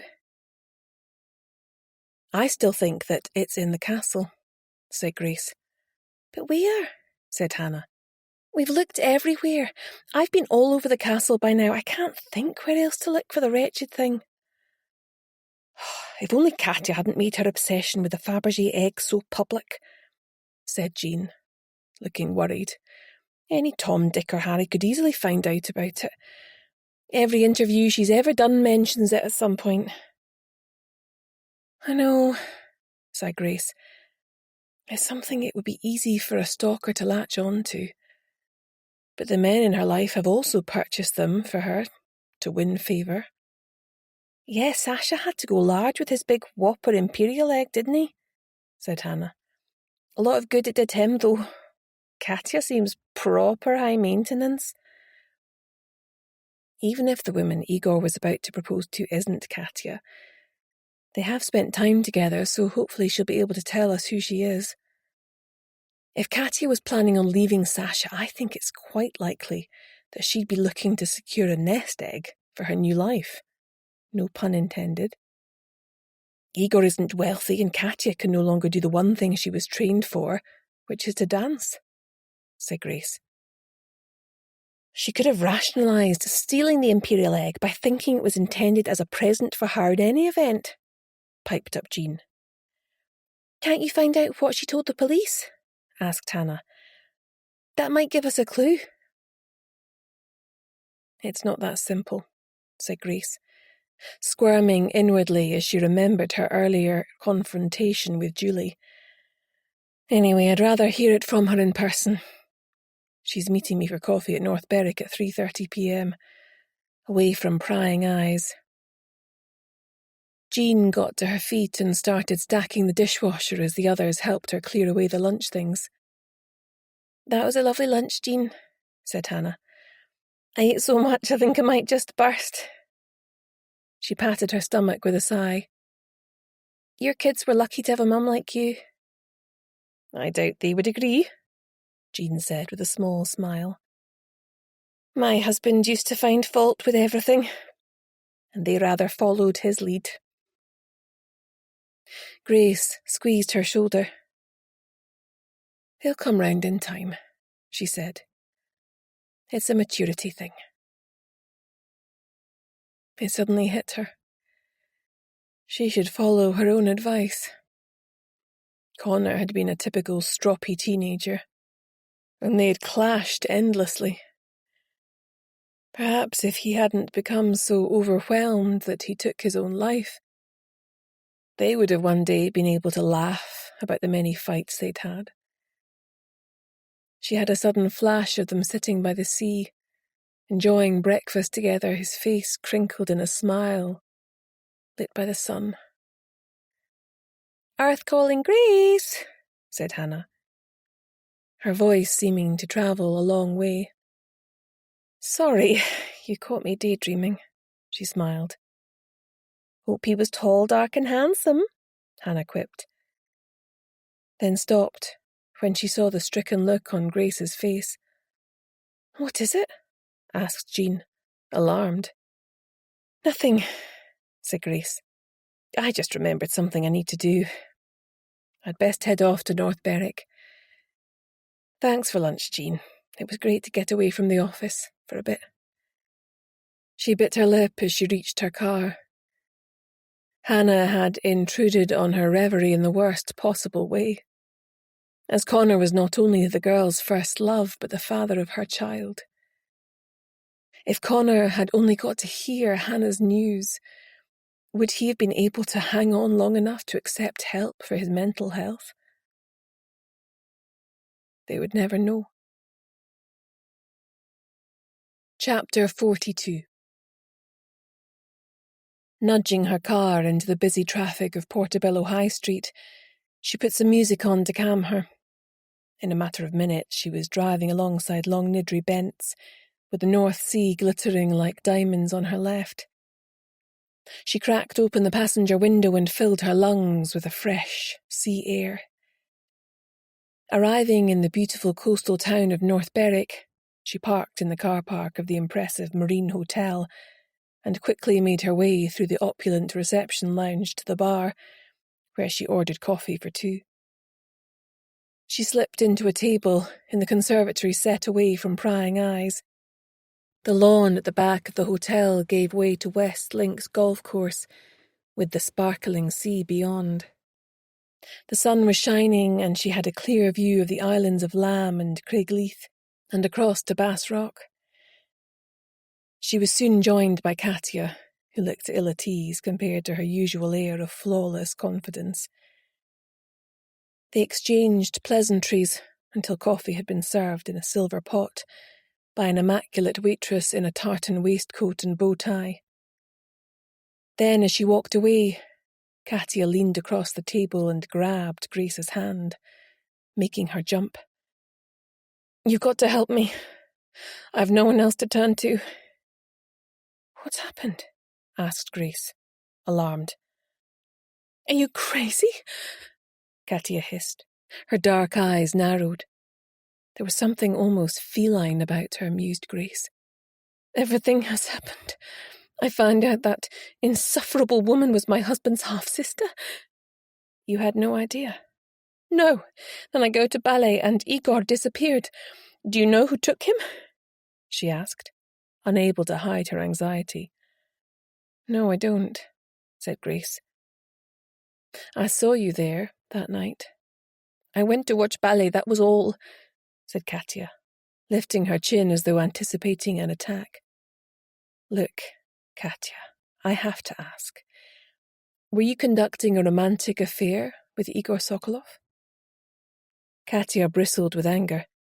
That is none of your business. You find stalker, that is all. Can't you see, said Grace. Things have gone beyond that now. A woman has been murdered. You have a stalker. What if they are the same person? I need to know how Igor Sokolov fits into this complicated puzzle. There must be no missing pieces if we want to stop further harm. I need you to tell me the truth about him. All of it. But you work for Sasha too. How do I know you will not tell him everything I say to you? Because if it doesn't relate to the theft of the imperial egg, it's not relevant to the case I'm instructed on, replied Grace. Katya thought for a moment and then sighed as though she had reached a decision. Igor and I reconnected recently. He's been over here 6 weeks with the Moscow Ballet. Had you remained in touch once you had left Russia? No, it all happened so quickly.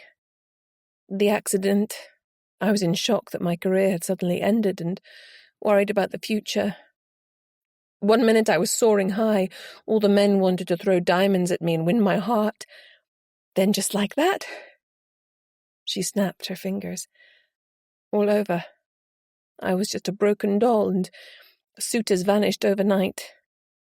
I became desperate, she said quietly. Dancing was my life. I had no other way to earn a living. It had consumed me from a small child, and now I was destroyed. And then Sasha asked you to marry him. Yes. I did not love him, but it was a lifeline and I took it. In Russia, life is about survival. My parents are both dead. They worked many jobs to pay for my ballet lessons to help me escape the poverty they had been born into. I could not let their sacrifice be for nothing. Sasha must have loved you very much, ventured Grace. Love. Katya shrugged. Who can say? It felt more like a transaction, but I did not care. My heart was broken. Dance was my one true love, and I was desperate to escape. Hidden away in a Scottish castle seemed a fitting end to my fairy tale. There were rumours that Igor dropped you deliberately, said Grace. He did, she said simply. But why? Asked Grace, astonished by Katya's calm demeanour. I've seen you dance with him since then. How can you ever trust him again? He had no choice. Someone threatened him. They abducted his mother and younger sister. He doesn't know who it was. All he knew was that if he did not drop me at the end of the first act, they would be murdered horribly. If he told anyone, they would be murdered horribly. They sent him a photo of them both bound and gagged. He showed me this when he came over here. So you forgave him, said Grace. I had to. In his shoes, I would have done the same thing.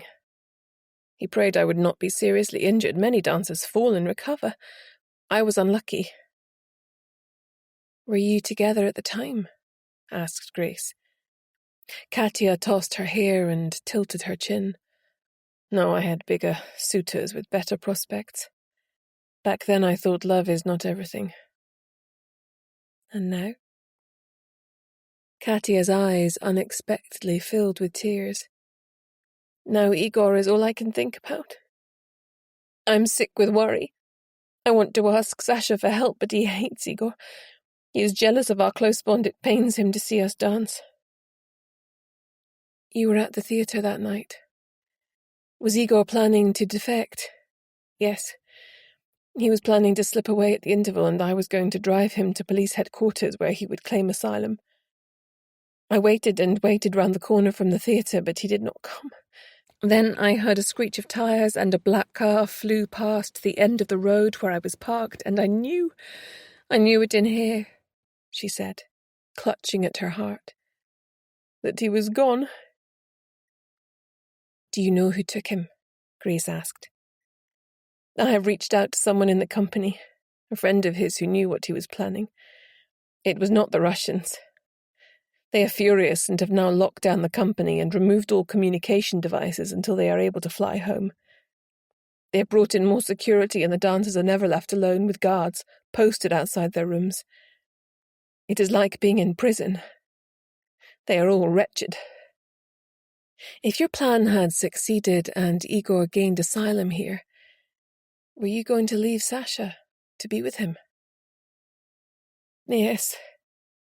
I may want for nothing in material terms, but Sasha is a cold man.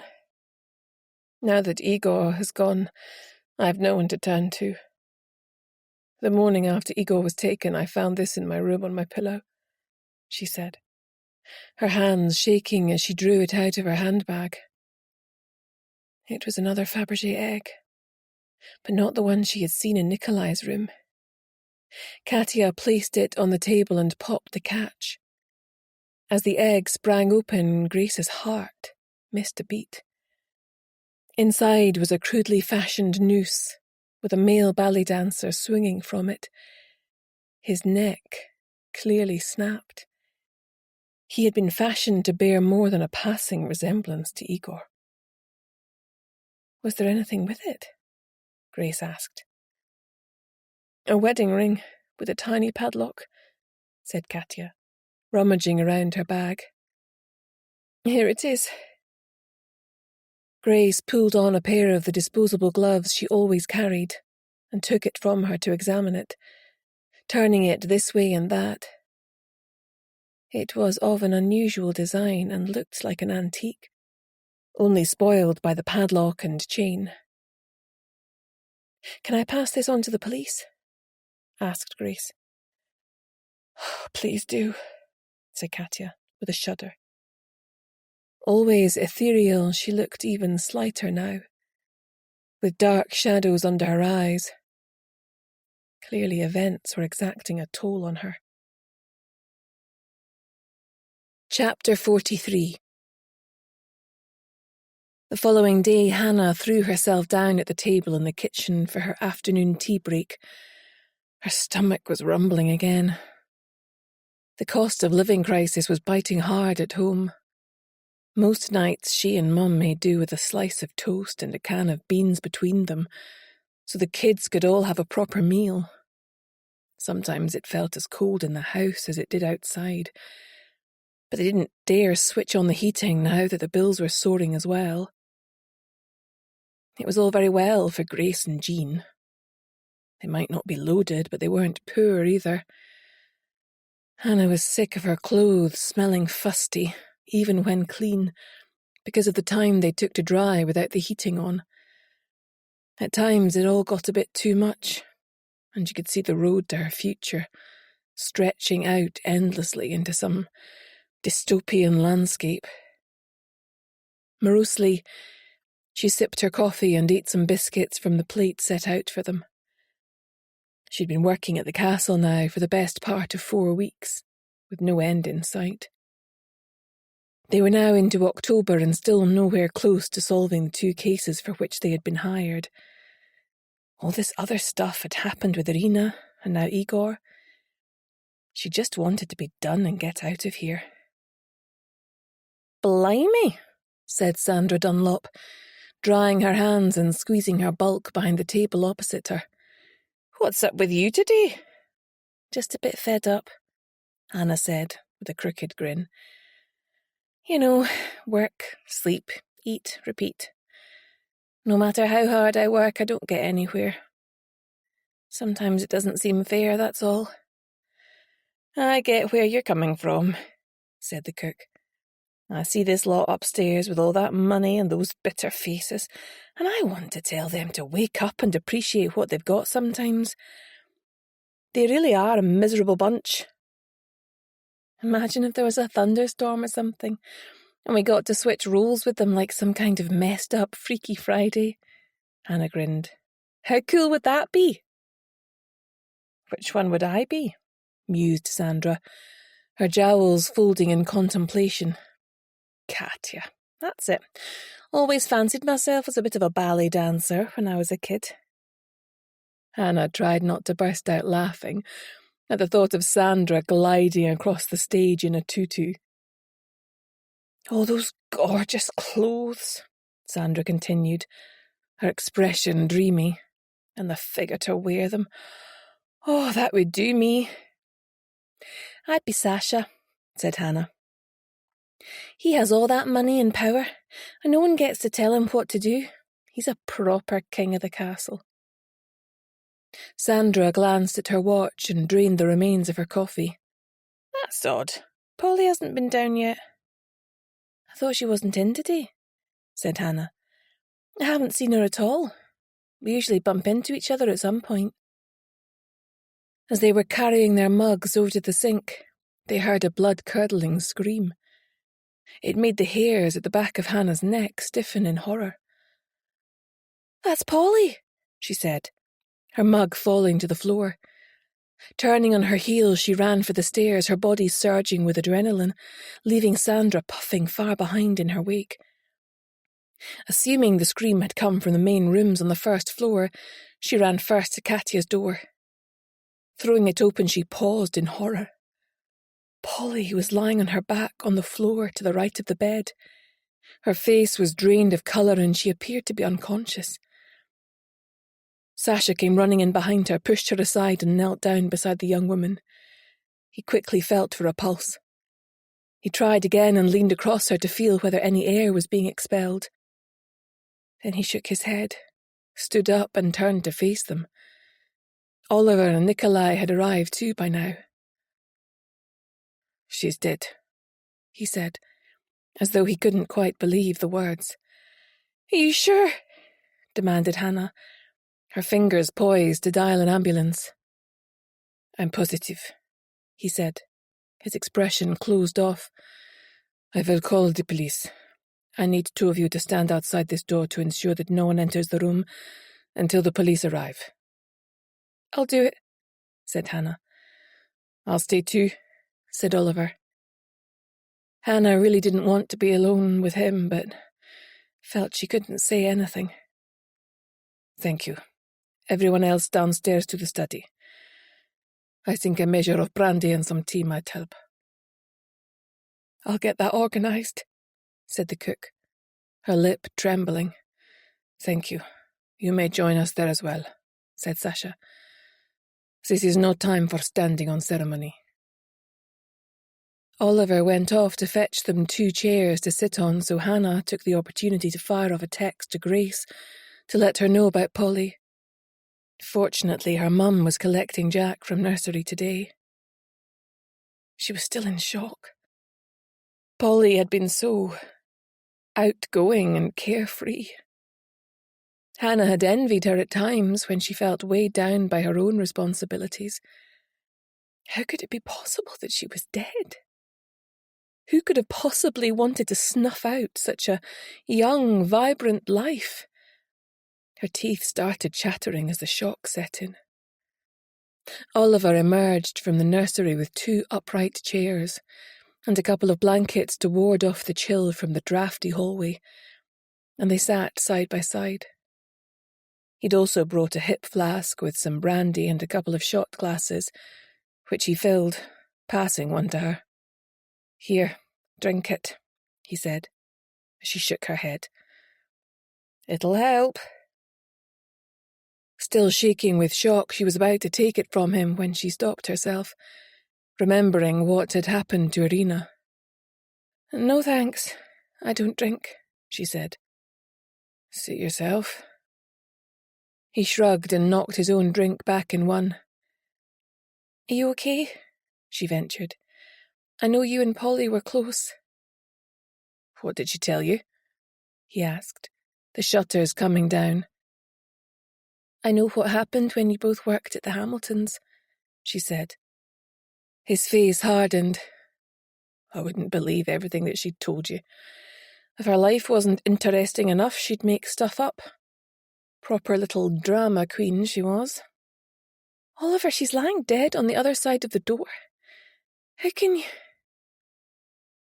She stopped abruptly, as tears threatened once more. What did she tell you, anyway? He asked, his mouth like a steel trap. Hannah was seeing a different side to him now, one that she didn't like. She decided to let him think that Polly hadn't told her the whole story. She just said you and her used to go out together before you worked here. Oh, that's a bit of an exaggeration. He grimaced. We went out once or twice, but that was it for me. Probably best if you don't mention it to the police. I don't want them crawling all over my life for the sake of a cheap fling. Polly had moved on, said Hannah, feeling compelled to defend the dead girl. She was saving up to go travelling. Her life would have been amazing. Talk is cheap, said Oliver. I doubt very much she would have made it happen. She went through her money as fast as she made it. He seemed to belatedly realise how badly he was coming across. Look, I'm sorry she's dead, of course I am, but I'm not going to pretend to be more broken up about it than I am. We were distant work colleagues, that's all. Hannah gave him a small, insincere smile and nodded. She had to hide her true feelings and crack on with the job. If he had had anything to do with Polly's death, she was going to do whatever it took to make sure that he faced justice. Chapter 44. Grace burst into the agency to find Hannah sitting typing with a hot chocolate at her side and Harvey at her feet. You all right? What happened, Hannah? Grace dipped down to pat Harvey, who thumped his tail but couldn't be bothered to get up. Oh, Grace, it was awful. I was the one who found the body. Again. I was downstairs when all of a sudden there was this blood-curdling scream like something was really, really wrong. Everyone raced up there, but I arrived first. I found her in Katya's room. She was already dead. There were signs of a struggle, but no sign of anyone else. I volunteered to guard the door till the police got there, and Oliver stayed too. You said that a number of people raced to the room. Can you remember where each of them came from? Asked Grace. I'm not sure. I wasn't really thinking about that at the time. Try, said Grace. It might help if you close your eyes and imagine yourself there from when you first heard that terrible scream. Try and notice your surroundings as you head towards the room. It's only a memory, so you can slow it down as if it is happening in slow motion. Use all of your senses. Think about what you can see, hear, smell, and touch. If it gets too much, then simply open your eyes and we can stop. It's important to do this whilst it's still fresh in your mind. Hannah closed her eyes and screwed up her face in concentration. Sandra Dunlop was in the kitchen with me when I heard the scream. I went up the staff stairs to the ground floor and there were a number of doors that were opening. I could smell the open fire from the library and saw Sasha standing there looking up towards the stairs. As I ran past him, he reached out an arm to stop me, but I shook it off and ran on.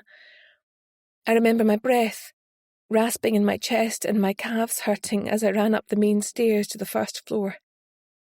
I heard 2 doors opening on the landing as I ran up, but people were just standing there as though they didn't know where to look or what to do. What people? Prompted Grace. Nikolai's suite is at the far end of the landing, as he has a corner suite. I saw him walking towards me. His face was white. He shouted something. Katya, that's it. He shouted Katya. Then he broke into a run. Oliver arrived just after me. I don't know where he came from. Think, said Grace. Did he appear on your right or your left when you first became aware of him? Hannah closed her eyes and concentrated once more. "It was my left," she announced, then looked puzzled. "But there's nothing down to the left. The only room we clean down there is the nursery. Mind you, that's where he went to get the chairs for us to sit on after. What would he have been doing in the nursery?" "Does he ever stay over?" asked Grace. "Sometimes," said Hannah. "But the guest bedrooms are all on the second floor. He doesn't have a special room. Anyway, I opened Katya's door and I saw Polly." A hiccuping sob escaped her. "She was lying on her back. Sasha checked for a pulse, but it was obvious she was dead. Her eyes were just sort of staring. She had marks around her neck like someone had squeezed really hard, and her eyes were all bloodshot." "Do you know why she'd been in Katya's room?" "She'd been promoted to be Katya's personal maid, so it wasn't her job to clean in there anymore. Maybe she was sorting through her clothes or something." "The fact that it occurred in Katya's room rather muddies the water in terms of motive," said Grace. "It could be that Polly was the intended victim all along, but equally perhaps Katya's stalker was in her room getting up to more mischief, and Polly caught them by surprise and they panicked and killed her." "I've given my statement to Brodie," said Hannah, collapsing in on herself as the reaction to the day's events set in. "As it's a second death at the castle, his team have been assigned. I've typed up my statement for you and Jean, and I'm just going to add in those extra details you got me to remember." "Then it's straight off home," said Grace. "I see Jean's not back yet. She probably went straight home from the library. I'll catch up with her tomorrow. Hopefully her hours of research have borne some fruit." Grace felt a deep weariness settle in her bones. What had started off as a straightforward case of theft had morphed into a complex tangle of interlinked crimes. However, while she knew the links were there, it was proving almost impossible to determine which ones were relevant and which were a blind alley. Now, 2 women had lost their lives and a third woman, Katya, remained in jeopardy. Igor Sokolov was also still missing, and she fervently hoped his abduction did not become another murder case.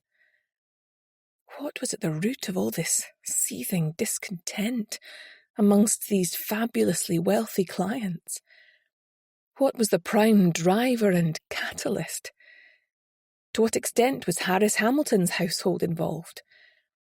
Everywhere she turned, she found links between the 2 households. Clipping on Harvey's lead, she left the office, turning left to walk along the esplanade towards Leith. "Grace, wait up!" She turned to see Brodie walking towards her. The lead jerked out of her hand as Harvey barked in delight and pounced on him. Brodie picked up the lead and handed it to her, making a fuss of him. "I was just going to walk in before heading up to the flat," said Grace. "I can go back to the office if you'd prefer." "And get the sad eyes from him?" laughed Brodie. "No chance. Happy to walk and talk if that's okay with you." "Sure," she said. They wandered along in companionable silence for a few minutes. Grace thought about telling Brodie about her meeting with Julie, but decided against it. The last thing she wanted to do was come between them, although she was less sure than she had been that Julie could make him happy. "So, another murder then. Have you got the toxicology report back in relation to Irina yet?" "Yes. It came in yesterday. She was poisoned, all right. Although there was none left in the cup itself. Fortunately, she made the tea in a pot, so there was still some to test." "And the poison?" "Apparently, one used by Russian security services. Gelsemium elegans. It's known as heartbreak grass. That's a new one on me. Apparently it grows exclusively in Southeast Asia. She died from respiratory distress. Not a good way to go." "Poor woman," sighed Grace. "I don't suppose she could have taken it herself. She was very upset after the big revelation from Sasha." "Unlikely. She'd have had to have it lying around to act on a sudden impulse. We've upgraded the case to a murder investigation, and due to the potential overlap, my team has been assigned to the murder of Polly as well. I had to go and tell her parents. As you can imagine, that did not go well. Hannah said they were estranged. Yes. They said she'd been out of control, so they thought they'd try a bit of tough love. She never spoke to them again. They're going to be tortured about that choice for the rest of their lives, Brodie said. There was an awkward pause as they each remembered how they had felt on receiving a similar knock at the door in relation to their own son. If it's used in Russia and grown in Southeast Asia, then that should help with narrowing down the list of suspects, mused Grace, stopping while Harvey sniffed a lamppost. I'll get a warrant for all their travel plans over the last year, said Brodie. I want to know which of them had travelled to Russia or Asia in particular. I suspect that whoever stole the Fabergé egg is well travelled, said Grace. Something that valuable is in a class of its own, and it would be pointless stealing it unless you had the knowledge and experience to move it around the world to elite underground auctions for private collectors. Perhaps such a person also picked up some gelsemium while they were there, said Brodie grimly. I just wish that Fabergé eggs weren't the communication method of choice for Katya's stalker, said Grace. It really muddies the waters. I know, especially as the latest one left for Katya clearly was meant to imply that Igor Sokolov has been murdered. It could be based on certain knowledge, or it could simply be a crude attempt to frighten and intimidate her. Impossible to know at this stage, said Grace. What I don't yet understand, said Brodie, is what motive there could be for murdering Polly. She's just a local girl. Her parents said that as far as they were aware, there was no boy on the scene. It could simply be that she was in the wrong place at the wrong time, said Grace. Perhaps she stumbled on the stalker in Katya's room. Is that you trying to make sure I have to solve your case first in order to clear up my own? Said Brodie with a tired smile. I'll take any help I can get. Grace smiled back. Oh, I gather you met Julie the other day, said Brodie. Grace stiffened, striving for a neutral expression. Yes, I did. She said the pair of you had a right old chinwag. It means a lot to me that you're making a big effort to get along, Grace. Oh, Julie was good, thought Grace. What a manipulative little madam. Well, she had her number now and wasn't going to stand by if her antics impacted Brodie. She nodded and smiled, trying not to look as though she was gritting her teeth. Though she was. She really was. Chapter 45.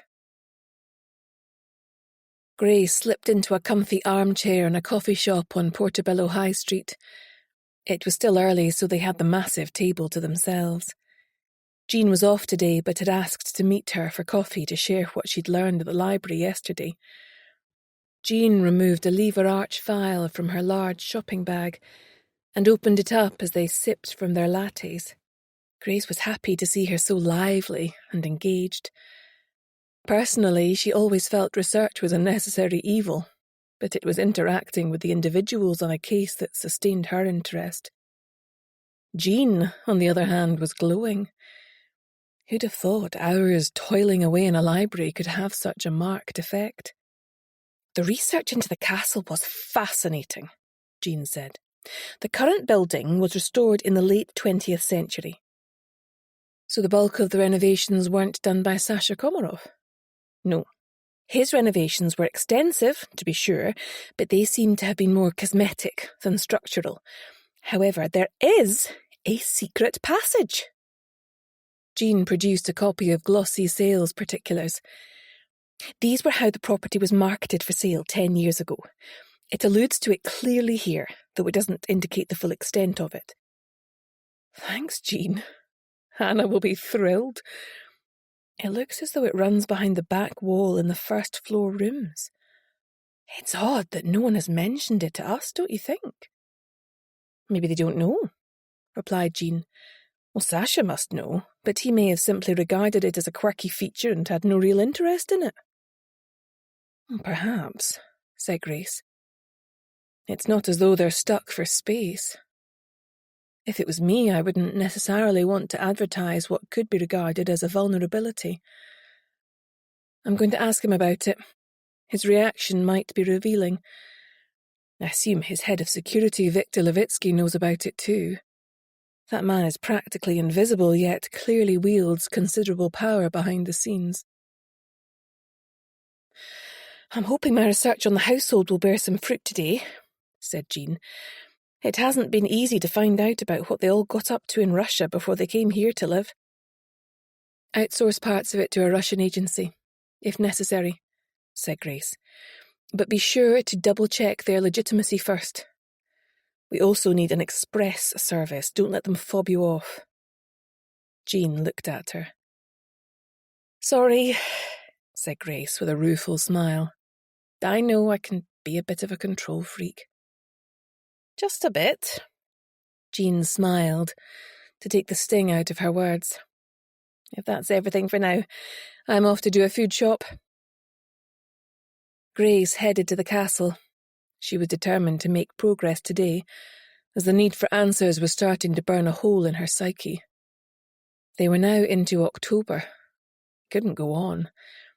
Sasha Komarov was paying her for results, and Katya was in clear and present danger. The sensation of pressure building within her was becoming intolerable.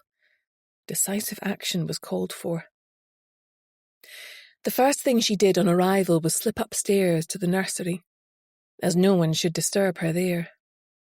Feeling a thrill of excitement, Grace moved to the back of the room and tapped on the wall. Nothing. It was rock solid. Puzzled, she tapped it all over. There was no difference. There was a mural depicting scenes from Narnia painted on the wall. More in a feeling of whimsy than anything else, Grace went to the part where the wardrobe scene was depicted. It was portrayed in 3D and messed with her sense of spatial awareness. Feeling gently along each painted panel, she could feel no seam or hinge. On the verge of giving up, she pressed the knob on the wardrobe handle and jumped back in fright as the two halves of the wardrobe slid apart, leaving a gap big enough for her to enter sideways. A dank, musty smell crept out of the gash of darkness. She could do with Hannah to back her up, but if she called upon her now, then people might learn that they were working together.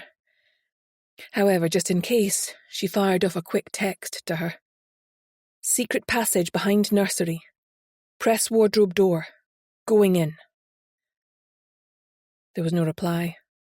She must be caught up in something. Grace felt inside her shoulder bag for the small, powerful torch she always carried and switched it on. Heart in mouth, she slipped through the gap. The door slid noiselessly shut. Oh, please don't let there be rats, she thought, as she shone the beam around her. There was a wooden stool and a small table with a flask on it. She unscrewed the lid and sniffed. Vodka. Something occurred to her, and reluctantly she switched the torch off. No light came from the room. She'd suspected there might be a spy hole so that someone could see into the room without being seen. She switched the torch back on and moved it over the wall she had come through inch by inch. It didn't take her long to find the spy hole, which was opened by moving a knob, open or closed. It was closed now, which was why she hadn't seen any light coming through. She left it switched to open so that she could see into the room if she returned this way. The tunnel wall stopped a few feet away from her on the left, which made sense, as the nursery was the last room along here. Turning the other way, she shone her torch into the dark void ahead of her and moved forward. The next room along here was Katya's. Knowing what to look out for now, she soon found the slider and peered into the room. It, too, was empty. Could Polly's killer have left Katya's room in this manner, then exited through the nursery? She had to ascertain where the tunnel ended. As she continued along, she felt for the sliders to enable her to count the rooms. When she reached Nikolai's suite of rooms, she thought the tunnel had come to an end once more, but soon discovered it veered to the left. Suddenly her foot met with empty space, and she tumbled down some steep, roughly hewn stairs. Clattering to a halt, she gingerly felt for broken bones, but came to the conclusion she'd got off lightly with a twisted ankle, a couple of staved fingers and some bruises. Feeling horribly claustrophobic now, she decided she needed to find a way out pronto. She'd completely lost her bearings and couldn't work out where in the castle she was. It didn't help that the castle was round, rather than rectangular, with all of the rooms having slightly curved walls. She'd hoped that the stairs might go all the way down to the ground floor, but it looked as though she would have to walk along this next floor to find out more. Feeling hot and clammy, she continued. It felt like there wasn't enough air to breathe.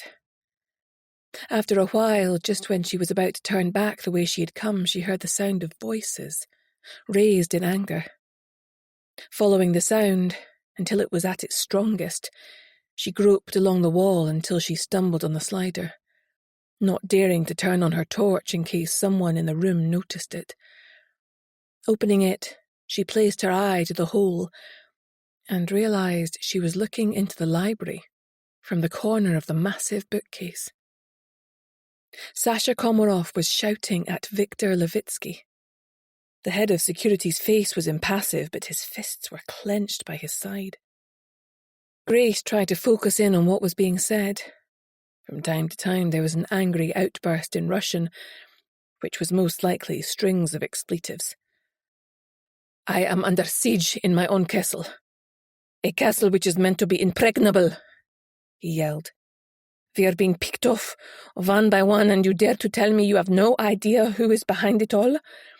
If you had failed like this in the FSB, you would have suffered a long, slow death." "If you had listened to me before, we might not be in this situation," snapped Levitsky. "You dare to tell me this is my fault?" spluttered Komarov, clearly on the verge of losing control. "You call me head of security, I am head of nothing," fired back Levitsky, squaring up to his boss. "I have no team. I am one man. No man can be everywhere and see everything. You throw silly parties, no CCTV is allowed in case shady business associates don't like it. Your wife skips about anywhere she likes. She invites strangers in to dance with her. It's laughable. The curator can wander down to the gallery unescorted whenever he feels like it. This isn't a security operation, it's a shambles." For a minute, Grace held her breath, fearful that they might come to blows.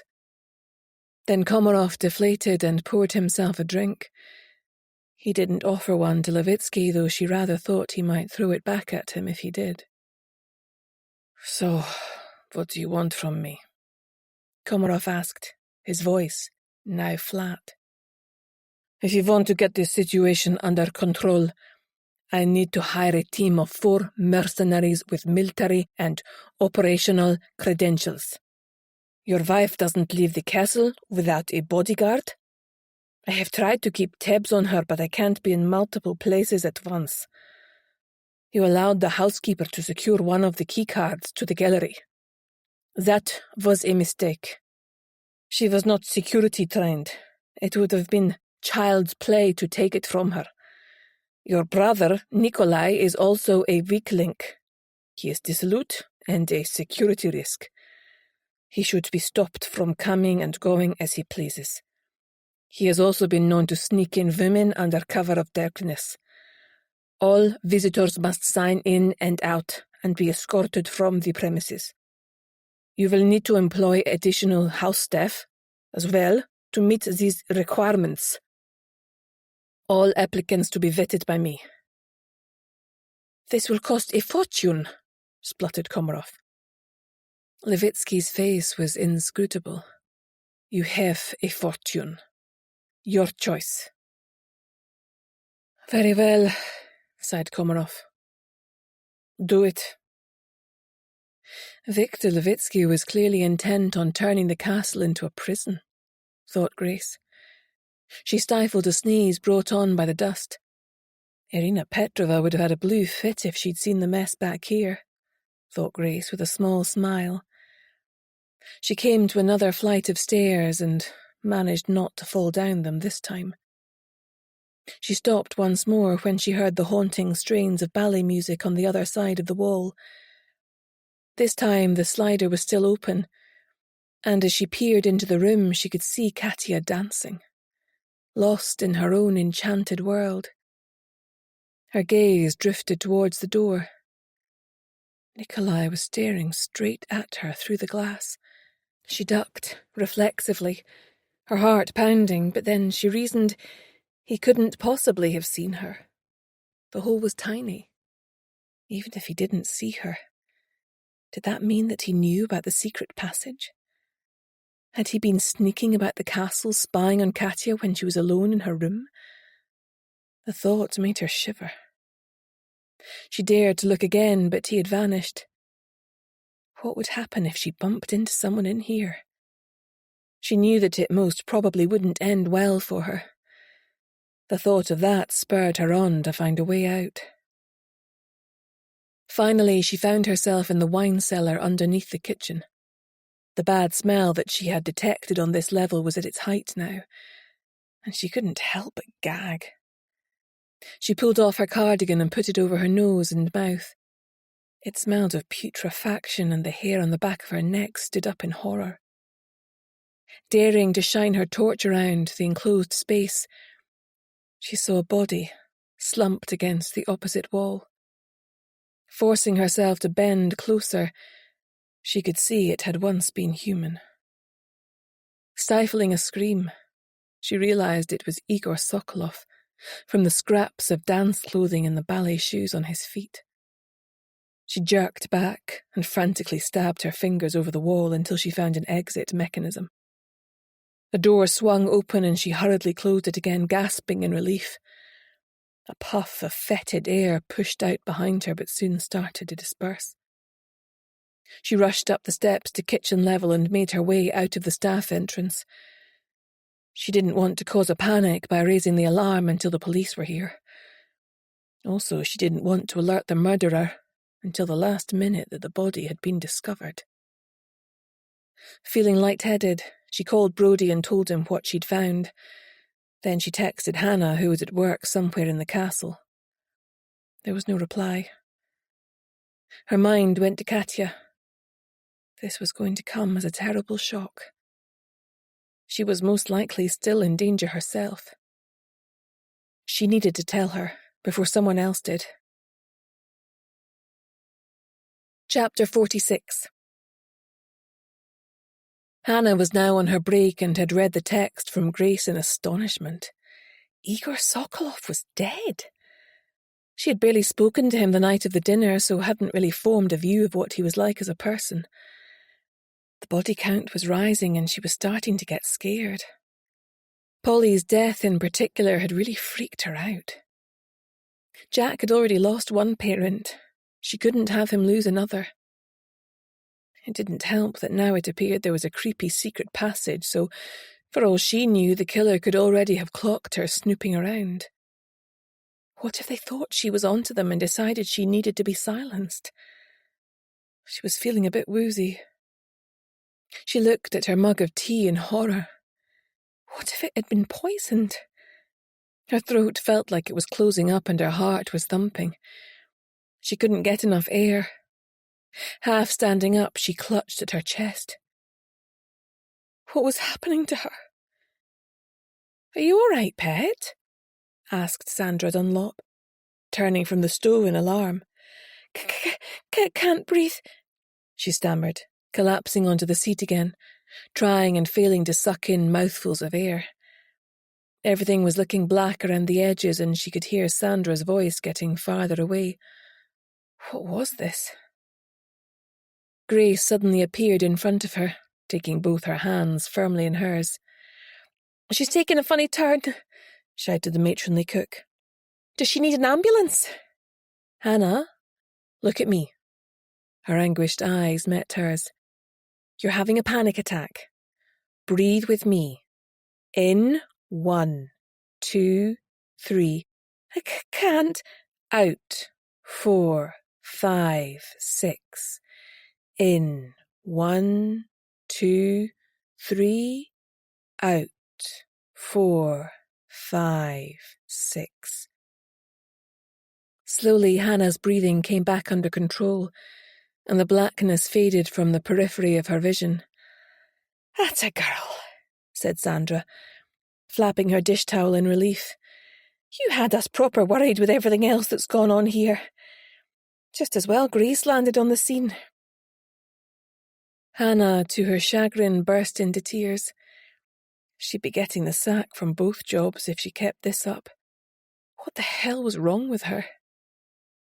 There, flapped the cook, clearly out of her comfort zone. "Best you get off home, pet. You're overwrought and can't say as I blame you." "I'm sorry," sobbed Hannah. "I don't know what's wrong with me." "Don't worry," said Grace, squeezing her hand.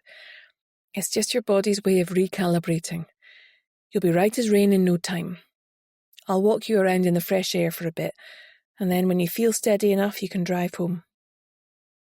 Hannah grabbed her bag and jacket, and they left through the staff entrance. "Grace, I'm so sorry. I don't know what came over me."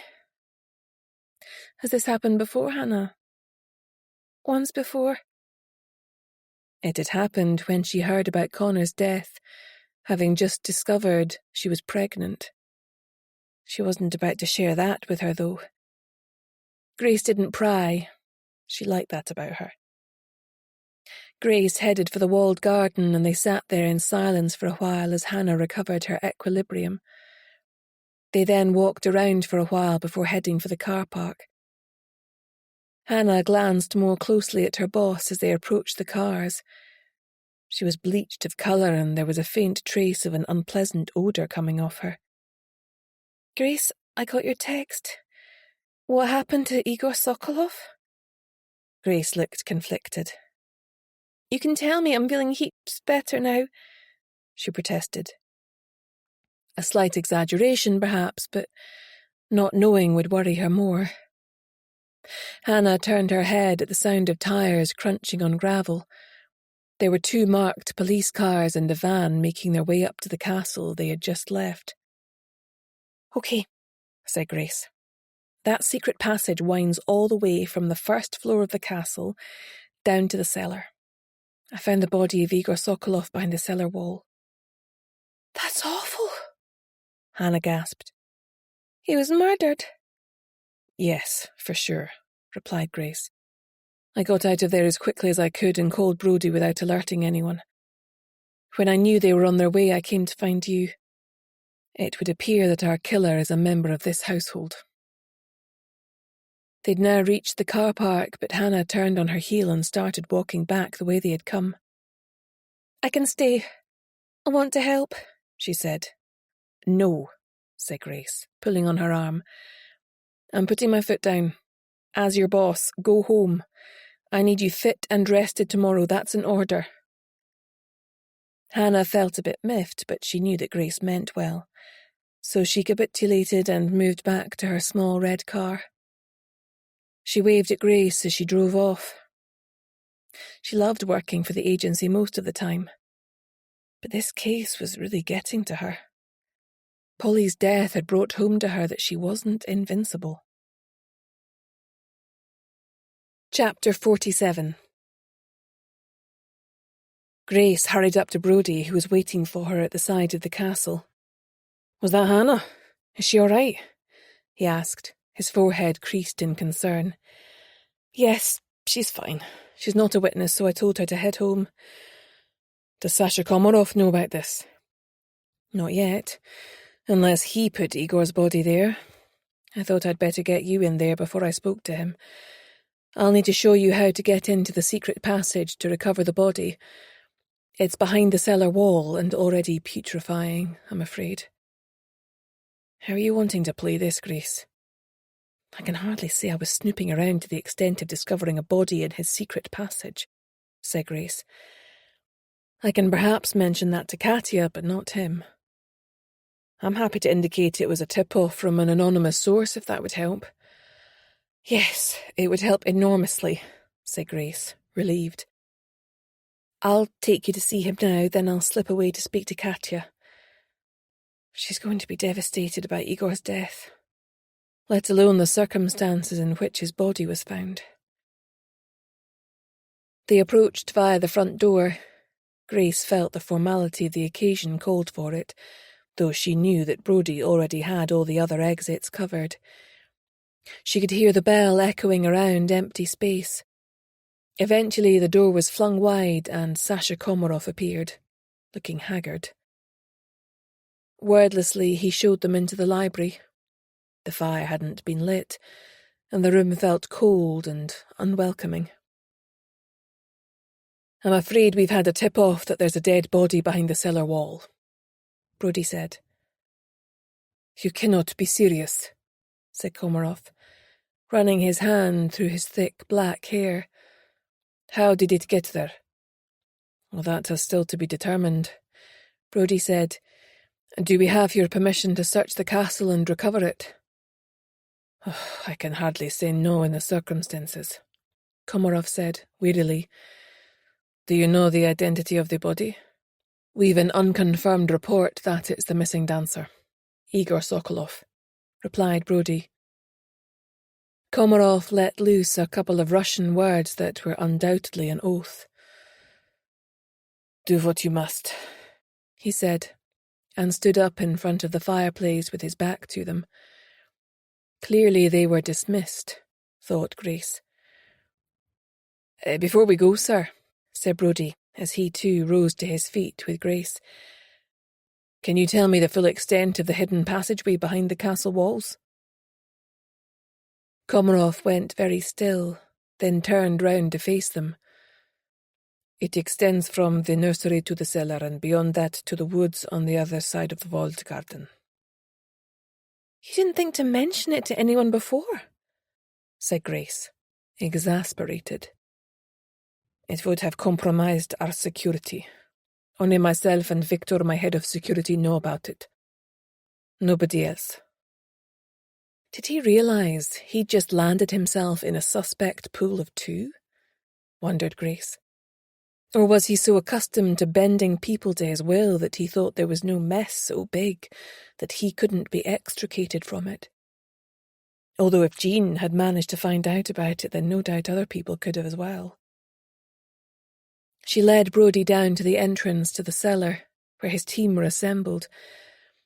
They all filed down the wide, roughly hewn stone steps. Grace put a handkerchief over her face and opened the secret door. The smell burst into the cellar, and she retreated to the steps as the forensic team got to work under Brodie's direction. Turning on her heel, she left them to it. There was nothing more for her to do here. She went in search of Katia, uncertain as to whether Sasha would have had time to break the news to her. Running lightly up the stone stairs and all the way to the first-floor landing, she tapped lightly on her door. There was no reply. She tried the handle, but it was locked. Grace then ran back down to the dance studio. There were no strains of music drifting along the corridor, so initially she thought that she wasn't there, but when she stuck her head round the door, she found her hunched in a corner in the semi-darkness, weeping quietly. She went over to her and sank down onto the floor beside her. I take it you've heard, she said quietly. Katia nodded. Sasha came and told me. He pretended to be sad, but he's glad. I know he is, she burst out. Did you know about the secret passage? Grace asked. No, of course not. I hate the fact that someone has been spying on me in my bedroom. It makes my skin crawl to think some maggot has been creeping around behind my wall with their tongue hanging out. How could Sasha not tell me? Grace had no answer for her. Maybe Sasha had been the one wandering around the castle walls, spying on everyone to make sure he was not being betrayed. Is it possible anyone lurking behind the wall might have seen anything that could lead to Igor's murder?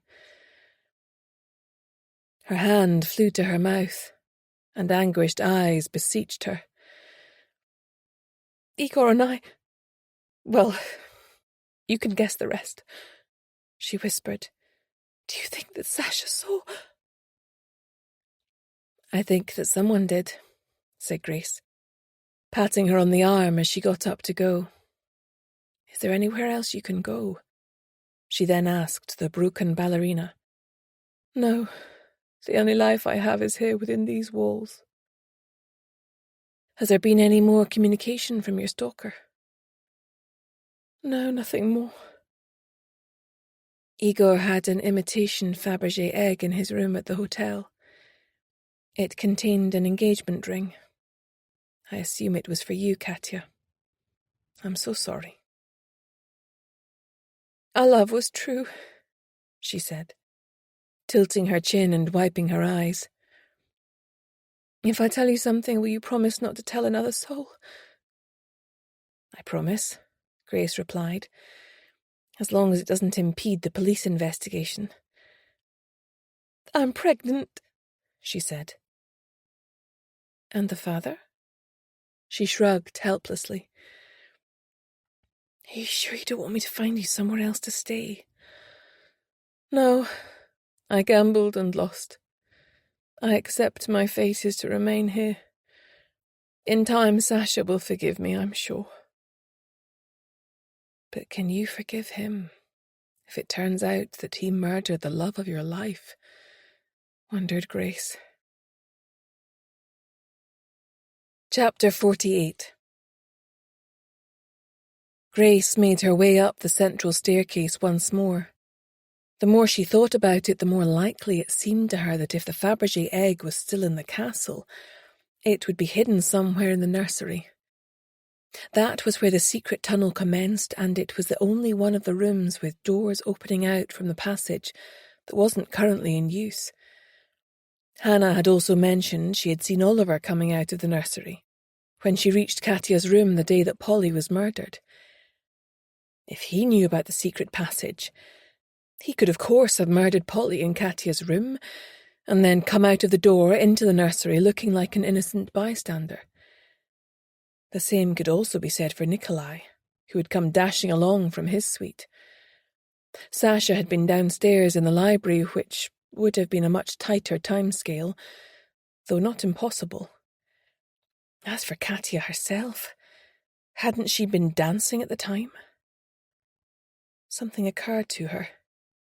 A few times when she had gone looking for Katya, she had heard the ballet music, seen the lights on, and simply assumed she was in there, dancing. If she knew about the secret passage, perhaps she too could have been prowling around, watching people behind the wall before returning to the studio once more as if she had never left. As for Viktor Levitsky, the shadowy head of security, Sasha had shared the existence of the secret passage with him. Her mind was churning different possibilities round and round, unable to settle on a single coherent theory. Letting herself into the nursery, she started to search it in earnest. There were so many beautiful toys and exquisite pieces in here. She hoped that Katya's child would get the opportunity to enjoy them one day. Dropping to her hands and knees, she looked inside the 3-story doll's house, and her heart skipped a beat in shock. Each of the crime scenes for the 3 murders had been crudely reenacted in detail. From the body behind the wall in the cellar, where a false wall had been added and was gaping open, to Irina Petrova sitting in her wing-backed chair, frothing at the mouth with her teacup upended. Finally, there was Polly, a floor above lying on her back, a red mark staining her neck. Even their clothes were a nod to what each had been wearing when they were murdered. Igor was in dance clothes. Polly had her maid's uniform on, and Irina was in her black housekeeping dress. Opening up the doors, she photographed the contents. The other rooms were empty, awaiting decoration. Waiting for the next victim? Grace closed the door and spun round. The sun had moved round and the room was filled with shadows. She had a sudden feeling she was being watched, and raced over to open the secret door, straining her ears for the sound of footsteps hurrying away. But there were none. It must have been her imagination. Either way, she needed to get out of here. It was now clear to her that they were dealing with a psychopath with a severely twisted mind, which put everyone, including her and Hannah, in grave danger. It was most likely someone she knew, but whose mask was so firmly in place she had been unable to detect the monster behind it. Opening the door, she hesitated. She was going to have to get Brodie up here pronto to see this, which meant she wouldn't get another opportunity to search for the missing Fabergé egg until his team were done with the room. They might even bag everything up and take it with them. Although it was the last thing that she felt like doing, she turned back into the room and started examining every item there to see if it could conceal the egg. She felt all around the cot, under the padded chairs, every drawer in the bassinet and changing unit. Nothing. She turned her attention to the toys, prodding gently as the last thing she wanted to do was damage them. Again, nothing. Exasperated, she looked round again. This time her attention was caught by a large nest of dolls, which she suspected had cost a fortune as it was covered in intricate gold leaf patterns. She unscrewed it and discovered another doll. She removed and looked inside 3 of them. When she pulled out the 4th, it rattled and felt heavier. Scarcely daring to breathe, she unscrewed it and sat back on her haunches, gasping in disbelief. She had found it. She had found the missing Fabergé egg. Hurriedly, she wrapped it in a soft coverlet from the cot and placed it into her satchel. She had to get it to Sasha, and then that would be one of her cases concluded at least. Reaching for the door handle, she glanced in the mirror to her right, and what she saw in it chilled her to her core. The door to the secret passage was open like a gaping mouth. She pulled on the handle, but it was too late. Someone was behind her, and before she could react, the back of her head received a heavy blow. Everything went black. "Grace!" "She's coming round. Over here, officer." Nikolai. What was he doing here? Grace blinked uncertainly. What was going on? Her head hurt like hell. "What time is it?" she asked groggily, struggling to sit up. "Easy does it, Grace." Brodie swam into view. "Someone bashed you on the head. You were out stone cold. I don't know for how long." What had she been doing before? It felt as though an opaque fog was swirling in amongst her thoughts. Suddenly the fog cleared. The Fabergé egg. It was in her satchel. She'd been on her way to return it to Sasha. Where was it now? Hurriedly she pulled the satchel towards her. It was right next to her, thank God. She fumbled with the straps, then groaned loudly. Whoever had attacked her had made off with it. "We need to get you to the hospital," Brodie said. "They'll want to give you a scan to check there's no internal damage." "No way, Brodie, that's not necessary," she protested weakly. "No point arguing, Grace, it's a done deal. They're on their way. It looks like you were hit with this." He held up a baseball bat with blood on it. "Well, that definitely wasn't there before," she said. Then she turned her head towards Nikolai, looking at him with narrowed eyes. "Where did you come from, Nikolai?"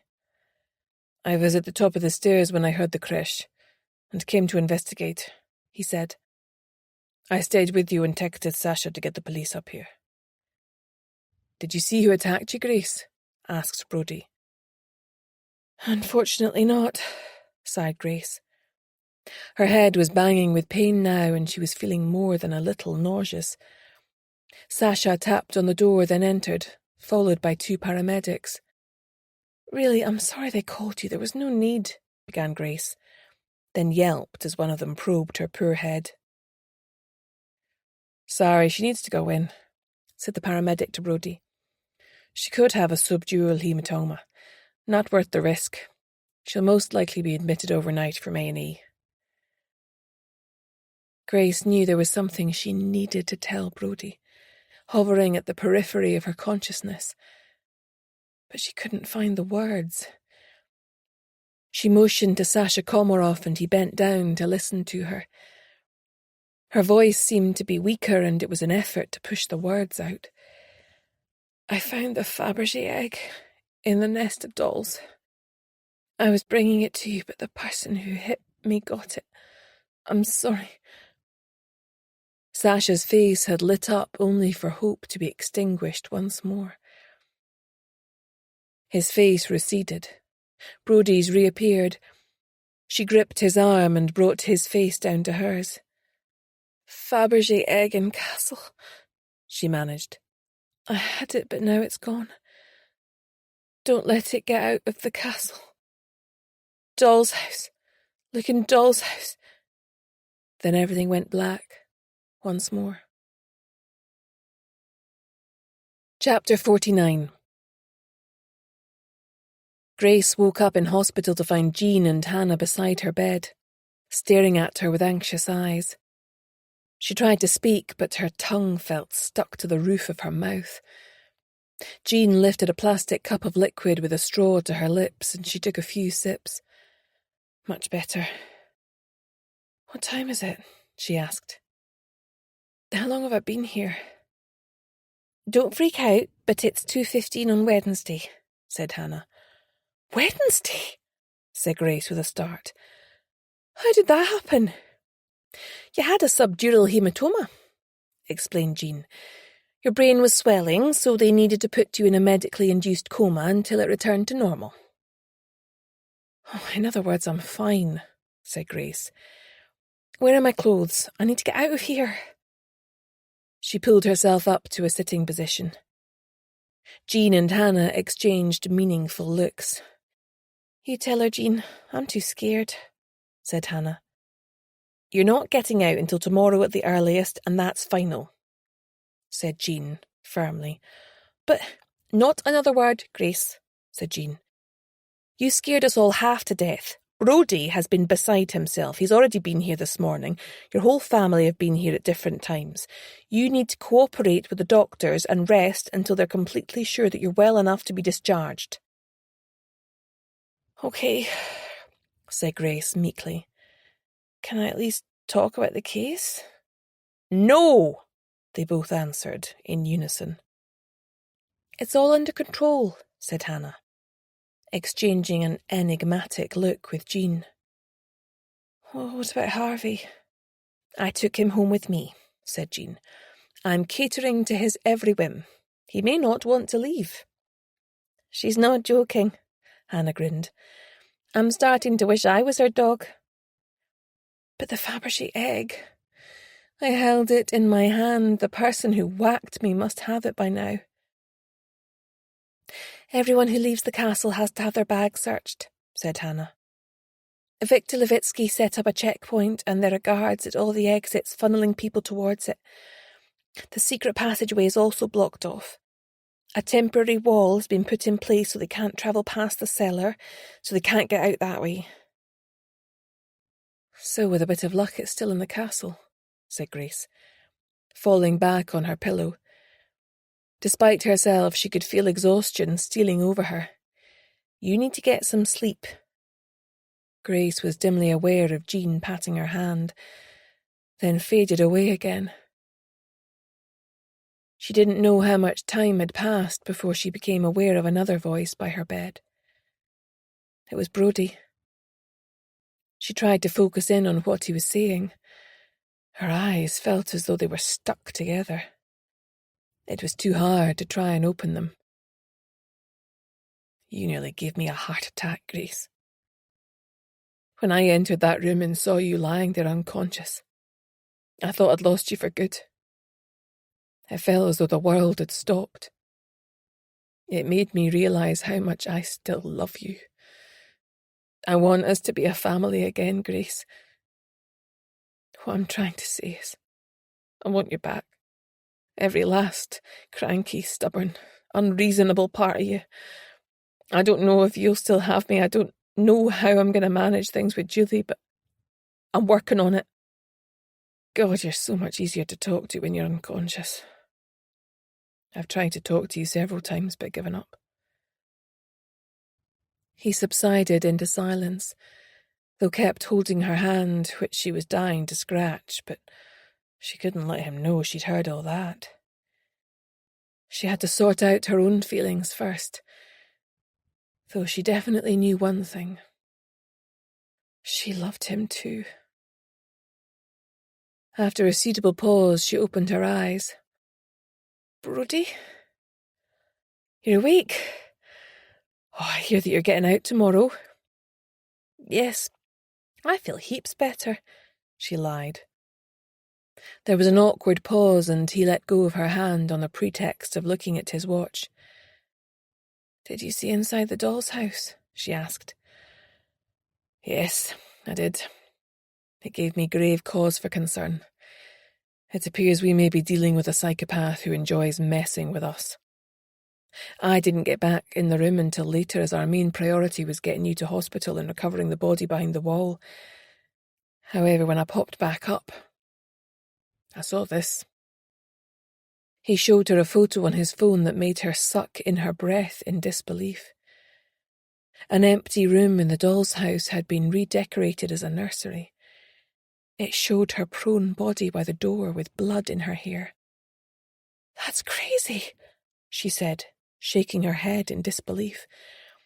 His need to complete his ritual was greater than his need to avoid being caught.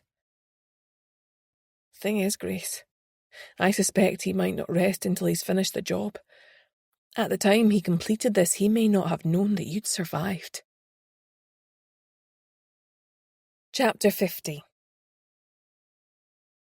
Hannah was sick to death of the castle, but felt she owed it to Grace to continue to show up and do whatever she could to solve their cases so they could all get their lives back. Poor Grace could have died. It was infuriating to think that she'd managed to find the egg, only to have it snatched away again. At least she was getting out of hospital today. As Hannah arrived at the car park, she saw a couple of police cars parked near the castle. Then she spotted 2 police officers patrolling the perimeter.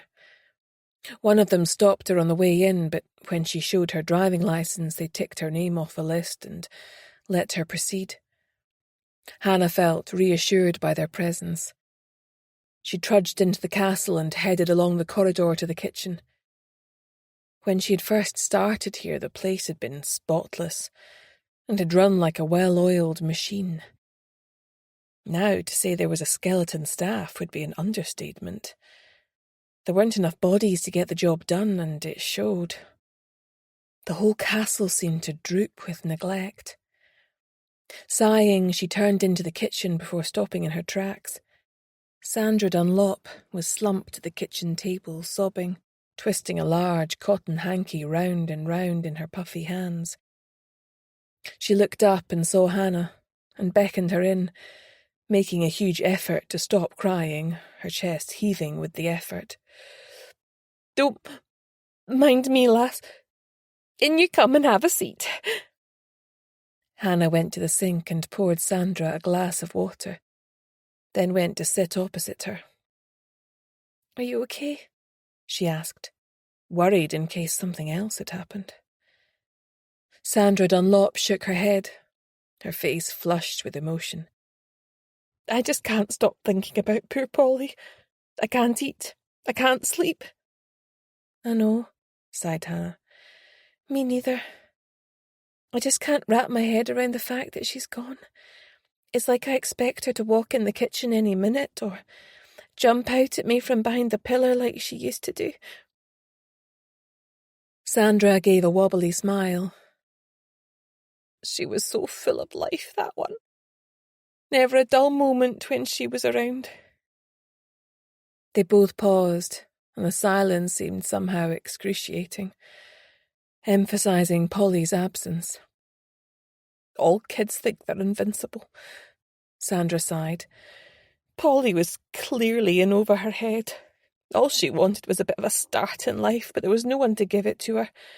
Her parents turfed her out at 16. Didn't want to know. She was all on her own in the world. Hannah tensed but said nothing, not wanting to disturb her train of thought. It was as if Sandra was almost talking to herself. She was desperate to get away from here. She must have been, or she wouldn't have done it. She was a good lass at heart. I know she was, said Hannah, softening her voice. What did she do? She tried to blackmail someone. That's what got her killed. How do you know? Asked Hannah, surprised. This was the first she'd heard of it. I found the letter in one of her uniforms. When it was returned to me for washing after her death. She was only asking for £500. Imagine killing a young girl for that amount of money. What monster would do that? Do you still have the letter? Yes. I was in two minds what to do with it. I thought there was no point in sullying her reputation. Nothing I could do would bring her back. I only wish she'd confided in me. Wait a minute, you said the letter was in the pocket of her uniform, said Hannah. Maybe the person she intended to blackmail never even saw it. Sandra put down her drink and stared at her. You're right. I never looked at it like that. I've been too upset to think straight. So it might not have been Oliver who killed her. He was the one she was attempting to blackmail. She thought he'd stolen something worth a lot of money. I've been keeping quiet in case he came for me next. We've never got along. Well, maybe now you can tell the police, said Hannah. They won't let on it was you. But if it wasn't him, then who killed her? Sandra asked, turning anguished eyes upon her. It might still have been him. She could have sent him another version of the letter, or if he really didn't see it, then it might not be important. Either way, you need to tell the police. We need to get justice for Polly, said Hannah determinedly. Chapter 51. Grace was impatient to crack on with the case and drove out to the castle first thing on the Friday. Her sister Callie had picked her up from hospital yesterday and dropped her back home at Portobello. Aside from a headache, it was business as usual. Hannah had told her about her conversation with Sandra Dunlop, the castle cook. Grace still wasn't convinced that Oliver was out of the frame as her killer, though. The letter in the uniform was unsigned and could simply have been an early draft. Once at the castle, she immediately noticed the police presence. No doubt there would be a couple of officers stationed inside as well. Brodie was no doubt annoyed that Sasha had refused to relocate the household, but he seemed determined to tough it out. Mind you, if the killer was already part of the household, then relocation was hardly likely to solve the problem. Her first port of call was Katya. Grace was becoming more and more concerned for her safety given the pace of recent unfolding events. She managed to find her in the magnificent lounge, where she was curled up in the corner of an enormous sofa, in front of a huge stone fireplace. The fire was lit and the logs were giving out a pleasant warmth. Her client looked pale and withdrawn. Glancing up, her eyes widened in surprise and she motioned for Grace to join her on the sofa. I didn't expect you. How is your head? Still attached, said Grace with a smile. She lowered her voice. Have you told Sasha about the baby? Yes, she said with a wan smile. He is over the moon. She too lowered her voice. He says he will not question the provenance as long as I have another soon after. Grace grimaced. How do you feel about that? I have come to accept that feelings are a luxury I can do without. It is best option for baby, so that is best option for me. And you're both going to continue living here? After what happened? The secret passage will be blocked off completely soon. I will be safe from prying eyes. I can keep my dance studio, but no more partners. However, in my heart, I still dance with Ego. He is my shadow partner, and I hold him close to me when I dance. And that is enough for you? It will have to be, she shrugged. Once belly is big with child, I cannot dance anyway. Once investigation is concluded, all staff will be sacked and replaced, so it will be a fresh start. Even Victor? She shook her head. Not him, he stays. My husband needs him. He is, how do you say, security blanket. Katia gave a little laugh, pleased at her own joke. Do you know why the two of them have such a strong bond? Asked Grace. No, he has never told me. Victor has been with him for many years, that is all I know. Have you told Sasha about your stalker yet? Yes. He was angry with me for not telling him before. He says if he finds them before you, he will kill them for terrifying me so much.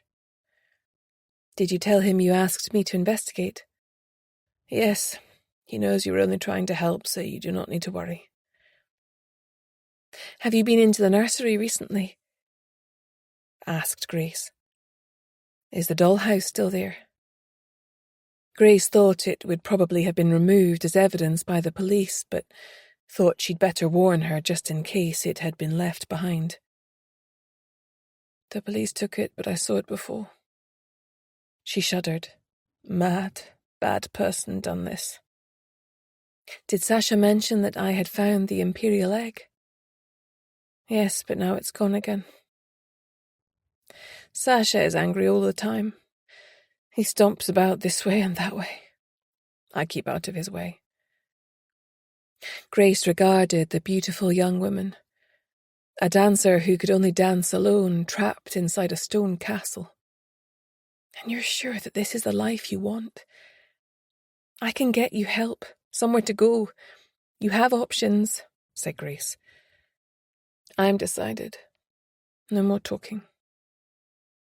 Grace nodded. Understood. It has got to be your decision.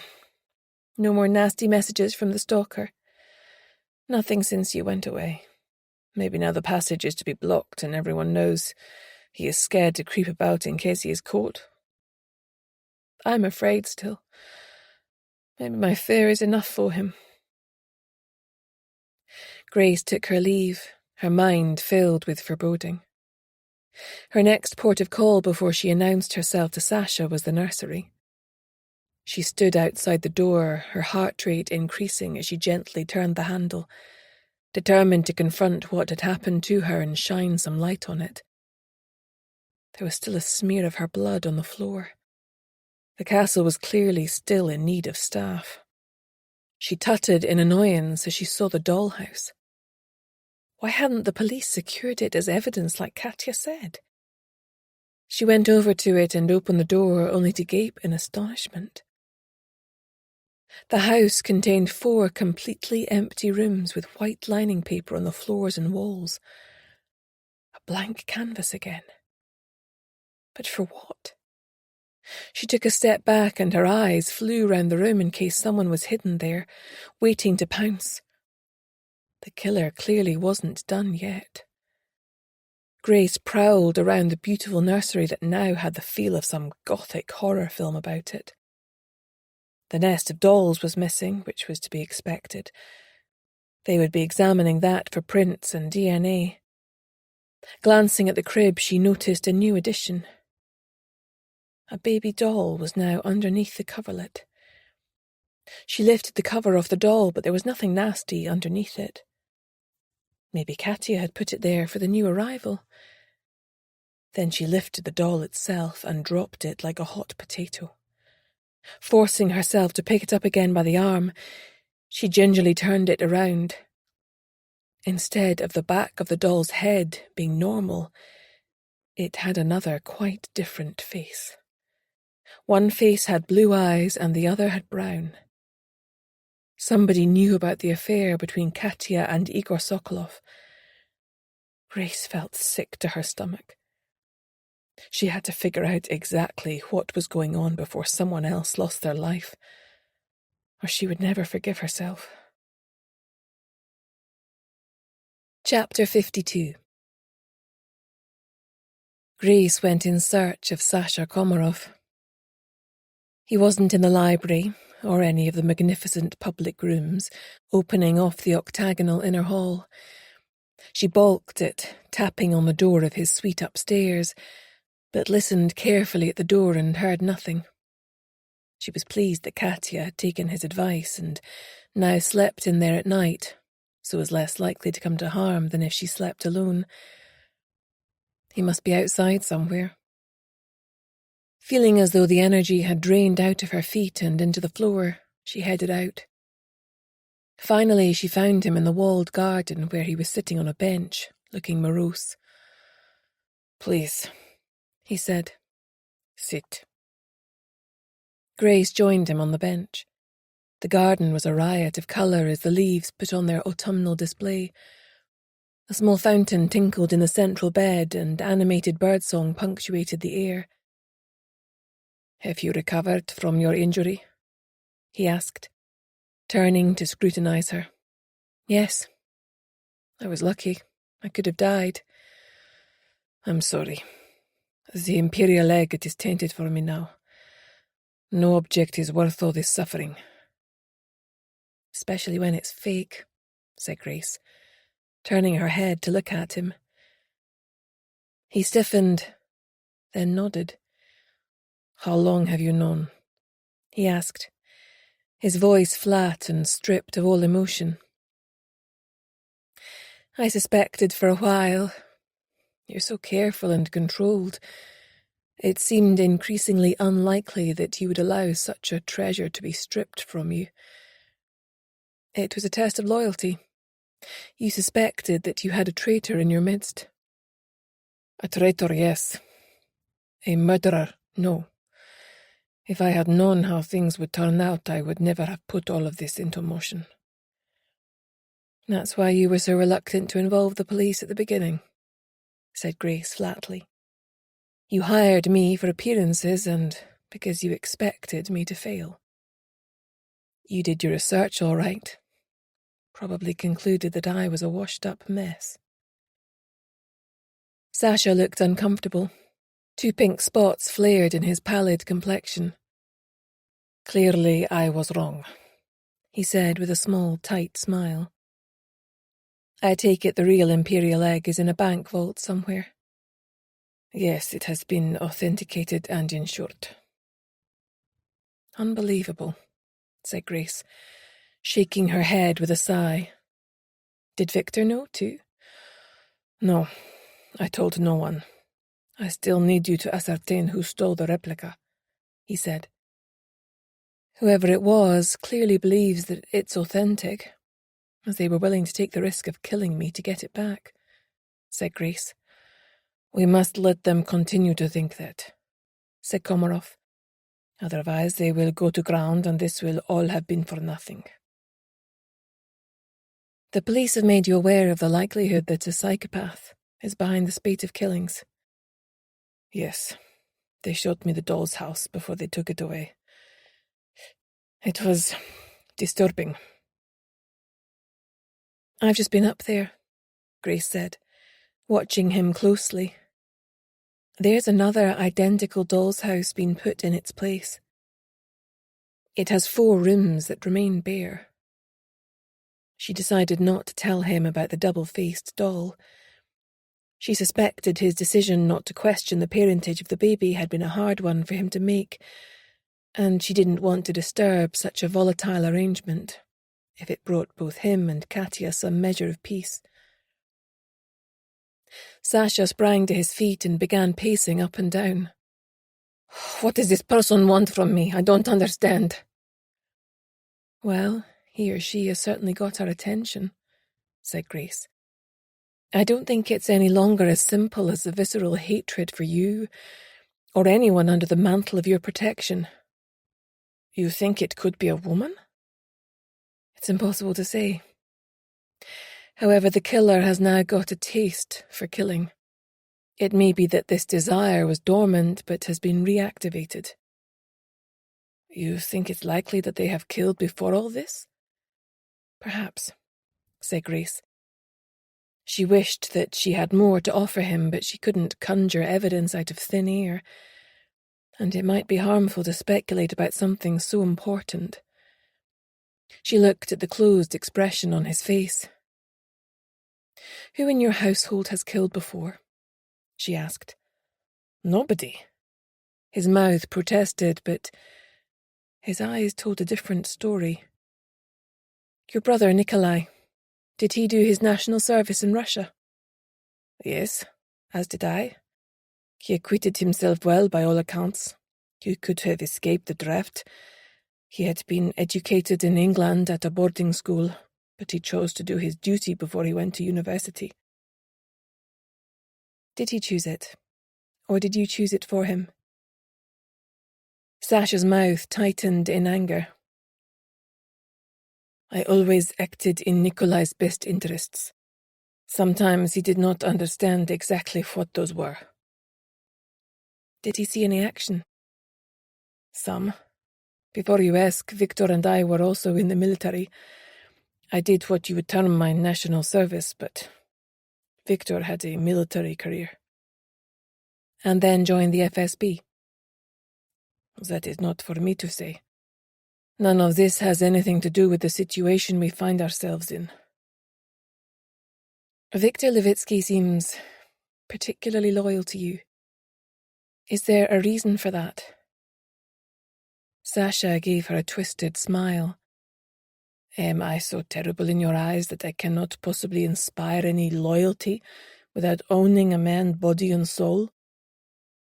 That's not what I meant, she protested. When he was in the FSB, he made a very dangerous enemy.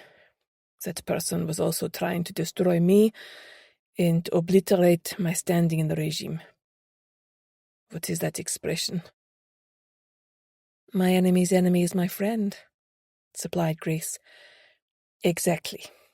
I helped him take down a dangerous foe and escape with his life and reputation intact. Grace nodded thoughtfully and excused herself. Russia could cast a long shadow, and what was going on in the castle spoke of real resentment, if not out-and-out hatred. It might not be Victor, but someone was harbouring a very real and dangerous grudge. Chapter 53. Grace waited until the police removed the second doll's house. She suspected another one would appear before long. The nursery door had been locked, but it was going to be over a week before an appropriate contractor could seal off the secret passage effectively. All of this was taking its toll on the occupants of the castle, and also on her own staff. She needed to double down and get results, and the sooner the better. There were two angles of the case she hadn't fully explored yet. One of these was the occupants of the neighbouring Balhusi estate. The other was Viktor Levitsky, who, far from showing an active interest in her investigations, seemed to disappear whenever she was around. Now she thought about it, that was rather odd in itself. If she was in his shoes, she would be dogging his footsteps. Maybe it was time that she paid him a visit, rather than waiting for him to show up at his office. She knew that he lived in a cottage in the grounds, but she hadn't anticipated it would be quite so hidden away. The cottage was dark and brooding, with the woodland trees at its rear cutting out a lot of light. The small garden was paved with a few tubs of flowers and a couple of wooden benches and a table. She opened the wooden gate and walked up the path before pressing the doorbell. The sound echoed down the hallway, but there was no sign of life forthcoming. Glancing around, she walked to the back of the house, keeping her posture upright. Nothing to see here. Behind the fence of the rear garden, which contained only a small lawn with a washing line, the densely packed trees loomed. Anyone could be watching her from in there. She knocked on the back door. Nothing. She turned the handle and, to her surprise, the door opened. What kind of a security man goes out without locking his door? She wondered. Was it a trap? "Hello," she called out, opening the door and stepping inside into the kitchen. It was comfortably equipped, but the style was pared back and minimal, although what was there was of good quality and impeccably clean. She walked over to the kettle and touched the side, drawing her finger away quickly. Still boiling hot. She flushed as adrenaline flooded her system. He was still in the house. Why hadn't he come to the door? What was he playing at? Armed with the knowledge of his presence, she didn't open the drawers or cupboards and snoop around as she longed to do, but continued through to the lounge where he was sitting in a leather armchair beside the fireplace. He gave her a cold smile, with no warmth in it, raking her up and down from head to toe. He looked like a cobra poised to strike, and Grace scented danger with every fibre of her being. An Alsatian dog sat to attention beside him, baring its teeth, a low growl deep in its throat. Awaiting an instruction to attack? "Hello," she said. "Didn't you hear me knock? I thought I'd best come in when I noticed the back door was open. Check you were okay, given recent events." He gave a mirthless laugh as if he admired her cheek. "Please, won't you sit down? Or perhaps you would like to examine the rest of my home, in case there might be casualties?" "You're aware that I'm only here to look into the missing imperial egg," Grace stated. Sasha had said that Victor wasn't in on the fact that it was a fake, so that was the way she would have to play it. "I'm aware that you have been crawling all over the castle, looking into whatever takes your fancy. I am head of security. This is my job, not yours."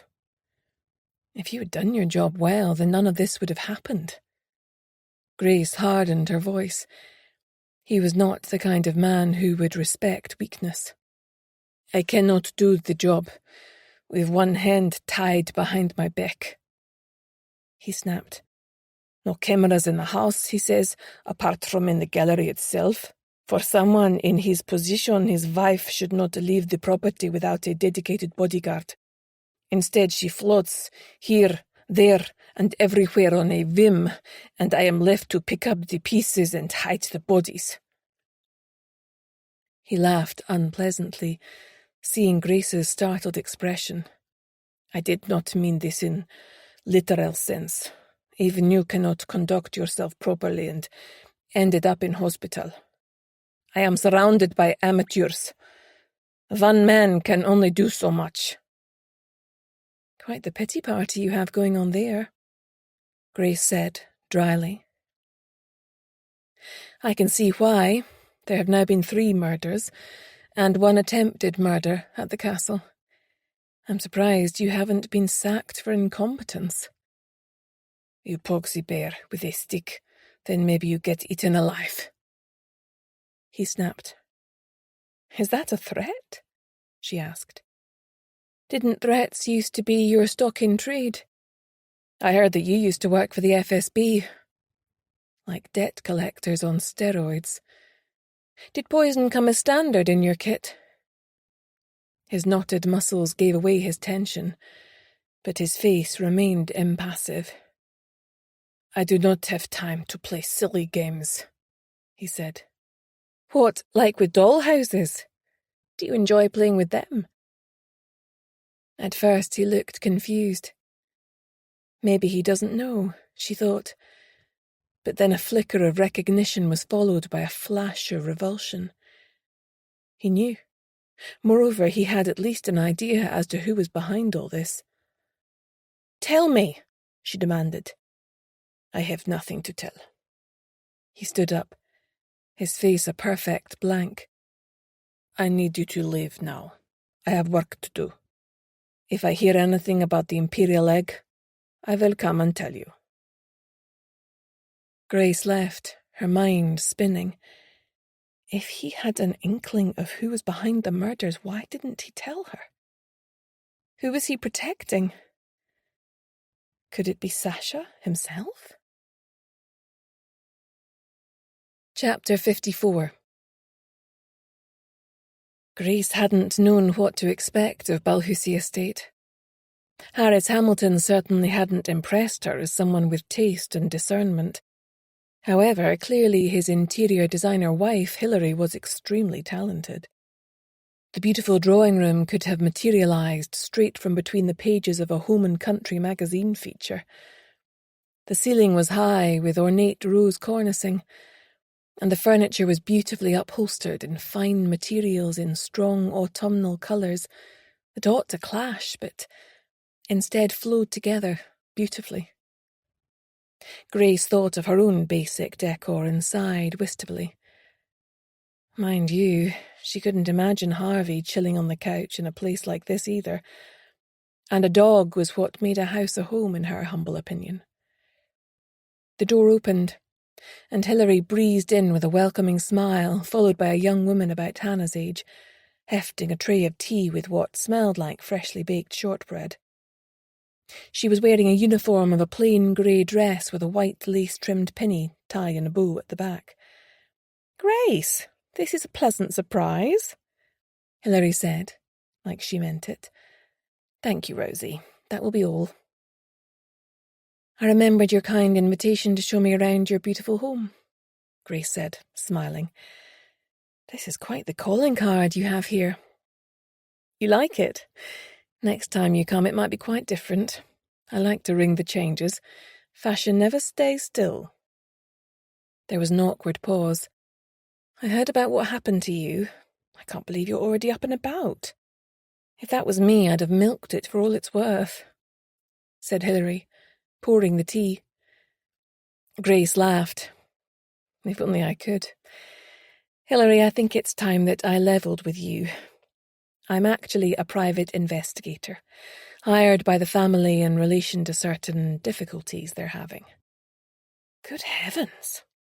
Tell me more," she said as she handed over a cup of tea in a delicate china cup. "Have you heard anything at all as to the potential whereabouts of the missing Imperial egg?" asked Grace, nodding her thanks as she accepted a piece of shortbread. Hilary laughed and took a sip of tea before replying, "My husband and Sasha are bitter rivals on the collecting front. They enjoy nothing more than snatching some valuable piece from under the other's nose. It's a bad case of arrested development. However, I think both of them would draw the line at outright theft from the other's home." "Are you aware that there's a secret passage at Traprain Castle?" asked Grace. "Yes. I've even been in it," she said. "How come?" asked Grace, wondering why Sasha hadn't mentioned it. "Because we were trying to buy it at the time, and Harris insisted they show us around every nook and cranny," she said. "I think that's what kicked off their rivalry, to be honest. Harris had his heart set on the castle. Personally, I prefer it here. But for Harris, nothing quite says you've arrived like owning your own Scottish castle." Grace realised that she really liked this woman, with her ironic sense of humour. How she coped with being married to such a bombastic, snobbish bore was anyone's guess. "There seems to be quite a lot of crossover between staff amongst the two estates," she said. "Hardly surprising, really," said Hilary. The grass is always green now, and we're the only two employers offering this kind of work for several miles. What can you tell me about Oliver Compton Ross? Asked Grace. Strictly between us? Of course. He's a thoroughly bad egg. His references were impeccable, but we later found out they were completely fake. He'd supposedly worked for the Duke of Buccleuch down in Dumfries and Galloway, which, as you can imagine, impressed my husband no end. We telephoned the number on the letter and spoke to the head curator, who was very complimentary, but it transpired she was an actress. What about his degree in schooling? Was any of it real? Well, his degree in fine art is real, but he grew up on a council estate in Easterhouse. He got a scholarship to Fettes, and then, through the school friends he made there, managed to catapult himself into the world of country houses and fine dining. It's almost admirable, said Grace. I felt similarly conflicted, until I factored in the fact that he'd stolen from us, and also inveigled young Polly into his plan. How did you find out about his background? After he stole from us, I started with the headmaster at Fettes. Our boys went there, and we've been staunch supporters of the school. They were keen to avoid any scandal attaching to a former pupil. Were there any signs of other unusual behaviours whilst he was working for you? For example, cruelty to animals? Asked Grace. Oh, good heavens, no. Or not that I'm aware of, she said, looking alarmed now. I know that we should never have given him a reference, but we were desperate to have him out from under our roof, and he threatened to go to the tabloids and make up stuff about my husband. And of course, if he also ripped off Sasha, that would be the cherry on the cake? Hilary sighed. Sasha can take care of himself. Or at least we thought he could. You can't think Oliver is behind all these killings. He's just your garden variety con man, as far as I'm aware. Honestly, I have no idea, said Grace, now munching on a buttered blueberry scone. All I know is that the occupants of the castle, including those who work there, remain in terrible danger until the killer is apprehended. You must let us know if there's anything we can do to help. Do you have a similar gallery set up to the Komaroffs? Why, yes, we do. We employed the same firm of architects. It's rather specialised. Would it be possible to see down there? Grace asked. What, now? Hilary asked, looking rather perplexed. If you wouldn't mind, Grace said, almost holding her breath. Oh, fine. Why not? Follow me and don't let on to my husband. You'd think we kept the crown jewels down there. I hardly ever bother going down. There was no lift, but instead a separate staircase leading down 3 flights of stairs. At the bottom was a door which was opened with a keycard that Hilary had obtained from a built-in wall safe on the way down. As the door opened, the gallery flooded with light. Both women looked at each other in stunned silence. There, on a raised plinth, glinting in the spotlight, was no other than the missing replica Fabergé imperial egg, in all its fake splendour. Footsteps clattered down the stairs behind them. "Hilary, what are you doing down here?" a querulous voice demanded. As he came through the door and saw them both standing there, Harris Hamilton's thunderstruck expression was something to behold. Grace was furious. "Was it you who put me in hospital?" she demanded. "Harris, what have you done?" his poor wife faltered. "What? No, of course not. Don't be ridiculous," he blustered. Both women folded their arms and glared at him, stony-faced. "Fine," he sighed, motioning to some elegant chairs grouped at one end of the gallery. "I'll come clean. First of all, I did not attack you, or anybody else." His wife sank onto a chair, but Grace remained standing. It was all she could do not to completely lose control and yell at him. "Have you been gaining access to the castle through the secret passageway?" asked Grace. "No, I knew it was there, of course, but it wouldn't occur to me to go rampaging round someone else's house. Why would I? He invites me there often enough as it is. So, said Grace, explain why you have that? Someone contacted me by email and said that they had the imperial egg, but it was too hot to handle. They said they were getting ready to cut their losses and run and would take £100,000 in cash. Tell me you didn't, you stupid, stupid man, groaned his wife, putting her head in her hands. Harris looked embarrassed. I'm afraid that I did, my dear. It seemed too good an opportunity to pass up. Of course, my intention was to admire it for a while, then give it back to Komarov, provided he paid my expenses, but then I discovered it was a fake. The two women finished for him. Their eyes met. Hilary was clearly shocked and angry. No wonder, thought Grace. Yes, I tried to have it authenticated, and the truth was revealed. I thought I might as well hang on to it. Is this some kind of midlife crisis? Asked his wife. Have you gone completely barking mad? You do realise that if this gets out, I'll never work again. Who would allow me the run of their house now? You've ruined everything. The person who sold it to you, snapped Grace. What can you tell me? Not a great deal. He met me at the entrance to the passageway in the woods. He was dressed in some kind of forensic suit with a hood and wore a mask. He also had a gun. I don't know if it was real, but I wasn't going to take any chances. He didn't speak, he just gestured what he wanted me to do. Maybe he thought you might recognise his voice, said Grace, frustrated. How tall was he? Taller than me. Harris was about 5'10", she guessed. Slim? Fat? About average. Did you catch a glimpse of his hair colour? No, it was covered by the mask. Any distinguishing marks, tattoos, anything at all that might mark him out? Nothing, said Harris, looking despondent at being unable to redeem himself. He knew what he was about. What are you going to do? Asked Hilary, looking worried. Well, if you let me take the copy away, I'll tell Sasha what happened, and that you intended to give it back to him after enjoying it for a while. You've taken a financial hit as a result, so he might not want to involve the police, but that will be entirely up to him.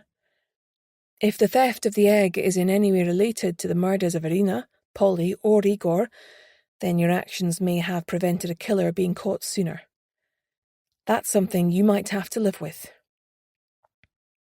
I didn't think, he muttered, looking worried. Grace looked at him in distaste. His greed and petty rivalry with Sasha could have had far-reaching consequences. She pitied his poor wife, who seemed to be cut from a superior cloth. Can you forward the email to me?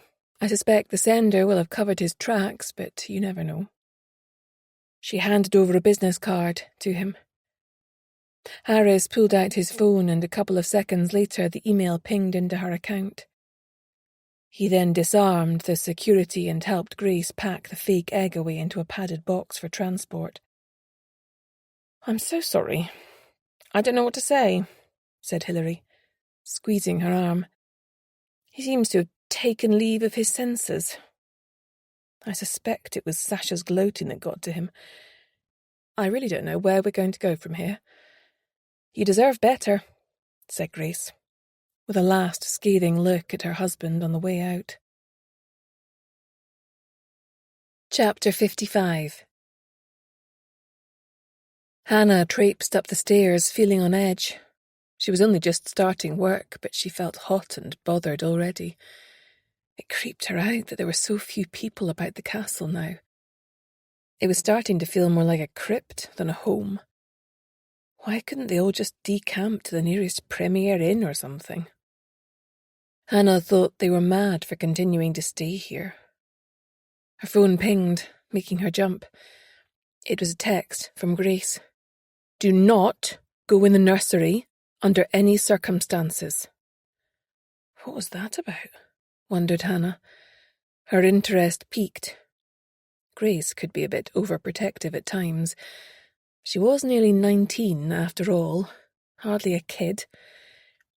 She carried on with her duties, trying to put the nursery to the back of her mind, but it felt like an itch she had to scratch. To take her mind off it, she resolved to search each room again thoroughly. No one would be checking up on her, she reckoned. Apart from the crazy person who was murdering people, she thought with a shiver. She desperately wanted these cases to be over, so she could get her life back. Another text pinged. This time it provoked a smile. It was from Hamish. Hey Hannah, fancy meeting up later? I've got tickets for a gig at the Union. Let me know if you can swing it. Hope Jack is behaving himself. They'd been talking to each other since the dinner at Callie and Tom's. It felt good to have a friend her own age. The fact that he had known Connor was the icing on the cake. Maybe one day she'd be able to talk about the stuff she had been pushing down for so long. She desperately wanted to go and do something fun for a change. She would need to find a babysitter. Maybe she could ask Jean. She would understand. She fired off a text to Jean and resigned herself to a long wait. Jean was someone who was the complete opposite of glued to her phone. Probably wished she had her own dedicated phone box from the olden days. She started at the end of the row of suites, as she usually did. She'd seen no sign of Nikolai this morning, but she was still careful to knock before going in. She was still really nervous about the secret passage. The police had removed Igor Sokolov's body, but as far as she knew, there had been no workmen in yet to properly block it off aside from a partition in the cellar to stop people leaving the house that way.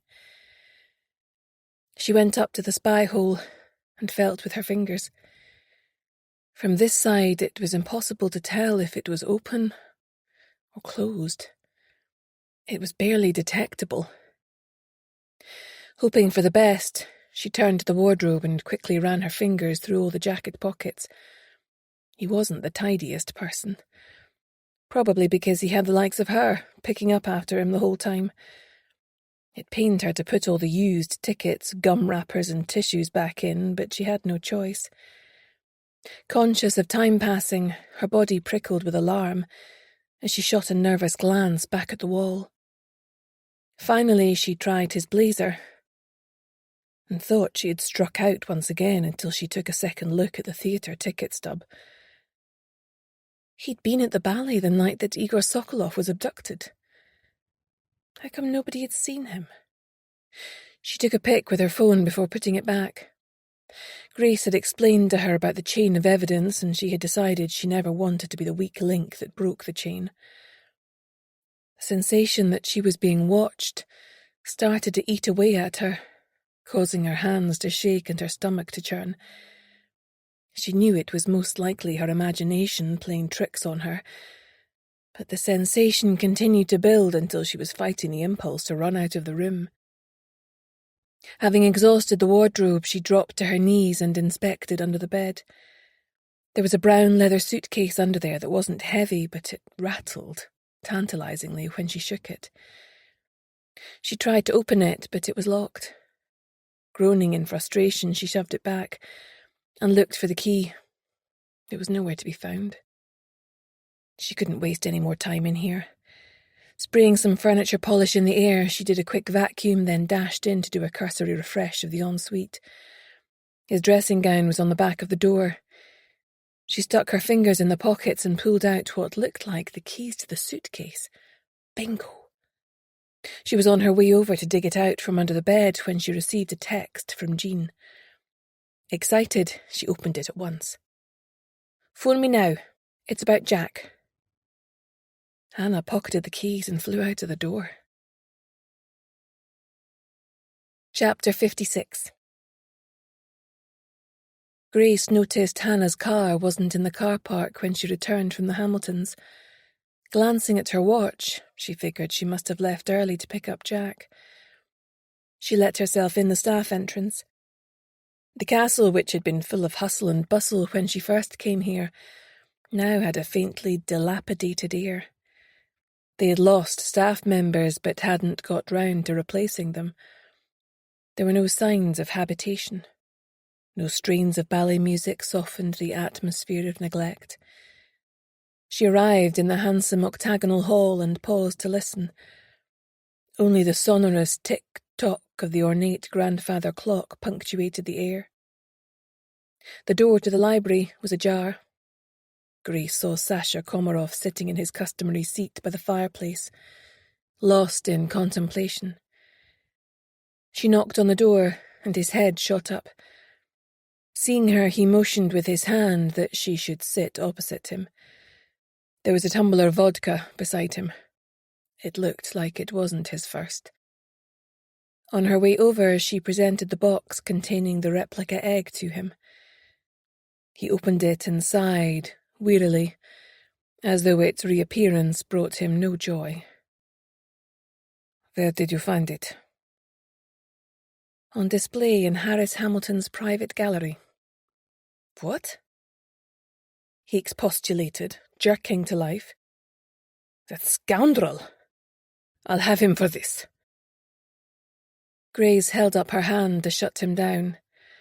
He didn't steal it, and his wife had absolutely no idea about any of this. "What do you mean he didn't steal it?" "He was approached by email. The sender said they wanted £100,000 for it, as they were getting ready to cut and run. He had it authenticated and discovered it was a fake. He feels like a gullible idiot."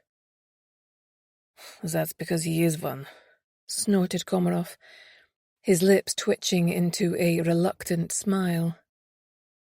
"Well, I must say that you have exceeded my expectations, Grace. You must send me your account for settlement." "I still intend to identify the actual thief, but now that the replica has been recovered, I will happily send you an interim account. Katya told me that you are now aware of the issues she's been having with a stalker, and that she's instructed me to investigate." "I doubt that will be necessary now," he said, a flicker of annoyance on his face. "I am perfectly capable of protecting my wife." "That might well be the case in the normal course of events, but 3 people have already been murdered. There's no way of knowing if the stalker and the murderer are one and the same." "I hadn't thought of that," he muttered. "The stalker seems to predate the murder, so I assumed it was a different person. Simply some deranged fan with a link to a member of staff." "Well, that may well turn out to be the case, but assumptions can be dangerous." Grace sat back in her chair and studied her client. He seemed less perturbed than he should be about the bizarre deaths under his roof, and the fact that a deranged psychopath was still potentially roaming unchecked throughout the castle. The silence grew heavier as neither of them spoke for several minutes. "You have to understand, I'm no stranger to death," he eventually said, with a sigh. "It stalked me many times over the years. Life in Russia was hard. When my father abandoned us, my mother and I both had to live lives on the hard edges of society. We had to scramble around for food to put on the table. Many times we had to make choices we were not proud of. We tried to keep things as normal as possible for Nikolai. We hoped he would represent the best of us, and not the most vile and degrading aspects of our fight for survival. He was our little prince, a symbol of hope." He gave a bitter laugh. "We needn't have bothered. He's a prince, all right. As spoiled and entitled and uninspired as the best of them. Perhaps the killer should have struck him down and done us all a favour."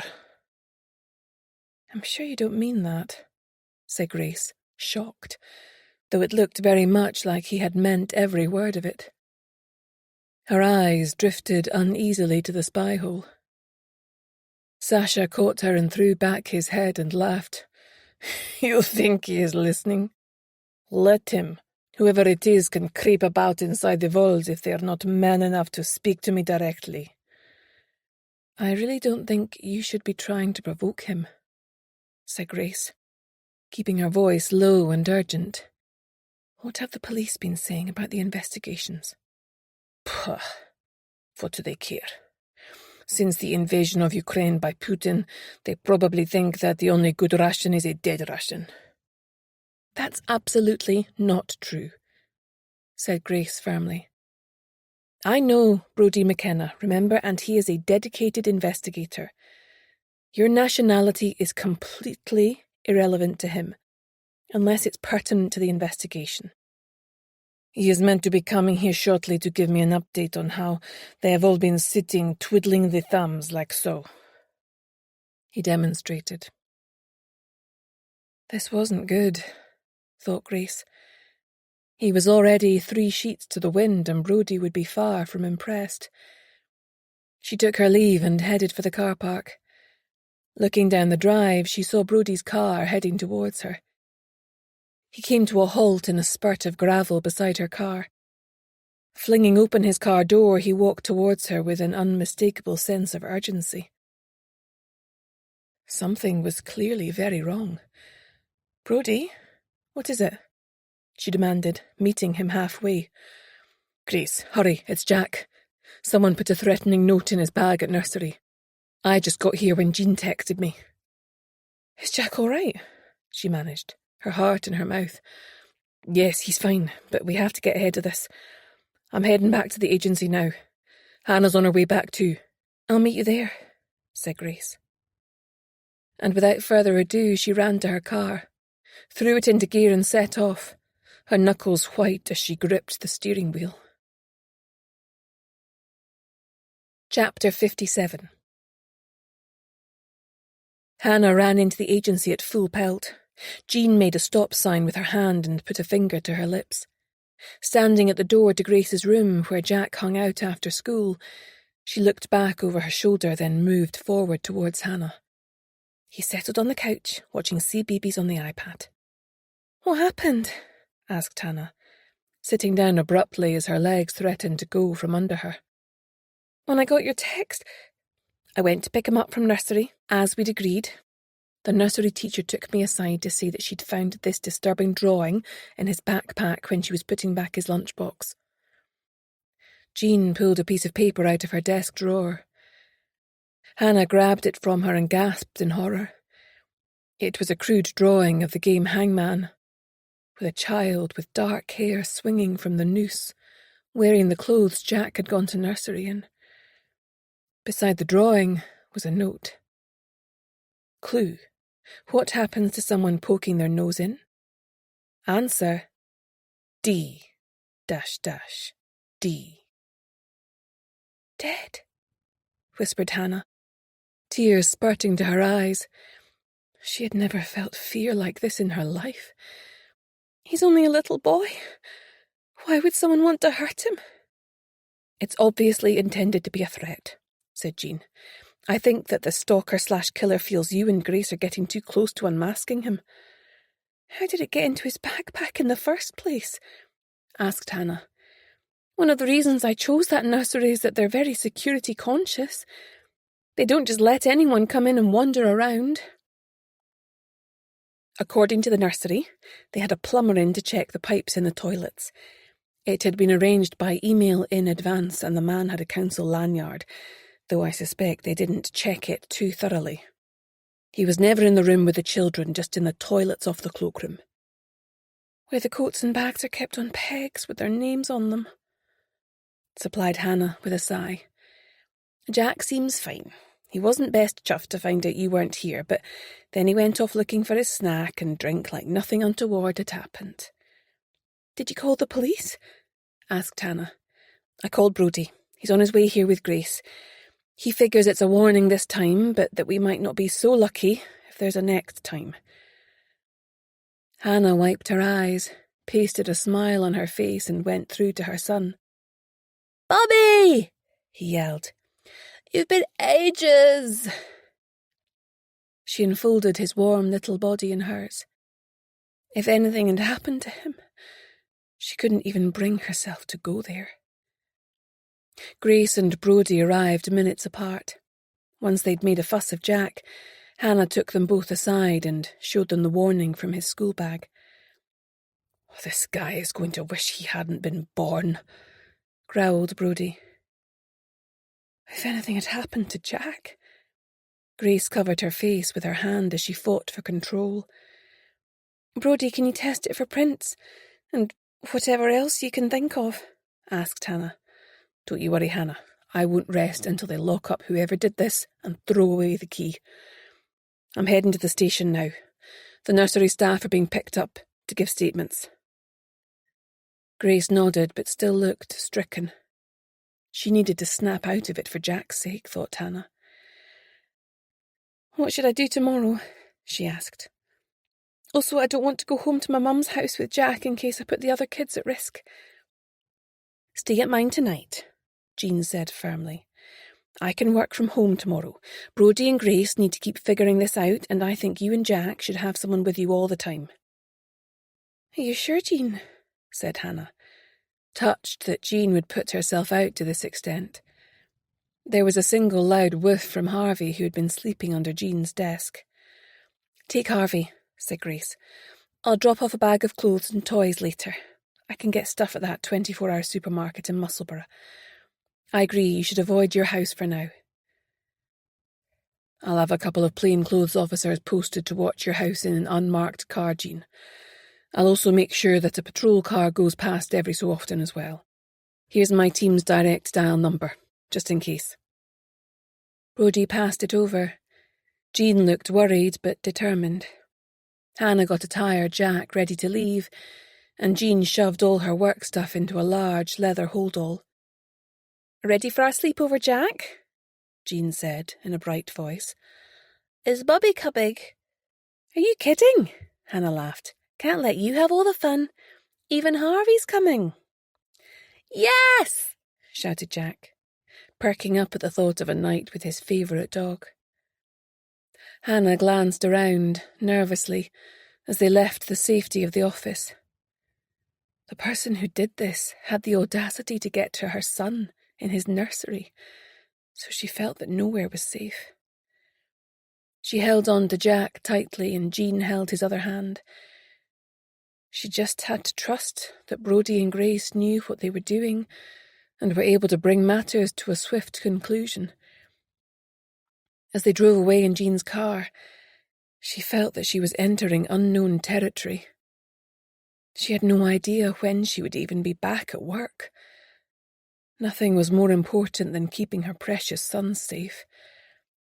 Suddenly she remembered the keys in her pocket. "Jean, stop the car. I need to give something to Grace." Jean pulled in to the side of the road, and Hannah left the car and ran up to her boss, who was standing talking to Brodie now by their cars. "What is it, Hannah?" she asked. "I just remembered," Hannah said, handing over the small keys. "There's a locked case under Nikolai's bed. I found these keys in his dressing-gown pocket, which might open it. Also, there's a ticket stub in his blazer that proves he was at the theatre the night Igor went missing. I thought I'd best tell you, as with everything going on." "Thanks, Hannah. Great work. Now put the cases out of your mind and concentrate on Jack until we're satisfied he's no longer in any danger. Brodie and I have got this. I promise you." Chapter 58. Grace turned to Brodie once the car was out of sight, her face a mask of anguish. "This is all my fault. If I hadn't taken on these damn cases, none of this would have happened. If anything happens to Jack, that's me done, Brodie, I mean it." "Grace, come here," he said, enfolding her in a hug. "Just take a breath. This is not on you. It's on the sadistic nutter we're trying to catch. Jack is fine, and we're all going to make sure that he stays that way. We're going to catch this scumbag and put him away for so long that Jack will have a grandson of his own before he gets out." "You really think so?" she mumbled into his jacket. "I know so." He kissed the top of her head and released her.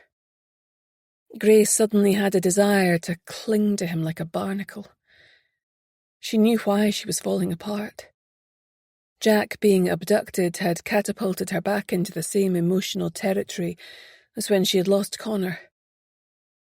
She had to get a grip. Hannah and Jack needed her to bring her A-game.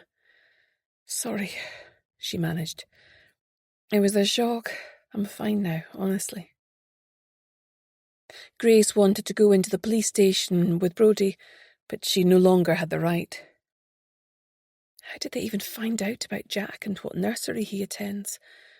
Wondered Grace. They must have twigged that Hannah was there in an investigative capacity and followed her, replied Brodie. The only person that I told was Sasha Komarov, said Grace. Hannah and I were always careful to keep our distance from each other when at the castle. We arrived and left separately. You do know that Sasha Komarov is still a suspect in relation to the murders, Grace? Yes, of course, she replied, striving to keep her tone neutral. She couldn't admit that she had her own doubts about Sasha. Not yet, anyway. That stunt he'd pulled with the Fabergé egg showed he was an arch manipulator. It had left her feeling queasy, particularly given the whole carry-on with the doll's house. Surely Komarov couldn't be behind the murders too? A horrible thought occurred to her. "What are you going to do now?" asked Brodie. "You're not going to do anything crazy, are you?" "Of course not," she reassured him. "I'm just going to get together some stuff to take over to Jean's house for them. That's all." Grace waved him off, then got into her car. She hated having to lie to Brodie, but there were some things he was better off not knowing.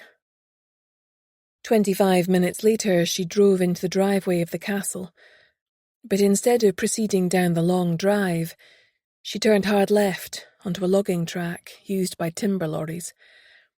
After bumping up the track for a few seconds, she found the perfect spot behind some logs which were stacked ready for transport to the sawmill. She stuffed her phone and torch into her pockets, having decided to approach the house through the woods, so she could enter the walled garden and use the staff entrance at the side of the castle without being spotted. Her route would take her past Viktor Levitsky's house, but with a bit of luck he would be occupied elsewhere. The sun was setting behind the castle, streaking the sky with blood-dipped fingers. An owl hooted overhead, causing her to jump.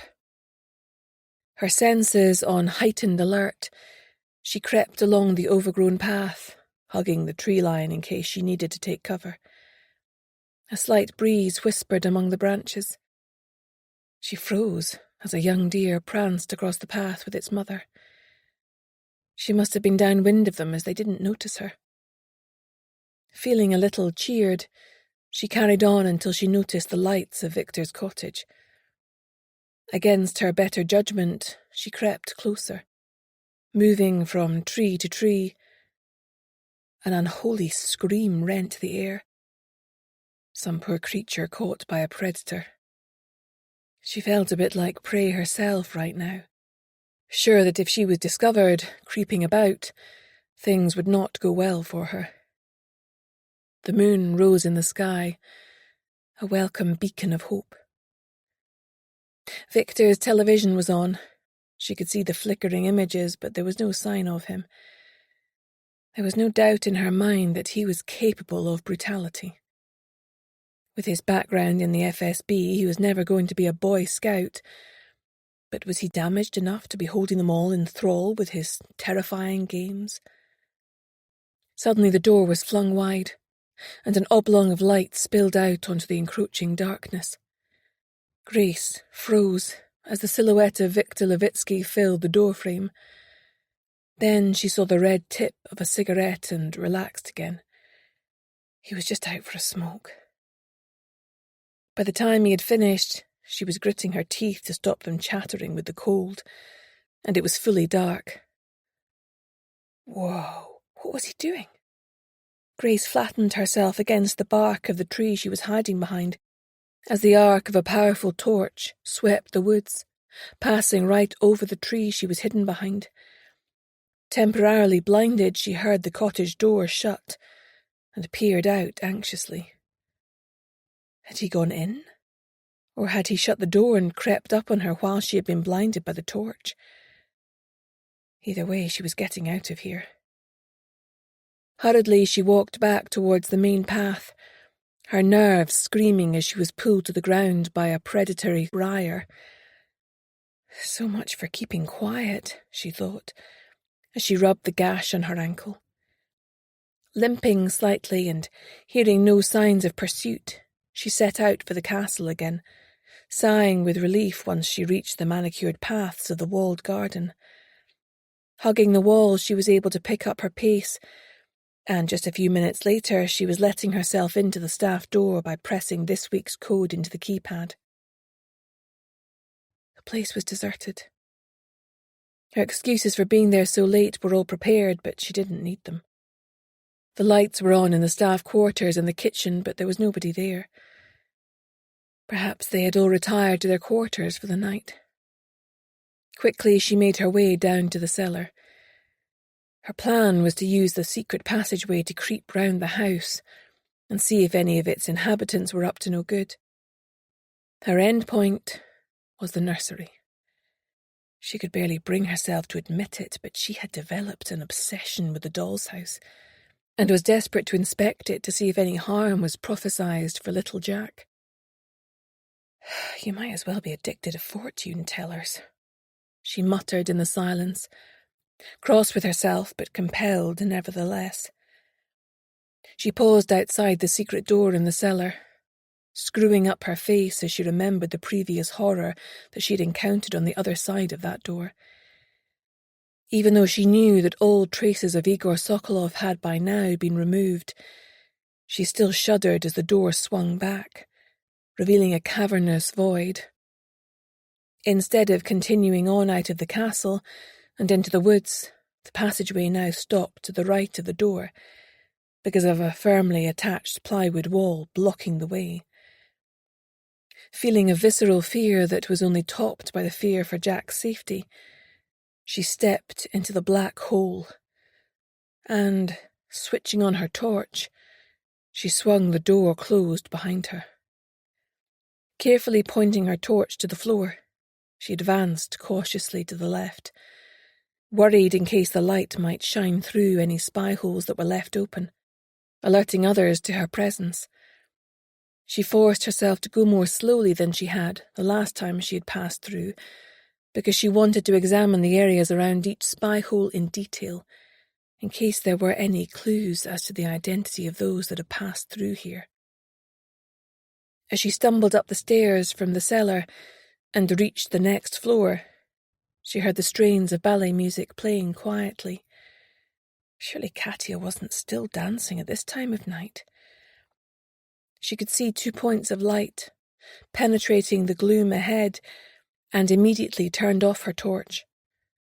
Finding her way to the peepholes by inching her way along the wall by touch, she saw that Katya was indeed dancing. There were no visible signs of her pregnancy yet in her practice tutu, but her hands seemed drawn to return there, as if they didn't want to stray too far away from her precious cargo. Grace quietly closed the peepholes, and then turned her torch on to examine this space where Katya's stalker must have spent hours watching her, as his thoughts turned slowly from love to hate. There was a wooden stool set against the wall, and a half-empty bottle of vodka. Scanning the area under the stool, she discovered a cigarette butt. Surely this must have landed there since Brody and the forensic team had finished their work here. She couldn't imagine them having missed it. Feeling in her pocket for an evidence bag, she bagged it, just in case.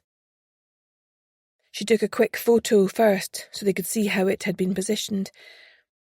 As she did so, she noticed that there was no reception. Hardly surprising, really, with the walls being so thick. The sweat was pouring off her. It was so hot and stuffy back here, like being buried alive. Pointing her torch down to light the way, she moved along to the next set of roughly hewn stairs. Turning it off, she felt her way by grabbing onto the rough wall, scratching her hands in the process as she clawed her way upwards to the next floor. The darkness pressed in on her as she listened intently. Nothing. She glanced at her watch. It was coming up to 8 o'clock. Her heart in her mouth, she switched on her torch once more. Hurriedly, she rushed along to the next room with peepholes, which was the library. Once she had located the holes, she peered through into the room. At this time of night it was lit only by a few lamps and the dull glow of the fire. It was empty. Wait, no, it wasn't. Nikolai lurched into view, holding a tumbler half filled with what was no doubt one of his brother's rarer malts. He was clearly 3 sheets to the wind, his face flushed and bad-tempered.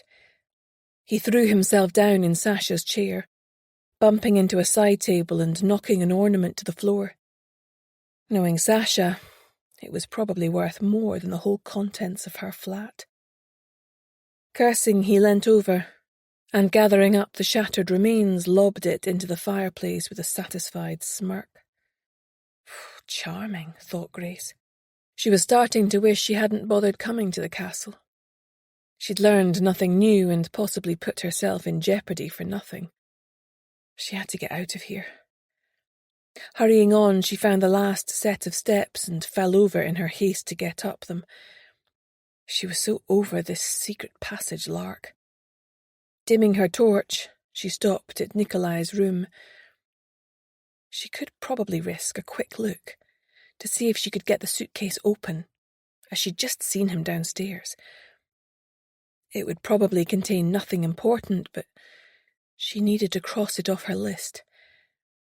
She also wanted to get a look at his personal papers to see if she could trace any suspicious items purchased and shown on bank or credit card statements that might implicate him in relation to the stalker, murderer, or both.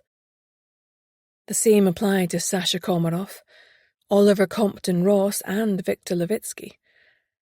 This case had now reached out to entangle her beloved grandchild. She must do whatever it took to bring matters unequivocally to an end. Sliding out of the door, she made a beeline for under the bed, then sighed in frustration. The case was no longer there. Jumping to her feet, she made for the desk against the wall. All the drawers were locked. Was that entirely normal? She wondered. This was his own designated space. Mind you, staff were in and out all the time, so it perhaps wasn't that surprising. She tried the keys Hannah had given her just in case, but no joy. Suddenly she heard voices outside the door. The handle started to turn. She couldn't get back to the passageway door in time, nor could she make it to the ensuite, which had nowhere to hide in any event. She raced over to the bed and flung herself underneath it, her heart pounding. If she was caught, the agency would be fired, without a doubt. She saw a pair of slender ankles and ballet ribbons as their owner sat on a chaise longue at the end of the bed. "Drink," said Nikolai, his voice still a bit slurred, but now clearly on a charm offensive. "You know I can't," Katya's voice replied. "I'll take a sparkling water, if you've got it." Grace heard the fizz of the bottle opening and the clink of ice into glasses. She was parched herself. Her mouth was so dry she was terrified she might cough. "Sasha wouldn't like me being here, you know that," said Katya, her voice tinged with fear. "I have nothing to say to you." "That wasn't what you said before Igor Sokolov came on the scene. Back then you couldn't get enough of me. You were all about leaving Sasha and coming away with me." "I know, I'm sorry. Have you never made a mistake, Nikolai? I have apologized. I don't know what else I can do. You and I, we were never meant to be." Grace couldn't believe what she was hearing. Katya had clearly been in a relationship with Nikolai and hadn't told her. What else was she keeping from her? "That baby you're carrying," he said, his tone turning nasty. "Could it be mine?" Katia sighed and shifted her weight, causing the bed to creak. "I told you. The baby is Sasha's. He knows all about Igor and he doesn't care. He wants us to move forward together. You know, I used to think you were something special," sneered Nikolai. "I don't know how I could have been so mistaken." "I used to think you were a gentleman," Katia retaliated, getting to her feet. "I don't know how I could have been so mistaken." "Uh-oh, this is turning nasty," thought a horrified Grace under the bed. She desperately hoped that she wouldn't have to intervene. "Sasha loves me. He has always loved me. You don't want a real woman, you want perfection. Well, I have news for you. You're far from perfect. You're arrogant and spoiled and always running to your brother with your begging bowl like a child. Sasha is more man than you will ever be." The feet stormed towards the door, but suddenly stumbled. "Let go of me!" Katia yelled. She stabbed her heel backwards into Nikolai's knee, and he howled in pain. "Ouch," thought Grace, wincing under the bed. "That must have hurt." The door slammed. There then followed a few minutes of what she assumed was cursing in Russian. Grace was furious with herself for getting trapped under the bed. What if he didn't leave the room for the rest of the night? She bit her lip. Wait a minute, the bathroom door had closed. The shower started up. Dare she? It was better than the alternative. She slid out from under the bed and rushed towards the wall. Seconds later, she was hidden once more, her heart beating like a drum in the confined space. She decided to carry on along to the nursery, then return the way she had come. Although she knew it was risky, she had developed a morbid fascination with checking in there for further changes, as it seemed to be the room where the killer seemed compelled to enact some of his darkest fantasies. She was almost there when she heard a door close. Horrified, she froze. The noise had come from the direction of the nursery. She flattened herself into one of the irregular curved recesses in the back wall that she had just passed, thankful that she wasn't wearing bulky clothing. She could hear the footsteps approaching and the sound of ragged breathing. Willing her own breathing to slow, she turned her face to the side against the wall. If she pressed against the wall any harder, she would have melted into it. The footsteps paused in front of her. She held her breath, sensing that whoever it was definitely knew that she was there in the velvet darkness. Not even daring to inhale, she closed her eyes lest even a glimmer of white reveal her. After what seemed like an eternity, the footsteps moved on more swiftly now. She remained frozen in place for some minutes after they disappeared, too frightened to move. The fear of being killed, then entombed behind that wall, was not one that was going to leave her any time soon. Stealthily, she crept along from where they had come, which could only be the nursery. Opening the spy hole, she ascertained that no one was in the room before opening the door and stepping through. This time she didn't hang about, but went straight for the doll's house. Opening it, she gasped in horror, even though part of her had been expecting it. Whoever was behind these killings was a sadist. One of the rooms had children sitting round a table in a nursery setting. In one corner of the brightly coloured room was a noose, with a little dark-haired boy swinging by the neck. It was clear to her that this was meant to portray her grandson, Jack. She had just received the direst of warnings. Chapter 59. After her close encounter, Grace hadn't been able to face going back into the secret passage, and instead ran lightly down the main stairs and out through the staff entrance. Fortunately, no one had seen her. She drove back to her flat and picked up enough clothes and toys for Jack to last him a few days. She also picked out a few items from her own wardrobe for Hannah, as they were about the same size, even if their style differed enormously. Grace was a pragmatic dresser, whereas Hannah favoured pops of colour and bright accessories. She didn't need dog food, as Jean was so besotted with Harvey she kept her own supply of food and tasty treats. It was already 10 p.m. as she drove into Jean's driveway. Jean threw open the door as she arrived, and Harvey dashed out to take her wrist and pull her inside. Jean made her sit down for a coffee and a sandwich. Hannah and Jack are in bed upstairs. I put them in the double as poor Hannah couldn't bear to be parted from him. Jack, bless him, is oblivious. Also, Callie phoned and offered to take Jack and Hannah for a few days to keep them out of harm's way, said Jean. She and Tom are both working from home at the moment, and Hamish is home on study leave. They could keep a good eye on them. Grace's eyebrows shot up. How did Callie hear about it? I mean, I would have told her, but apparently Hannah and Hamish have been texting each other since your family dinner. They were hoping to meet up tonight, but Hannah obviously cancelled. Oh, I see, said Grace. Not quite sure how she felt about it. Anyway, it was none of her business. I suppose that would make sense. Hannah wants a couple of days off to settle him in. She's desperate for this case to be over. Oh, she's not the only one, said Grace fervently. She brought Jean up to speed on her activities that evening. Grace, I can't believe you went and did all that at night without the client even knowing you were there. That was far too risky. What were you thinking? I know, she admitted. I shouldn't have done it, but when whoever it is went after Jack, all reason went out the window.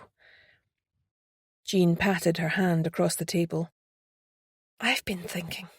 This doll's house business, I can see how addictive the killer finds it, almost like it's his calling card to show how clever he is. But I wonder if it might be the means by which to trip him up. Grace leaned forward. Go on. Well, where is he getting his supplies from? There are only a few specialist doll's house shops in Edinburgh. Either he or she is shopping in person or they're ordering stuff online. Good point, Jean. Sometimes it's the little details that trip a killer up, not the big moments. I'll be seeing Brodie later tonight, so perhaps he can get a warrant to access everyone's online order history. I can go to visit the shops in Edinburgh tomorrow, said Jean. Can you send my phone some of the images you've taken of the doll's house and furniture? I can enlarge them and print them off to see if anyone recognises them. I'll also print off photos of all our potential suspects if we strike it lucky with the furniture, to see which of them purchased it.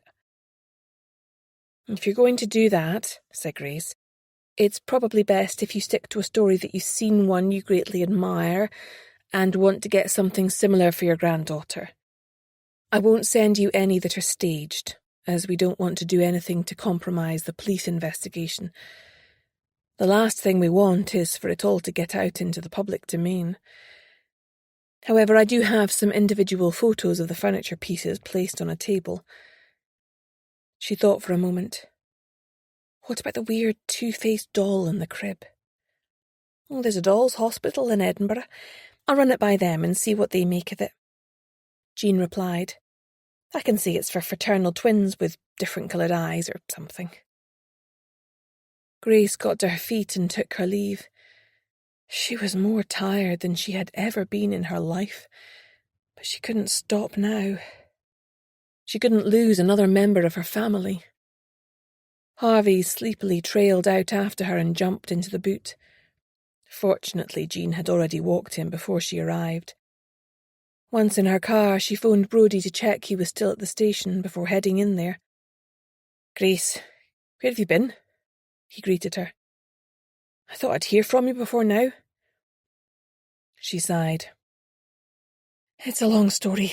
I'm just leaving Jean's house now. I've got some stuff to tell you. Should I still come in? No, I'm heading out now. Shall I come over to yours? Yes, I'll be there in a few minutes. I'm going to order Chinese. Are you hungry? Famished. I forgot to eat today. One of the lads will drop me off. My car's still at home. See you soon.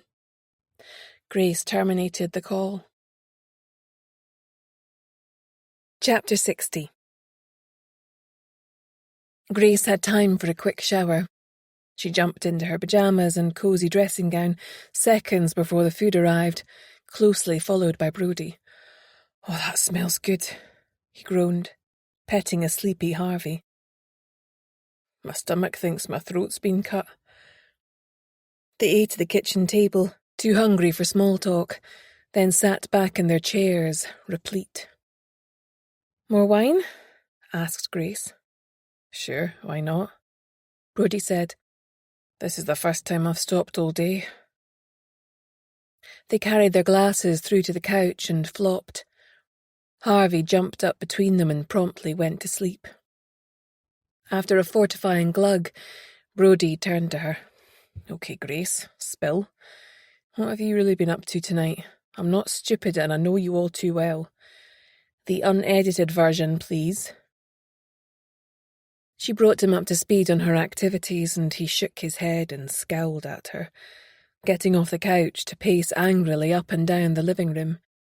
Harvey raised his head and looked at him, head tilted to one side as he tried to work out a reason for the sudden change in the atmosphere. "Grace, you need to be more careful. If you're right and you were stuck in that passageway with the killer, he could have murdered you there and then. You could have been stuck behind that wall forever." "I'm sure you've got round to digging me out," she said, trying for a measure of levity. "It's not remotely funny," he shouted, his face reddening in anger. "I want you out of that place. You found the missing fake egg, can't you? Collect a fat fee and call it quits." "Hey, Brodie, take a chill pill," said Grace, looking at him in alarm. "This isn't like you." Clearly the stress was getting to him. "I still have Katya Stalker to deal with, Brodie. She's pregnant and is relying on me. I can't just abandon her when the going gets tough. What would that say about me and the agency?" "Grace, you have people who love you. Think of them once in a while." Ouch. But was he one of them? She wondered. "Coffee?" she asked, hoping it would change the subject. "Go on then," he sighed, sitting back down. "Jean's ideas about sourcing where the killer's raw materials come from are good. We'll apply for a warrant to obtain those payment records tomorrow." "Have the police had any joy with tracking down the fake plumber at the nursery? I take it Blair hasn't allowed your team to be involved?" "No. He had a beard, glasses, and was wearing a face mask and a baseball cap, so they didn't get all that good a look at him." "CCTV? Nothing doing. His face was obscured and he kept it angled well away. You can come in and see it in case it rings any bells, but I'm not holding my breath. Hannah and Jack are going to my sister's tomorrow for a couple of days, just to be on the safe side. She's keeping Jack from nursery until this case is resolved." "Good. That gives me some peace of mind. How are your family?" "I miss Callie, Tom, and the kids." "Your mother not so much." Grace laughed. "I miss your folks too. It's something you don't think about. The kind of loss you never factor in during a breakup. It hits you later, I suppose." "I wish we were still a family," Brodie said, in a low voice, looking away from her. "We are," she replied gently. "In every way that matters. Are you okay?" Normally she wouldn't pry, but having seen Julie's mask slip so spectacularly, she was concerned he might not be as happy with her as she had thought. He also seemed unusually tightly wound. "Honestly, I've been better. Blair's been giving me a hard time, starting to make jokes about when I'm going to make him a grandfather. We're not even engaged yet. I know Julie wants to take our relationship to the next level, but something is holding me back. Sorry. It's a bit weird. discussing this with you, but I've no one else I can talk to. Grace looked at him. She still loved him. Part of her wanted to tell him what she had discovered about Julie and warn him to run for the hills. He would need very little encouragement to turn back to her right now. However, deep down she knew that he had to make that decision himself, free of pressure from her or anyone else. "That's tough, Brodie," she said carefully. "I would take the super's nonsense with a pinch of salt. It's none of his business. If he got his own way, he would cut out the middleman and his grandchildren would just be clones of himself." Brodie laughed, but even his laugh sounded forced and miserable. "Julie, on the other hand," she continued carefully, "she's a few years younger than you, which is good if you're planning to start a family together. I guess the important questions are, can you imagine life with her? Can you imagine life without her? Anyway, what do I know? All I know is that any woman would be lucky to have you. Just take your time and don't bow to pressure. These things can't be rushed. When you're sure, either way you'll know it without a shadow of a doubt." "Thanks, Grace." He squeezed her hand, then let it go. "Right, I'd best get off. Don't want to miss the last bus home." She saw him down the stairs. As she opened the door to let him out, he enfolded her in a hug. At first, she stiffened, taken by surprise, but then she relaxed into it, her body feeling like it had never left. After a while, he pulled away from her and they stared into each other's eyes. His gaze was intense. Grace slid her eyes away, fearful he would read what she had been at such pains to conceal from him. "Night, Brodie," she said, and closed the door behind him, her thoughts in turmoil. Chapter 61. Jean's feet were killing her.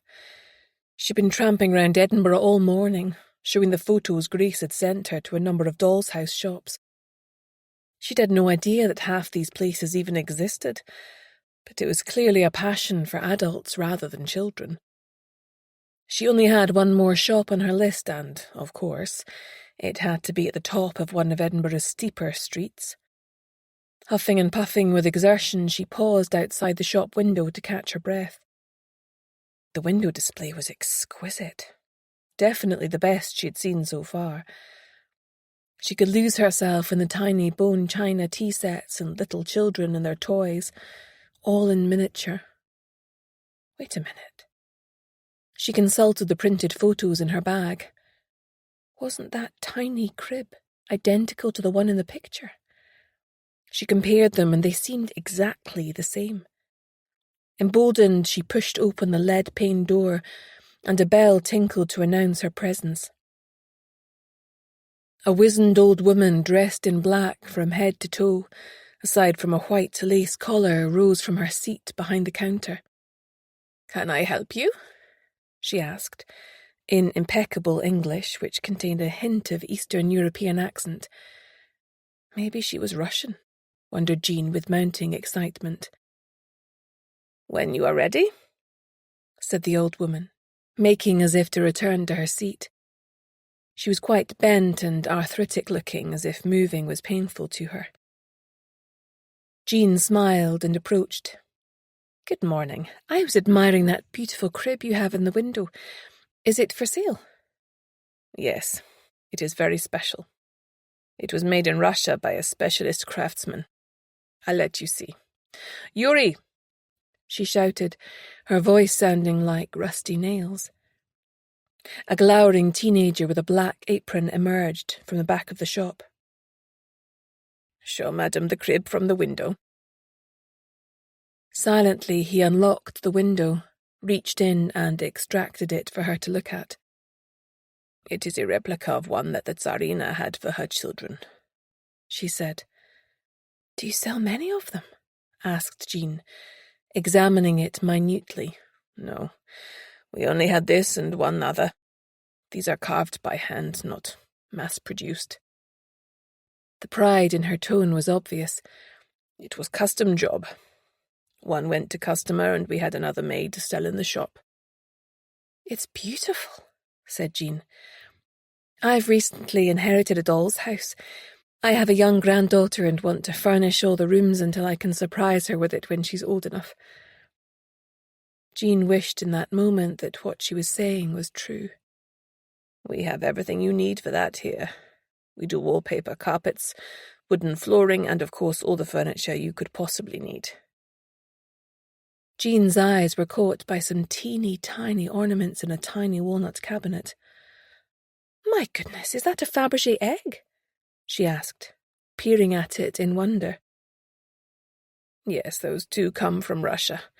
They are very popular with certain types of client. Murderous stalker ones, wondered Jean. Do you ever do custom house designs? She asked. I thought my granddaughter might enjoy having a doll's house with similar decoration to my own, in terms of wallpaper, for example. That way she could remember the fun times we share when she's not with me. We do this for some of our wealthier clients, but not for everyone. It is very expensive. Everything is custom made. We have an extensive network of suppliers to enable such wishes to be fulfilled. I see, said Jean. You've given me an awful lot to think about. May I take a photo of the beautiful crib?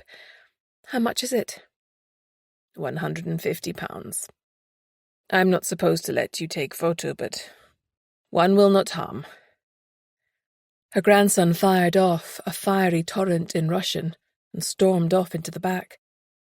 Jean hastily took her photo and left as an attractive woman burst out from the back of the shop and ushered the old woman away. Jean left hurriedly before she came back and challenged her. There was no doubt in her mind that this shop was the supplier where the murderer had obtained his pieces of theatre from. She crossed the road and took refuge in a local cafe, in case someone from the shop came looking for her. Hopefully they had believed her story and not become too suspicious. She had no way of knowing. Hurriedly she emailed Grace, asking her to get Brodie's investigative team out here pronto. This could be it. The break in the case they had all been waiting for. Chapter 62. Grace was sitting in Brodie's office looking at the CCTV footage taken at Jack's nursery when the text came through from Jean. They'd struck out as expected. She jumped to her feet. Brodie, it's Jean. She's discovered the supplier of items from the doll's house. They're even Russian, would you believe? She found an exact match for the crib and it was a custom job with only 2 made. How quick can you get a warrant? I can get it before a sheriff in 40 minutes. You're sure? He said, getting up from behind his desk. Positive. Here's the photo Jean took at the shop and here's the photo I took at the house. I suspect our perp has an account with them so can order very specific stuff, and his request will be met as soon as they can fulfill it. Brodie studied the 2 images. Good enough. I'll go arrange that now. I'll also get a team mustered ready to head out to the castle. Grace thanked him and hastily left after forwarding Jean's text, which contained the name and address of the premises as well. It had been a long shot that she hadn't expected to bear fruit, but now she thought about it, it made perfect sense. She wondered how often the murderer visited the shop, or if everything was done online through anonymous accounts. Perhaps he went in person because otherwise he would have a suspicious number of small parcels delivered to the castle that he wouldn't want anyone else to open. She got out her phone and texted Jean as she was walking along the road to her car. Brodie coming with a team and search warrant within the hour. I know it's a long shot, but can you discreetly watch the shop meantime? Do not put yourself at risk. That done, something else occurred to her. Was there any commonality between the items the stalker had left for Katya to find in her room and the various items that had turned up in the doll's house in the nursery? Could the murderer and the stalker be one and the same? Or were they two different people? Some of the items had been very small, like the ballerina inside the Fabergé egg. Could they also have been sourced from the same shop? She needed to find the locked brown case that Hannah had seen under Nikolai's bed.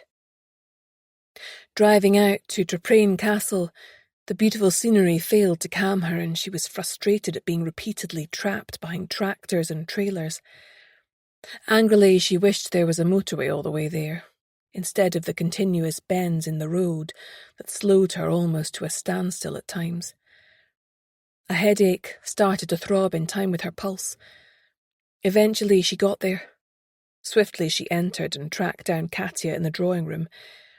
She was lying on the huge couch reading with her hand curled protectively around her stomach. Grace tapped lightly on the open door, so as not to startle her, and at Katya's invitation joined her on the couch. "Katya, I need to speak to you," Grace said, her voice low. "The police are on their way over with a search warrant." "Has there been a breakthrough? Do they know who it is yet?" Katya asked, her expression fearful.